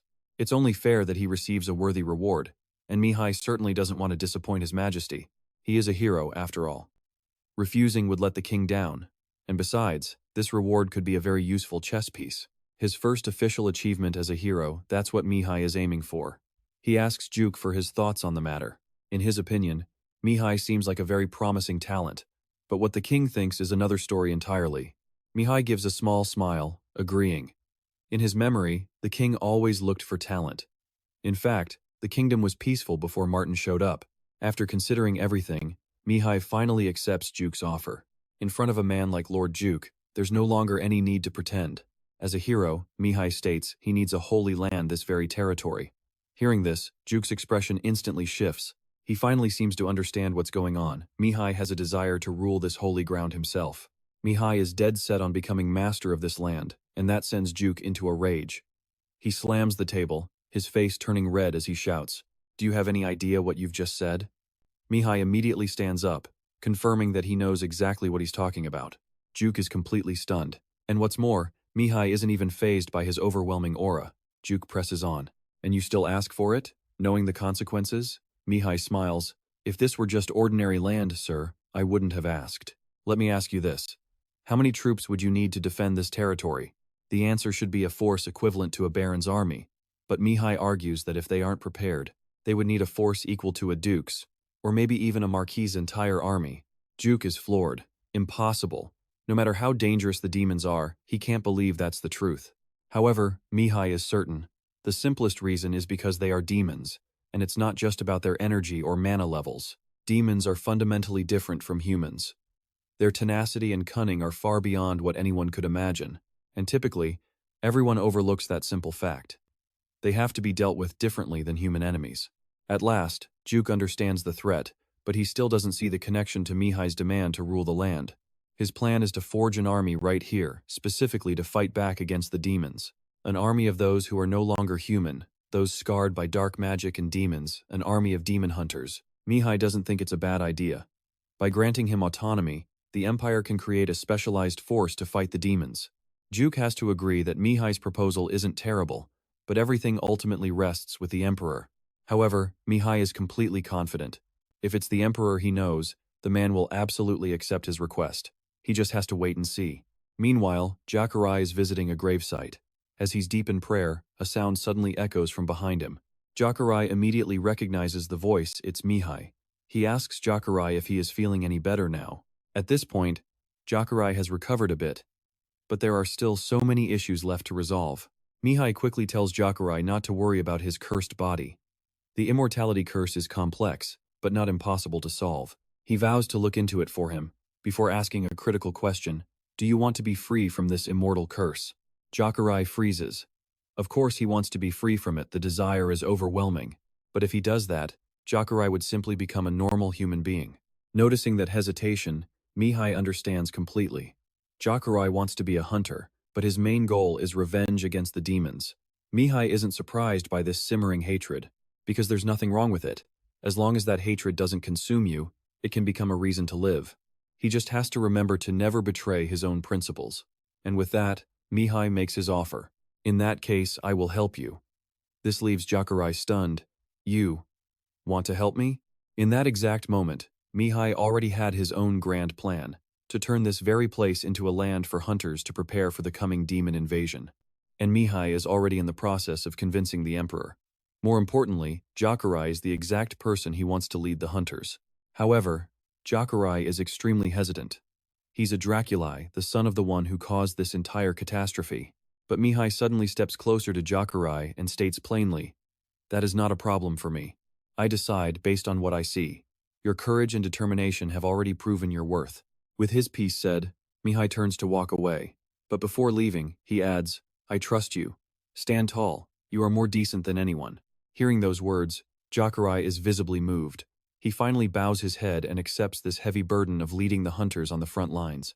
His final moments were said to be horrifying, and on top of everything else, Jakarai would have to survive until the very end to prove the purpose of his existence. That much was absolutely certain.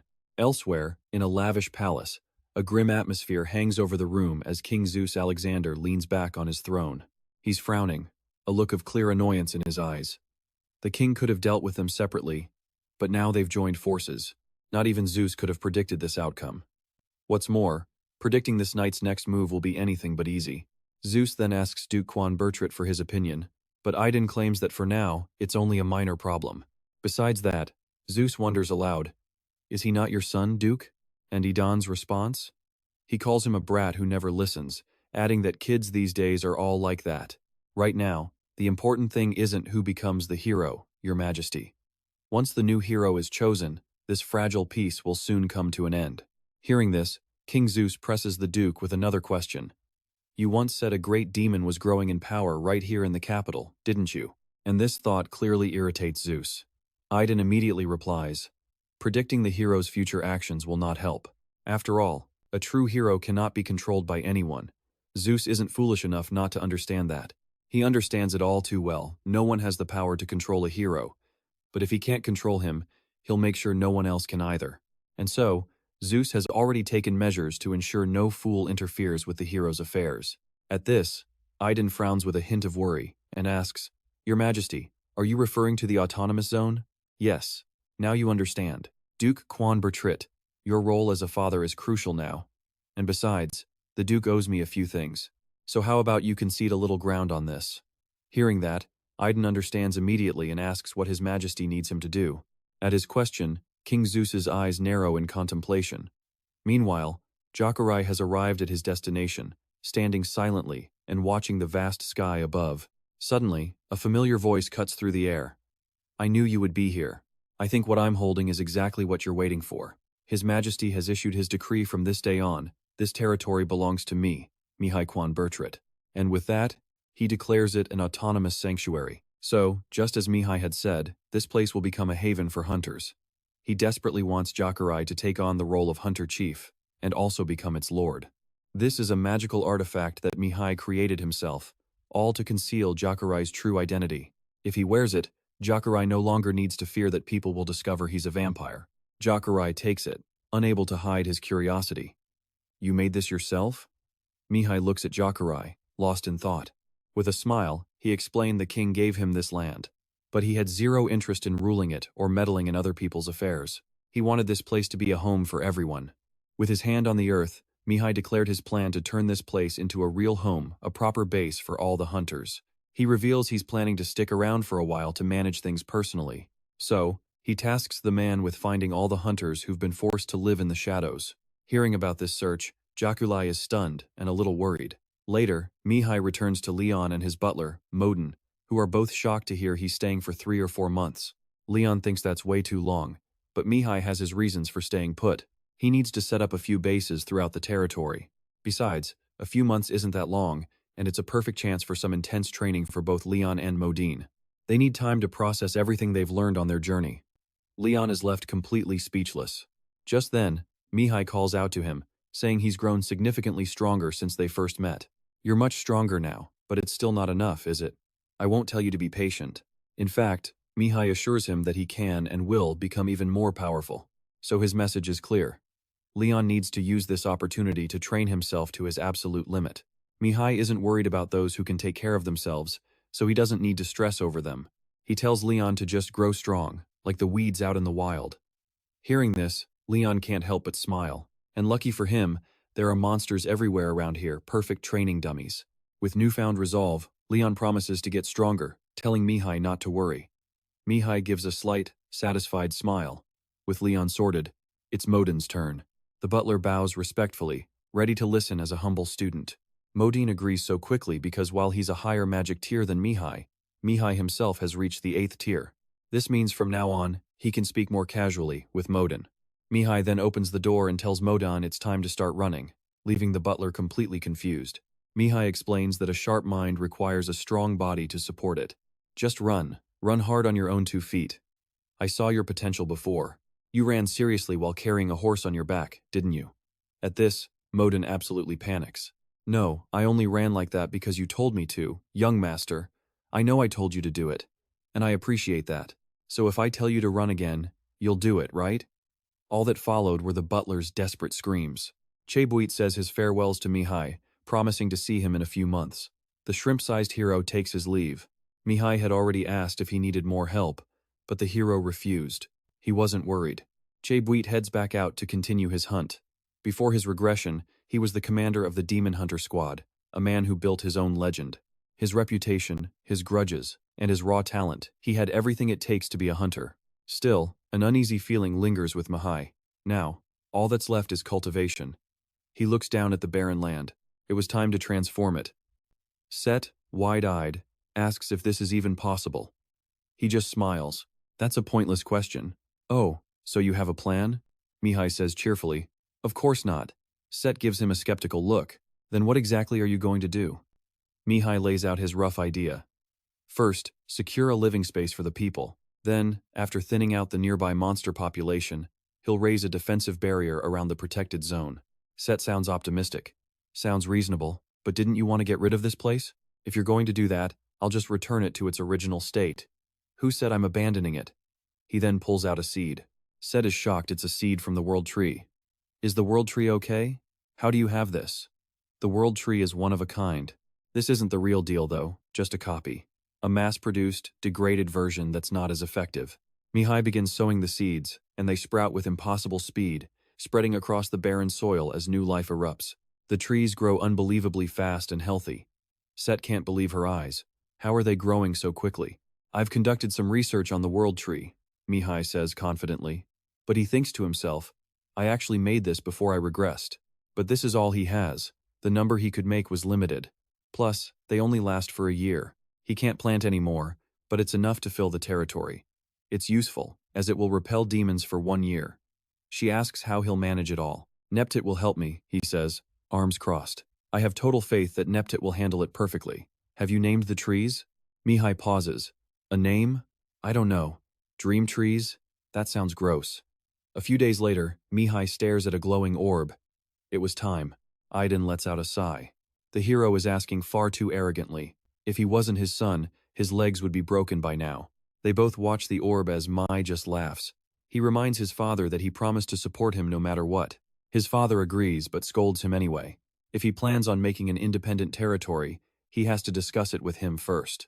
Mai jokes that his father should be used to this by now. The old man just retorts that he can't smack him from so far away. He then relays a message from the king. The Empire won't be putting pressure on Mai, since His Majesty recognizes the hero's importance. Mai stares into the orb, deep in thought. The king wants him to visit the capital for a face-to-face conversation. Face-to-face? What a headache. Still, a visit won't hurt. He finds his butler, Modin, in the middle of a workout. The butler asks what brings the young master here. Mai gets straight to the point. He's heading to the capital and needs Modin to handle things. Modin asks about the capital visit. It's nothing, Mai says, just a chat with the king. Modin agrees but can't shake a bad feeling. But what about the king? Too late, Mai has already left. Sash, however, is thrilled. A carriage ride to the capital? This is a proper vacation. She realizes he never travels alone, simply because he's never had to. Then it hits her his holy power has recently spiked. Mai explains that because of it she's changed a bit too. Changed? Sach asks excitedly. He just smirks. Wanna see? Sach corrects him, saying she'll be the one showing him. After a quick spin, she transforms. What do you think? I look human now, right? Mai has to admit he's surprised.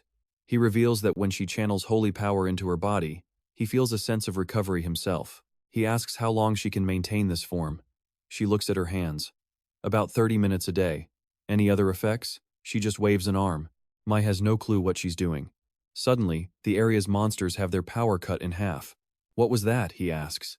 She explains she just used her storm power on the monsters, but it was only half as effective as it should be. It's far weaker than her power during her golden age. Mai freezes. Now that you mention it, he realizes he's never heard her speak of a golden age before. She just repeats his question.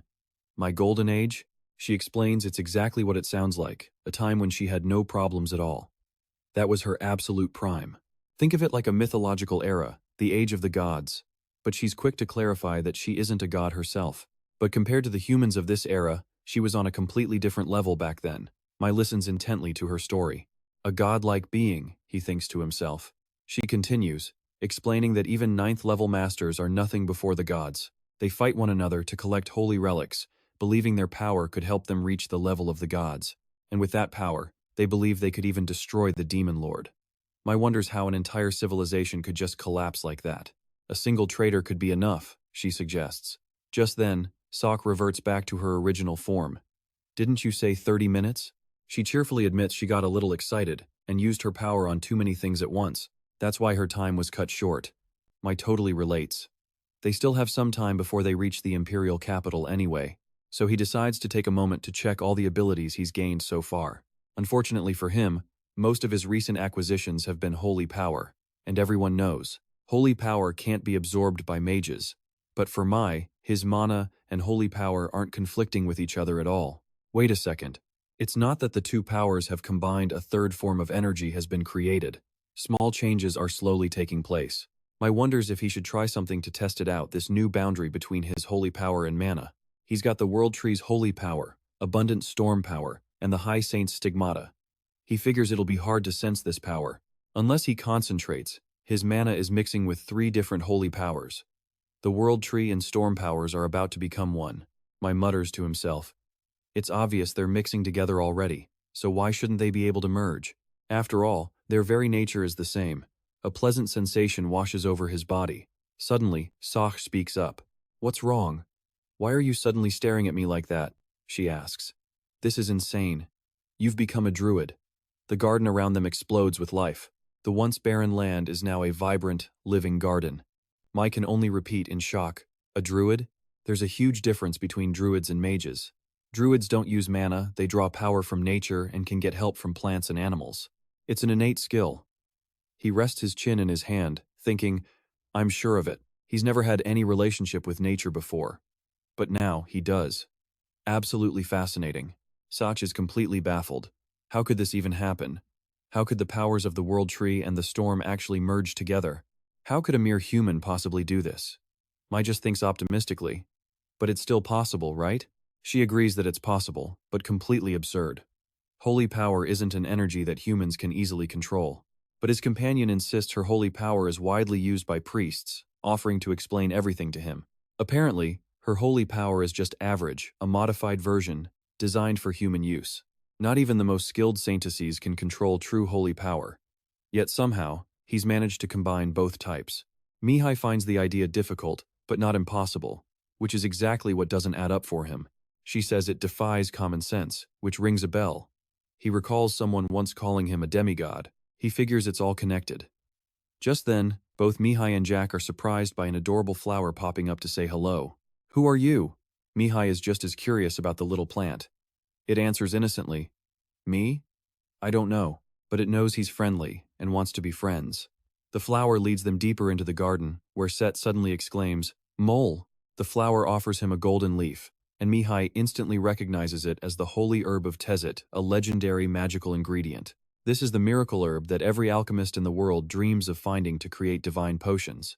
The flower just smiles, saying he's kind. Don't be shy. It's a gift, the flower says. But Set clarifies this isn't just any gift, it's a bribe. So, what if he refuses? The flower is blunt. Set cuts in, stop messing around. You know it was created during your awakening. You have to take this little guy's bribe. Mihai makes his decision. All right. He wasn't planning to refuse anyway. He needs money to become a priest, so he'll take it. The flower lights up with joy, its expression filled with pure trust. He asks for its name again, but it still doesn't know. If you don't have a name, I'll give you one. The flower is thrilled. Name me. Mihai thinks for a moment. What's a good name? He suggests Monset, or Mon for short, but it sounds a little weird. Mon from Mole? Set says he needs to put more effort into it. But the little flower tries out the name Mon, and seems to find it fascinating. See? She likes it. With that, their carriage starts moving, and Set flies off. She feels the same peace as always. She asks, Are you going to see the king now? No, that's not his plan. He can't show up empty-handed. Upon arriving at the palace, Mihai is greeted warmly by a bishop. Welcome, warrior. Mihai returns the greeting, noting the bishop seems to be in a good mood. The bishop just blushes, saying it's all because Mihai solved his problem. So why are you here? Mihai gets straight to the point. I've come for an audience with His Majesty. The king? All I can do is wish you luck. Mihai leans in. Actually, there is something you can help me with, Archbishop. I hear you have some very valuable information. The bishop slowly realizes what he's referring to. You mean the king's dark past? Why bring that up now? Mihai smiles. I'm a warrior, Archbishop. And instead of waiting for others to scheme against me, I'd rather be one step ahead of them. Meanwhile, inside the palace, another bishop reports to a marquis. That Burchett kid just entered the city? Damn it, who knew that fool would actually become a warrior? How ridiculous. Marquis Calibat asks for his opinion. The bishop replies, I don't think we can ignore this. Calibat agrees. The same idiot who was rejected by Lyndall somehow gained this much influence in a single year? It's impossible. The holy nation can't be trusted, so he asks what he should do. What do you mean? Calibat says. Let's just go to the capital first. There's only one reason he'd suddenly return. The bishop instantly knows who he's talking about. An order from the king. Exactly, Calibat adds. If the king's favor shifts to the One Punch family, the entire balance of power will collapse. But Calibat reconsiders. No, maybe it's not that. He just truly dislikes the One Punch family. He flashes back to an image of Idan. He's hated both mages and the head of that damned family for a very long time. Even though Mihai apologized, Calibat is still holding a grudge. He screams, Damn you, One Punch Clan, I won't let you succeed. Back with Mihai, he maintains an optimistic smile despite all the tension surrounding him, looking up at the sky. He's just enjoying the peaceful view, reflecting on life. People have to live while facing so many unknowns. Yep, that's life. But if something like this happens again, it won't be fun at all. It was incredibly difficult. The light at the end of the tunnel is always the brightest, isn't it? But it doesn't have to happen right now. Moments ago, Mihai had sighed in relief. The first floor was finally done.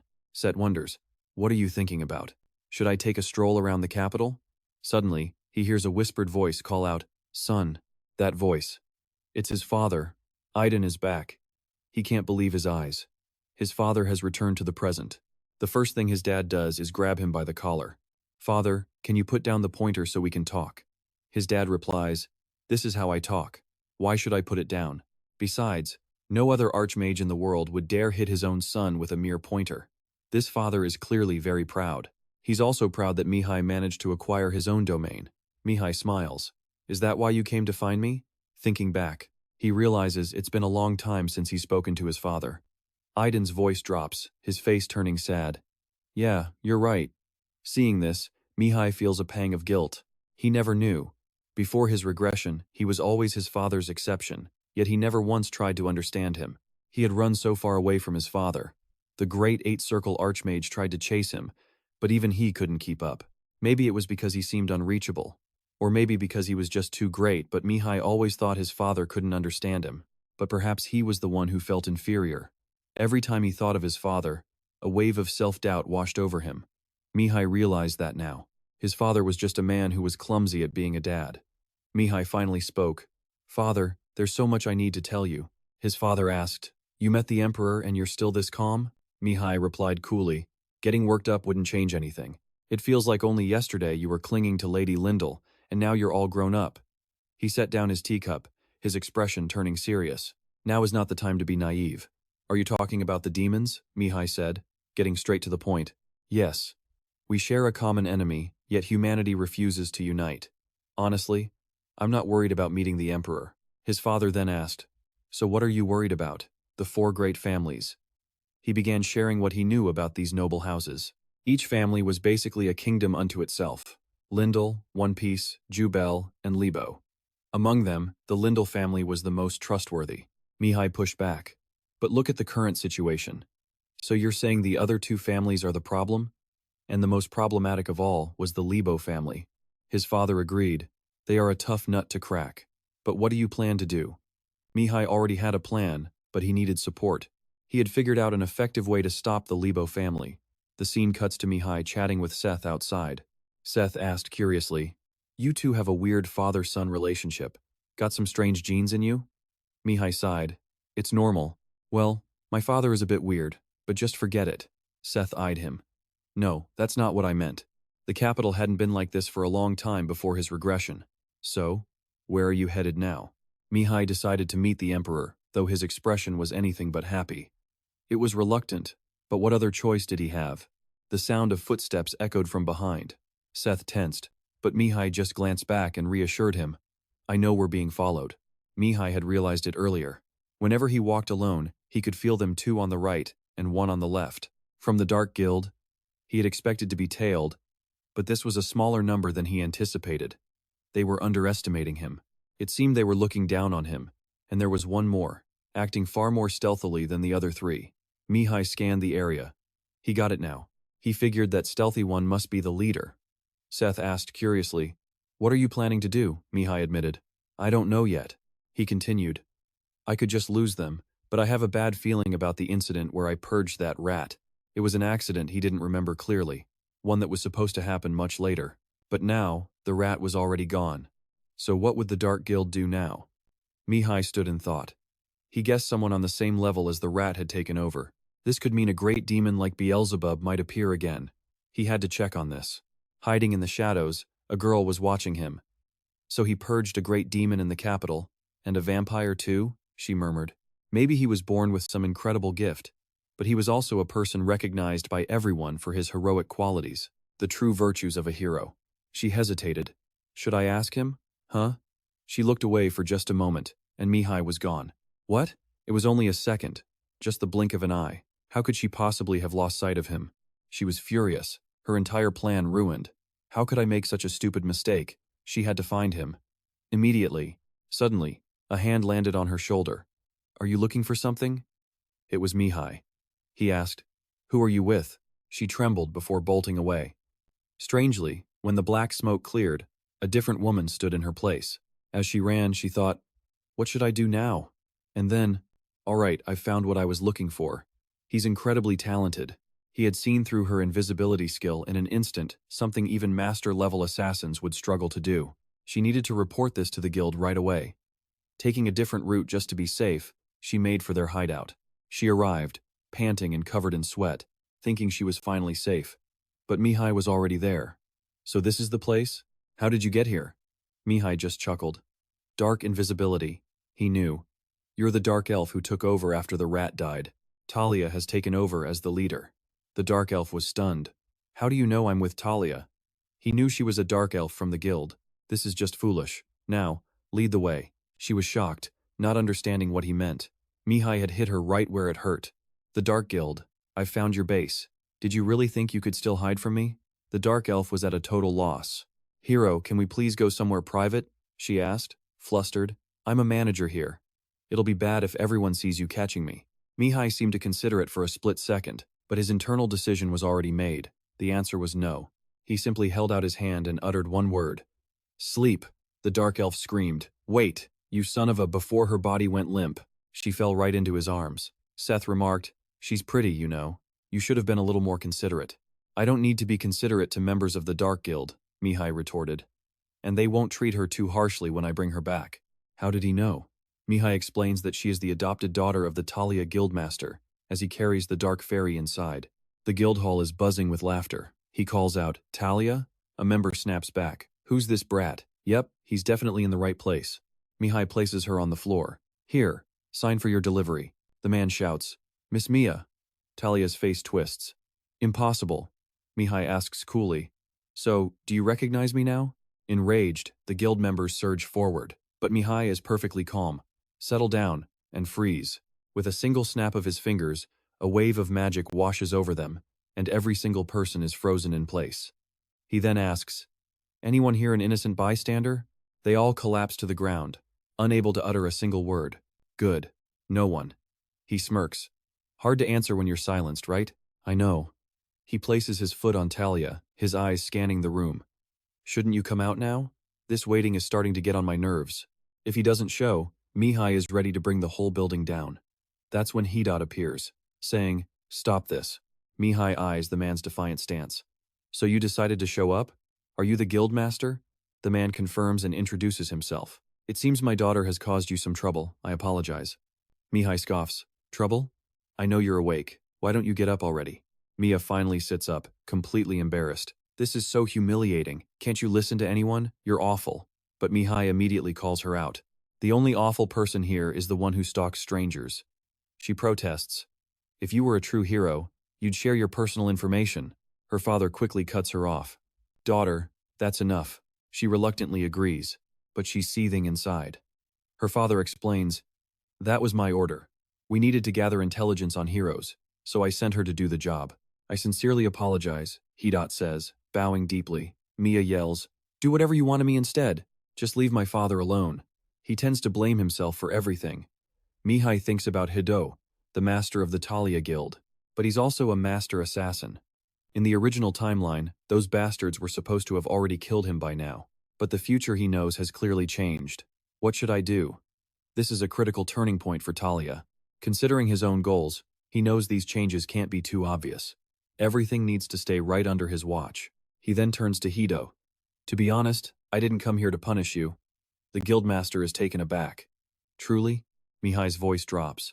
But Rat is another story. He's a monster who sold his soul to demons. Mia gasps. You took over his territory, right? Hey, are you lumping us in with those heretics?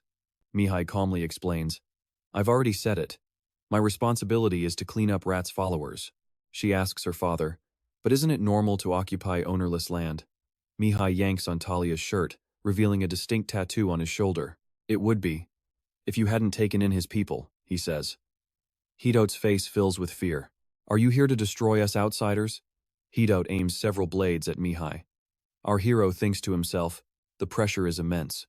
Just as you'd expect from a master. He asks flatly, are you done? But Hido interrupts him. Wait. Mihai never thought he'd run into a master assassin here. You have a lot of faith in me, I can tell. I see a lot of little details. For example, the state of your heart. Hido is instantly suspicious. Suddenly, Mihai's eyes widen as he stares at the old man. He breaks into a sweat. Something is terribly wrong. You're cursed. How are you even still alive? The old man is stunned. How did you know? Mihai answers confidently. Because I'm a hero. Let's just say a higher power told me. Hiding behind her dad, Mia whispers, if you know about the curse, do you know how to break it? He crosses his arms with a confident smirk. Well, of course I do. She immediately presses him. What? How do you do it? Tell me. If you need anything, I will get it for you. But her face is filled with worry. Even as she pleads with him for the information, he just gives her an arrogant, knowing smile. A bit desperate, aren't we? But I never work for free. So, tell me, what do you know about me? A deal between Mihai and Hido begins to form. Hido reluctantly presses his seal onto the agreement. All right, now put your seal here. And here too, Mihai cheerfully instructs him. The agreement is sealed in an instant. To be honest, making this deal was the only logical path forward for both of them. Their goals were aligned, so there was no need to hesitate. First on the list, breaking Hido's curse. With this, Hido will be fully restored with no side effects. The fact is, a master assassin at full strength is an asset you can't ignore. Mihai glances at him, already planning to lead Talia toward a brighter future. Their guild's current limitations are painfully obvious. Even if they tried to surpass those limits, they couldn't escape the shackles that bound them as members of a dark guild. Exactly, Hido says. There are things we simply cannot do. And so, this hero, Mihai, is going to help him. The Talia Guild, in turn, will dedicate itself to gathering information for him. If anyone disobeys, Hido states the penalty. They will pay with their life. This is a clause in our agreement, isn't it? And it means Talia needs to get involved. You understand the real meaning behind that, don't you? Mihai's implication is crystal clear. He's ordering them to eliminate Rat's underlings. But this is no easy task. Hido confesses, even after signing this deal, I find it hard to see a path for my guild out of the shadows. All right. While the Lord worried about his territory, Mihai remained perfectly calm. For now, this is enough. Have you forgotten which family I come from? The man remembered House Quan Burrit. My father is still in the capital, so please listen to him. Mihai carefully instructed him. Hido then asked nervously about his father's personality. Mihai stammered. To even imagine it is frightening. My father is on another level entirely. But don't worry, he added. Even with his personality, he won't do anything to you. Hido could only nod, finally feeling reassured. Hoping for the best, Mihai then departed. Mi turned to her father, her voice trembling slightly. Can we really trust him? I have a good feeling about this, my daughter. It's the same instinct I've lived by my whole life. It's how I met you that day. Every choice I've made, he confided in his daughter, has been based on that very same feeling. He knew escaping the curse would be a relief, but the promise the hero had made was far more important than anything. But Mi was still deeply suspicious of Mihai. Elsewhere, Mihai smiled to himself. A promise, he thought, that will pull us out of the darkness. There wasn't a hint of prejudice in his eyes, Hido mused aloud. That must mean he's truly sincere, he continued, believing the hero respected them enough to strike a deal, to actually work with them as equals. After all, getting help from a hero isn't easy. Meeting him before disaster struck meant they might avoid losing anything at all. Listening to him, Mi finally understood her father's heart. He was only doing what was best for their territory. For someone called a hero, he seems a bit ordinary, Mi said. Her father couldn't help but agree. From a high vantage point, Miha looked out over the entire royal palace. It seemed almost unreal this was the place he had to protect. He knew that speaking to the emperor with others listening would be uncomfortable, but it was also the safest way forward. But still, he couldn't shake this feeling of anxiety. Around this time, a certain royal knight should already be inside the palace. And there it was, that familiar presence. As Miha sparred with a palace knight, the man suddenly commanded, "Halt your steps. Beyond this point are the emperor's private chambers." In response, Miha simply held up a necklace as proof of his identity. "A royal hero. Have you not heard of me? I am a hero." Both knights were stunned, but one promised he would check on the claim immediately. "Please cooperate while we confirm your identity." Miha agreed. A moment later, the knight returned. "It's confirmed. Your escort will be here shortly." "Understood." Miha stood and waited for the escort. Of course, he knew exactly who was about to show up. When it came to a hero's escort, if they assigned a rookie, there was only one possibility. At last, he arrived. "Greetings, hero." Miha recognized him instantly. It was Mian. The knight was shocked that Miha knew his name, but Miha simply spoke first. "Aren't we both nobles? I am from House Quan Buret, and you are from House Libat." "It's an honor to meet you," Miha said with a friendly smile. Mian was the second son of Marquis Libat, and before Miha's regression, Mian had been absolutely destroyed by his past. For Mian, it was a horrifying memory. He was either a sinner who had killed his own father, or a man who could do nothing to help. The Marquis Libat, or a hero who stopped a corrupt family from going completely mad. Miha had witnessed that tragic day himself. In the future, Mian would be known by two clashing titles. He would forever be called the Hero of Ruin. For now, Miha and Mian got acquainted, sharing a friendly laugh. The easy warmth seemed to catch Mian by surprise. "I never expected the famous hero to know my name," Mian said, smiling as he led the way. Miha thought to himself that this was the real Mian. A sinner, a fallen hero. That's what people would call him. But right now, he just seemed kind and completely carefree. Miha broke the silence. "Mian, you were only recently appointed as a royal knight, weren't you?" The question startled the young man. "Yes, but becoming one is a great source of pride for me." "Of course," he added quickly. "It's nothing compared to you." Miha just shook his head, offering encouragement. "No, to achieve that at your age is something truly admirable." A genuine, happy smile spread across Mian's face. "Hearing you say that makes me feel better." Seeing it, Miha felt happy too. That smile was still pure. It was pure because Mian did not yet know the truth about his father, the very truth that would eventually cause him to self-destruct. Miha remembered the plan he'd discussed with his father. There was only one way to take down the Marquis in a single, decisive blow. And for that plan to work, he needed Mian. "Mian," he asked, "what are your thoughts on Marquis Libat?" "You mean my father?" Mian answered honestly. "I respect him. We are one of the kingdom's 4 great families, and he is our leader, is he not? Of course, I know he isn't fond of House Quan Buret, but I believe that's just some lingering youthful rivalry. My father is a mature man. He doesn't hold on to old grudges." Miha's eyes narrowed. Mature? Ridiculous. Before his regression, the Marquis had relentlessly tried to destroy his family, but the Marquis had finally gone too far. Mian discovered his crimes, and that was the spark that ignited their tragic conflict. And everything that followed was an absolute disaster. There was so much to consider, but he knew this was the right moment. The moment to let him know the truth. Miha decided he would tell him everything. "Come to think of it, a rumor has started up in the capital recently. Did you know?" Maiden looked completely lost. What Mian was talking about concerned the affairs of the Dark Clan. Maiden felt a deep unease. It was a serious problem, but not one that could be solved overnight. Mian pressed. "So, this has nothing to do with the royal knights?"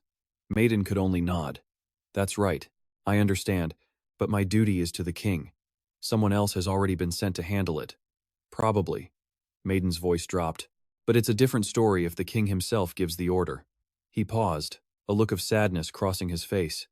Mian knew he craved something more. Maiden was a royal knight, but he hated being tied down to one place. He only accepted this unsuitable position because destiny demanded it. Which meant all Mian needed was a little push. Then Maiden could easily be guided toward the truth that had been hidden from him. "If you want," Mian offered, I can put in a good word when I see the king. I see more than just what's on the surface. God is always with me, and sometimes he whispers to me. He says you have a mission of your own. Maiden hesitated for a long moment. Finally, he voiced his desire to Mian. Can you help me? Mian agreed in an instant. The two were escorted into the grand hall. It is my honor, King Alexander said, welcoming Mian. You've had an arduous journey. Mian bowed politely. It's a great honor to meet you, Your Majesty. But King Alexander saw right through his attitude, sensing no real honor at all. He came reluctantly, the king thought. He bows because I am the emperor, but his tone holds absolutely no respect. How interesting, he said aloud. Mian shifted, replying, Thank you for the compliment. The king continued, I never expected a hero from House Berkt, so I looked into your background. The king had clearly read his file. You were a madman. Using the past tense is a compliment, you know. Am I being too rude to our hero? He asked with obvious sarcasm. Mian responded with perfect etiquette. No, I don't intend to deny the truth. The king wasn't just sizing him up as a hero. He was trying to figure out what kind of man Mian Berkt truly was. He analyzed every gesture and word, looking for rebellion or stupidity. Mian wondered, did the king think he was blinded by fame or driven by ambition? He knew the king would label him based on how he conducted himself right here, right now. And so, Mian faltered for a moment before breaking into a smile. Actually, I'm more of an evolved psychopath. He had absolutely no intention of giving the king an easy answer. Alexander, the ruler of this great empire, was a man who understood the truth of the world. He knew that disaster would strike if power was granted without responsibility, without limits. He used those limits to judge what kind of person someone was. And looking at Mian, he thought, what is wrong with this man? I can't see who he is. This had never happened before. How interesting. Mian stared right back at him. I apologize if my tone is somewhat unsettling, Mian said. The king calmly replied, if I were your father, I'd be furious with that attitude. But you aren't, Your Majesty. Can't you be a little more generous? The king turned away, but relented. Fine. Speak. Is a calamity coming to this world? Mian said. If we prepare for it now, then nothing will happen. I am certain it is a great disaster, but its final scale depends entirely on how we prepare. The king understood. So this calamity cannot be stopped? A disaster my empire can hardly withstand. History spoke of a great demon that was incredibly difficult to deal with. It's not just one great demon hiding in the shadows, Mian tried to explain. The lord of those demons is coming as well. The king was doubtful. A lord? This was not good. Mentioning something so impossible seemed absurd. Besides, hadn't he just said there was a demon hiding right here in the capital? What do you want from me? I'm sure you didn't come here just to see me. You must be here because there's something you want to say. Mian hesitated. What I want? He let out a loud, innocent laugh. I don't want anything. The king's expression soured. Mian recognized the reaction, recalling a story from a few years back. A duke had once told Mian about the king's weakness. I'm not sure if this information will be of any use to you, but the current king is apathetic. The duke had a worried look on his face, although he gets as fiery as ever whenever abdication is mentioned. Simply put, the king's apathy only broke when someone brought up the idea of him stepping down from the throne.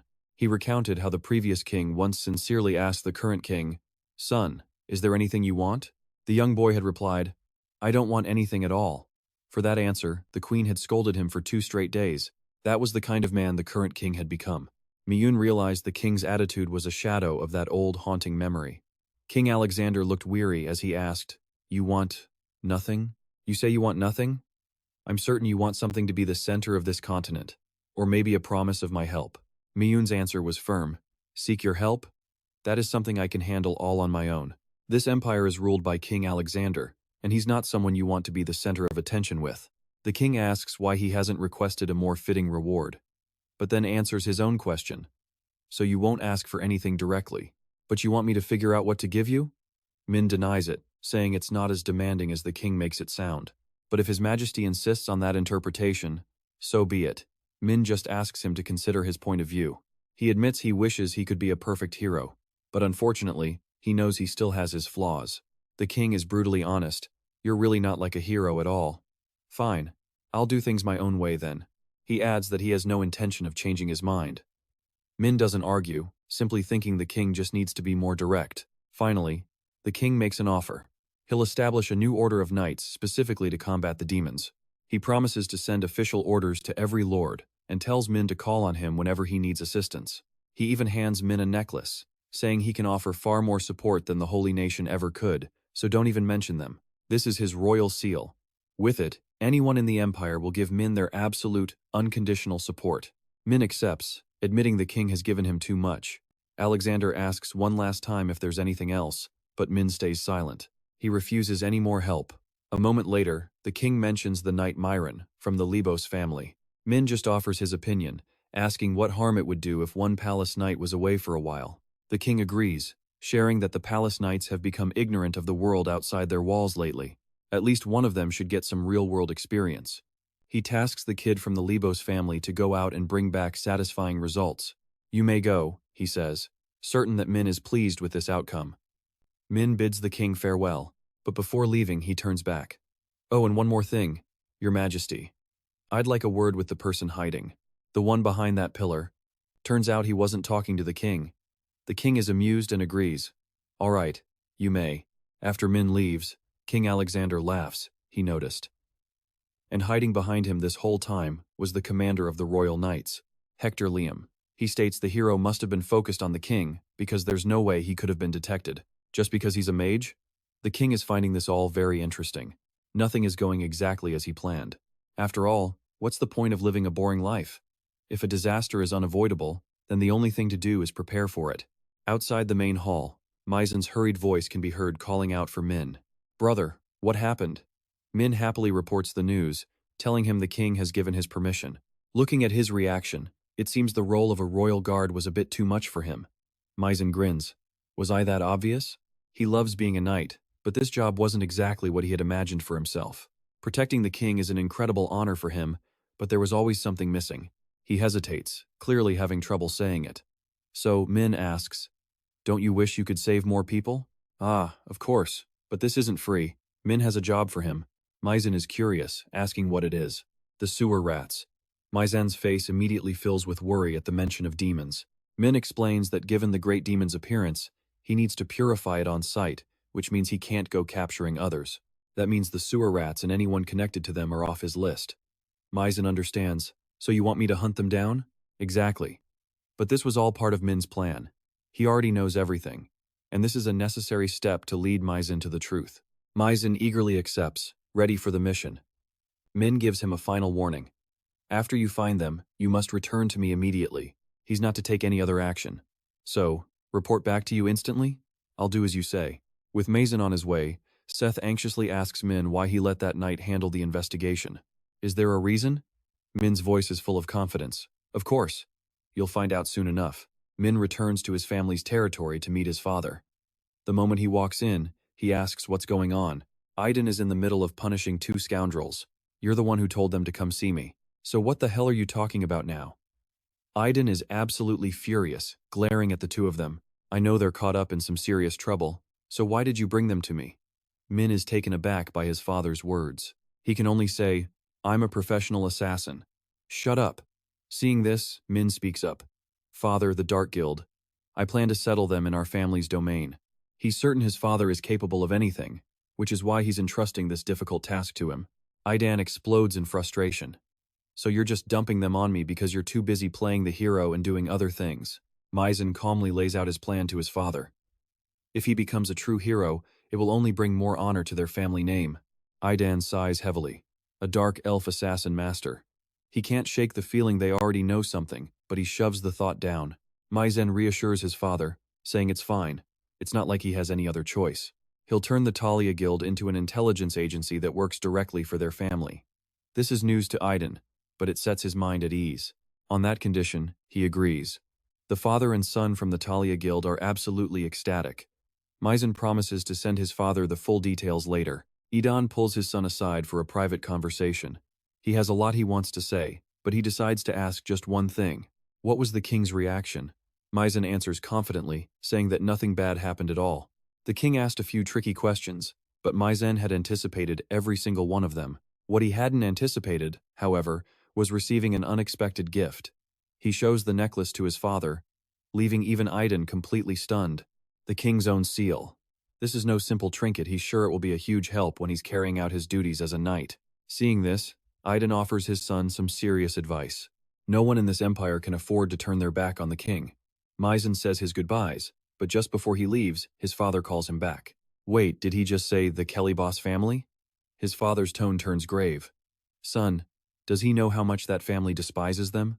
Mian has heard the stories that the man fought his father for his mother's hand. Aiden clenches his fist in anguish and confirms it's true. Honestly, even after he and Cece were married, the man never gave up, relentlessly pursuing her. Rage boils inside Mian. The absolute bastard. His father says that even though their friendship ended, that doesn't mean he lost the fight. Mian mulls this over. He admits his father is right, but the messy history between the two families had made him hesitate. It seems like Mian's situation is almost identical to his own.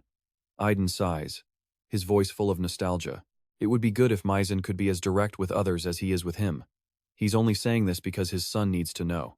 The Kelly boss family will target their house for the rest of their lives. And as for Mian's previous request, Aiden reveals he's already taken care of it. He wasn't sure what the Kelly boss family expected to gain by using their second son. So, what's Mian's next move? He just smiles, full of confidence. Their family is powerful, so no outsider would dare to cause them any trouble directly.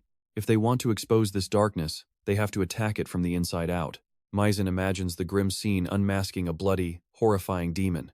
He storms the guild, catching the enemy right in the middle of his vile work. The man is shocked by the knight's sudden intrusion. A holy knight here? Impossible. Mian calmly walks toward him. Jack, the master of the Haina Dark Guild. It's you, isn't it? The man denies it, saying he's never challenged the king. How could a lowly person like him dare to defy the throne? Mian has no time for his lies, and simply tells him to shut his mouth. He walks to the iron bars where Jack was holding two young brothers. It's a pitiful sight. There are so many innocent children trapped inside. Boiling with rage, he grabs the man by the collar. You're the one running this filthy business for that rat, aren't you? The man just screams back, asking who even cares. Mian gets right in his face. Shut up. You have the nerve to call trafficking innocent children a business? Who's behind you? The man plays dumb, so Mian snaps his wrist, then his ankle, trying to make him talk. But Jack refuses to say a word. I don't know. I swear I don't. How could I possibly know when that monster hid his real identity from me? Mian realizes there really is someone else pulling the strings. He needs to find proof. He scans the room, searching for any possible clues. That's when he spots a scarf with his family's crest embroidered on it. He picks it up. Why is this here? He thought this was just some petty crime. There's no way his family is involved with scum like this. He can't believe it. In utter denial, he throws the scarf back on the ground and leaves. But when he gets back to his domain and calls his father, he gets an earful. His father is not happy with his actions at all. Father, what are you talking about? His father tells him to stop doing these pointless things. All I want is for you to bring glory to our family. Just do your duty as a holy knight. But Mian stubbornly tries to explain. But father, this is the mission the king himself assigned to me. The work I'm doing now will bring our family even greater glory. But his father cuts him off. Stop it. I'll be in the imperial capital soon. Until then, he warns Mian, do not continue this investigation. Just focus on your duties as a holy knight. That is an order. Frustrated, Mian hangs up. What? He doesn't understand any of this. Wasn't it his father who taught him to always live a life of glory? So why was he remembering that handkerchief now? Mian couldn't shake the deep unease he felt about his family situation. He'd gotten mixed up with that absolute scoundrel, and he knew it was wrong. Was there anyone out there watching this unfold? The man mused that the seeds of doubt had finally been planted. This was clearly the mastermind. Moments later, Modin called Mayu. He asked, was everything all right there? Miu, resting his chin on his hand, just sighed. That tree. It has gotten so much bigger. Its life force was incredibly strong. He figured it would just keep on growing if they continued to leave it alone. Besides, it would purify the toxins on its own. They didn't even need to watch it. He then asked Butler Modin a question. Had the old man been keeping up with the muscle training exercises he'd recommended? To reach a higher level, he had to take care of himself. The butler admitted that he'd realized something during his training. Muscles don't get stronger overnight, especially not for an old man. Mayu, though completely exhausted, did his best to listen to the butler's chatter. A mage in his twilight years, he began, shouldn't have to endure such a difficult time, right? He was trying to comfort Miu in his own way. Twilight years or not, a mage was still human. But really, whatever. Modin's voice suddenly boomed. Are you ignoring me? Mayu quickly asked about Leon's situation, and the butler's mood instantly brightened. Young Master Leon was apparently growing at a mind-boggling rate. Based on how things were going, he believed the boy could become a master within a single year. Mew took a moment to think about it. It was possible. Before his regression, Leon was a certified genius who reached the master level, right alongside Sifi. If he needs anything, Mew ordered, give him your full support. He is a man worth investing in. Modin agreed, taking the order to heart. Mayu ended the call. He stretched wide, trying to get his head back in the game. He had to be ready. He had a feeling his guest would be arriving soon. Just then, Hector appeared from behind him. Hero, the Marquis has just arrived in the capital. Hito asked nervously, what should we do now? Mayu was the picture of calm, trying to soothe Hito's anxiety. What do you mean? Don't do a single thing. We have no reason to interfere with a nice, friendly chat between a father and his son. But Hito was still worried. Sir, do you really think the second son of House Curlyboss would dare defy his entire family? Mew simply said, if he figures things out, just watch him carefully. Something interesting is about to happen. And so, Maizen went to see his father. Why have you come here so suddenly? He asked. The Marquis replied, I came to check if you were actually following my orders. Of course, he added, that's not the only reason I'm here. Maizen knew the other reason for visiting the capital had to be the hero. It was impossible his father hadn't heard the news. The Marquis asked, are you upset that I stopped you from investigating further? Maizen thought for a long time before answering the question. He finally said, that path would bring greater glory to our family, but that is not the glory that I want. Maizen, however, still tried to persuade his father. If that's the case, then you shouldn't have encouraged me to become a holy knight. His father cut him off, and I don't need to get involved in this mess just to secure you a higher position. That's not the only thing that can bring us glory. Do you think the glory of that title belongs only to you? Your honor is a symbol for our entire family. Maizen's next words were heartbreaking. Our family is already disgraced, father. The Marquis flinched, tormenting himself with guilt. What was he supposed to do now? His son had sacrificed himself, living like an obedient puppet for the good of the family. To become a holy knight and maintain the power of a great noble house, the support of the royal palace was essential. Maizen's demeanor had matured.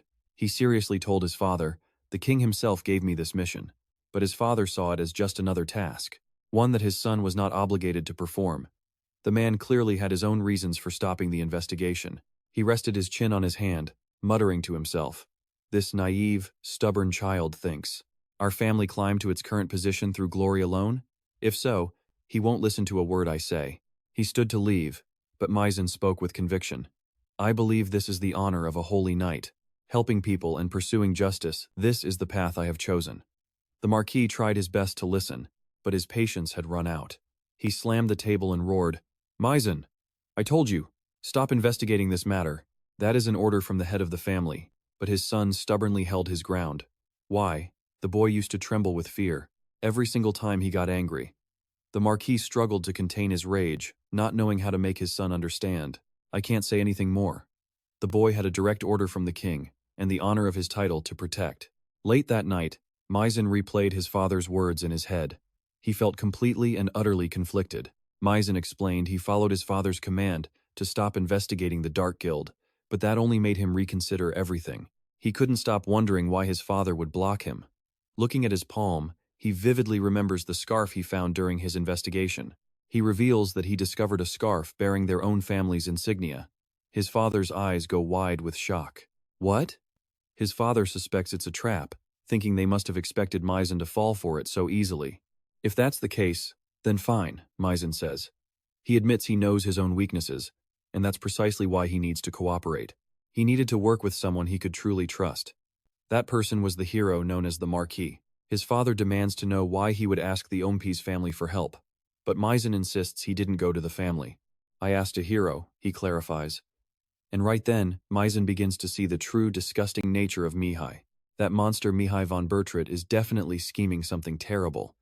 Maizen is already regretting his choices. He didn't even realize it was a trap. Now he feels nothing but shame for having argued with his father.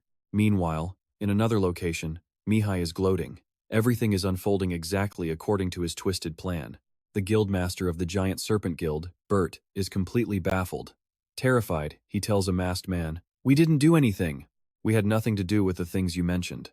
The masked man's response is ice cold. but you still hold the information. He then grabs Bert by the throat with a chilling threat. Don't worry. When you all disappear, no one will even know. The man then hands Bert a vial of poison, an old corrosive solution he calls it. But suddenly, Herod appears. Herod comments to the masked man, "To think I'd see something like that here." It brings back memories.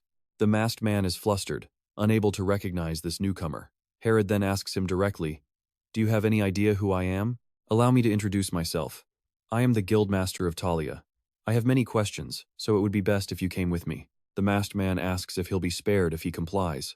Herod simply nods, giving his word of honor. But it's all a ruse. The masked man can feel the immense pressure rolling off Herod. This guy is on a completely different level.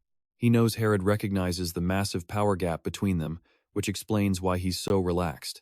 He isn't guarded at all. This is his chance.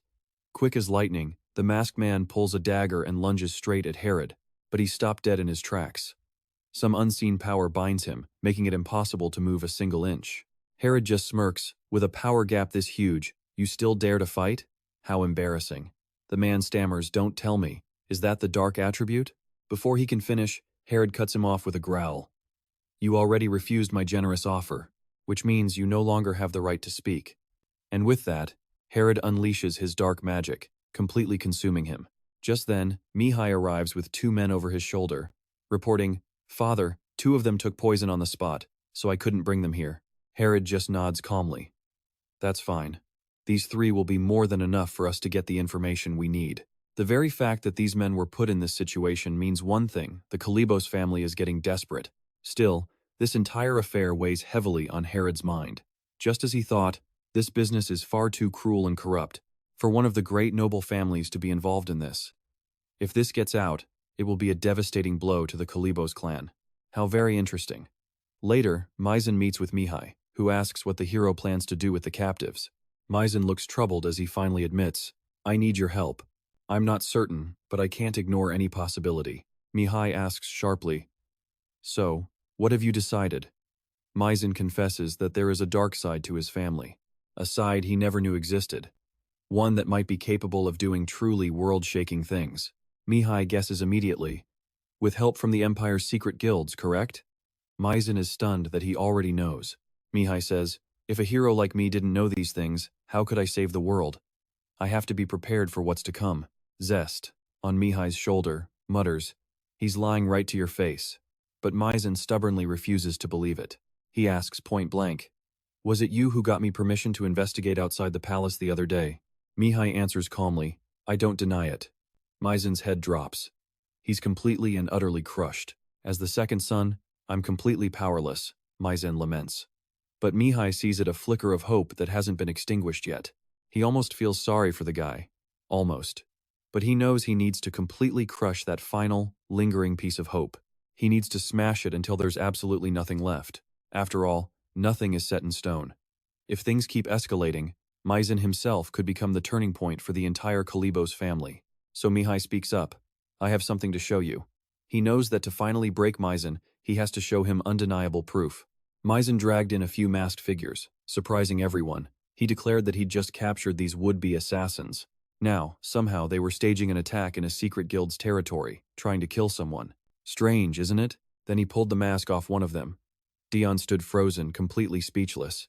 "Isn't this odd, Knight Dion?" Dion was in shock. It was Led the Butcher. Why was a wanted criminal like him doing here? He revealed the others. Every single one of them was a notorious criminal, and they were all convicts who had supposedly been executed by House Libo. Mian spoke up, saying their talents had probably been wasted. No matter how badly he treated them, their crimes were far too severe. They were all sentenced to death, no exceptions. The man trembled, while the others remained completely silent. "What did you just say?" An unseen voice boomed. A report had just come in. All the assassins sent to the Dark Guild were dead. He was sure there were no double agents inside the Dark Guild. So why are you spouting such nonsense? Had they been wiped out? Was this a failure? He remembered his son saying he would ask a hero for help, and it suddenly clicked that hero was Mian. "Where is he now?" he demanded. The answer came back. "The Central Temple. I'll go meet him myself." A burst of laughter echoed from the room. "Well, if it isn't the Marquis himself." Mian was calm. "It's been a while. What wind brings the head of a great noble family all the way out here?" Since he was a great noble, Mian was sure he must have a grand and noble reason for visiting. Let's talk elsewhere, the Marquis snapped. We aren't close enough for casual chats, so I'll be direct. Was it you? Mian immediately played dumb. I don't know what you're talking about. The Marquis insisted his son's rash behavior was Mian's fault. Mian didn't think exposing the mastermind behind the Dark Guild's crimes could be called rash behavior at all. I'm warning you again. Stay away from my son. Mian replied that he'd need a reason to accept that warning. Why shouldn't he be involved? The man was silent for a long moment before speaking. Have you ever heard the term necessary evil? He asked. Evil, he explained, is just a simple method of judgment. A place prone to corruption will inevitably fall into depravity, so someone is needed who isn't afraid to embrace evil. My family is a prime example. Mian cut him off. What are you trying to say? The man declared he was the one controlling evil in the empire. Do you really think the king is unaware? He sneered, saying a world can't exist on light alone. Mian's worldview was far too naive. Did the king also allow you to sell your own son into slavery? I highly doubt that. Even if that were true, those feelings were something the Marquis could easily discard. He would have to listen to some of Dion's complaints, but nothing serious would come of it. You seem to understand, the Marquis said, but you should know I don't really care. Mian leaned in close and whispered, Do you think I'm standing here as a member of the Burrito family? This was the central temple, and he was a hero. He held a position where things like necessary evil meant absolutely nothing to him. He told the Marquis to stop making such pathetic excuses. Isn't arresting criminals the right thing to do? The Marquis had too many opinions, but now he only had two choices. Either he stops his involvement with the Dark Guild's activities, or he continues to maintain the necessary evil he so proudly mentioned. You have to choose, right here, right now, Marquis Libo. The Marquis simply slammed the door and walked away, leaving Mian standing alone.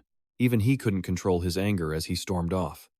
Elsewhere, Mian asked, Did you hear everything? Dion had made his decision. He was going to file a complaint against his own family, having witnessed all the secret corruption firsthand. He saw the darkness hidden within his own house, the Libo family. They had deliberately kept him away from their illegal activities. From the moment of his birth, he was destined to be the face of the family's honor. A holy knight, the last shred of conscience left in the entire Libo clan, and that conscience had finally discovered the truth. I've decided, he repeated. I will expose my family. I have to change them. That phrase, necessary evil, it's just an excuse to justify all the wrong things he has done. You told me the truth, so I believe you have your own reasons. Mian thought to himself, the kid caught on surprisingly fast. He told Dion they should make a plan immediately, though it would likely take more than a year or two to succeed. All right then, what do I need to do? But Mian knew Dion was the one who had to rebuild his family, not him. So Mian simply replied, You just need to continue doing what you've been doing. It would be difficult, he warned, but Dion just needed to keep doing the right thing. This answer terrified Dion, who confessed he didn't know how. But he was given a crucial warning. Never waver, never forget this feeling now, and never let hatred consume him. Otherwise, he becomes an outsider. Jian was developing perfectly as a check against the powerful Libot family. John then respectfully replied, promising to report back to him after the investigation into the Dark Guild was finished. If he needed help, he could turn to the temple or to his family. The question was, would honor or evil win? The order was given, start with that damned brat. Returning to his room, the old man was absolutely furious, but he was told to calm down, that the boy couldn't do a thing. There's no way he could investigate all the guilds alone. The dark guilds across the empire were his. The threat was ridiculous, but for now, he had to make some concessions. If the king heard about this, nothing good would come of it. First, Dion. He had to summon the boy back instead of letting him destroy the guilds. Because of his ridiculous sense of justice, it was probably best to just lock him away in the family villa. The archdemon was already purified. This meant the Holy Kingdom could no longer accuse him of his relationship with the great demon. And now, basically, the Holy Kingdom was a beast that had lost its fangs. That damned brat still didn't understand how the world truly works. A report came in. Archbishop Ali made an official announcement from the temple, declaring they would overthrow the Dark Guild and lead the charge. What? A true hero. He was told the man never disappointed. Ali himself spoke, impressed by how quickly the decision was made. In such a short amount of time was this even possible, Archbishop? Although, the Holy Kingdom no longer held the power it once did, but it was still a force to be reckoned with. They had to do more than just smash demon heads. Was that right? If demons were truly lurking there, then yes. And though he now looked like a gentle old man, in his youth, his reputation was anything but small. They called him the Demon Smasher. He could crush the skulls of countless monsters and was a legendary heresy investigator who had helped turn the tide in the past. With Jian's help, they would finish this quickly. Me Too was incredibly relieved. He may be the second son of the Libot family, but just because he was a Libot didn't mean he was like the rest of them. He could be trusted. The order was given. Destroy the Dark Guild in the capital. An opportunity like this is rarely given to someone with the title of Holy Knight, Jian was told. The rest was up to him, so he was told not to forget his words. Jian immediately replied, I will obey. Me too. What do you think you're doing? An outsider has no right to interfere. Me too just laughed. What was that you said? He pointed out that this was the Holy Knight, authorized by the king himself to investigate. Dion, what are you doing? To protect their family's honor, he should have. But Dion cut him off. His Majesty had given him official authority to investigate. He had to do what he believed was right. And if his father was truly the man he'd always trusted, a man who understood honor, he wouldn't dare stop him. He challenged him. Want to disown me?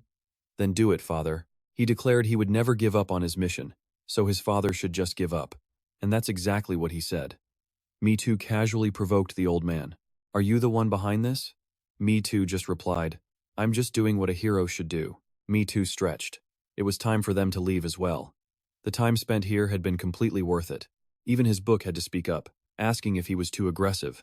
They were one of the great families, after all. But it was fine. Ma Jin would definitely take care of it. 4 days had passed since Archbishop Ali's official announcement. Thanks to the Archbishop and Ma Jin's leadership, members of the Central Temple surrounded the Dark Guild, finding mountains of criminal evidence. The once chaotic Dark Guild was swiftly dismantled.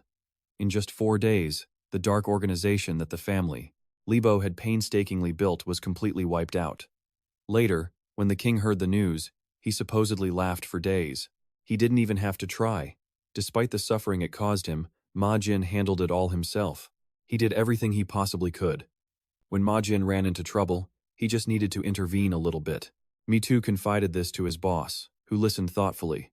Your personality is strange. He then left the temple and went to Yakalai. A year and a half had passed. The place was now full of life. It made Me Too feel alive again. He was told that without him, this place would be a complete ruin, that it was all thanks to him. He simply replied that he'd only done what needed to be done. A week ago, Tepraku, Lai had returned to Rakulai with about 30 other monster hunters. Some faces he'd seen before, some he hadn't. Some were afflicted by the werewolf curse, while others carried the mark of the devil's eye. Plus, there were a few among them who weren't exactly welcome. Tepraku Lai chimes in. That's right, but I was the one who told you to gather them.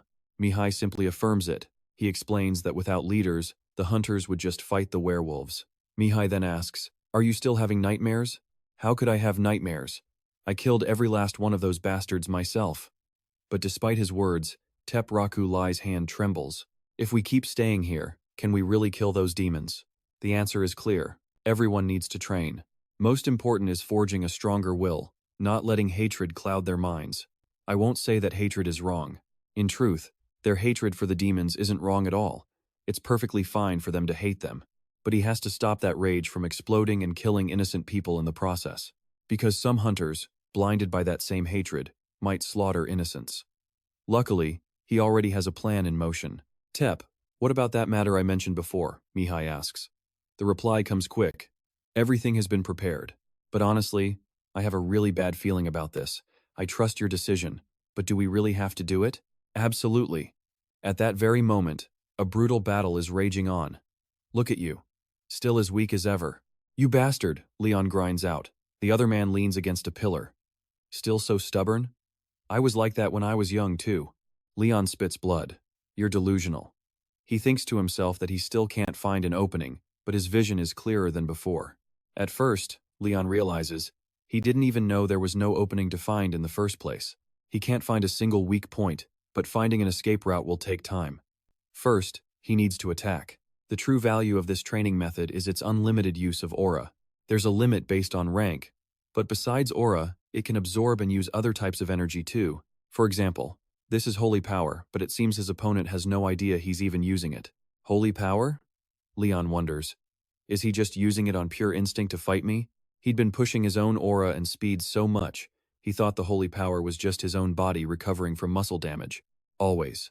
He will unleash power one level beyond his limits. This time, things will be different. The man just smirks.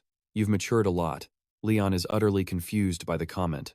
He's certain he landed a hit, but he must have made a critical mistake. When did he get struck?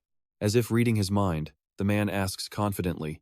Still wondering when I attacked you, aren't you? It's not that you didn't see it, he says. It's that you couldn't perceive it. That's because you've been negligent about what you can wield and what you can receive. Who is Melly? When Leon says Melly is a famous swordmaster, the man immediately shuts him down. No. That's wrong. That's just a story people tell on the streets. Melly is the king of all. So Melly is just a title used by the king of all, the mask of the sword saint. It's one of the most commonly used personas, a hypothetical identity. The term comes from masked actors who perfectly embody their roles. Leon can't help but question this information. What are you talking about? His opponent snaps. You fool, you should know this. Right now, you're stuck at the stage of becoming a sword saint. You're completely ignoring the origin of this training method. You idiot. In other words, it's not that you can't do it. You've done it before, you're just not doing it now. Meanwhile, Tep is still questioning Mihai. But do we really have to do it this way? Mihai's answer is firm. Of course, this is something that must be done. His plan is to use the catacombs again. It might seem cruel, using the kindness of Neptit, the land's guardian.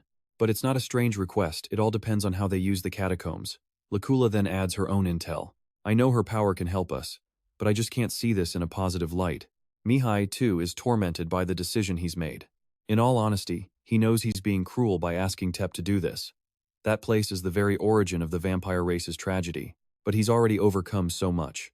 Snapping out of his thoughts, Mihai offers encouragement. But if it's you, I'm confident you can handle this. Tep Rakulai is clearly touched by the sentiment. Thank you for believing in me. Mihai then adds, to erase their hatred, I plan on starting a new method. A simple illusion. A sweet one, really. Then he corrects himself. No, it might just be the cruelest method of all. Model. Netted immediately stepped forward, making her case. I can start now. Please. Leave it to me. I swear I won't fail this time. The desperation in Nettit's voice was so real that Me Too couldn't bring himself to mistrust her. If she could just get over that selfish sense of benevolence, he was certain she could use her power for actual good. Me Too made his decision. All right. I should probably go and see for myself. He figured he could leave the rest to Nettit and Tep, but just then, a voice called out to Me Too from behind. He turned his head and his eyes went wide with shock. Leon was stumbling towards him, covered in wounds, prompting Me Too to rush over. What happened to you?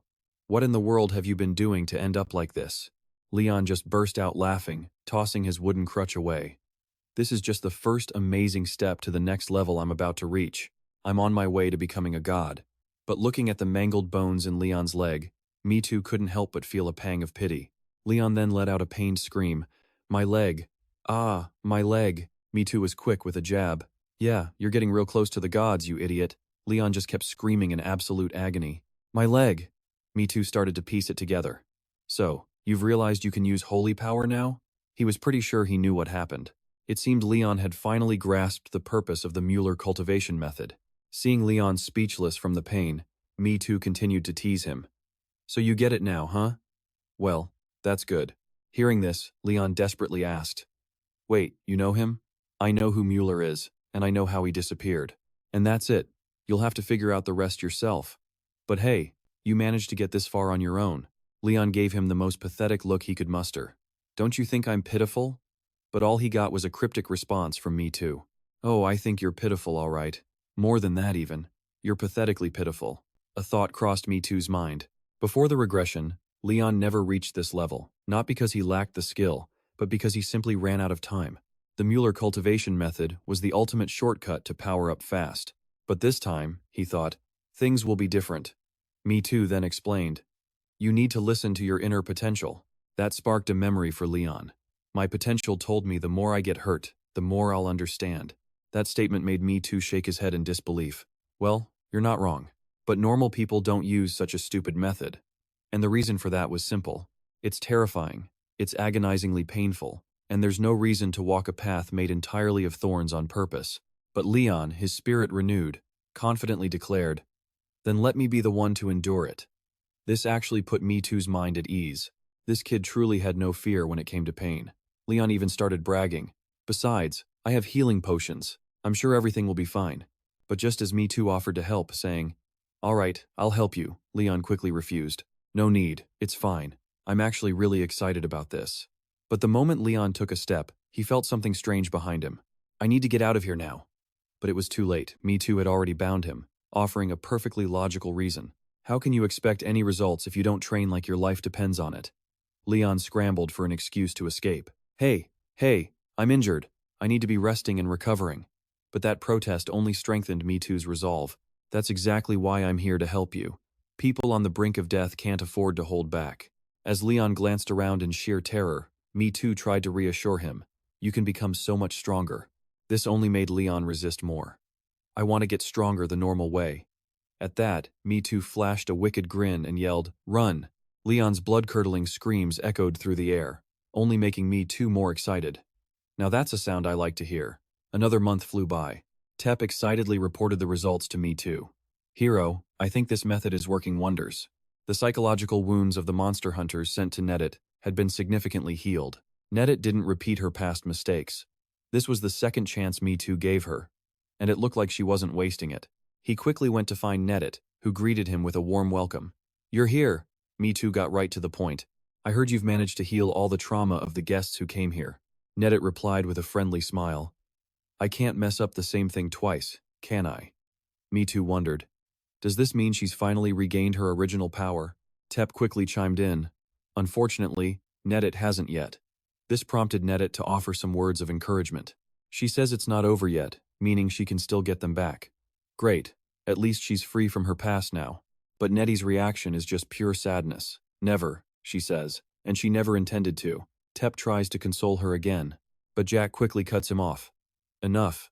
This is exactly why she didn't want to see him, especially with someone else listening in." Mihai immediately feels a pang of disappointment. Is that all? Is the conversation over already? He decides to jump into their discussion. So how did she heal them? Nettie explains bluntly she showed them the future, and it seems to have changed their entire outlook on life. A bright future, one their loved ones dreamed of, made real by their own hands. A beautiful future, living beside their wives. A warm future where they could keep their promises to their little sisters. She showed them the dreams they had long since forgotten. Of course, these wounds couldn't heal instantly. They were still fighting off persistent, haunting nightmares every single day. Mihai can only offer some reassurance. It's okay, they'll recover on their own. Nettie immediately responds with an encouraging smile. "You have clear eyes," she tells him. "Eyes that can make the right decision, unlike her own." Mihai seems to be losing his patience, clearly wanting to get this conversation over with as soon as possible. "All right, let's get to the main point." He's sure she knows the Demon Lord is about to awaken. He explains that he doesn't know what happened back in the Age of Mythology, so he needs to know exactly what kind of opponent he's up against. To her, illusions and dreams are completely different things, so she should be able to show him her memories, right? The moment Nettie hears this, she can't hide her disappointment. "Don't tell me this is your so-called main event?" Unexpectedly, Mihai admits it outright. That's right, he wants to see the Demon Lord with his own eyes before he regresses. He's seen the Demon Lord before. No, that's not quite right, he hasn't actually seen him. Based on the shape of what he saw, he did see the Demon Lord. But he never laid eyes on his true form. His true form. What was the point of regressing and reaching the realm of the Omnipotent? He doesn't have a single clue about any of it. He still hasn't seen the Demon Lord. Nettie thinks for a long moment before voicing her concern. "My illusions are anything but ordinary," she warns him. "They could damage his mind for a very long time." The ever-present Set chimes in with an explanation. "Words won't change a thing. When Mihai wants to do something, he will see it through." Nettie gets the message. After another moment of hesitation, she finally speaks up. "Close your eyes. I will show you the scene from that day," she says, even though they are just fragmented memories. After stepping into the illusion, a strange feeling washes over Mihai's body. He feels sick, as if his head is being split in two. Death. Despair. These negative words begin to dominate his mind. Lava blankets the entire landscape. Dragons and demons lie dead everywhere. Is this the Age of Mythology? No. Then the thing right behind him must be the Demon Lord. Instinct screams at him to stop, to not turn and look. Don't recognize it. Nonsense. What kind of instinct is this? If his own survival sense shows fear before a world destroyer, he'll just abandon it. He's about to see him. He needs to engrave the creature's appearance into his mind and onto his very eyes. Look him straight in the eyes. Impossible. This is just an illusion Nettie created. But he can feel me? Nettie and Set are in a state of absolute shock at being discovered by Mihai. He yells at them furiously. What the hell did you do, Nettie? She hastily denies everything. It wasn't me. The illusion has been invaded. Mihai is still completely bewildered.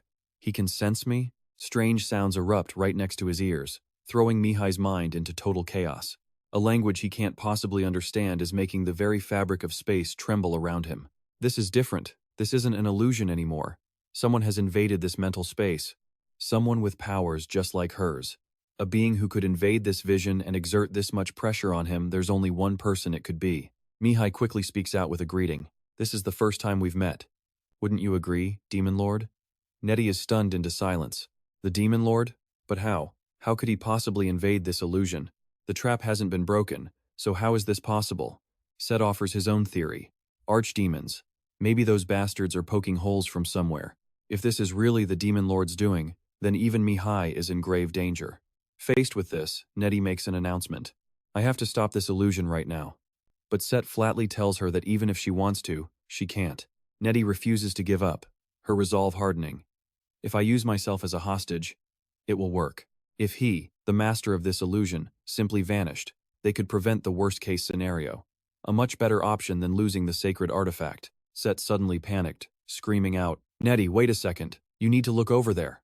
Something strange was happening to Mihai, and Seth could see it. Just wait a little longer, she said. I think something's changing. Inside Mihai's mind, a realization dawned. He had never once underestimated the Demon Lord. That's precisely why he always knew a confrontation like this was not just possible, but inevitable. Still, he hadn't anticipated why the Demon Lord was here. But Mihai had his own purpose for being here, a single, clear objective. He slowly rose to his feet, facing the Demon Lord's silent mockery. It must have looked pathetic, a mere mortal standing against a god, daring to defy this immense power. But the Demon Lord was wrong. So wrong. Mihai's true goal was something else entirely. His objective was to see the Demon Lord's true form. Even a single glimpse that would be enough.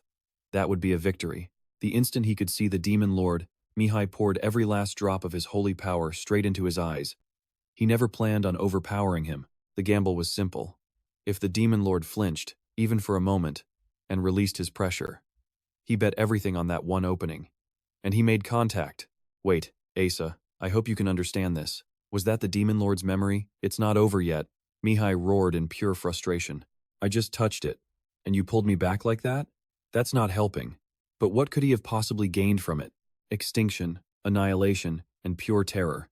The power he felt was a fusion of every destructive force imaginable all rolled into one. He realized he had seen the Demon Lord's memories. The seventh of 7 realms. This one was different. It had already sensed the Demon Lord's presence. He had to break through this realm now. This was only an illusion, even if the Demon Lord himself had invaded it. That couldn't change the truth of the situation.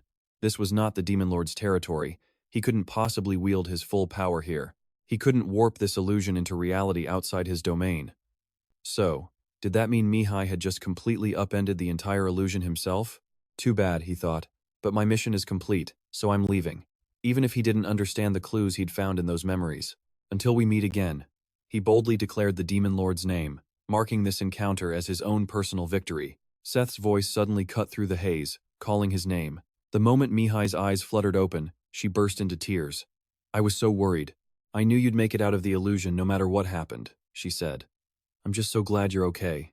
Nettie then stepped forward with some startling news. You've been unconscious for about 4 days. The information stunned Mihai into silence. 4 days since he left the illusion? There was no way everything had gone smoothly. Not when the Demon Lord himself had gotten involved. Seth was quick to point that out. The thought of the Demon Lord actually meddling made Nettie curious. So, what did he show you? You must have gained something from it. Mihai slowly began to explain what he saw. A cold, empty void, and pure hatred all at once. I get why they say he's like a god. And as for what he gained, a brilliant light began to manifest around him, making Nettie gasp in shock. What is that? Seth recognized it instantly. Holy magic. The 7th circle? Wait, you're only 20 years old, and you've already reached the 7th circle? That's insanely fast. But Mihai cut her off. The 7th circle? If things keep going like this, I have a lot to look forward to. I didn't just reach the seventh circle. A new thought formed in his mind. He was sure it was because of that aura of destruction and annihilation. The process was complex, but if he could gather enough mana, he could slowly piece together the strange essence of the demon lord he'd witnessed. Now he could possibly restore something similar. If he could just identify the shape and structure of the stone he was holding and then reverse engineer it, then he could analyze its fundamental structure. Mihai began to put his theory to the test, step by step. His first attempt was to restore what he had gained in the illusion, but it failed. The attempt cost him a large portion of his new seventh circle mana. Seth couldn't believe it. You lost a chunk of your seventh circle mana just from trying to crush a simple stone? He realized it was useless in a real battle. Then he noticed their shocked faces. What is it? Why are you staring at me like that? Seth pointed a trembling finger at him. Those aren't just words you should be throwing around. That's the power of annihilation. It's one of the Demon Lord's core authorities, she explained. An absolute power that governs existence itself. It fundamentally erases its target from the world. A horrifying realization dawned on Mihai. Wait, if what you're saying is true, then Seth's voice was filled with awe.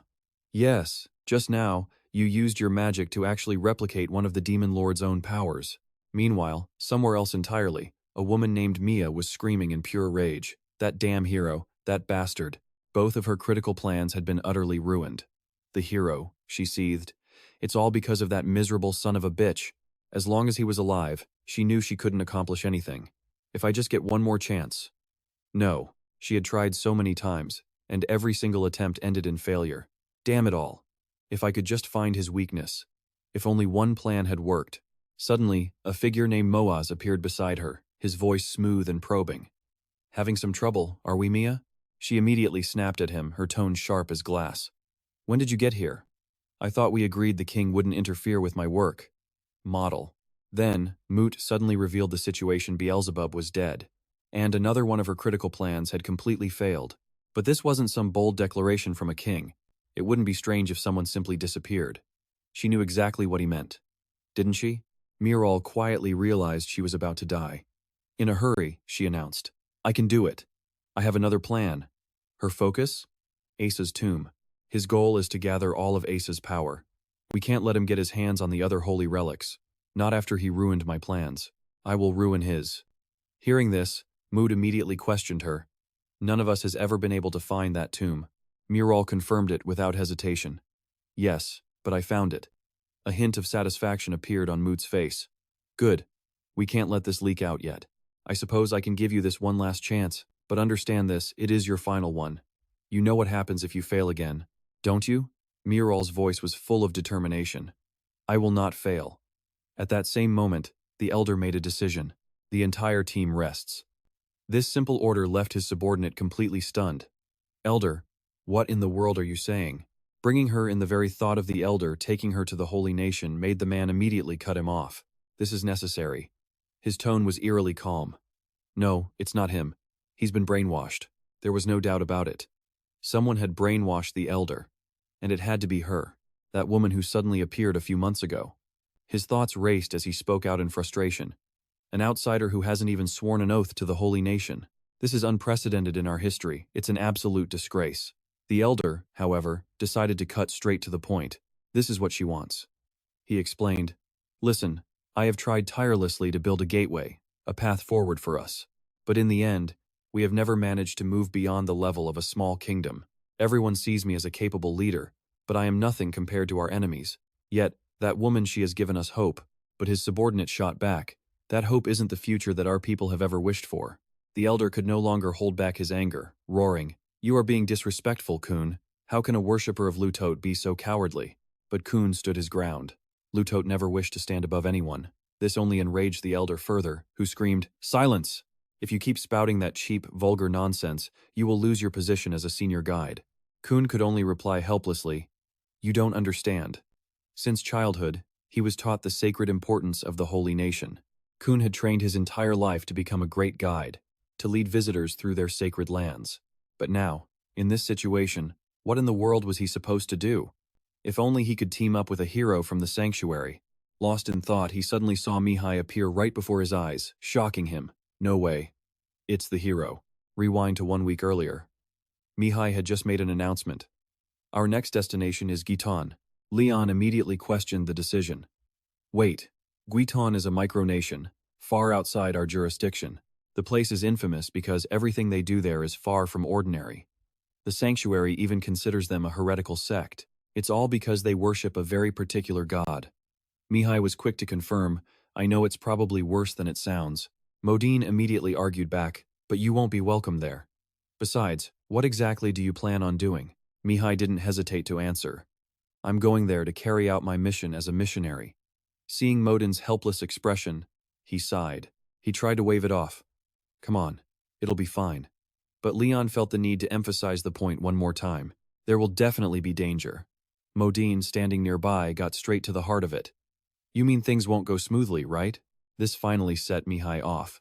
What do you two think I am, some kind of plague that brings trouble everywhere I go? It wasn't just Leon and Modin. Even Zach chimed in with confidence. Yeah, I was thinking the same thing. Deep down, Mihai knew they weren't entirely wrong. But he had a very specific reason for going there. If his guess was right, Maizu had surely made his move by now, to the burial place of Asa. Leon then pressed him again. Why Gitan? That cult is filled with nothing but unhinged fanatics, isn't it? Mihai's resolve only hardened with each question. That's precisely why I need to go. We can't just let them continue to worship a god that doesn't even exist. Modine then made a good point. But the priests in Gutan have received divine power, haven't they? Doesn't that mean they worship a real god? That does make sense. If they've truly chosen that path, then perhaps that's. Before he could finish, Modin probed further. So your next objective is to expose the true nature of their path? Mihai complained in response. Butler, if you told them the god they've worshipped for hundreds of years was just a replica of another deity, do you really think they would accept it? Modine nodded in agreement. No. I don't think they would accept that at all. This just gave him more reason to stress his point. That's why I said I'm going as a missionary. If the desires of those worshippers are true, there would be no reason to criticize them. He then deliberately probed further, what if they were the ones in the wrong? I saw that scenario as even more convenient. Well, that's simple. They'd just have to overthrow every single one of them. Not a single person would be spared. Meanwhile, back on the island, the air was filled with the sound of competing offers. Eager tour guides shouted their prices 5 gold coins for 3 days, 4 gold coins for a daytime journey. One was even willing to take 3 gold coins, so long as there was no night travel involved. However, the 3 of them just walked past, completely unfazed. In recent years, Gutan had become a major tourist destination. Because of this, tourism had become the city's main economic driver. Leon couldn't believe a simple maze could attract so many visitors. Gutan was a city of windy streets, where every turn revealed something new and unexpected to discover. That was its main appeal to tourists, and right now, Mai's priority was finding a guide for their own journey. But Mai explained that while a guide was normally necessary, these paths shifted in an instant, making them impossible to just memorize. That's why they needed a very specific guide, one who knew the routes through the legendary Blessed Path. Hearing this, Leon guessed they'd have to hire someone, even if the cost was incredibly high. But Leon had completely misunderstood Mai's intention. As he said, only ordinary people would do that, and Mai was anything but ordinary. At this, Leon's disdain returned. He wondered just what kind of wicked plan was brewing in that mind of his now. Though he didn't quite understand what was happening, Leon decided to just go along with it for the time being. If Mai already knew the way, why waste any more time? But as he spoke, Mai grabbed his shirt, saying that wasn't his meaning at all, much to Leon's frustration. So then what did he mean? Mai simply replied that all they had to do was wait for a guide to come to them. With that said, he sat down to wait. It wouldn't be long, he assured them. They will come. Though Leon was reluctant, he eventually gave in to Mai's plan. The 3 of them sat down together and waited. After a while, a voice called out, "Hello." The sound woke Mai from his doze. The man asked, "Do you all need a guide?" "I'm Kun, a veteran guide here in Gutan." Leon was completely floored. Someone had actually shown up. Kun continued his greeting. "It's a great honor to meet you, hero." Zyrus, however, was in utter shock when she recognized the man standing before them. He was a key reason she came to Gutan, a truly exceptional guide, even among the most talented. After a moment, Mai returned the greeting. "A pleasure to meet you, Kun." And just like that, it was settled. This man would be the one to guide them to the catacombs. Kun apologized profusely for making them wait. Mai just laughed it off. "Don't worry, you were actually quite fast. I was hiding pretty well." Kun, however, insisted that his intuition was normally incredibly accurate, but perhaps today he'd made a small mistake. Hearing this, my thought to himself, it wasn't just a guide's intuition, but an intuition for the catacombs themselves. Suddenly, Kun spoke up. "If I may, can I ask you a question? Why have you come to Gutan?" At that moment, Mai considered the real reason he was there. At the same time, he acknowledged what a sensitive question it was. But Mai knew exactly how to answer. "Has there been any trouble in Gutan recently? I heard you were worried about an uninvited guest." Kun began to tell Mai what had happened. A few months ago, a woman had arrived in their city. At first, everything seemed fine, but then she started talking to the tribe's chief. Things were uncertain for a while, but eventually, the situation became what it is now. And this was just the beginning. The real problem was that she now coveted their sacred land. Elsewhere, the chief was speaking with Myru, seeking her counsel. "Surely I have tried harder than anyone else, haven't I? I brought so many people to Gutan and helped them prosper. I gave all the guides plenty of work to do, but before he could finish, Myru cut him off. She told him he had done nothing wrong. The fault lay with the people in the shrine, the ones who forced him to sin against the Holy Spirit. If that isn't heresy, then what is?" The chief seemed to fall under Myru's spell. "Ah, that's right. This path was always a heretical faction. It's not fair. They are the heretics." Myru would never forget the grace of the one who allowed her to enter Gutan's sacred land.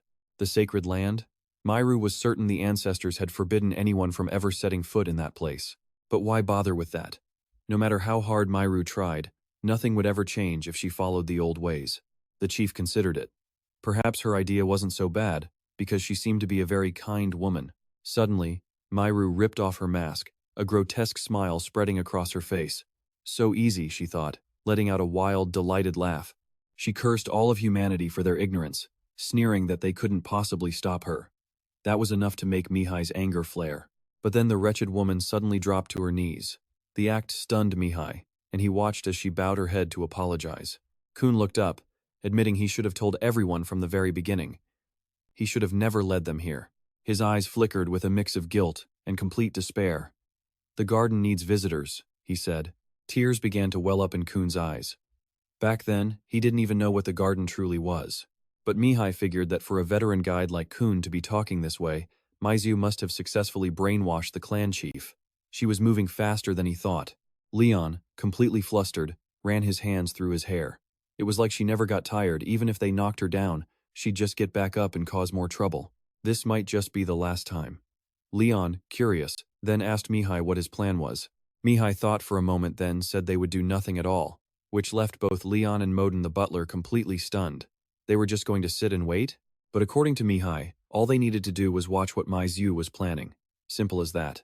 It was entirely possible that Maizu had already cooked up a plan to eliminate Mihai. She could have predicted he'd show up here and already laid a trap for him. But if Maizu thought Mihai was just going to play along with her little scheme, she was dead wrong. No, that was never going to happen. She hadn't realized it yet, but Maizu's plan was about to be put on hold. Mihai would make sure of it. There was no way Maizu could decipher those incredibly complex ancient texts in such a short time. Even if she could, it would take her days. So instead of rushing into a confrontation, they might as well relax and do some sightseeing first. After all, they were in an absolutely beautiful place, weren't they? However, sightseeing was the last thing Kun could possibly do right now.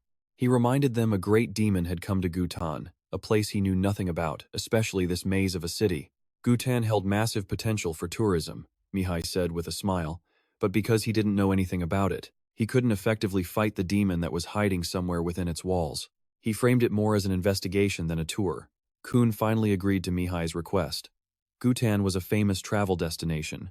It had plenty of breathtaking views, but a few places stood out far more than the rest. Sadly, some tourists never got the chance to see them. The reason was simple: only a few specific routes could get you there. Mihai then turned to Kun, telling him to lead everyone to the highest point in all of Gutan. But on the way, they learned it wasn't some ordinary scenic spot. The garden of this path was the very heart of Gutan. The deeper they ventured, the thicker the fog became, rolling in like a white curtain blanketing the entire area. Kun suddenly spoke up, calling out to Mihai and asking, "Do you know anything about the place we're heading to?" After a moment of thought, Mihai answered, "It's the most difficult place to find in all of Gutan's labyrinths." Thinking along those lines, there could only be one answer: the Holy Land. Hearing this, Kun couldn't believe Mihai actually knew. And he also confirmed it. He was the hero. A hero, as Kun already seemed to know. But this wasn't a holy land in the way the world understood it. This was a true holy land. To be precise, it was a place that wizards always tried to reach. A tomb. It was then that Mihai finally realized. Simply put, the holy land Maizu was trying to enter was the same one Mihai had been chasing before his regression. In other words, it was nothing but a fake. Just then, Kun declared, "I no longer believe you are a representative of the shrine. If you really were a representative of the shrine, you would surely be surprised that we have another holy one here. Saint Hisao, wasn't it?" he asked. "Do your will and mission both come from the gods?" At that moment, a book materialized and whispered, "That's a very direct question. One that requires a lot of thought." Mihai himself held the title of hero, the very thing he'd always longed to be. But now that it was mentioned, he'd never carefully considered it. The reason why Mihai chose to become a hero in this life was actually quite simple. Suddenly, Mihai grabbed Sokyun by the collar.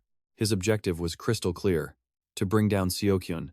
To stop that man from becoming a hero, Mihai had no choice but to become one himself. The sheer will to become a hero. Originally, heroes were always chosen by the gods. Hitsao chose them, and they carried out his wishes. But as of right now, Mihai stood as a representative for all of humanity in this world. He wasn't limited to serving only the god Hitsao. Mihai could be a hero of the shrine, and he could also help others. Guqin. Kun could only listen in stunned silence as Mihai vowed to protect every last human. His relationship with the temple was just a tool, a means to safeguard humanity.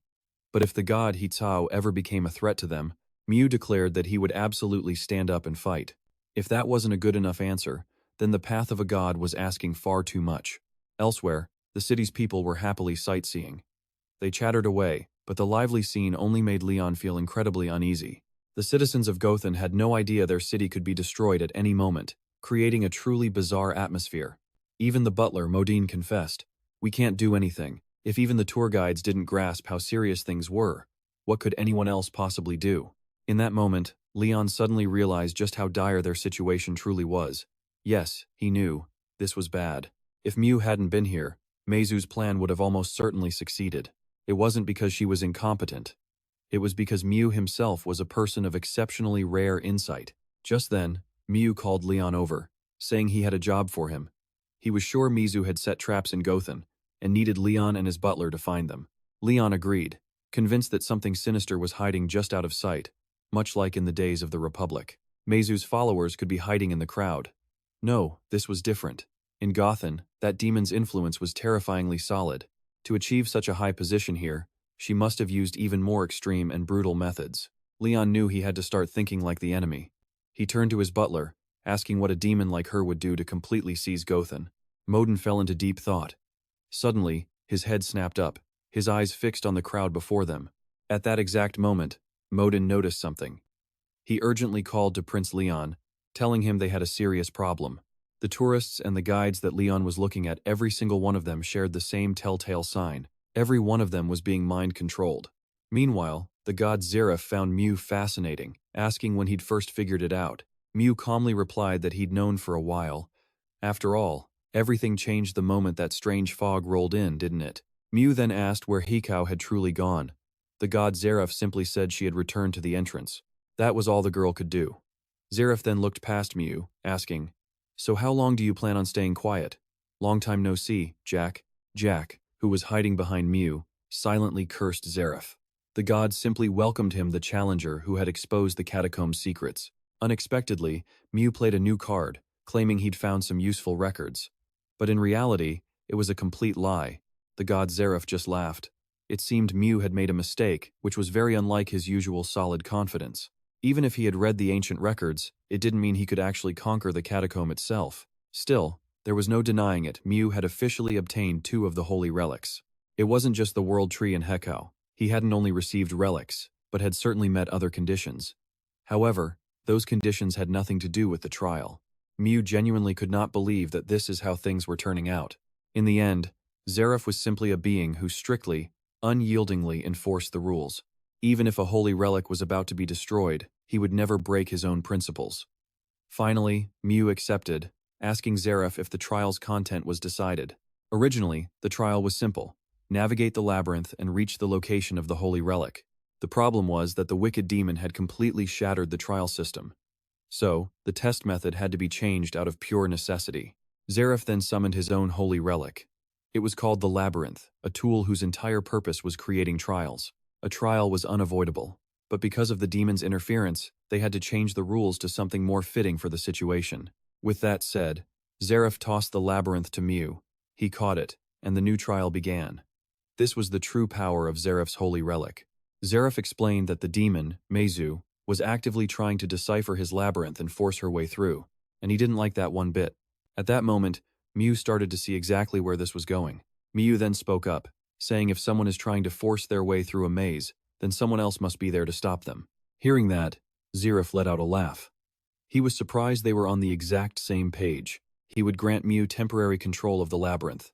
If Miu could stop the demon in her tracks, the relic would become his. Zareth took a moment, clearly trying to get a read on the entire situation. So, the theme of this test is a battle of spear versus shield, right? He asked. Challenger, are you confident you can become an unbreakable shield? Hearing this, Miu stared directly into the god Zareth's eyes. In his heart, he thought, that's not nearly enough. Instead, Miu made a decision. He would be the one to destroy the spear. Elsewhere, Mirio held a dying elder in her arms. Yes, elder, you can speak. The old man asked weakly, what I'm doing, it isn't wrong, is it? Just as you said, if we break the seal of the Holy Land and the source, everything we've done until now. Mirio placed a finger on his lips, stopping his words. You have done nothing wrong at all. She places a hand over the elder's face, weaving her enchanting spell. Just rest now. Her mesmerizing voice whispers in his ear, saying humanity has suffered enough because of that wicked old man in the shrine. The elder is completely under her control. Yes, he murmurs. I will never forget who the true God really is. He vows to prove the truth. Mia Ro just smirks with satisfaction. This is almost too easy. Humans really are a bunch of fools. But from behind her, a subordinate reports, my queen, we have a problem. Through the hypnotic mist, Mia Ro's voice turns sharp. What is it now? After hearing the full report, she is absolutely furious. How could the labyrinth I already deciphered be changed? Her subordinate meekly guesses. Perhaps they knew we had solved it. So they're manipulating the maze from the inside. But Mia Ro isn't buying it. Impossible. Ruth is a man who plays by the rules. He would never scramble the labyrinth himself unless someone else was borrowing his power. And that's when it hits her. It's him. It's that hero. And sure enough, Mai is the one causing all the chaos from inside the maze, beginning his own analysis. Mai carefully inspects each ancient character, memorizing every single one he lays his eyes on. And then, he finally discovers the critical link within the endless string of symbols. The moment he touches it, the energy shifts. At the same time, the god Ruth can't help but be impressed. Incredible. He's in his garden, sitting right beside Sack. That man? You said he's only 22? Ruth clicks his tongue in praise. I've never underestimated humans. Their potential is limitless, often in ways we can't predict. But to solve a divine relic on his very first try? That is something else entirely. Ruth knows Mai is different. He's already transcended the level of a normal human soul. He's on a plane above everyone else. Sach tries to downplay it. Well, heroes aren't exactly ordinary. But Ruth just scoffs. I've met plenty of heroes. If this were merely the level of a hero, why would I even bring it up? The god bluntly lays out the truth. If he were just some normal human, why would you even be here? This is your punishment, after all. The words make Sach tense up, and she starts unconsciously wringing her hands as the god continues to speak. Are you trying to atone for your mistakes all by yourself? Really? You're entertaining such a naive thought? To his surprise, Sach quietly admits, it's a little different than that. Ruth doesn't seem shocked by her answer. I figured as much. After all, they said that day was for atonement, but you ended up getting swept into it. Sach panics, trying to deny it, but Ruth cuts her off. I was quite angry back then too, but his expression is no longer agitated, just calm. But as time passed, I managed to cool down a bit. It's not like you were unaware of the consequences. Then, a new theory forms in Ruth's mind. Perhaps that accident was also part of his grand plan. Back inside the maze, Mai gets closer and closer to the key. It's fascinating. This labyrinth is incredibly complex, its structure shifting every second. So many things have changed from before. The solution isn't about finding an exit in a constantly shifting maze. No, the real way to solve it is to forge your own path directly toward the goal, straight across the massive, changing field. Finally, Mai finds the connection point. Got it. Suddenly, a thin, long thread appears inside the labyrinth. He wonders, is this the path Miaro tried to take? Following the thread, he finds it breaks off. Only halfway, huh? This is tricky. What should he do about this? If he interferes too directly, it'll all be for nothing, and he won't just destroy everything at once. Mai reaches out a hand to touch the broken point. If he reveals too many differences, the other side will simply give up, and that's not what he wants. Miaro needs to focus more on his side of the board. Soon she'll realize he's just toying with her. Only then will this game finally end. He begins to channel his magic into the guide thread. I have to leave. A clue, so those two know I've been here. Mai worries for his butler and Leon, and with a smirk, he finishes his work. Let them figure it out on their own. On the other side of the labyrinth, Leon mutters to the butler. Modan. Ugh, I've had a really bad feeling lately. His face is a mask of disbelief. That Mai. He's a complete madman. Leon clutches his head and yells. No way, he couldn't have known about this. He definitely just dumped this mess on us to clean up. He really is one of a kind. But the butler just dismisses his words as childish rambling. Prince, what are you saying? How can you possibly call the young master a madman? Getting scolded after complaining, Leon feels all hope drained from his life. Did he go too far? Insulting the very master he serves. That does feel a little strange. But the butler wasn't finished.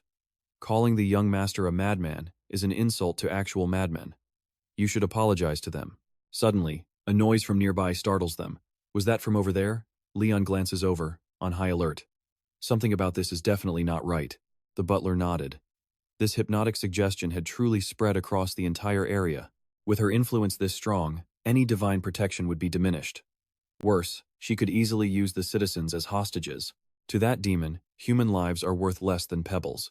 However, the archdemon isn't paying any attention to them, so it seems she hadn't even noticed them. Leon completely agreed, knowing this was all part of Mai's plan. It was all his doing. The butler nodded, knowing he was intentionally drawing her attention. By making himself the target, their young master had created an opening. This wasn't nearly as hopeless as it first seemed. Leon ruffled his hair in frustration. Can't we just go around lopping off monster heads? Suddenly, a tiny voice echoed. We just need to chop off their heads. Leon jumped, startled by the unfamiliar sound. Looking down, he discovered a tiny creature perched on his shoulder. The little being looked up at him and smiled warmly. Leon just stared, completely stunned. What is this? A small magic circle appeared as the fairy spoke. What do you think? This is the fairy I'm controlling remotely. The magic was a direct line of communication straight from Mai. I told you about this before we split up. Anyway, I've heard all the nonsense you two were spouting. The butler and Leon jumped like scalded cats. Besides, butler, isn't Gotan the perfect place for an ambush? The butler sweated bullets. Yes, indeed it is. Mai continued. Alright, then that's the issue. Even as an archdemon, do you really think she could hypnotize all these people with only half her power? A spark of understanding hit the butler. A half-powered hypnosis? It could only mean one thing, a totem. This was precisely the mission Mai was about to give them. Totems were common tools in magical rituals. Mai asked, Mr. Moden, as a butler, you should be able to easily locate these totems. But the butler hesitated. But young master, it seems Mia Rio's minions are absolutely everywhere in Gotan. The fairy mimicked Mai's arrogant pose. Butler, where are we right now? Modine answered instinctively. We're in the labyrinth city. And then it clicked. A maze is only a maze when you don't know the path. Without a guide, that is. Which meant if they knew the routes, sneaking in or out wouldn't be that difficult. Exactly, Mai's voice boomed. And you have the fairy. It will be your guide from now on. Their mission was clear. Destroy the hidden totems in Gotan and break the mass hypnosis on the people. Following Mai's plan, the butler and Leon prepared to move. Guided by the fairy, they launched forward at top speed. And so it began. Events were already spiraling far beyond Mia Rio's control. She stared at her map, wondering what was happening. Just then, a subordinate rushed in with an urgent report. Your Majesty, the totems we planted in Gotan are being destroyed one after another. Mia Rio flew into a rage, smashing a statue to pieces. Where did it go wrong? I should have had the absolute advantage. She clutched her forehead, forcing herself to calm down. Wait a second. An absolute advantage? How many times had she been at a disadvantage against that damn hero? No matter how meticulous her plans were, they were always useless. It was an information gap that Bastard always knew more than she did. and he used that information perfectly. He must have reached the catacombs through some other route she didn't know about. Mia Rio kicked the table in fury.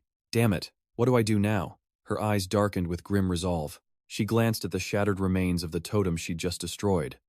Was this really how it was going to end? Failing time and again, unable to support the gods, only to be devoured by another demon lord in the end? At the thought, Mia Rio leaned on the table, gasping for breath.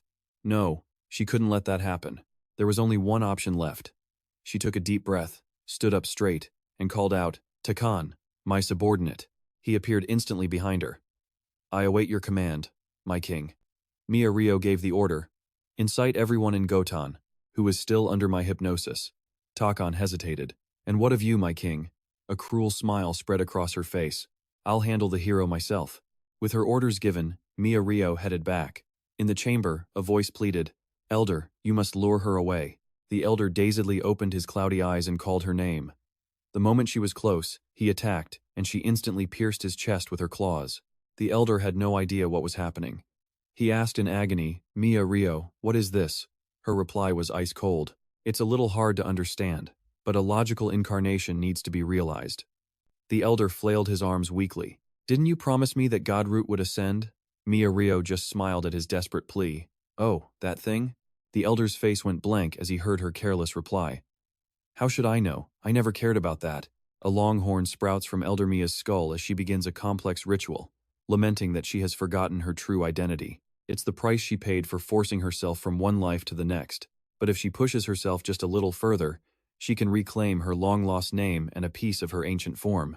Of course, everything comes at a cost. This will be her final life. Mia's blood-red hand reaches out from the darkness. Humanity and original sin. Dark energy cloaks her in a thick fog, the power surge twisting half her face into something beastly. She screams the final words of a spell forged from pure desire and deception. The very space outside her castle warps, as oppressive magic expands outward at the speed of light. In that same instant, every tree across the labyrinth withers and dies. A massive, goat-headed demon smashes through the earth. It has 4 enormous horns. Amodius, it declares, has descended. Its target is the labyrinthine land below. With the spell complete, Mia lets out a monstrous roar and hurls all her power at the barrier protecting the land. A single impact sends violent tremors through the protective ward. The god Ruth is the first one to feel it. He leaps to his feet, telling Sosh that the labyrinth is shattering. The damned demon is tearing it apart with brute force. Ruth picks up a Rubik's Cube. She must be desperate, Mihai remarks, as Ruth carefully analyzes the situation. Indeed, he replies, that demon has probably found her true identity, and the price is making this life her very last. Mihai finishes his own analysis. You knew, didn't you, God Ruth? The moment she tried to tear the labyrinth apart, she was no longer a challenger. She became an intruder, trying to raid the tomb. Mihai smiles, turning back to Ruth. I believe those who refuse a challenge deserve to be punished. Ruth looks at him seriously and asks, is that really her goal? Mihai just shakes his head. I'm not so sure. Ruth pauses for a second before letting out a resigned laugh. As you said, if she were a challenger, I'd have no reason to act. But since she's acting like this, it's a different story. Ruth taps his fist against his chest. Mihai, he says, all right, I'll lend a hand. Sak, however, looks worried for them. After all, they're facing a demon who has reclaimed her true, forgotten identity. Are you sure you can win? The question surprises Mihai, but he answers confidently. Do you even have to ask? He then flashes an arrogant smile. If I wasn't certain, I wouldn't have arranged this game. The demon beast charges headfirst into the labyrinth, escalating the tension. I have arrived. Meanwhile, the butler Morden and Leon are fighting for their lives, working together to cut down wave after wave of Mia's minions. For now, they've cleared the immediate area. Leon wipes sweat from his face. There are so many of them. I thought we cleared this entire sector, but more just keep coming. Just then, a horrifying scream echoes from above. Leon asks, what is that gruesome sound? The butler looks in its direction and guesses. It seems they've begun their main assault over there. He tells Leon not to worry.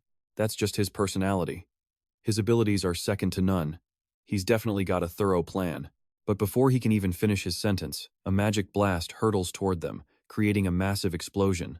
Luckily, the ever-vigilant butler had already raised a shield around himself and Leon. The attack came from behind, where a new demon horde swarms them. The butler grits his teeth. We just keep doing what we've been doing. Amodius stomps across the battlefield. The god Ruth erects a new barrier to stop the beast from reaching the villages.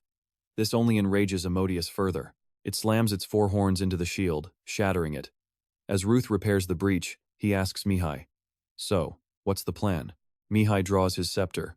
"Oh, we don't need anything too grand." His eyes hold no fear, only a crazed excitement. "We just need to crush them with absolute, overwhelming power." Mia's voice suddenly echoes from atop the beast. "Hero!" she screams, tearing through the skin on Amodius's head to emerge from within. "I will eliminate you and stand proudly before him once again. No matter who you are, to face a demon king with her true name is to face death." Mihai just laughs her off. "You sure talk a lot." He moves at impossible speeds, appearing right in front of Mia without any resistance. Mihai immediately attacks with his spell, Expansion of the Sacred Celestial Circle. Hundreds of brilliant magic circles materialize at his command, completely trapping the Demon King. Even an 8th-level holy beast like Mia Ro was being suppressed by this divine power. But instead of fear, it only fueled her rage. She scoffed, "You think you can stop me with these petty tricks?" Dark magic exploded from her being. It was like a corrosive acid eating away at the light itself, plunging the world into darkness. Mihai quickly erected a holy barrier to block her. He recalled her old power, a lightning so immense it could turn hundreds of knights to dust in the blink of an eye. This was that same dark lightning, but now it was contained, coiling tightly around her form. In a flash, day turned to night.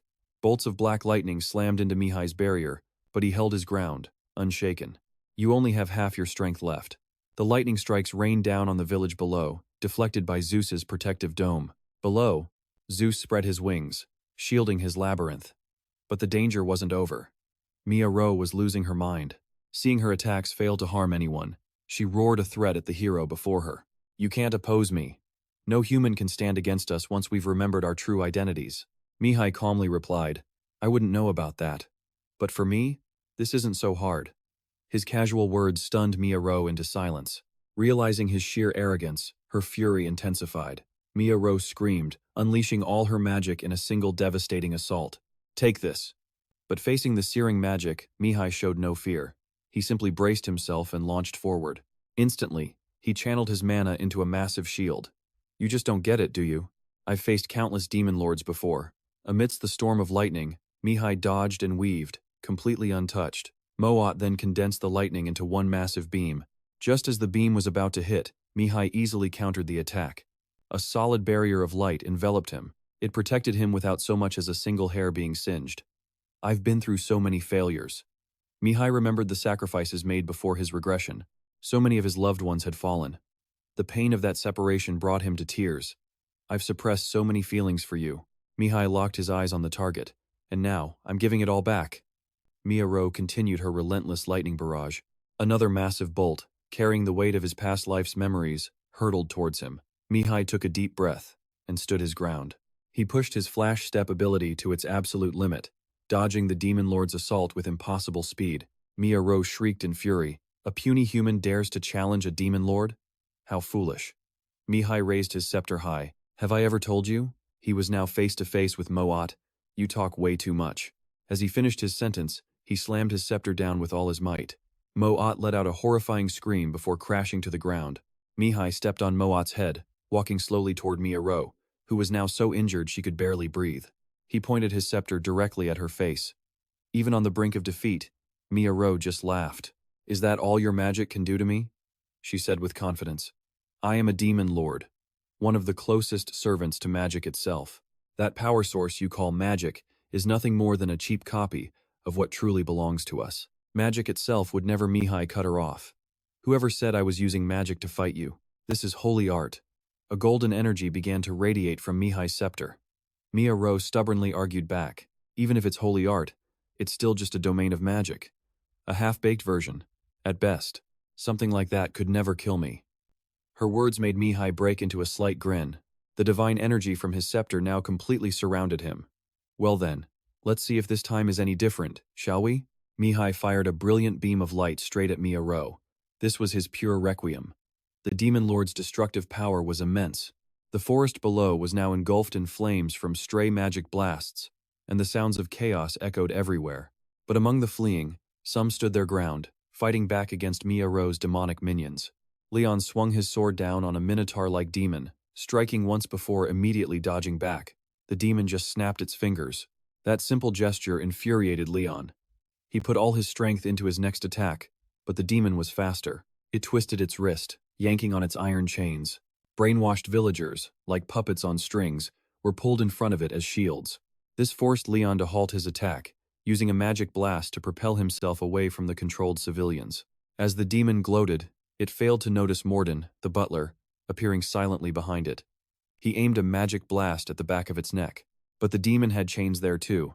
It used the same trick, pulling more villagers in to take the hit. The butler had to cancel his spell. He nearly hit the citizens, forcing him to divert the blast at the last second. Leon and the butler were now on the defensive. Just how arrogant were these demons? This means, the butler said, that they're also getting desperate. Regardless, this situation has gotten quite troublesome.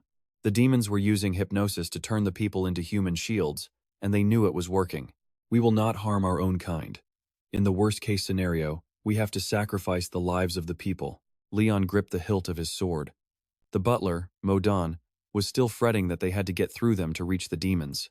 Leon suddenly cut him off. "There's a way," he said. "I feel like I can mince that demon to pieces." The butler almost scolded him for his confidence, but when he saw Leon's expression, he fell silent. The butler realized something had changed. Leon's face was more serious than ever. His eyes held a fire that reminded him of the young master. Such incredible focus. The butler asked, "Do you have a plan?" Leon drew the sword from his side. He held it in his hand, and the very air around him shifted dramatically. A wild sword aura began swirling around his body. It was just a feeling, the sensation of raising a blade, but countless memories of dueling with him flooded back, and when Leon opened his eyes again, his whole body was cloaked in sharp magic. Sparks of power danced in his gaze. In his mind, Leon mapped out a path to flash past the human shield created by the bull-headed demon. After a careful look, he spoke, "I can do it." Leon then ran with all his might, following the path his sword aura had carved out. He safely landed right in front of the hideous demon. Leon smirked and said, "Too late." He swung the magic-infused blade in his hand. The demon's head was lopped off like an ear of corn. A red light flashed from the jewel on its head, a beautiful duel that made the butler gasp. The sword in Leon's hand was still glowing. "Now we've done what we needed to do. I'll leave the rest to you, you eccentric hero." Back over with my two, he held the pure eulogy given to him by the first hero of the holy nation. This was holy magic, created by the very first hero. Before his regression, he could never have used this. But things were different now. My two spoke 4 words to Mia Ro. "Farewell, evil one." In a flash of holy light, her vision went white. Mia Ro screamed in terror. She held her head, trembling in fear, but after waiting for a moment, nothing had happened. The beam from the scepter did fire, but it only burned a small hole in Mia Ro's forehead. All her fear simply vanished. Mia Ro's laughter grew louder and louder. "Your little light is too weak, hero. You put on such a grand show. And this is the only attack you can manage?" Mia Ro blocked the beam with her hand. "I can't feel any power from this light. From your pathetic little ray." My two asked her again, "You call this pathetic?" The moment he spoke, the light shifted from yellow to red-orange. It became like a laser that could pierce Mia Ro's very soul, and in an instant, a searing pain washed over her. Mia Ro clutched her arm and screamed. My two asked her, "Is it time yet?" Moloch was different from Beelzebub. Her memory wasn't fully restored, but she did remember her true identity. A normal, pure eulogy would never be enough to bind her, so he had personally modified a different eulogy just for her. That weak little beam of light she'd ignored. It was no ordinary beam.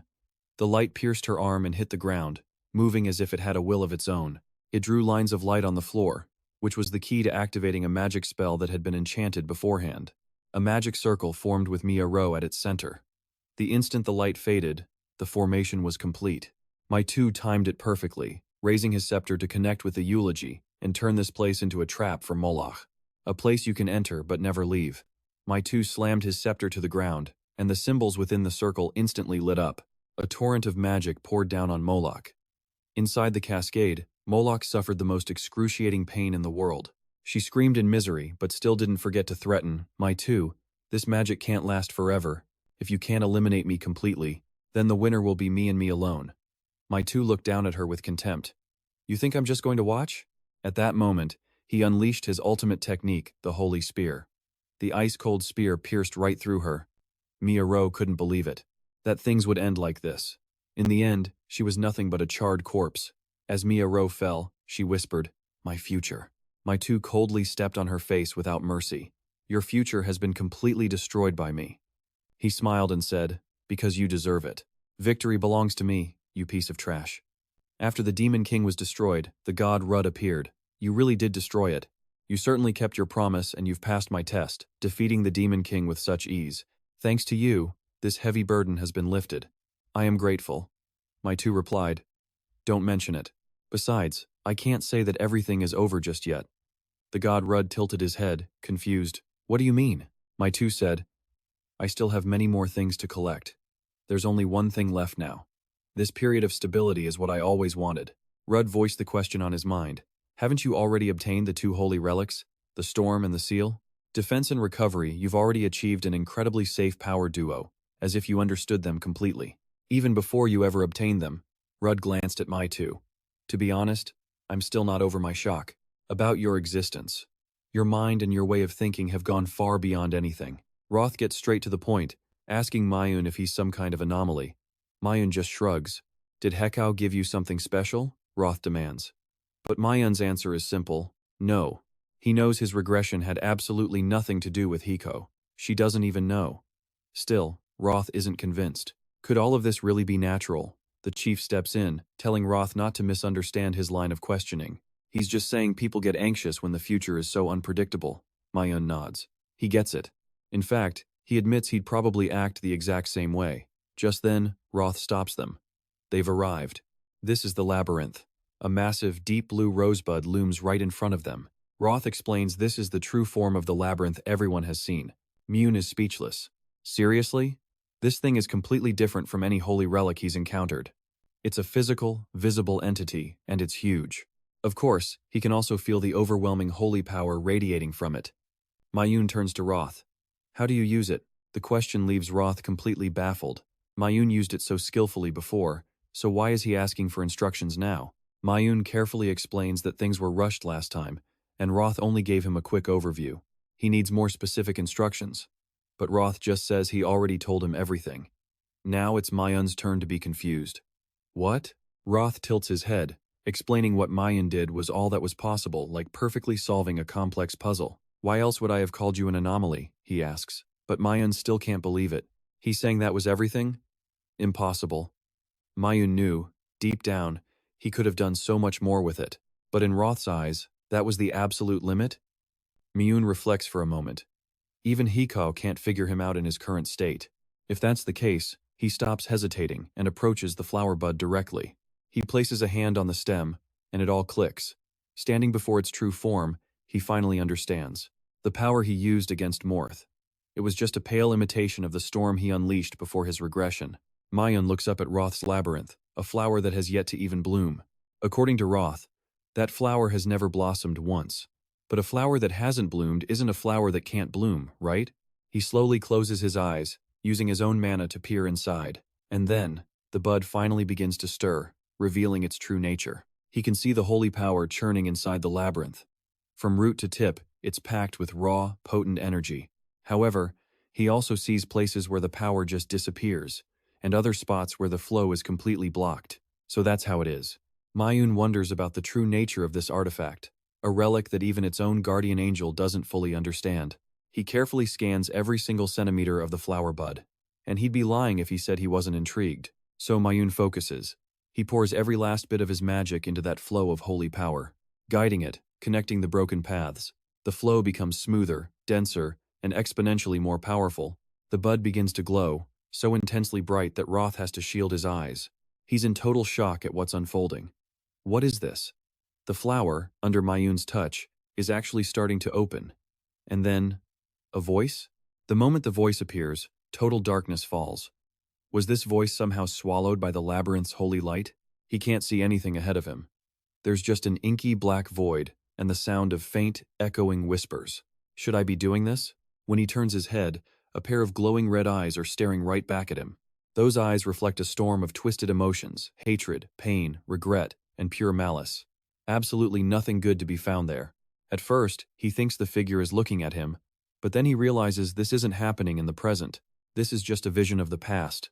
The The person with the red eyes isn't even looking at him. He can't quite make out the words, just muffled whispers. There's no reason to exist. Who could do this besides us? There is no one but us. How long are you going to be so stubborn? Mian could now distinguish them. Two different voices, locked in a heated argument. He has no idea what's happening, or why the labyrinth is showing him this. Then the ground beneath his feet vanishes. He's falling, his senses completely overwhelmed as the darkness swallows him whole. But the argument rages on.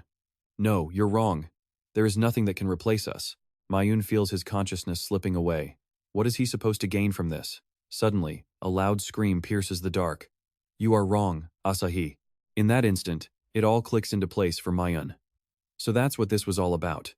Roth was still traumatized, because originally, Mian theorized that the labyrinth was built on a principle of incompleteness. With Szeth on his shoulder, he figured they never meant for him to know everything. Szeth asked him what he meant. He explained simply, aren't there some things that only the owner of a holy relic is able to see? And just like that, Szeth understood. After all, Mian already held 3 of the holy relics, so it wasn't shocking if the relics concealed crucial details from an apostle like herself. The flower bloomed to its fullest, its sacred power pouring continuously into Mian. He was unconscious, passively taking in all the energy the flower gave him, but this was exactly what Mian had wanted. 2 days later, the situation in Mao's was a complete disaster, but amazingly, not a single citizen in the city of Godam was harmed. The people had merely been hypnotized, and any demons hiding in the crowd had been dealt with by the butler and Leon. This was probably because Szeth had blocked every single lightning bolt during the fight with Mao's. However, the incident still hurt the image of the tourist city of Godam, but the elder wasn't the least bit disappointed. He just laughed it off, saying, "It's fine, we gained more than we lost. There is absolutely no reason for us to be sad." This was because he never craved that kind of power in the first place. After Mao's was defeated, he came back to his senses, but consumed by guilt for the sins he had committed, he wanted to end his own life. Mian then advised Szeth to pay the man a visit, and Szeth's words truly gave him encouragement. Even though Szeth looked a little uncomfortable playing the role of a god, the elder found his will to live. What could be better than that? The elder clasped his hands and respectfully told Mian, "Hero, because Lord Szeth trusts in you, I will place my trust in you as well." The entire village bowed as one to express their gratitude to Mian. Their guides, now scattered across the world, pledged their full support to him, and with that, Mian continued his journey. Szeth flew beside him and asked, "The situation in Godam has been handled. You also managed to get the holy relic. This is the best possible result, isn't it?" Mian nodded and said, "Yes, it is." But as he looked at the labyrinth's flower mark on his hand, he hesitated. It seemed the labyrinth had merged with his body. He thought he should test it out for a bit. Mian held out his hand, summoning Leon. Leon had been taking a bath, but now he was in the woods. The teleport was fast, but poor Leon was dragged out mid-shower. "What is this?" Mian was impressed. "This holy relic is really reliable. Let's keep going." He sent Leon back to the sound of his confused shouts. "What the hell was that?" Mian just smiled, satisfied with his smooth, godlike maneuver. The labyrinth relic allowed him to summon anyone he'd marked without any effort at all, though it was limited to only those individuals. If he could master it, he knew it would be incredibly useful. But the real gift he received from the labyrinth was something else entirely. It was memories from the past. At first, he couldn't quite grasp what these memories were about, but he finally realized what they were. They were the memories of the Demon Lord, and the memories of Asa, the 2 gods. Mian asked Szeth, "You once said that if we gathered more holy relics, we could learn more about the ancient times. Is that right?" Szeth answered immediately, "That's right. The relics contain information that those who are capable should know. How could anyone face the Demon Lord without possessing that kind of information?" Mian asked her bluntly, "If that's the case, can I also get a glimpse of Asa's memories?" Szeth was completely shaken by his words. For a moment, she wondered if he actually saw a piece of Asa's memories. She explained seriously, "Because you absorbed a part of a holy relic that belonged to him, theoretically. It's not impossible, but normally, a human would unconsciously reject memories like that. A human's mind isn't strong enough to receive them." Mian calmly countered, "But I'm fine." Szeth was lost in thought. Finally, she suddenly asked Mian, "Did your family ever mention an ancestor who wasn't human?" Mian thought carefully before saying, "They have, but that bloodline has faded over a long time. There's probably not a single trace of it left." Szeth thought to herself, "A special ancestor, if the hero can withstand his memories."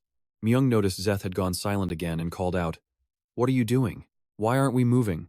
Zeth stared deep into Myung's eyes, completely speechless. No way. It just can't be possible, can it?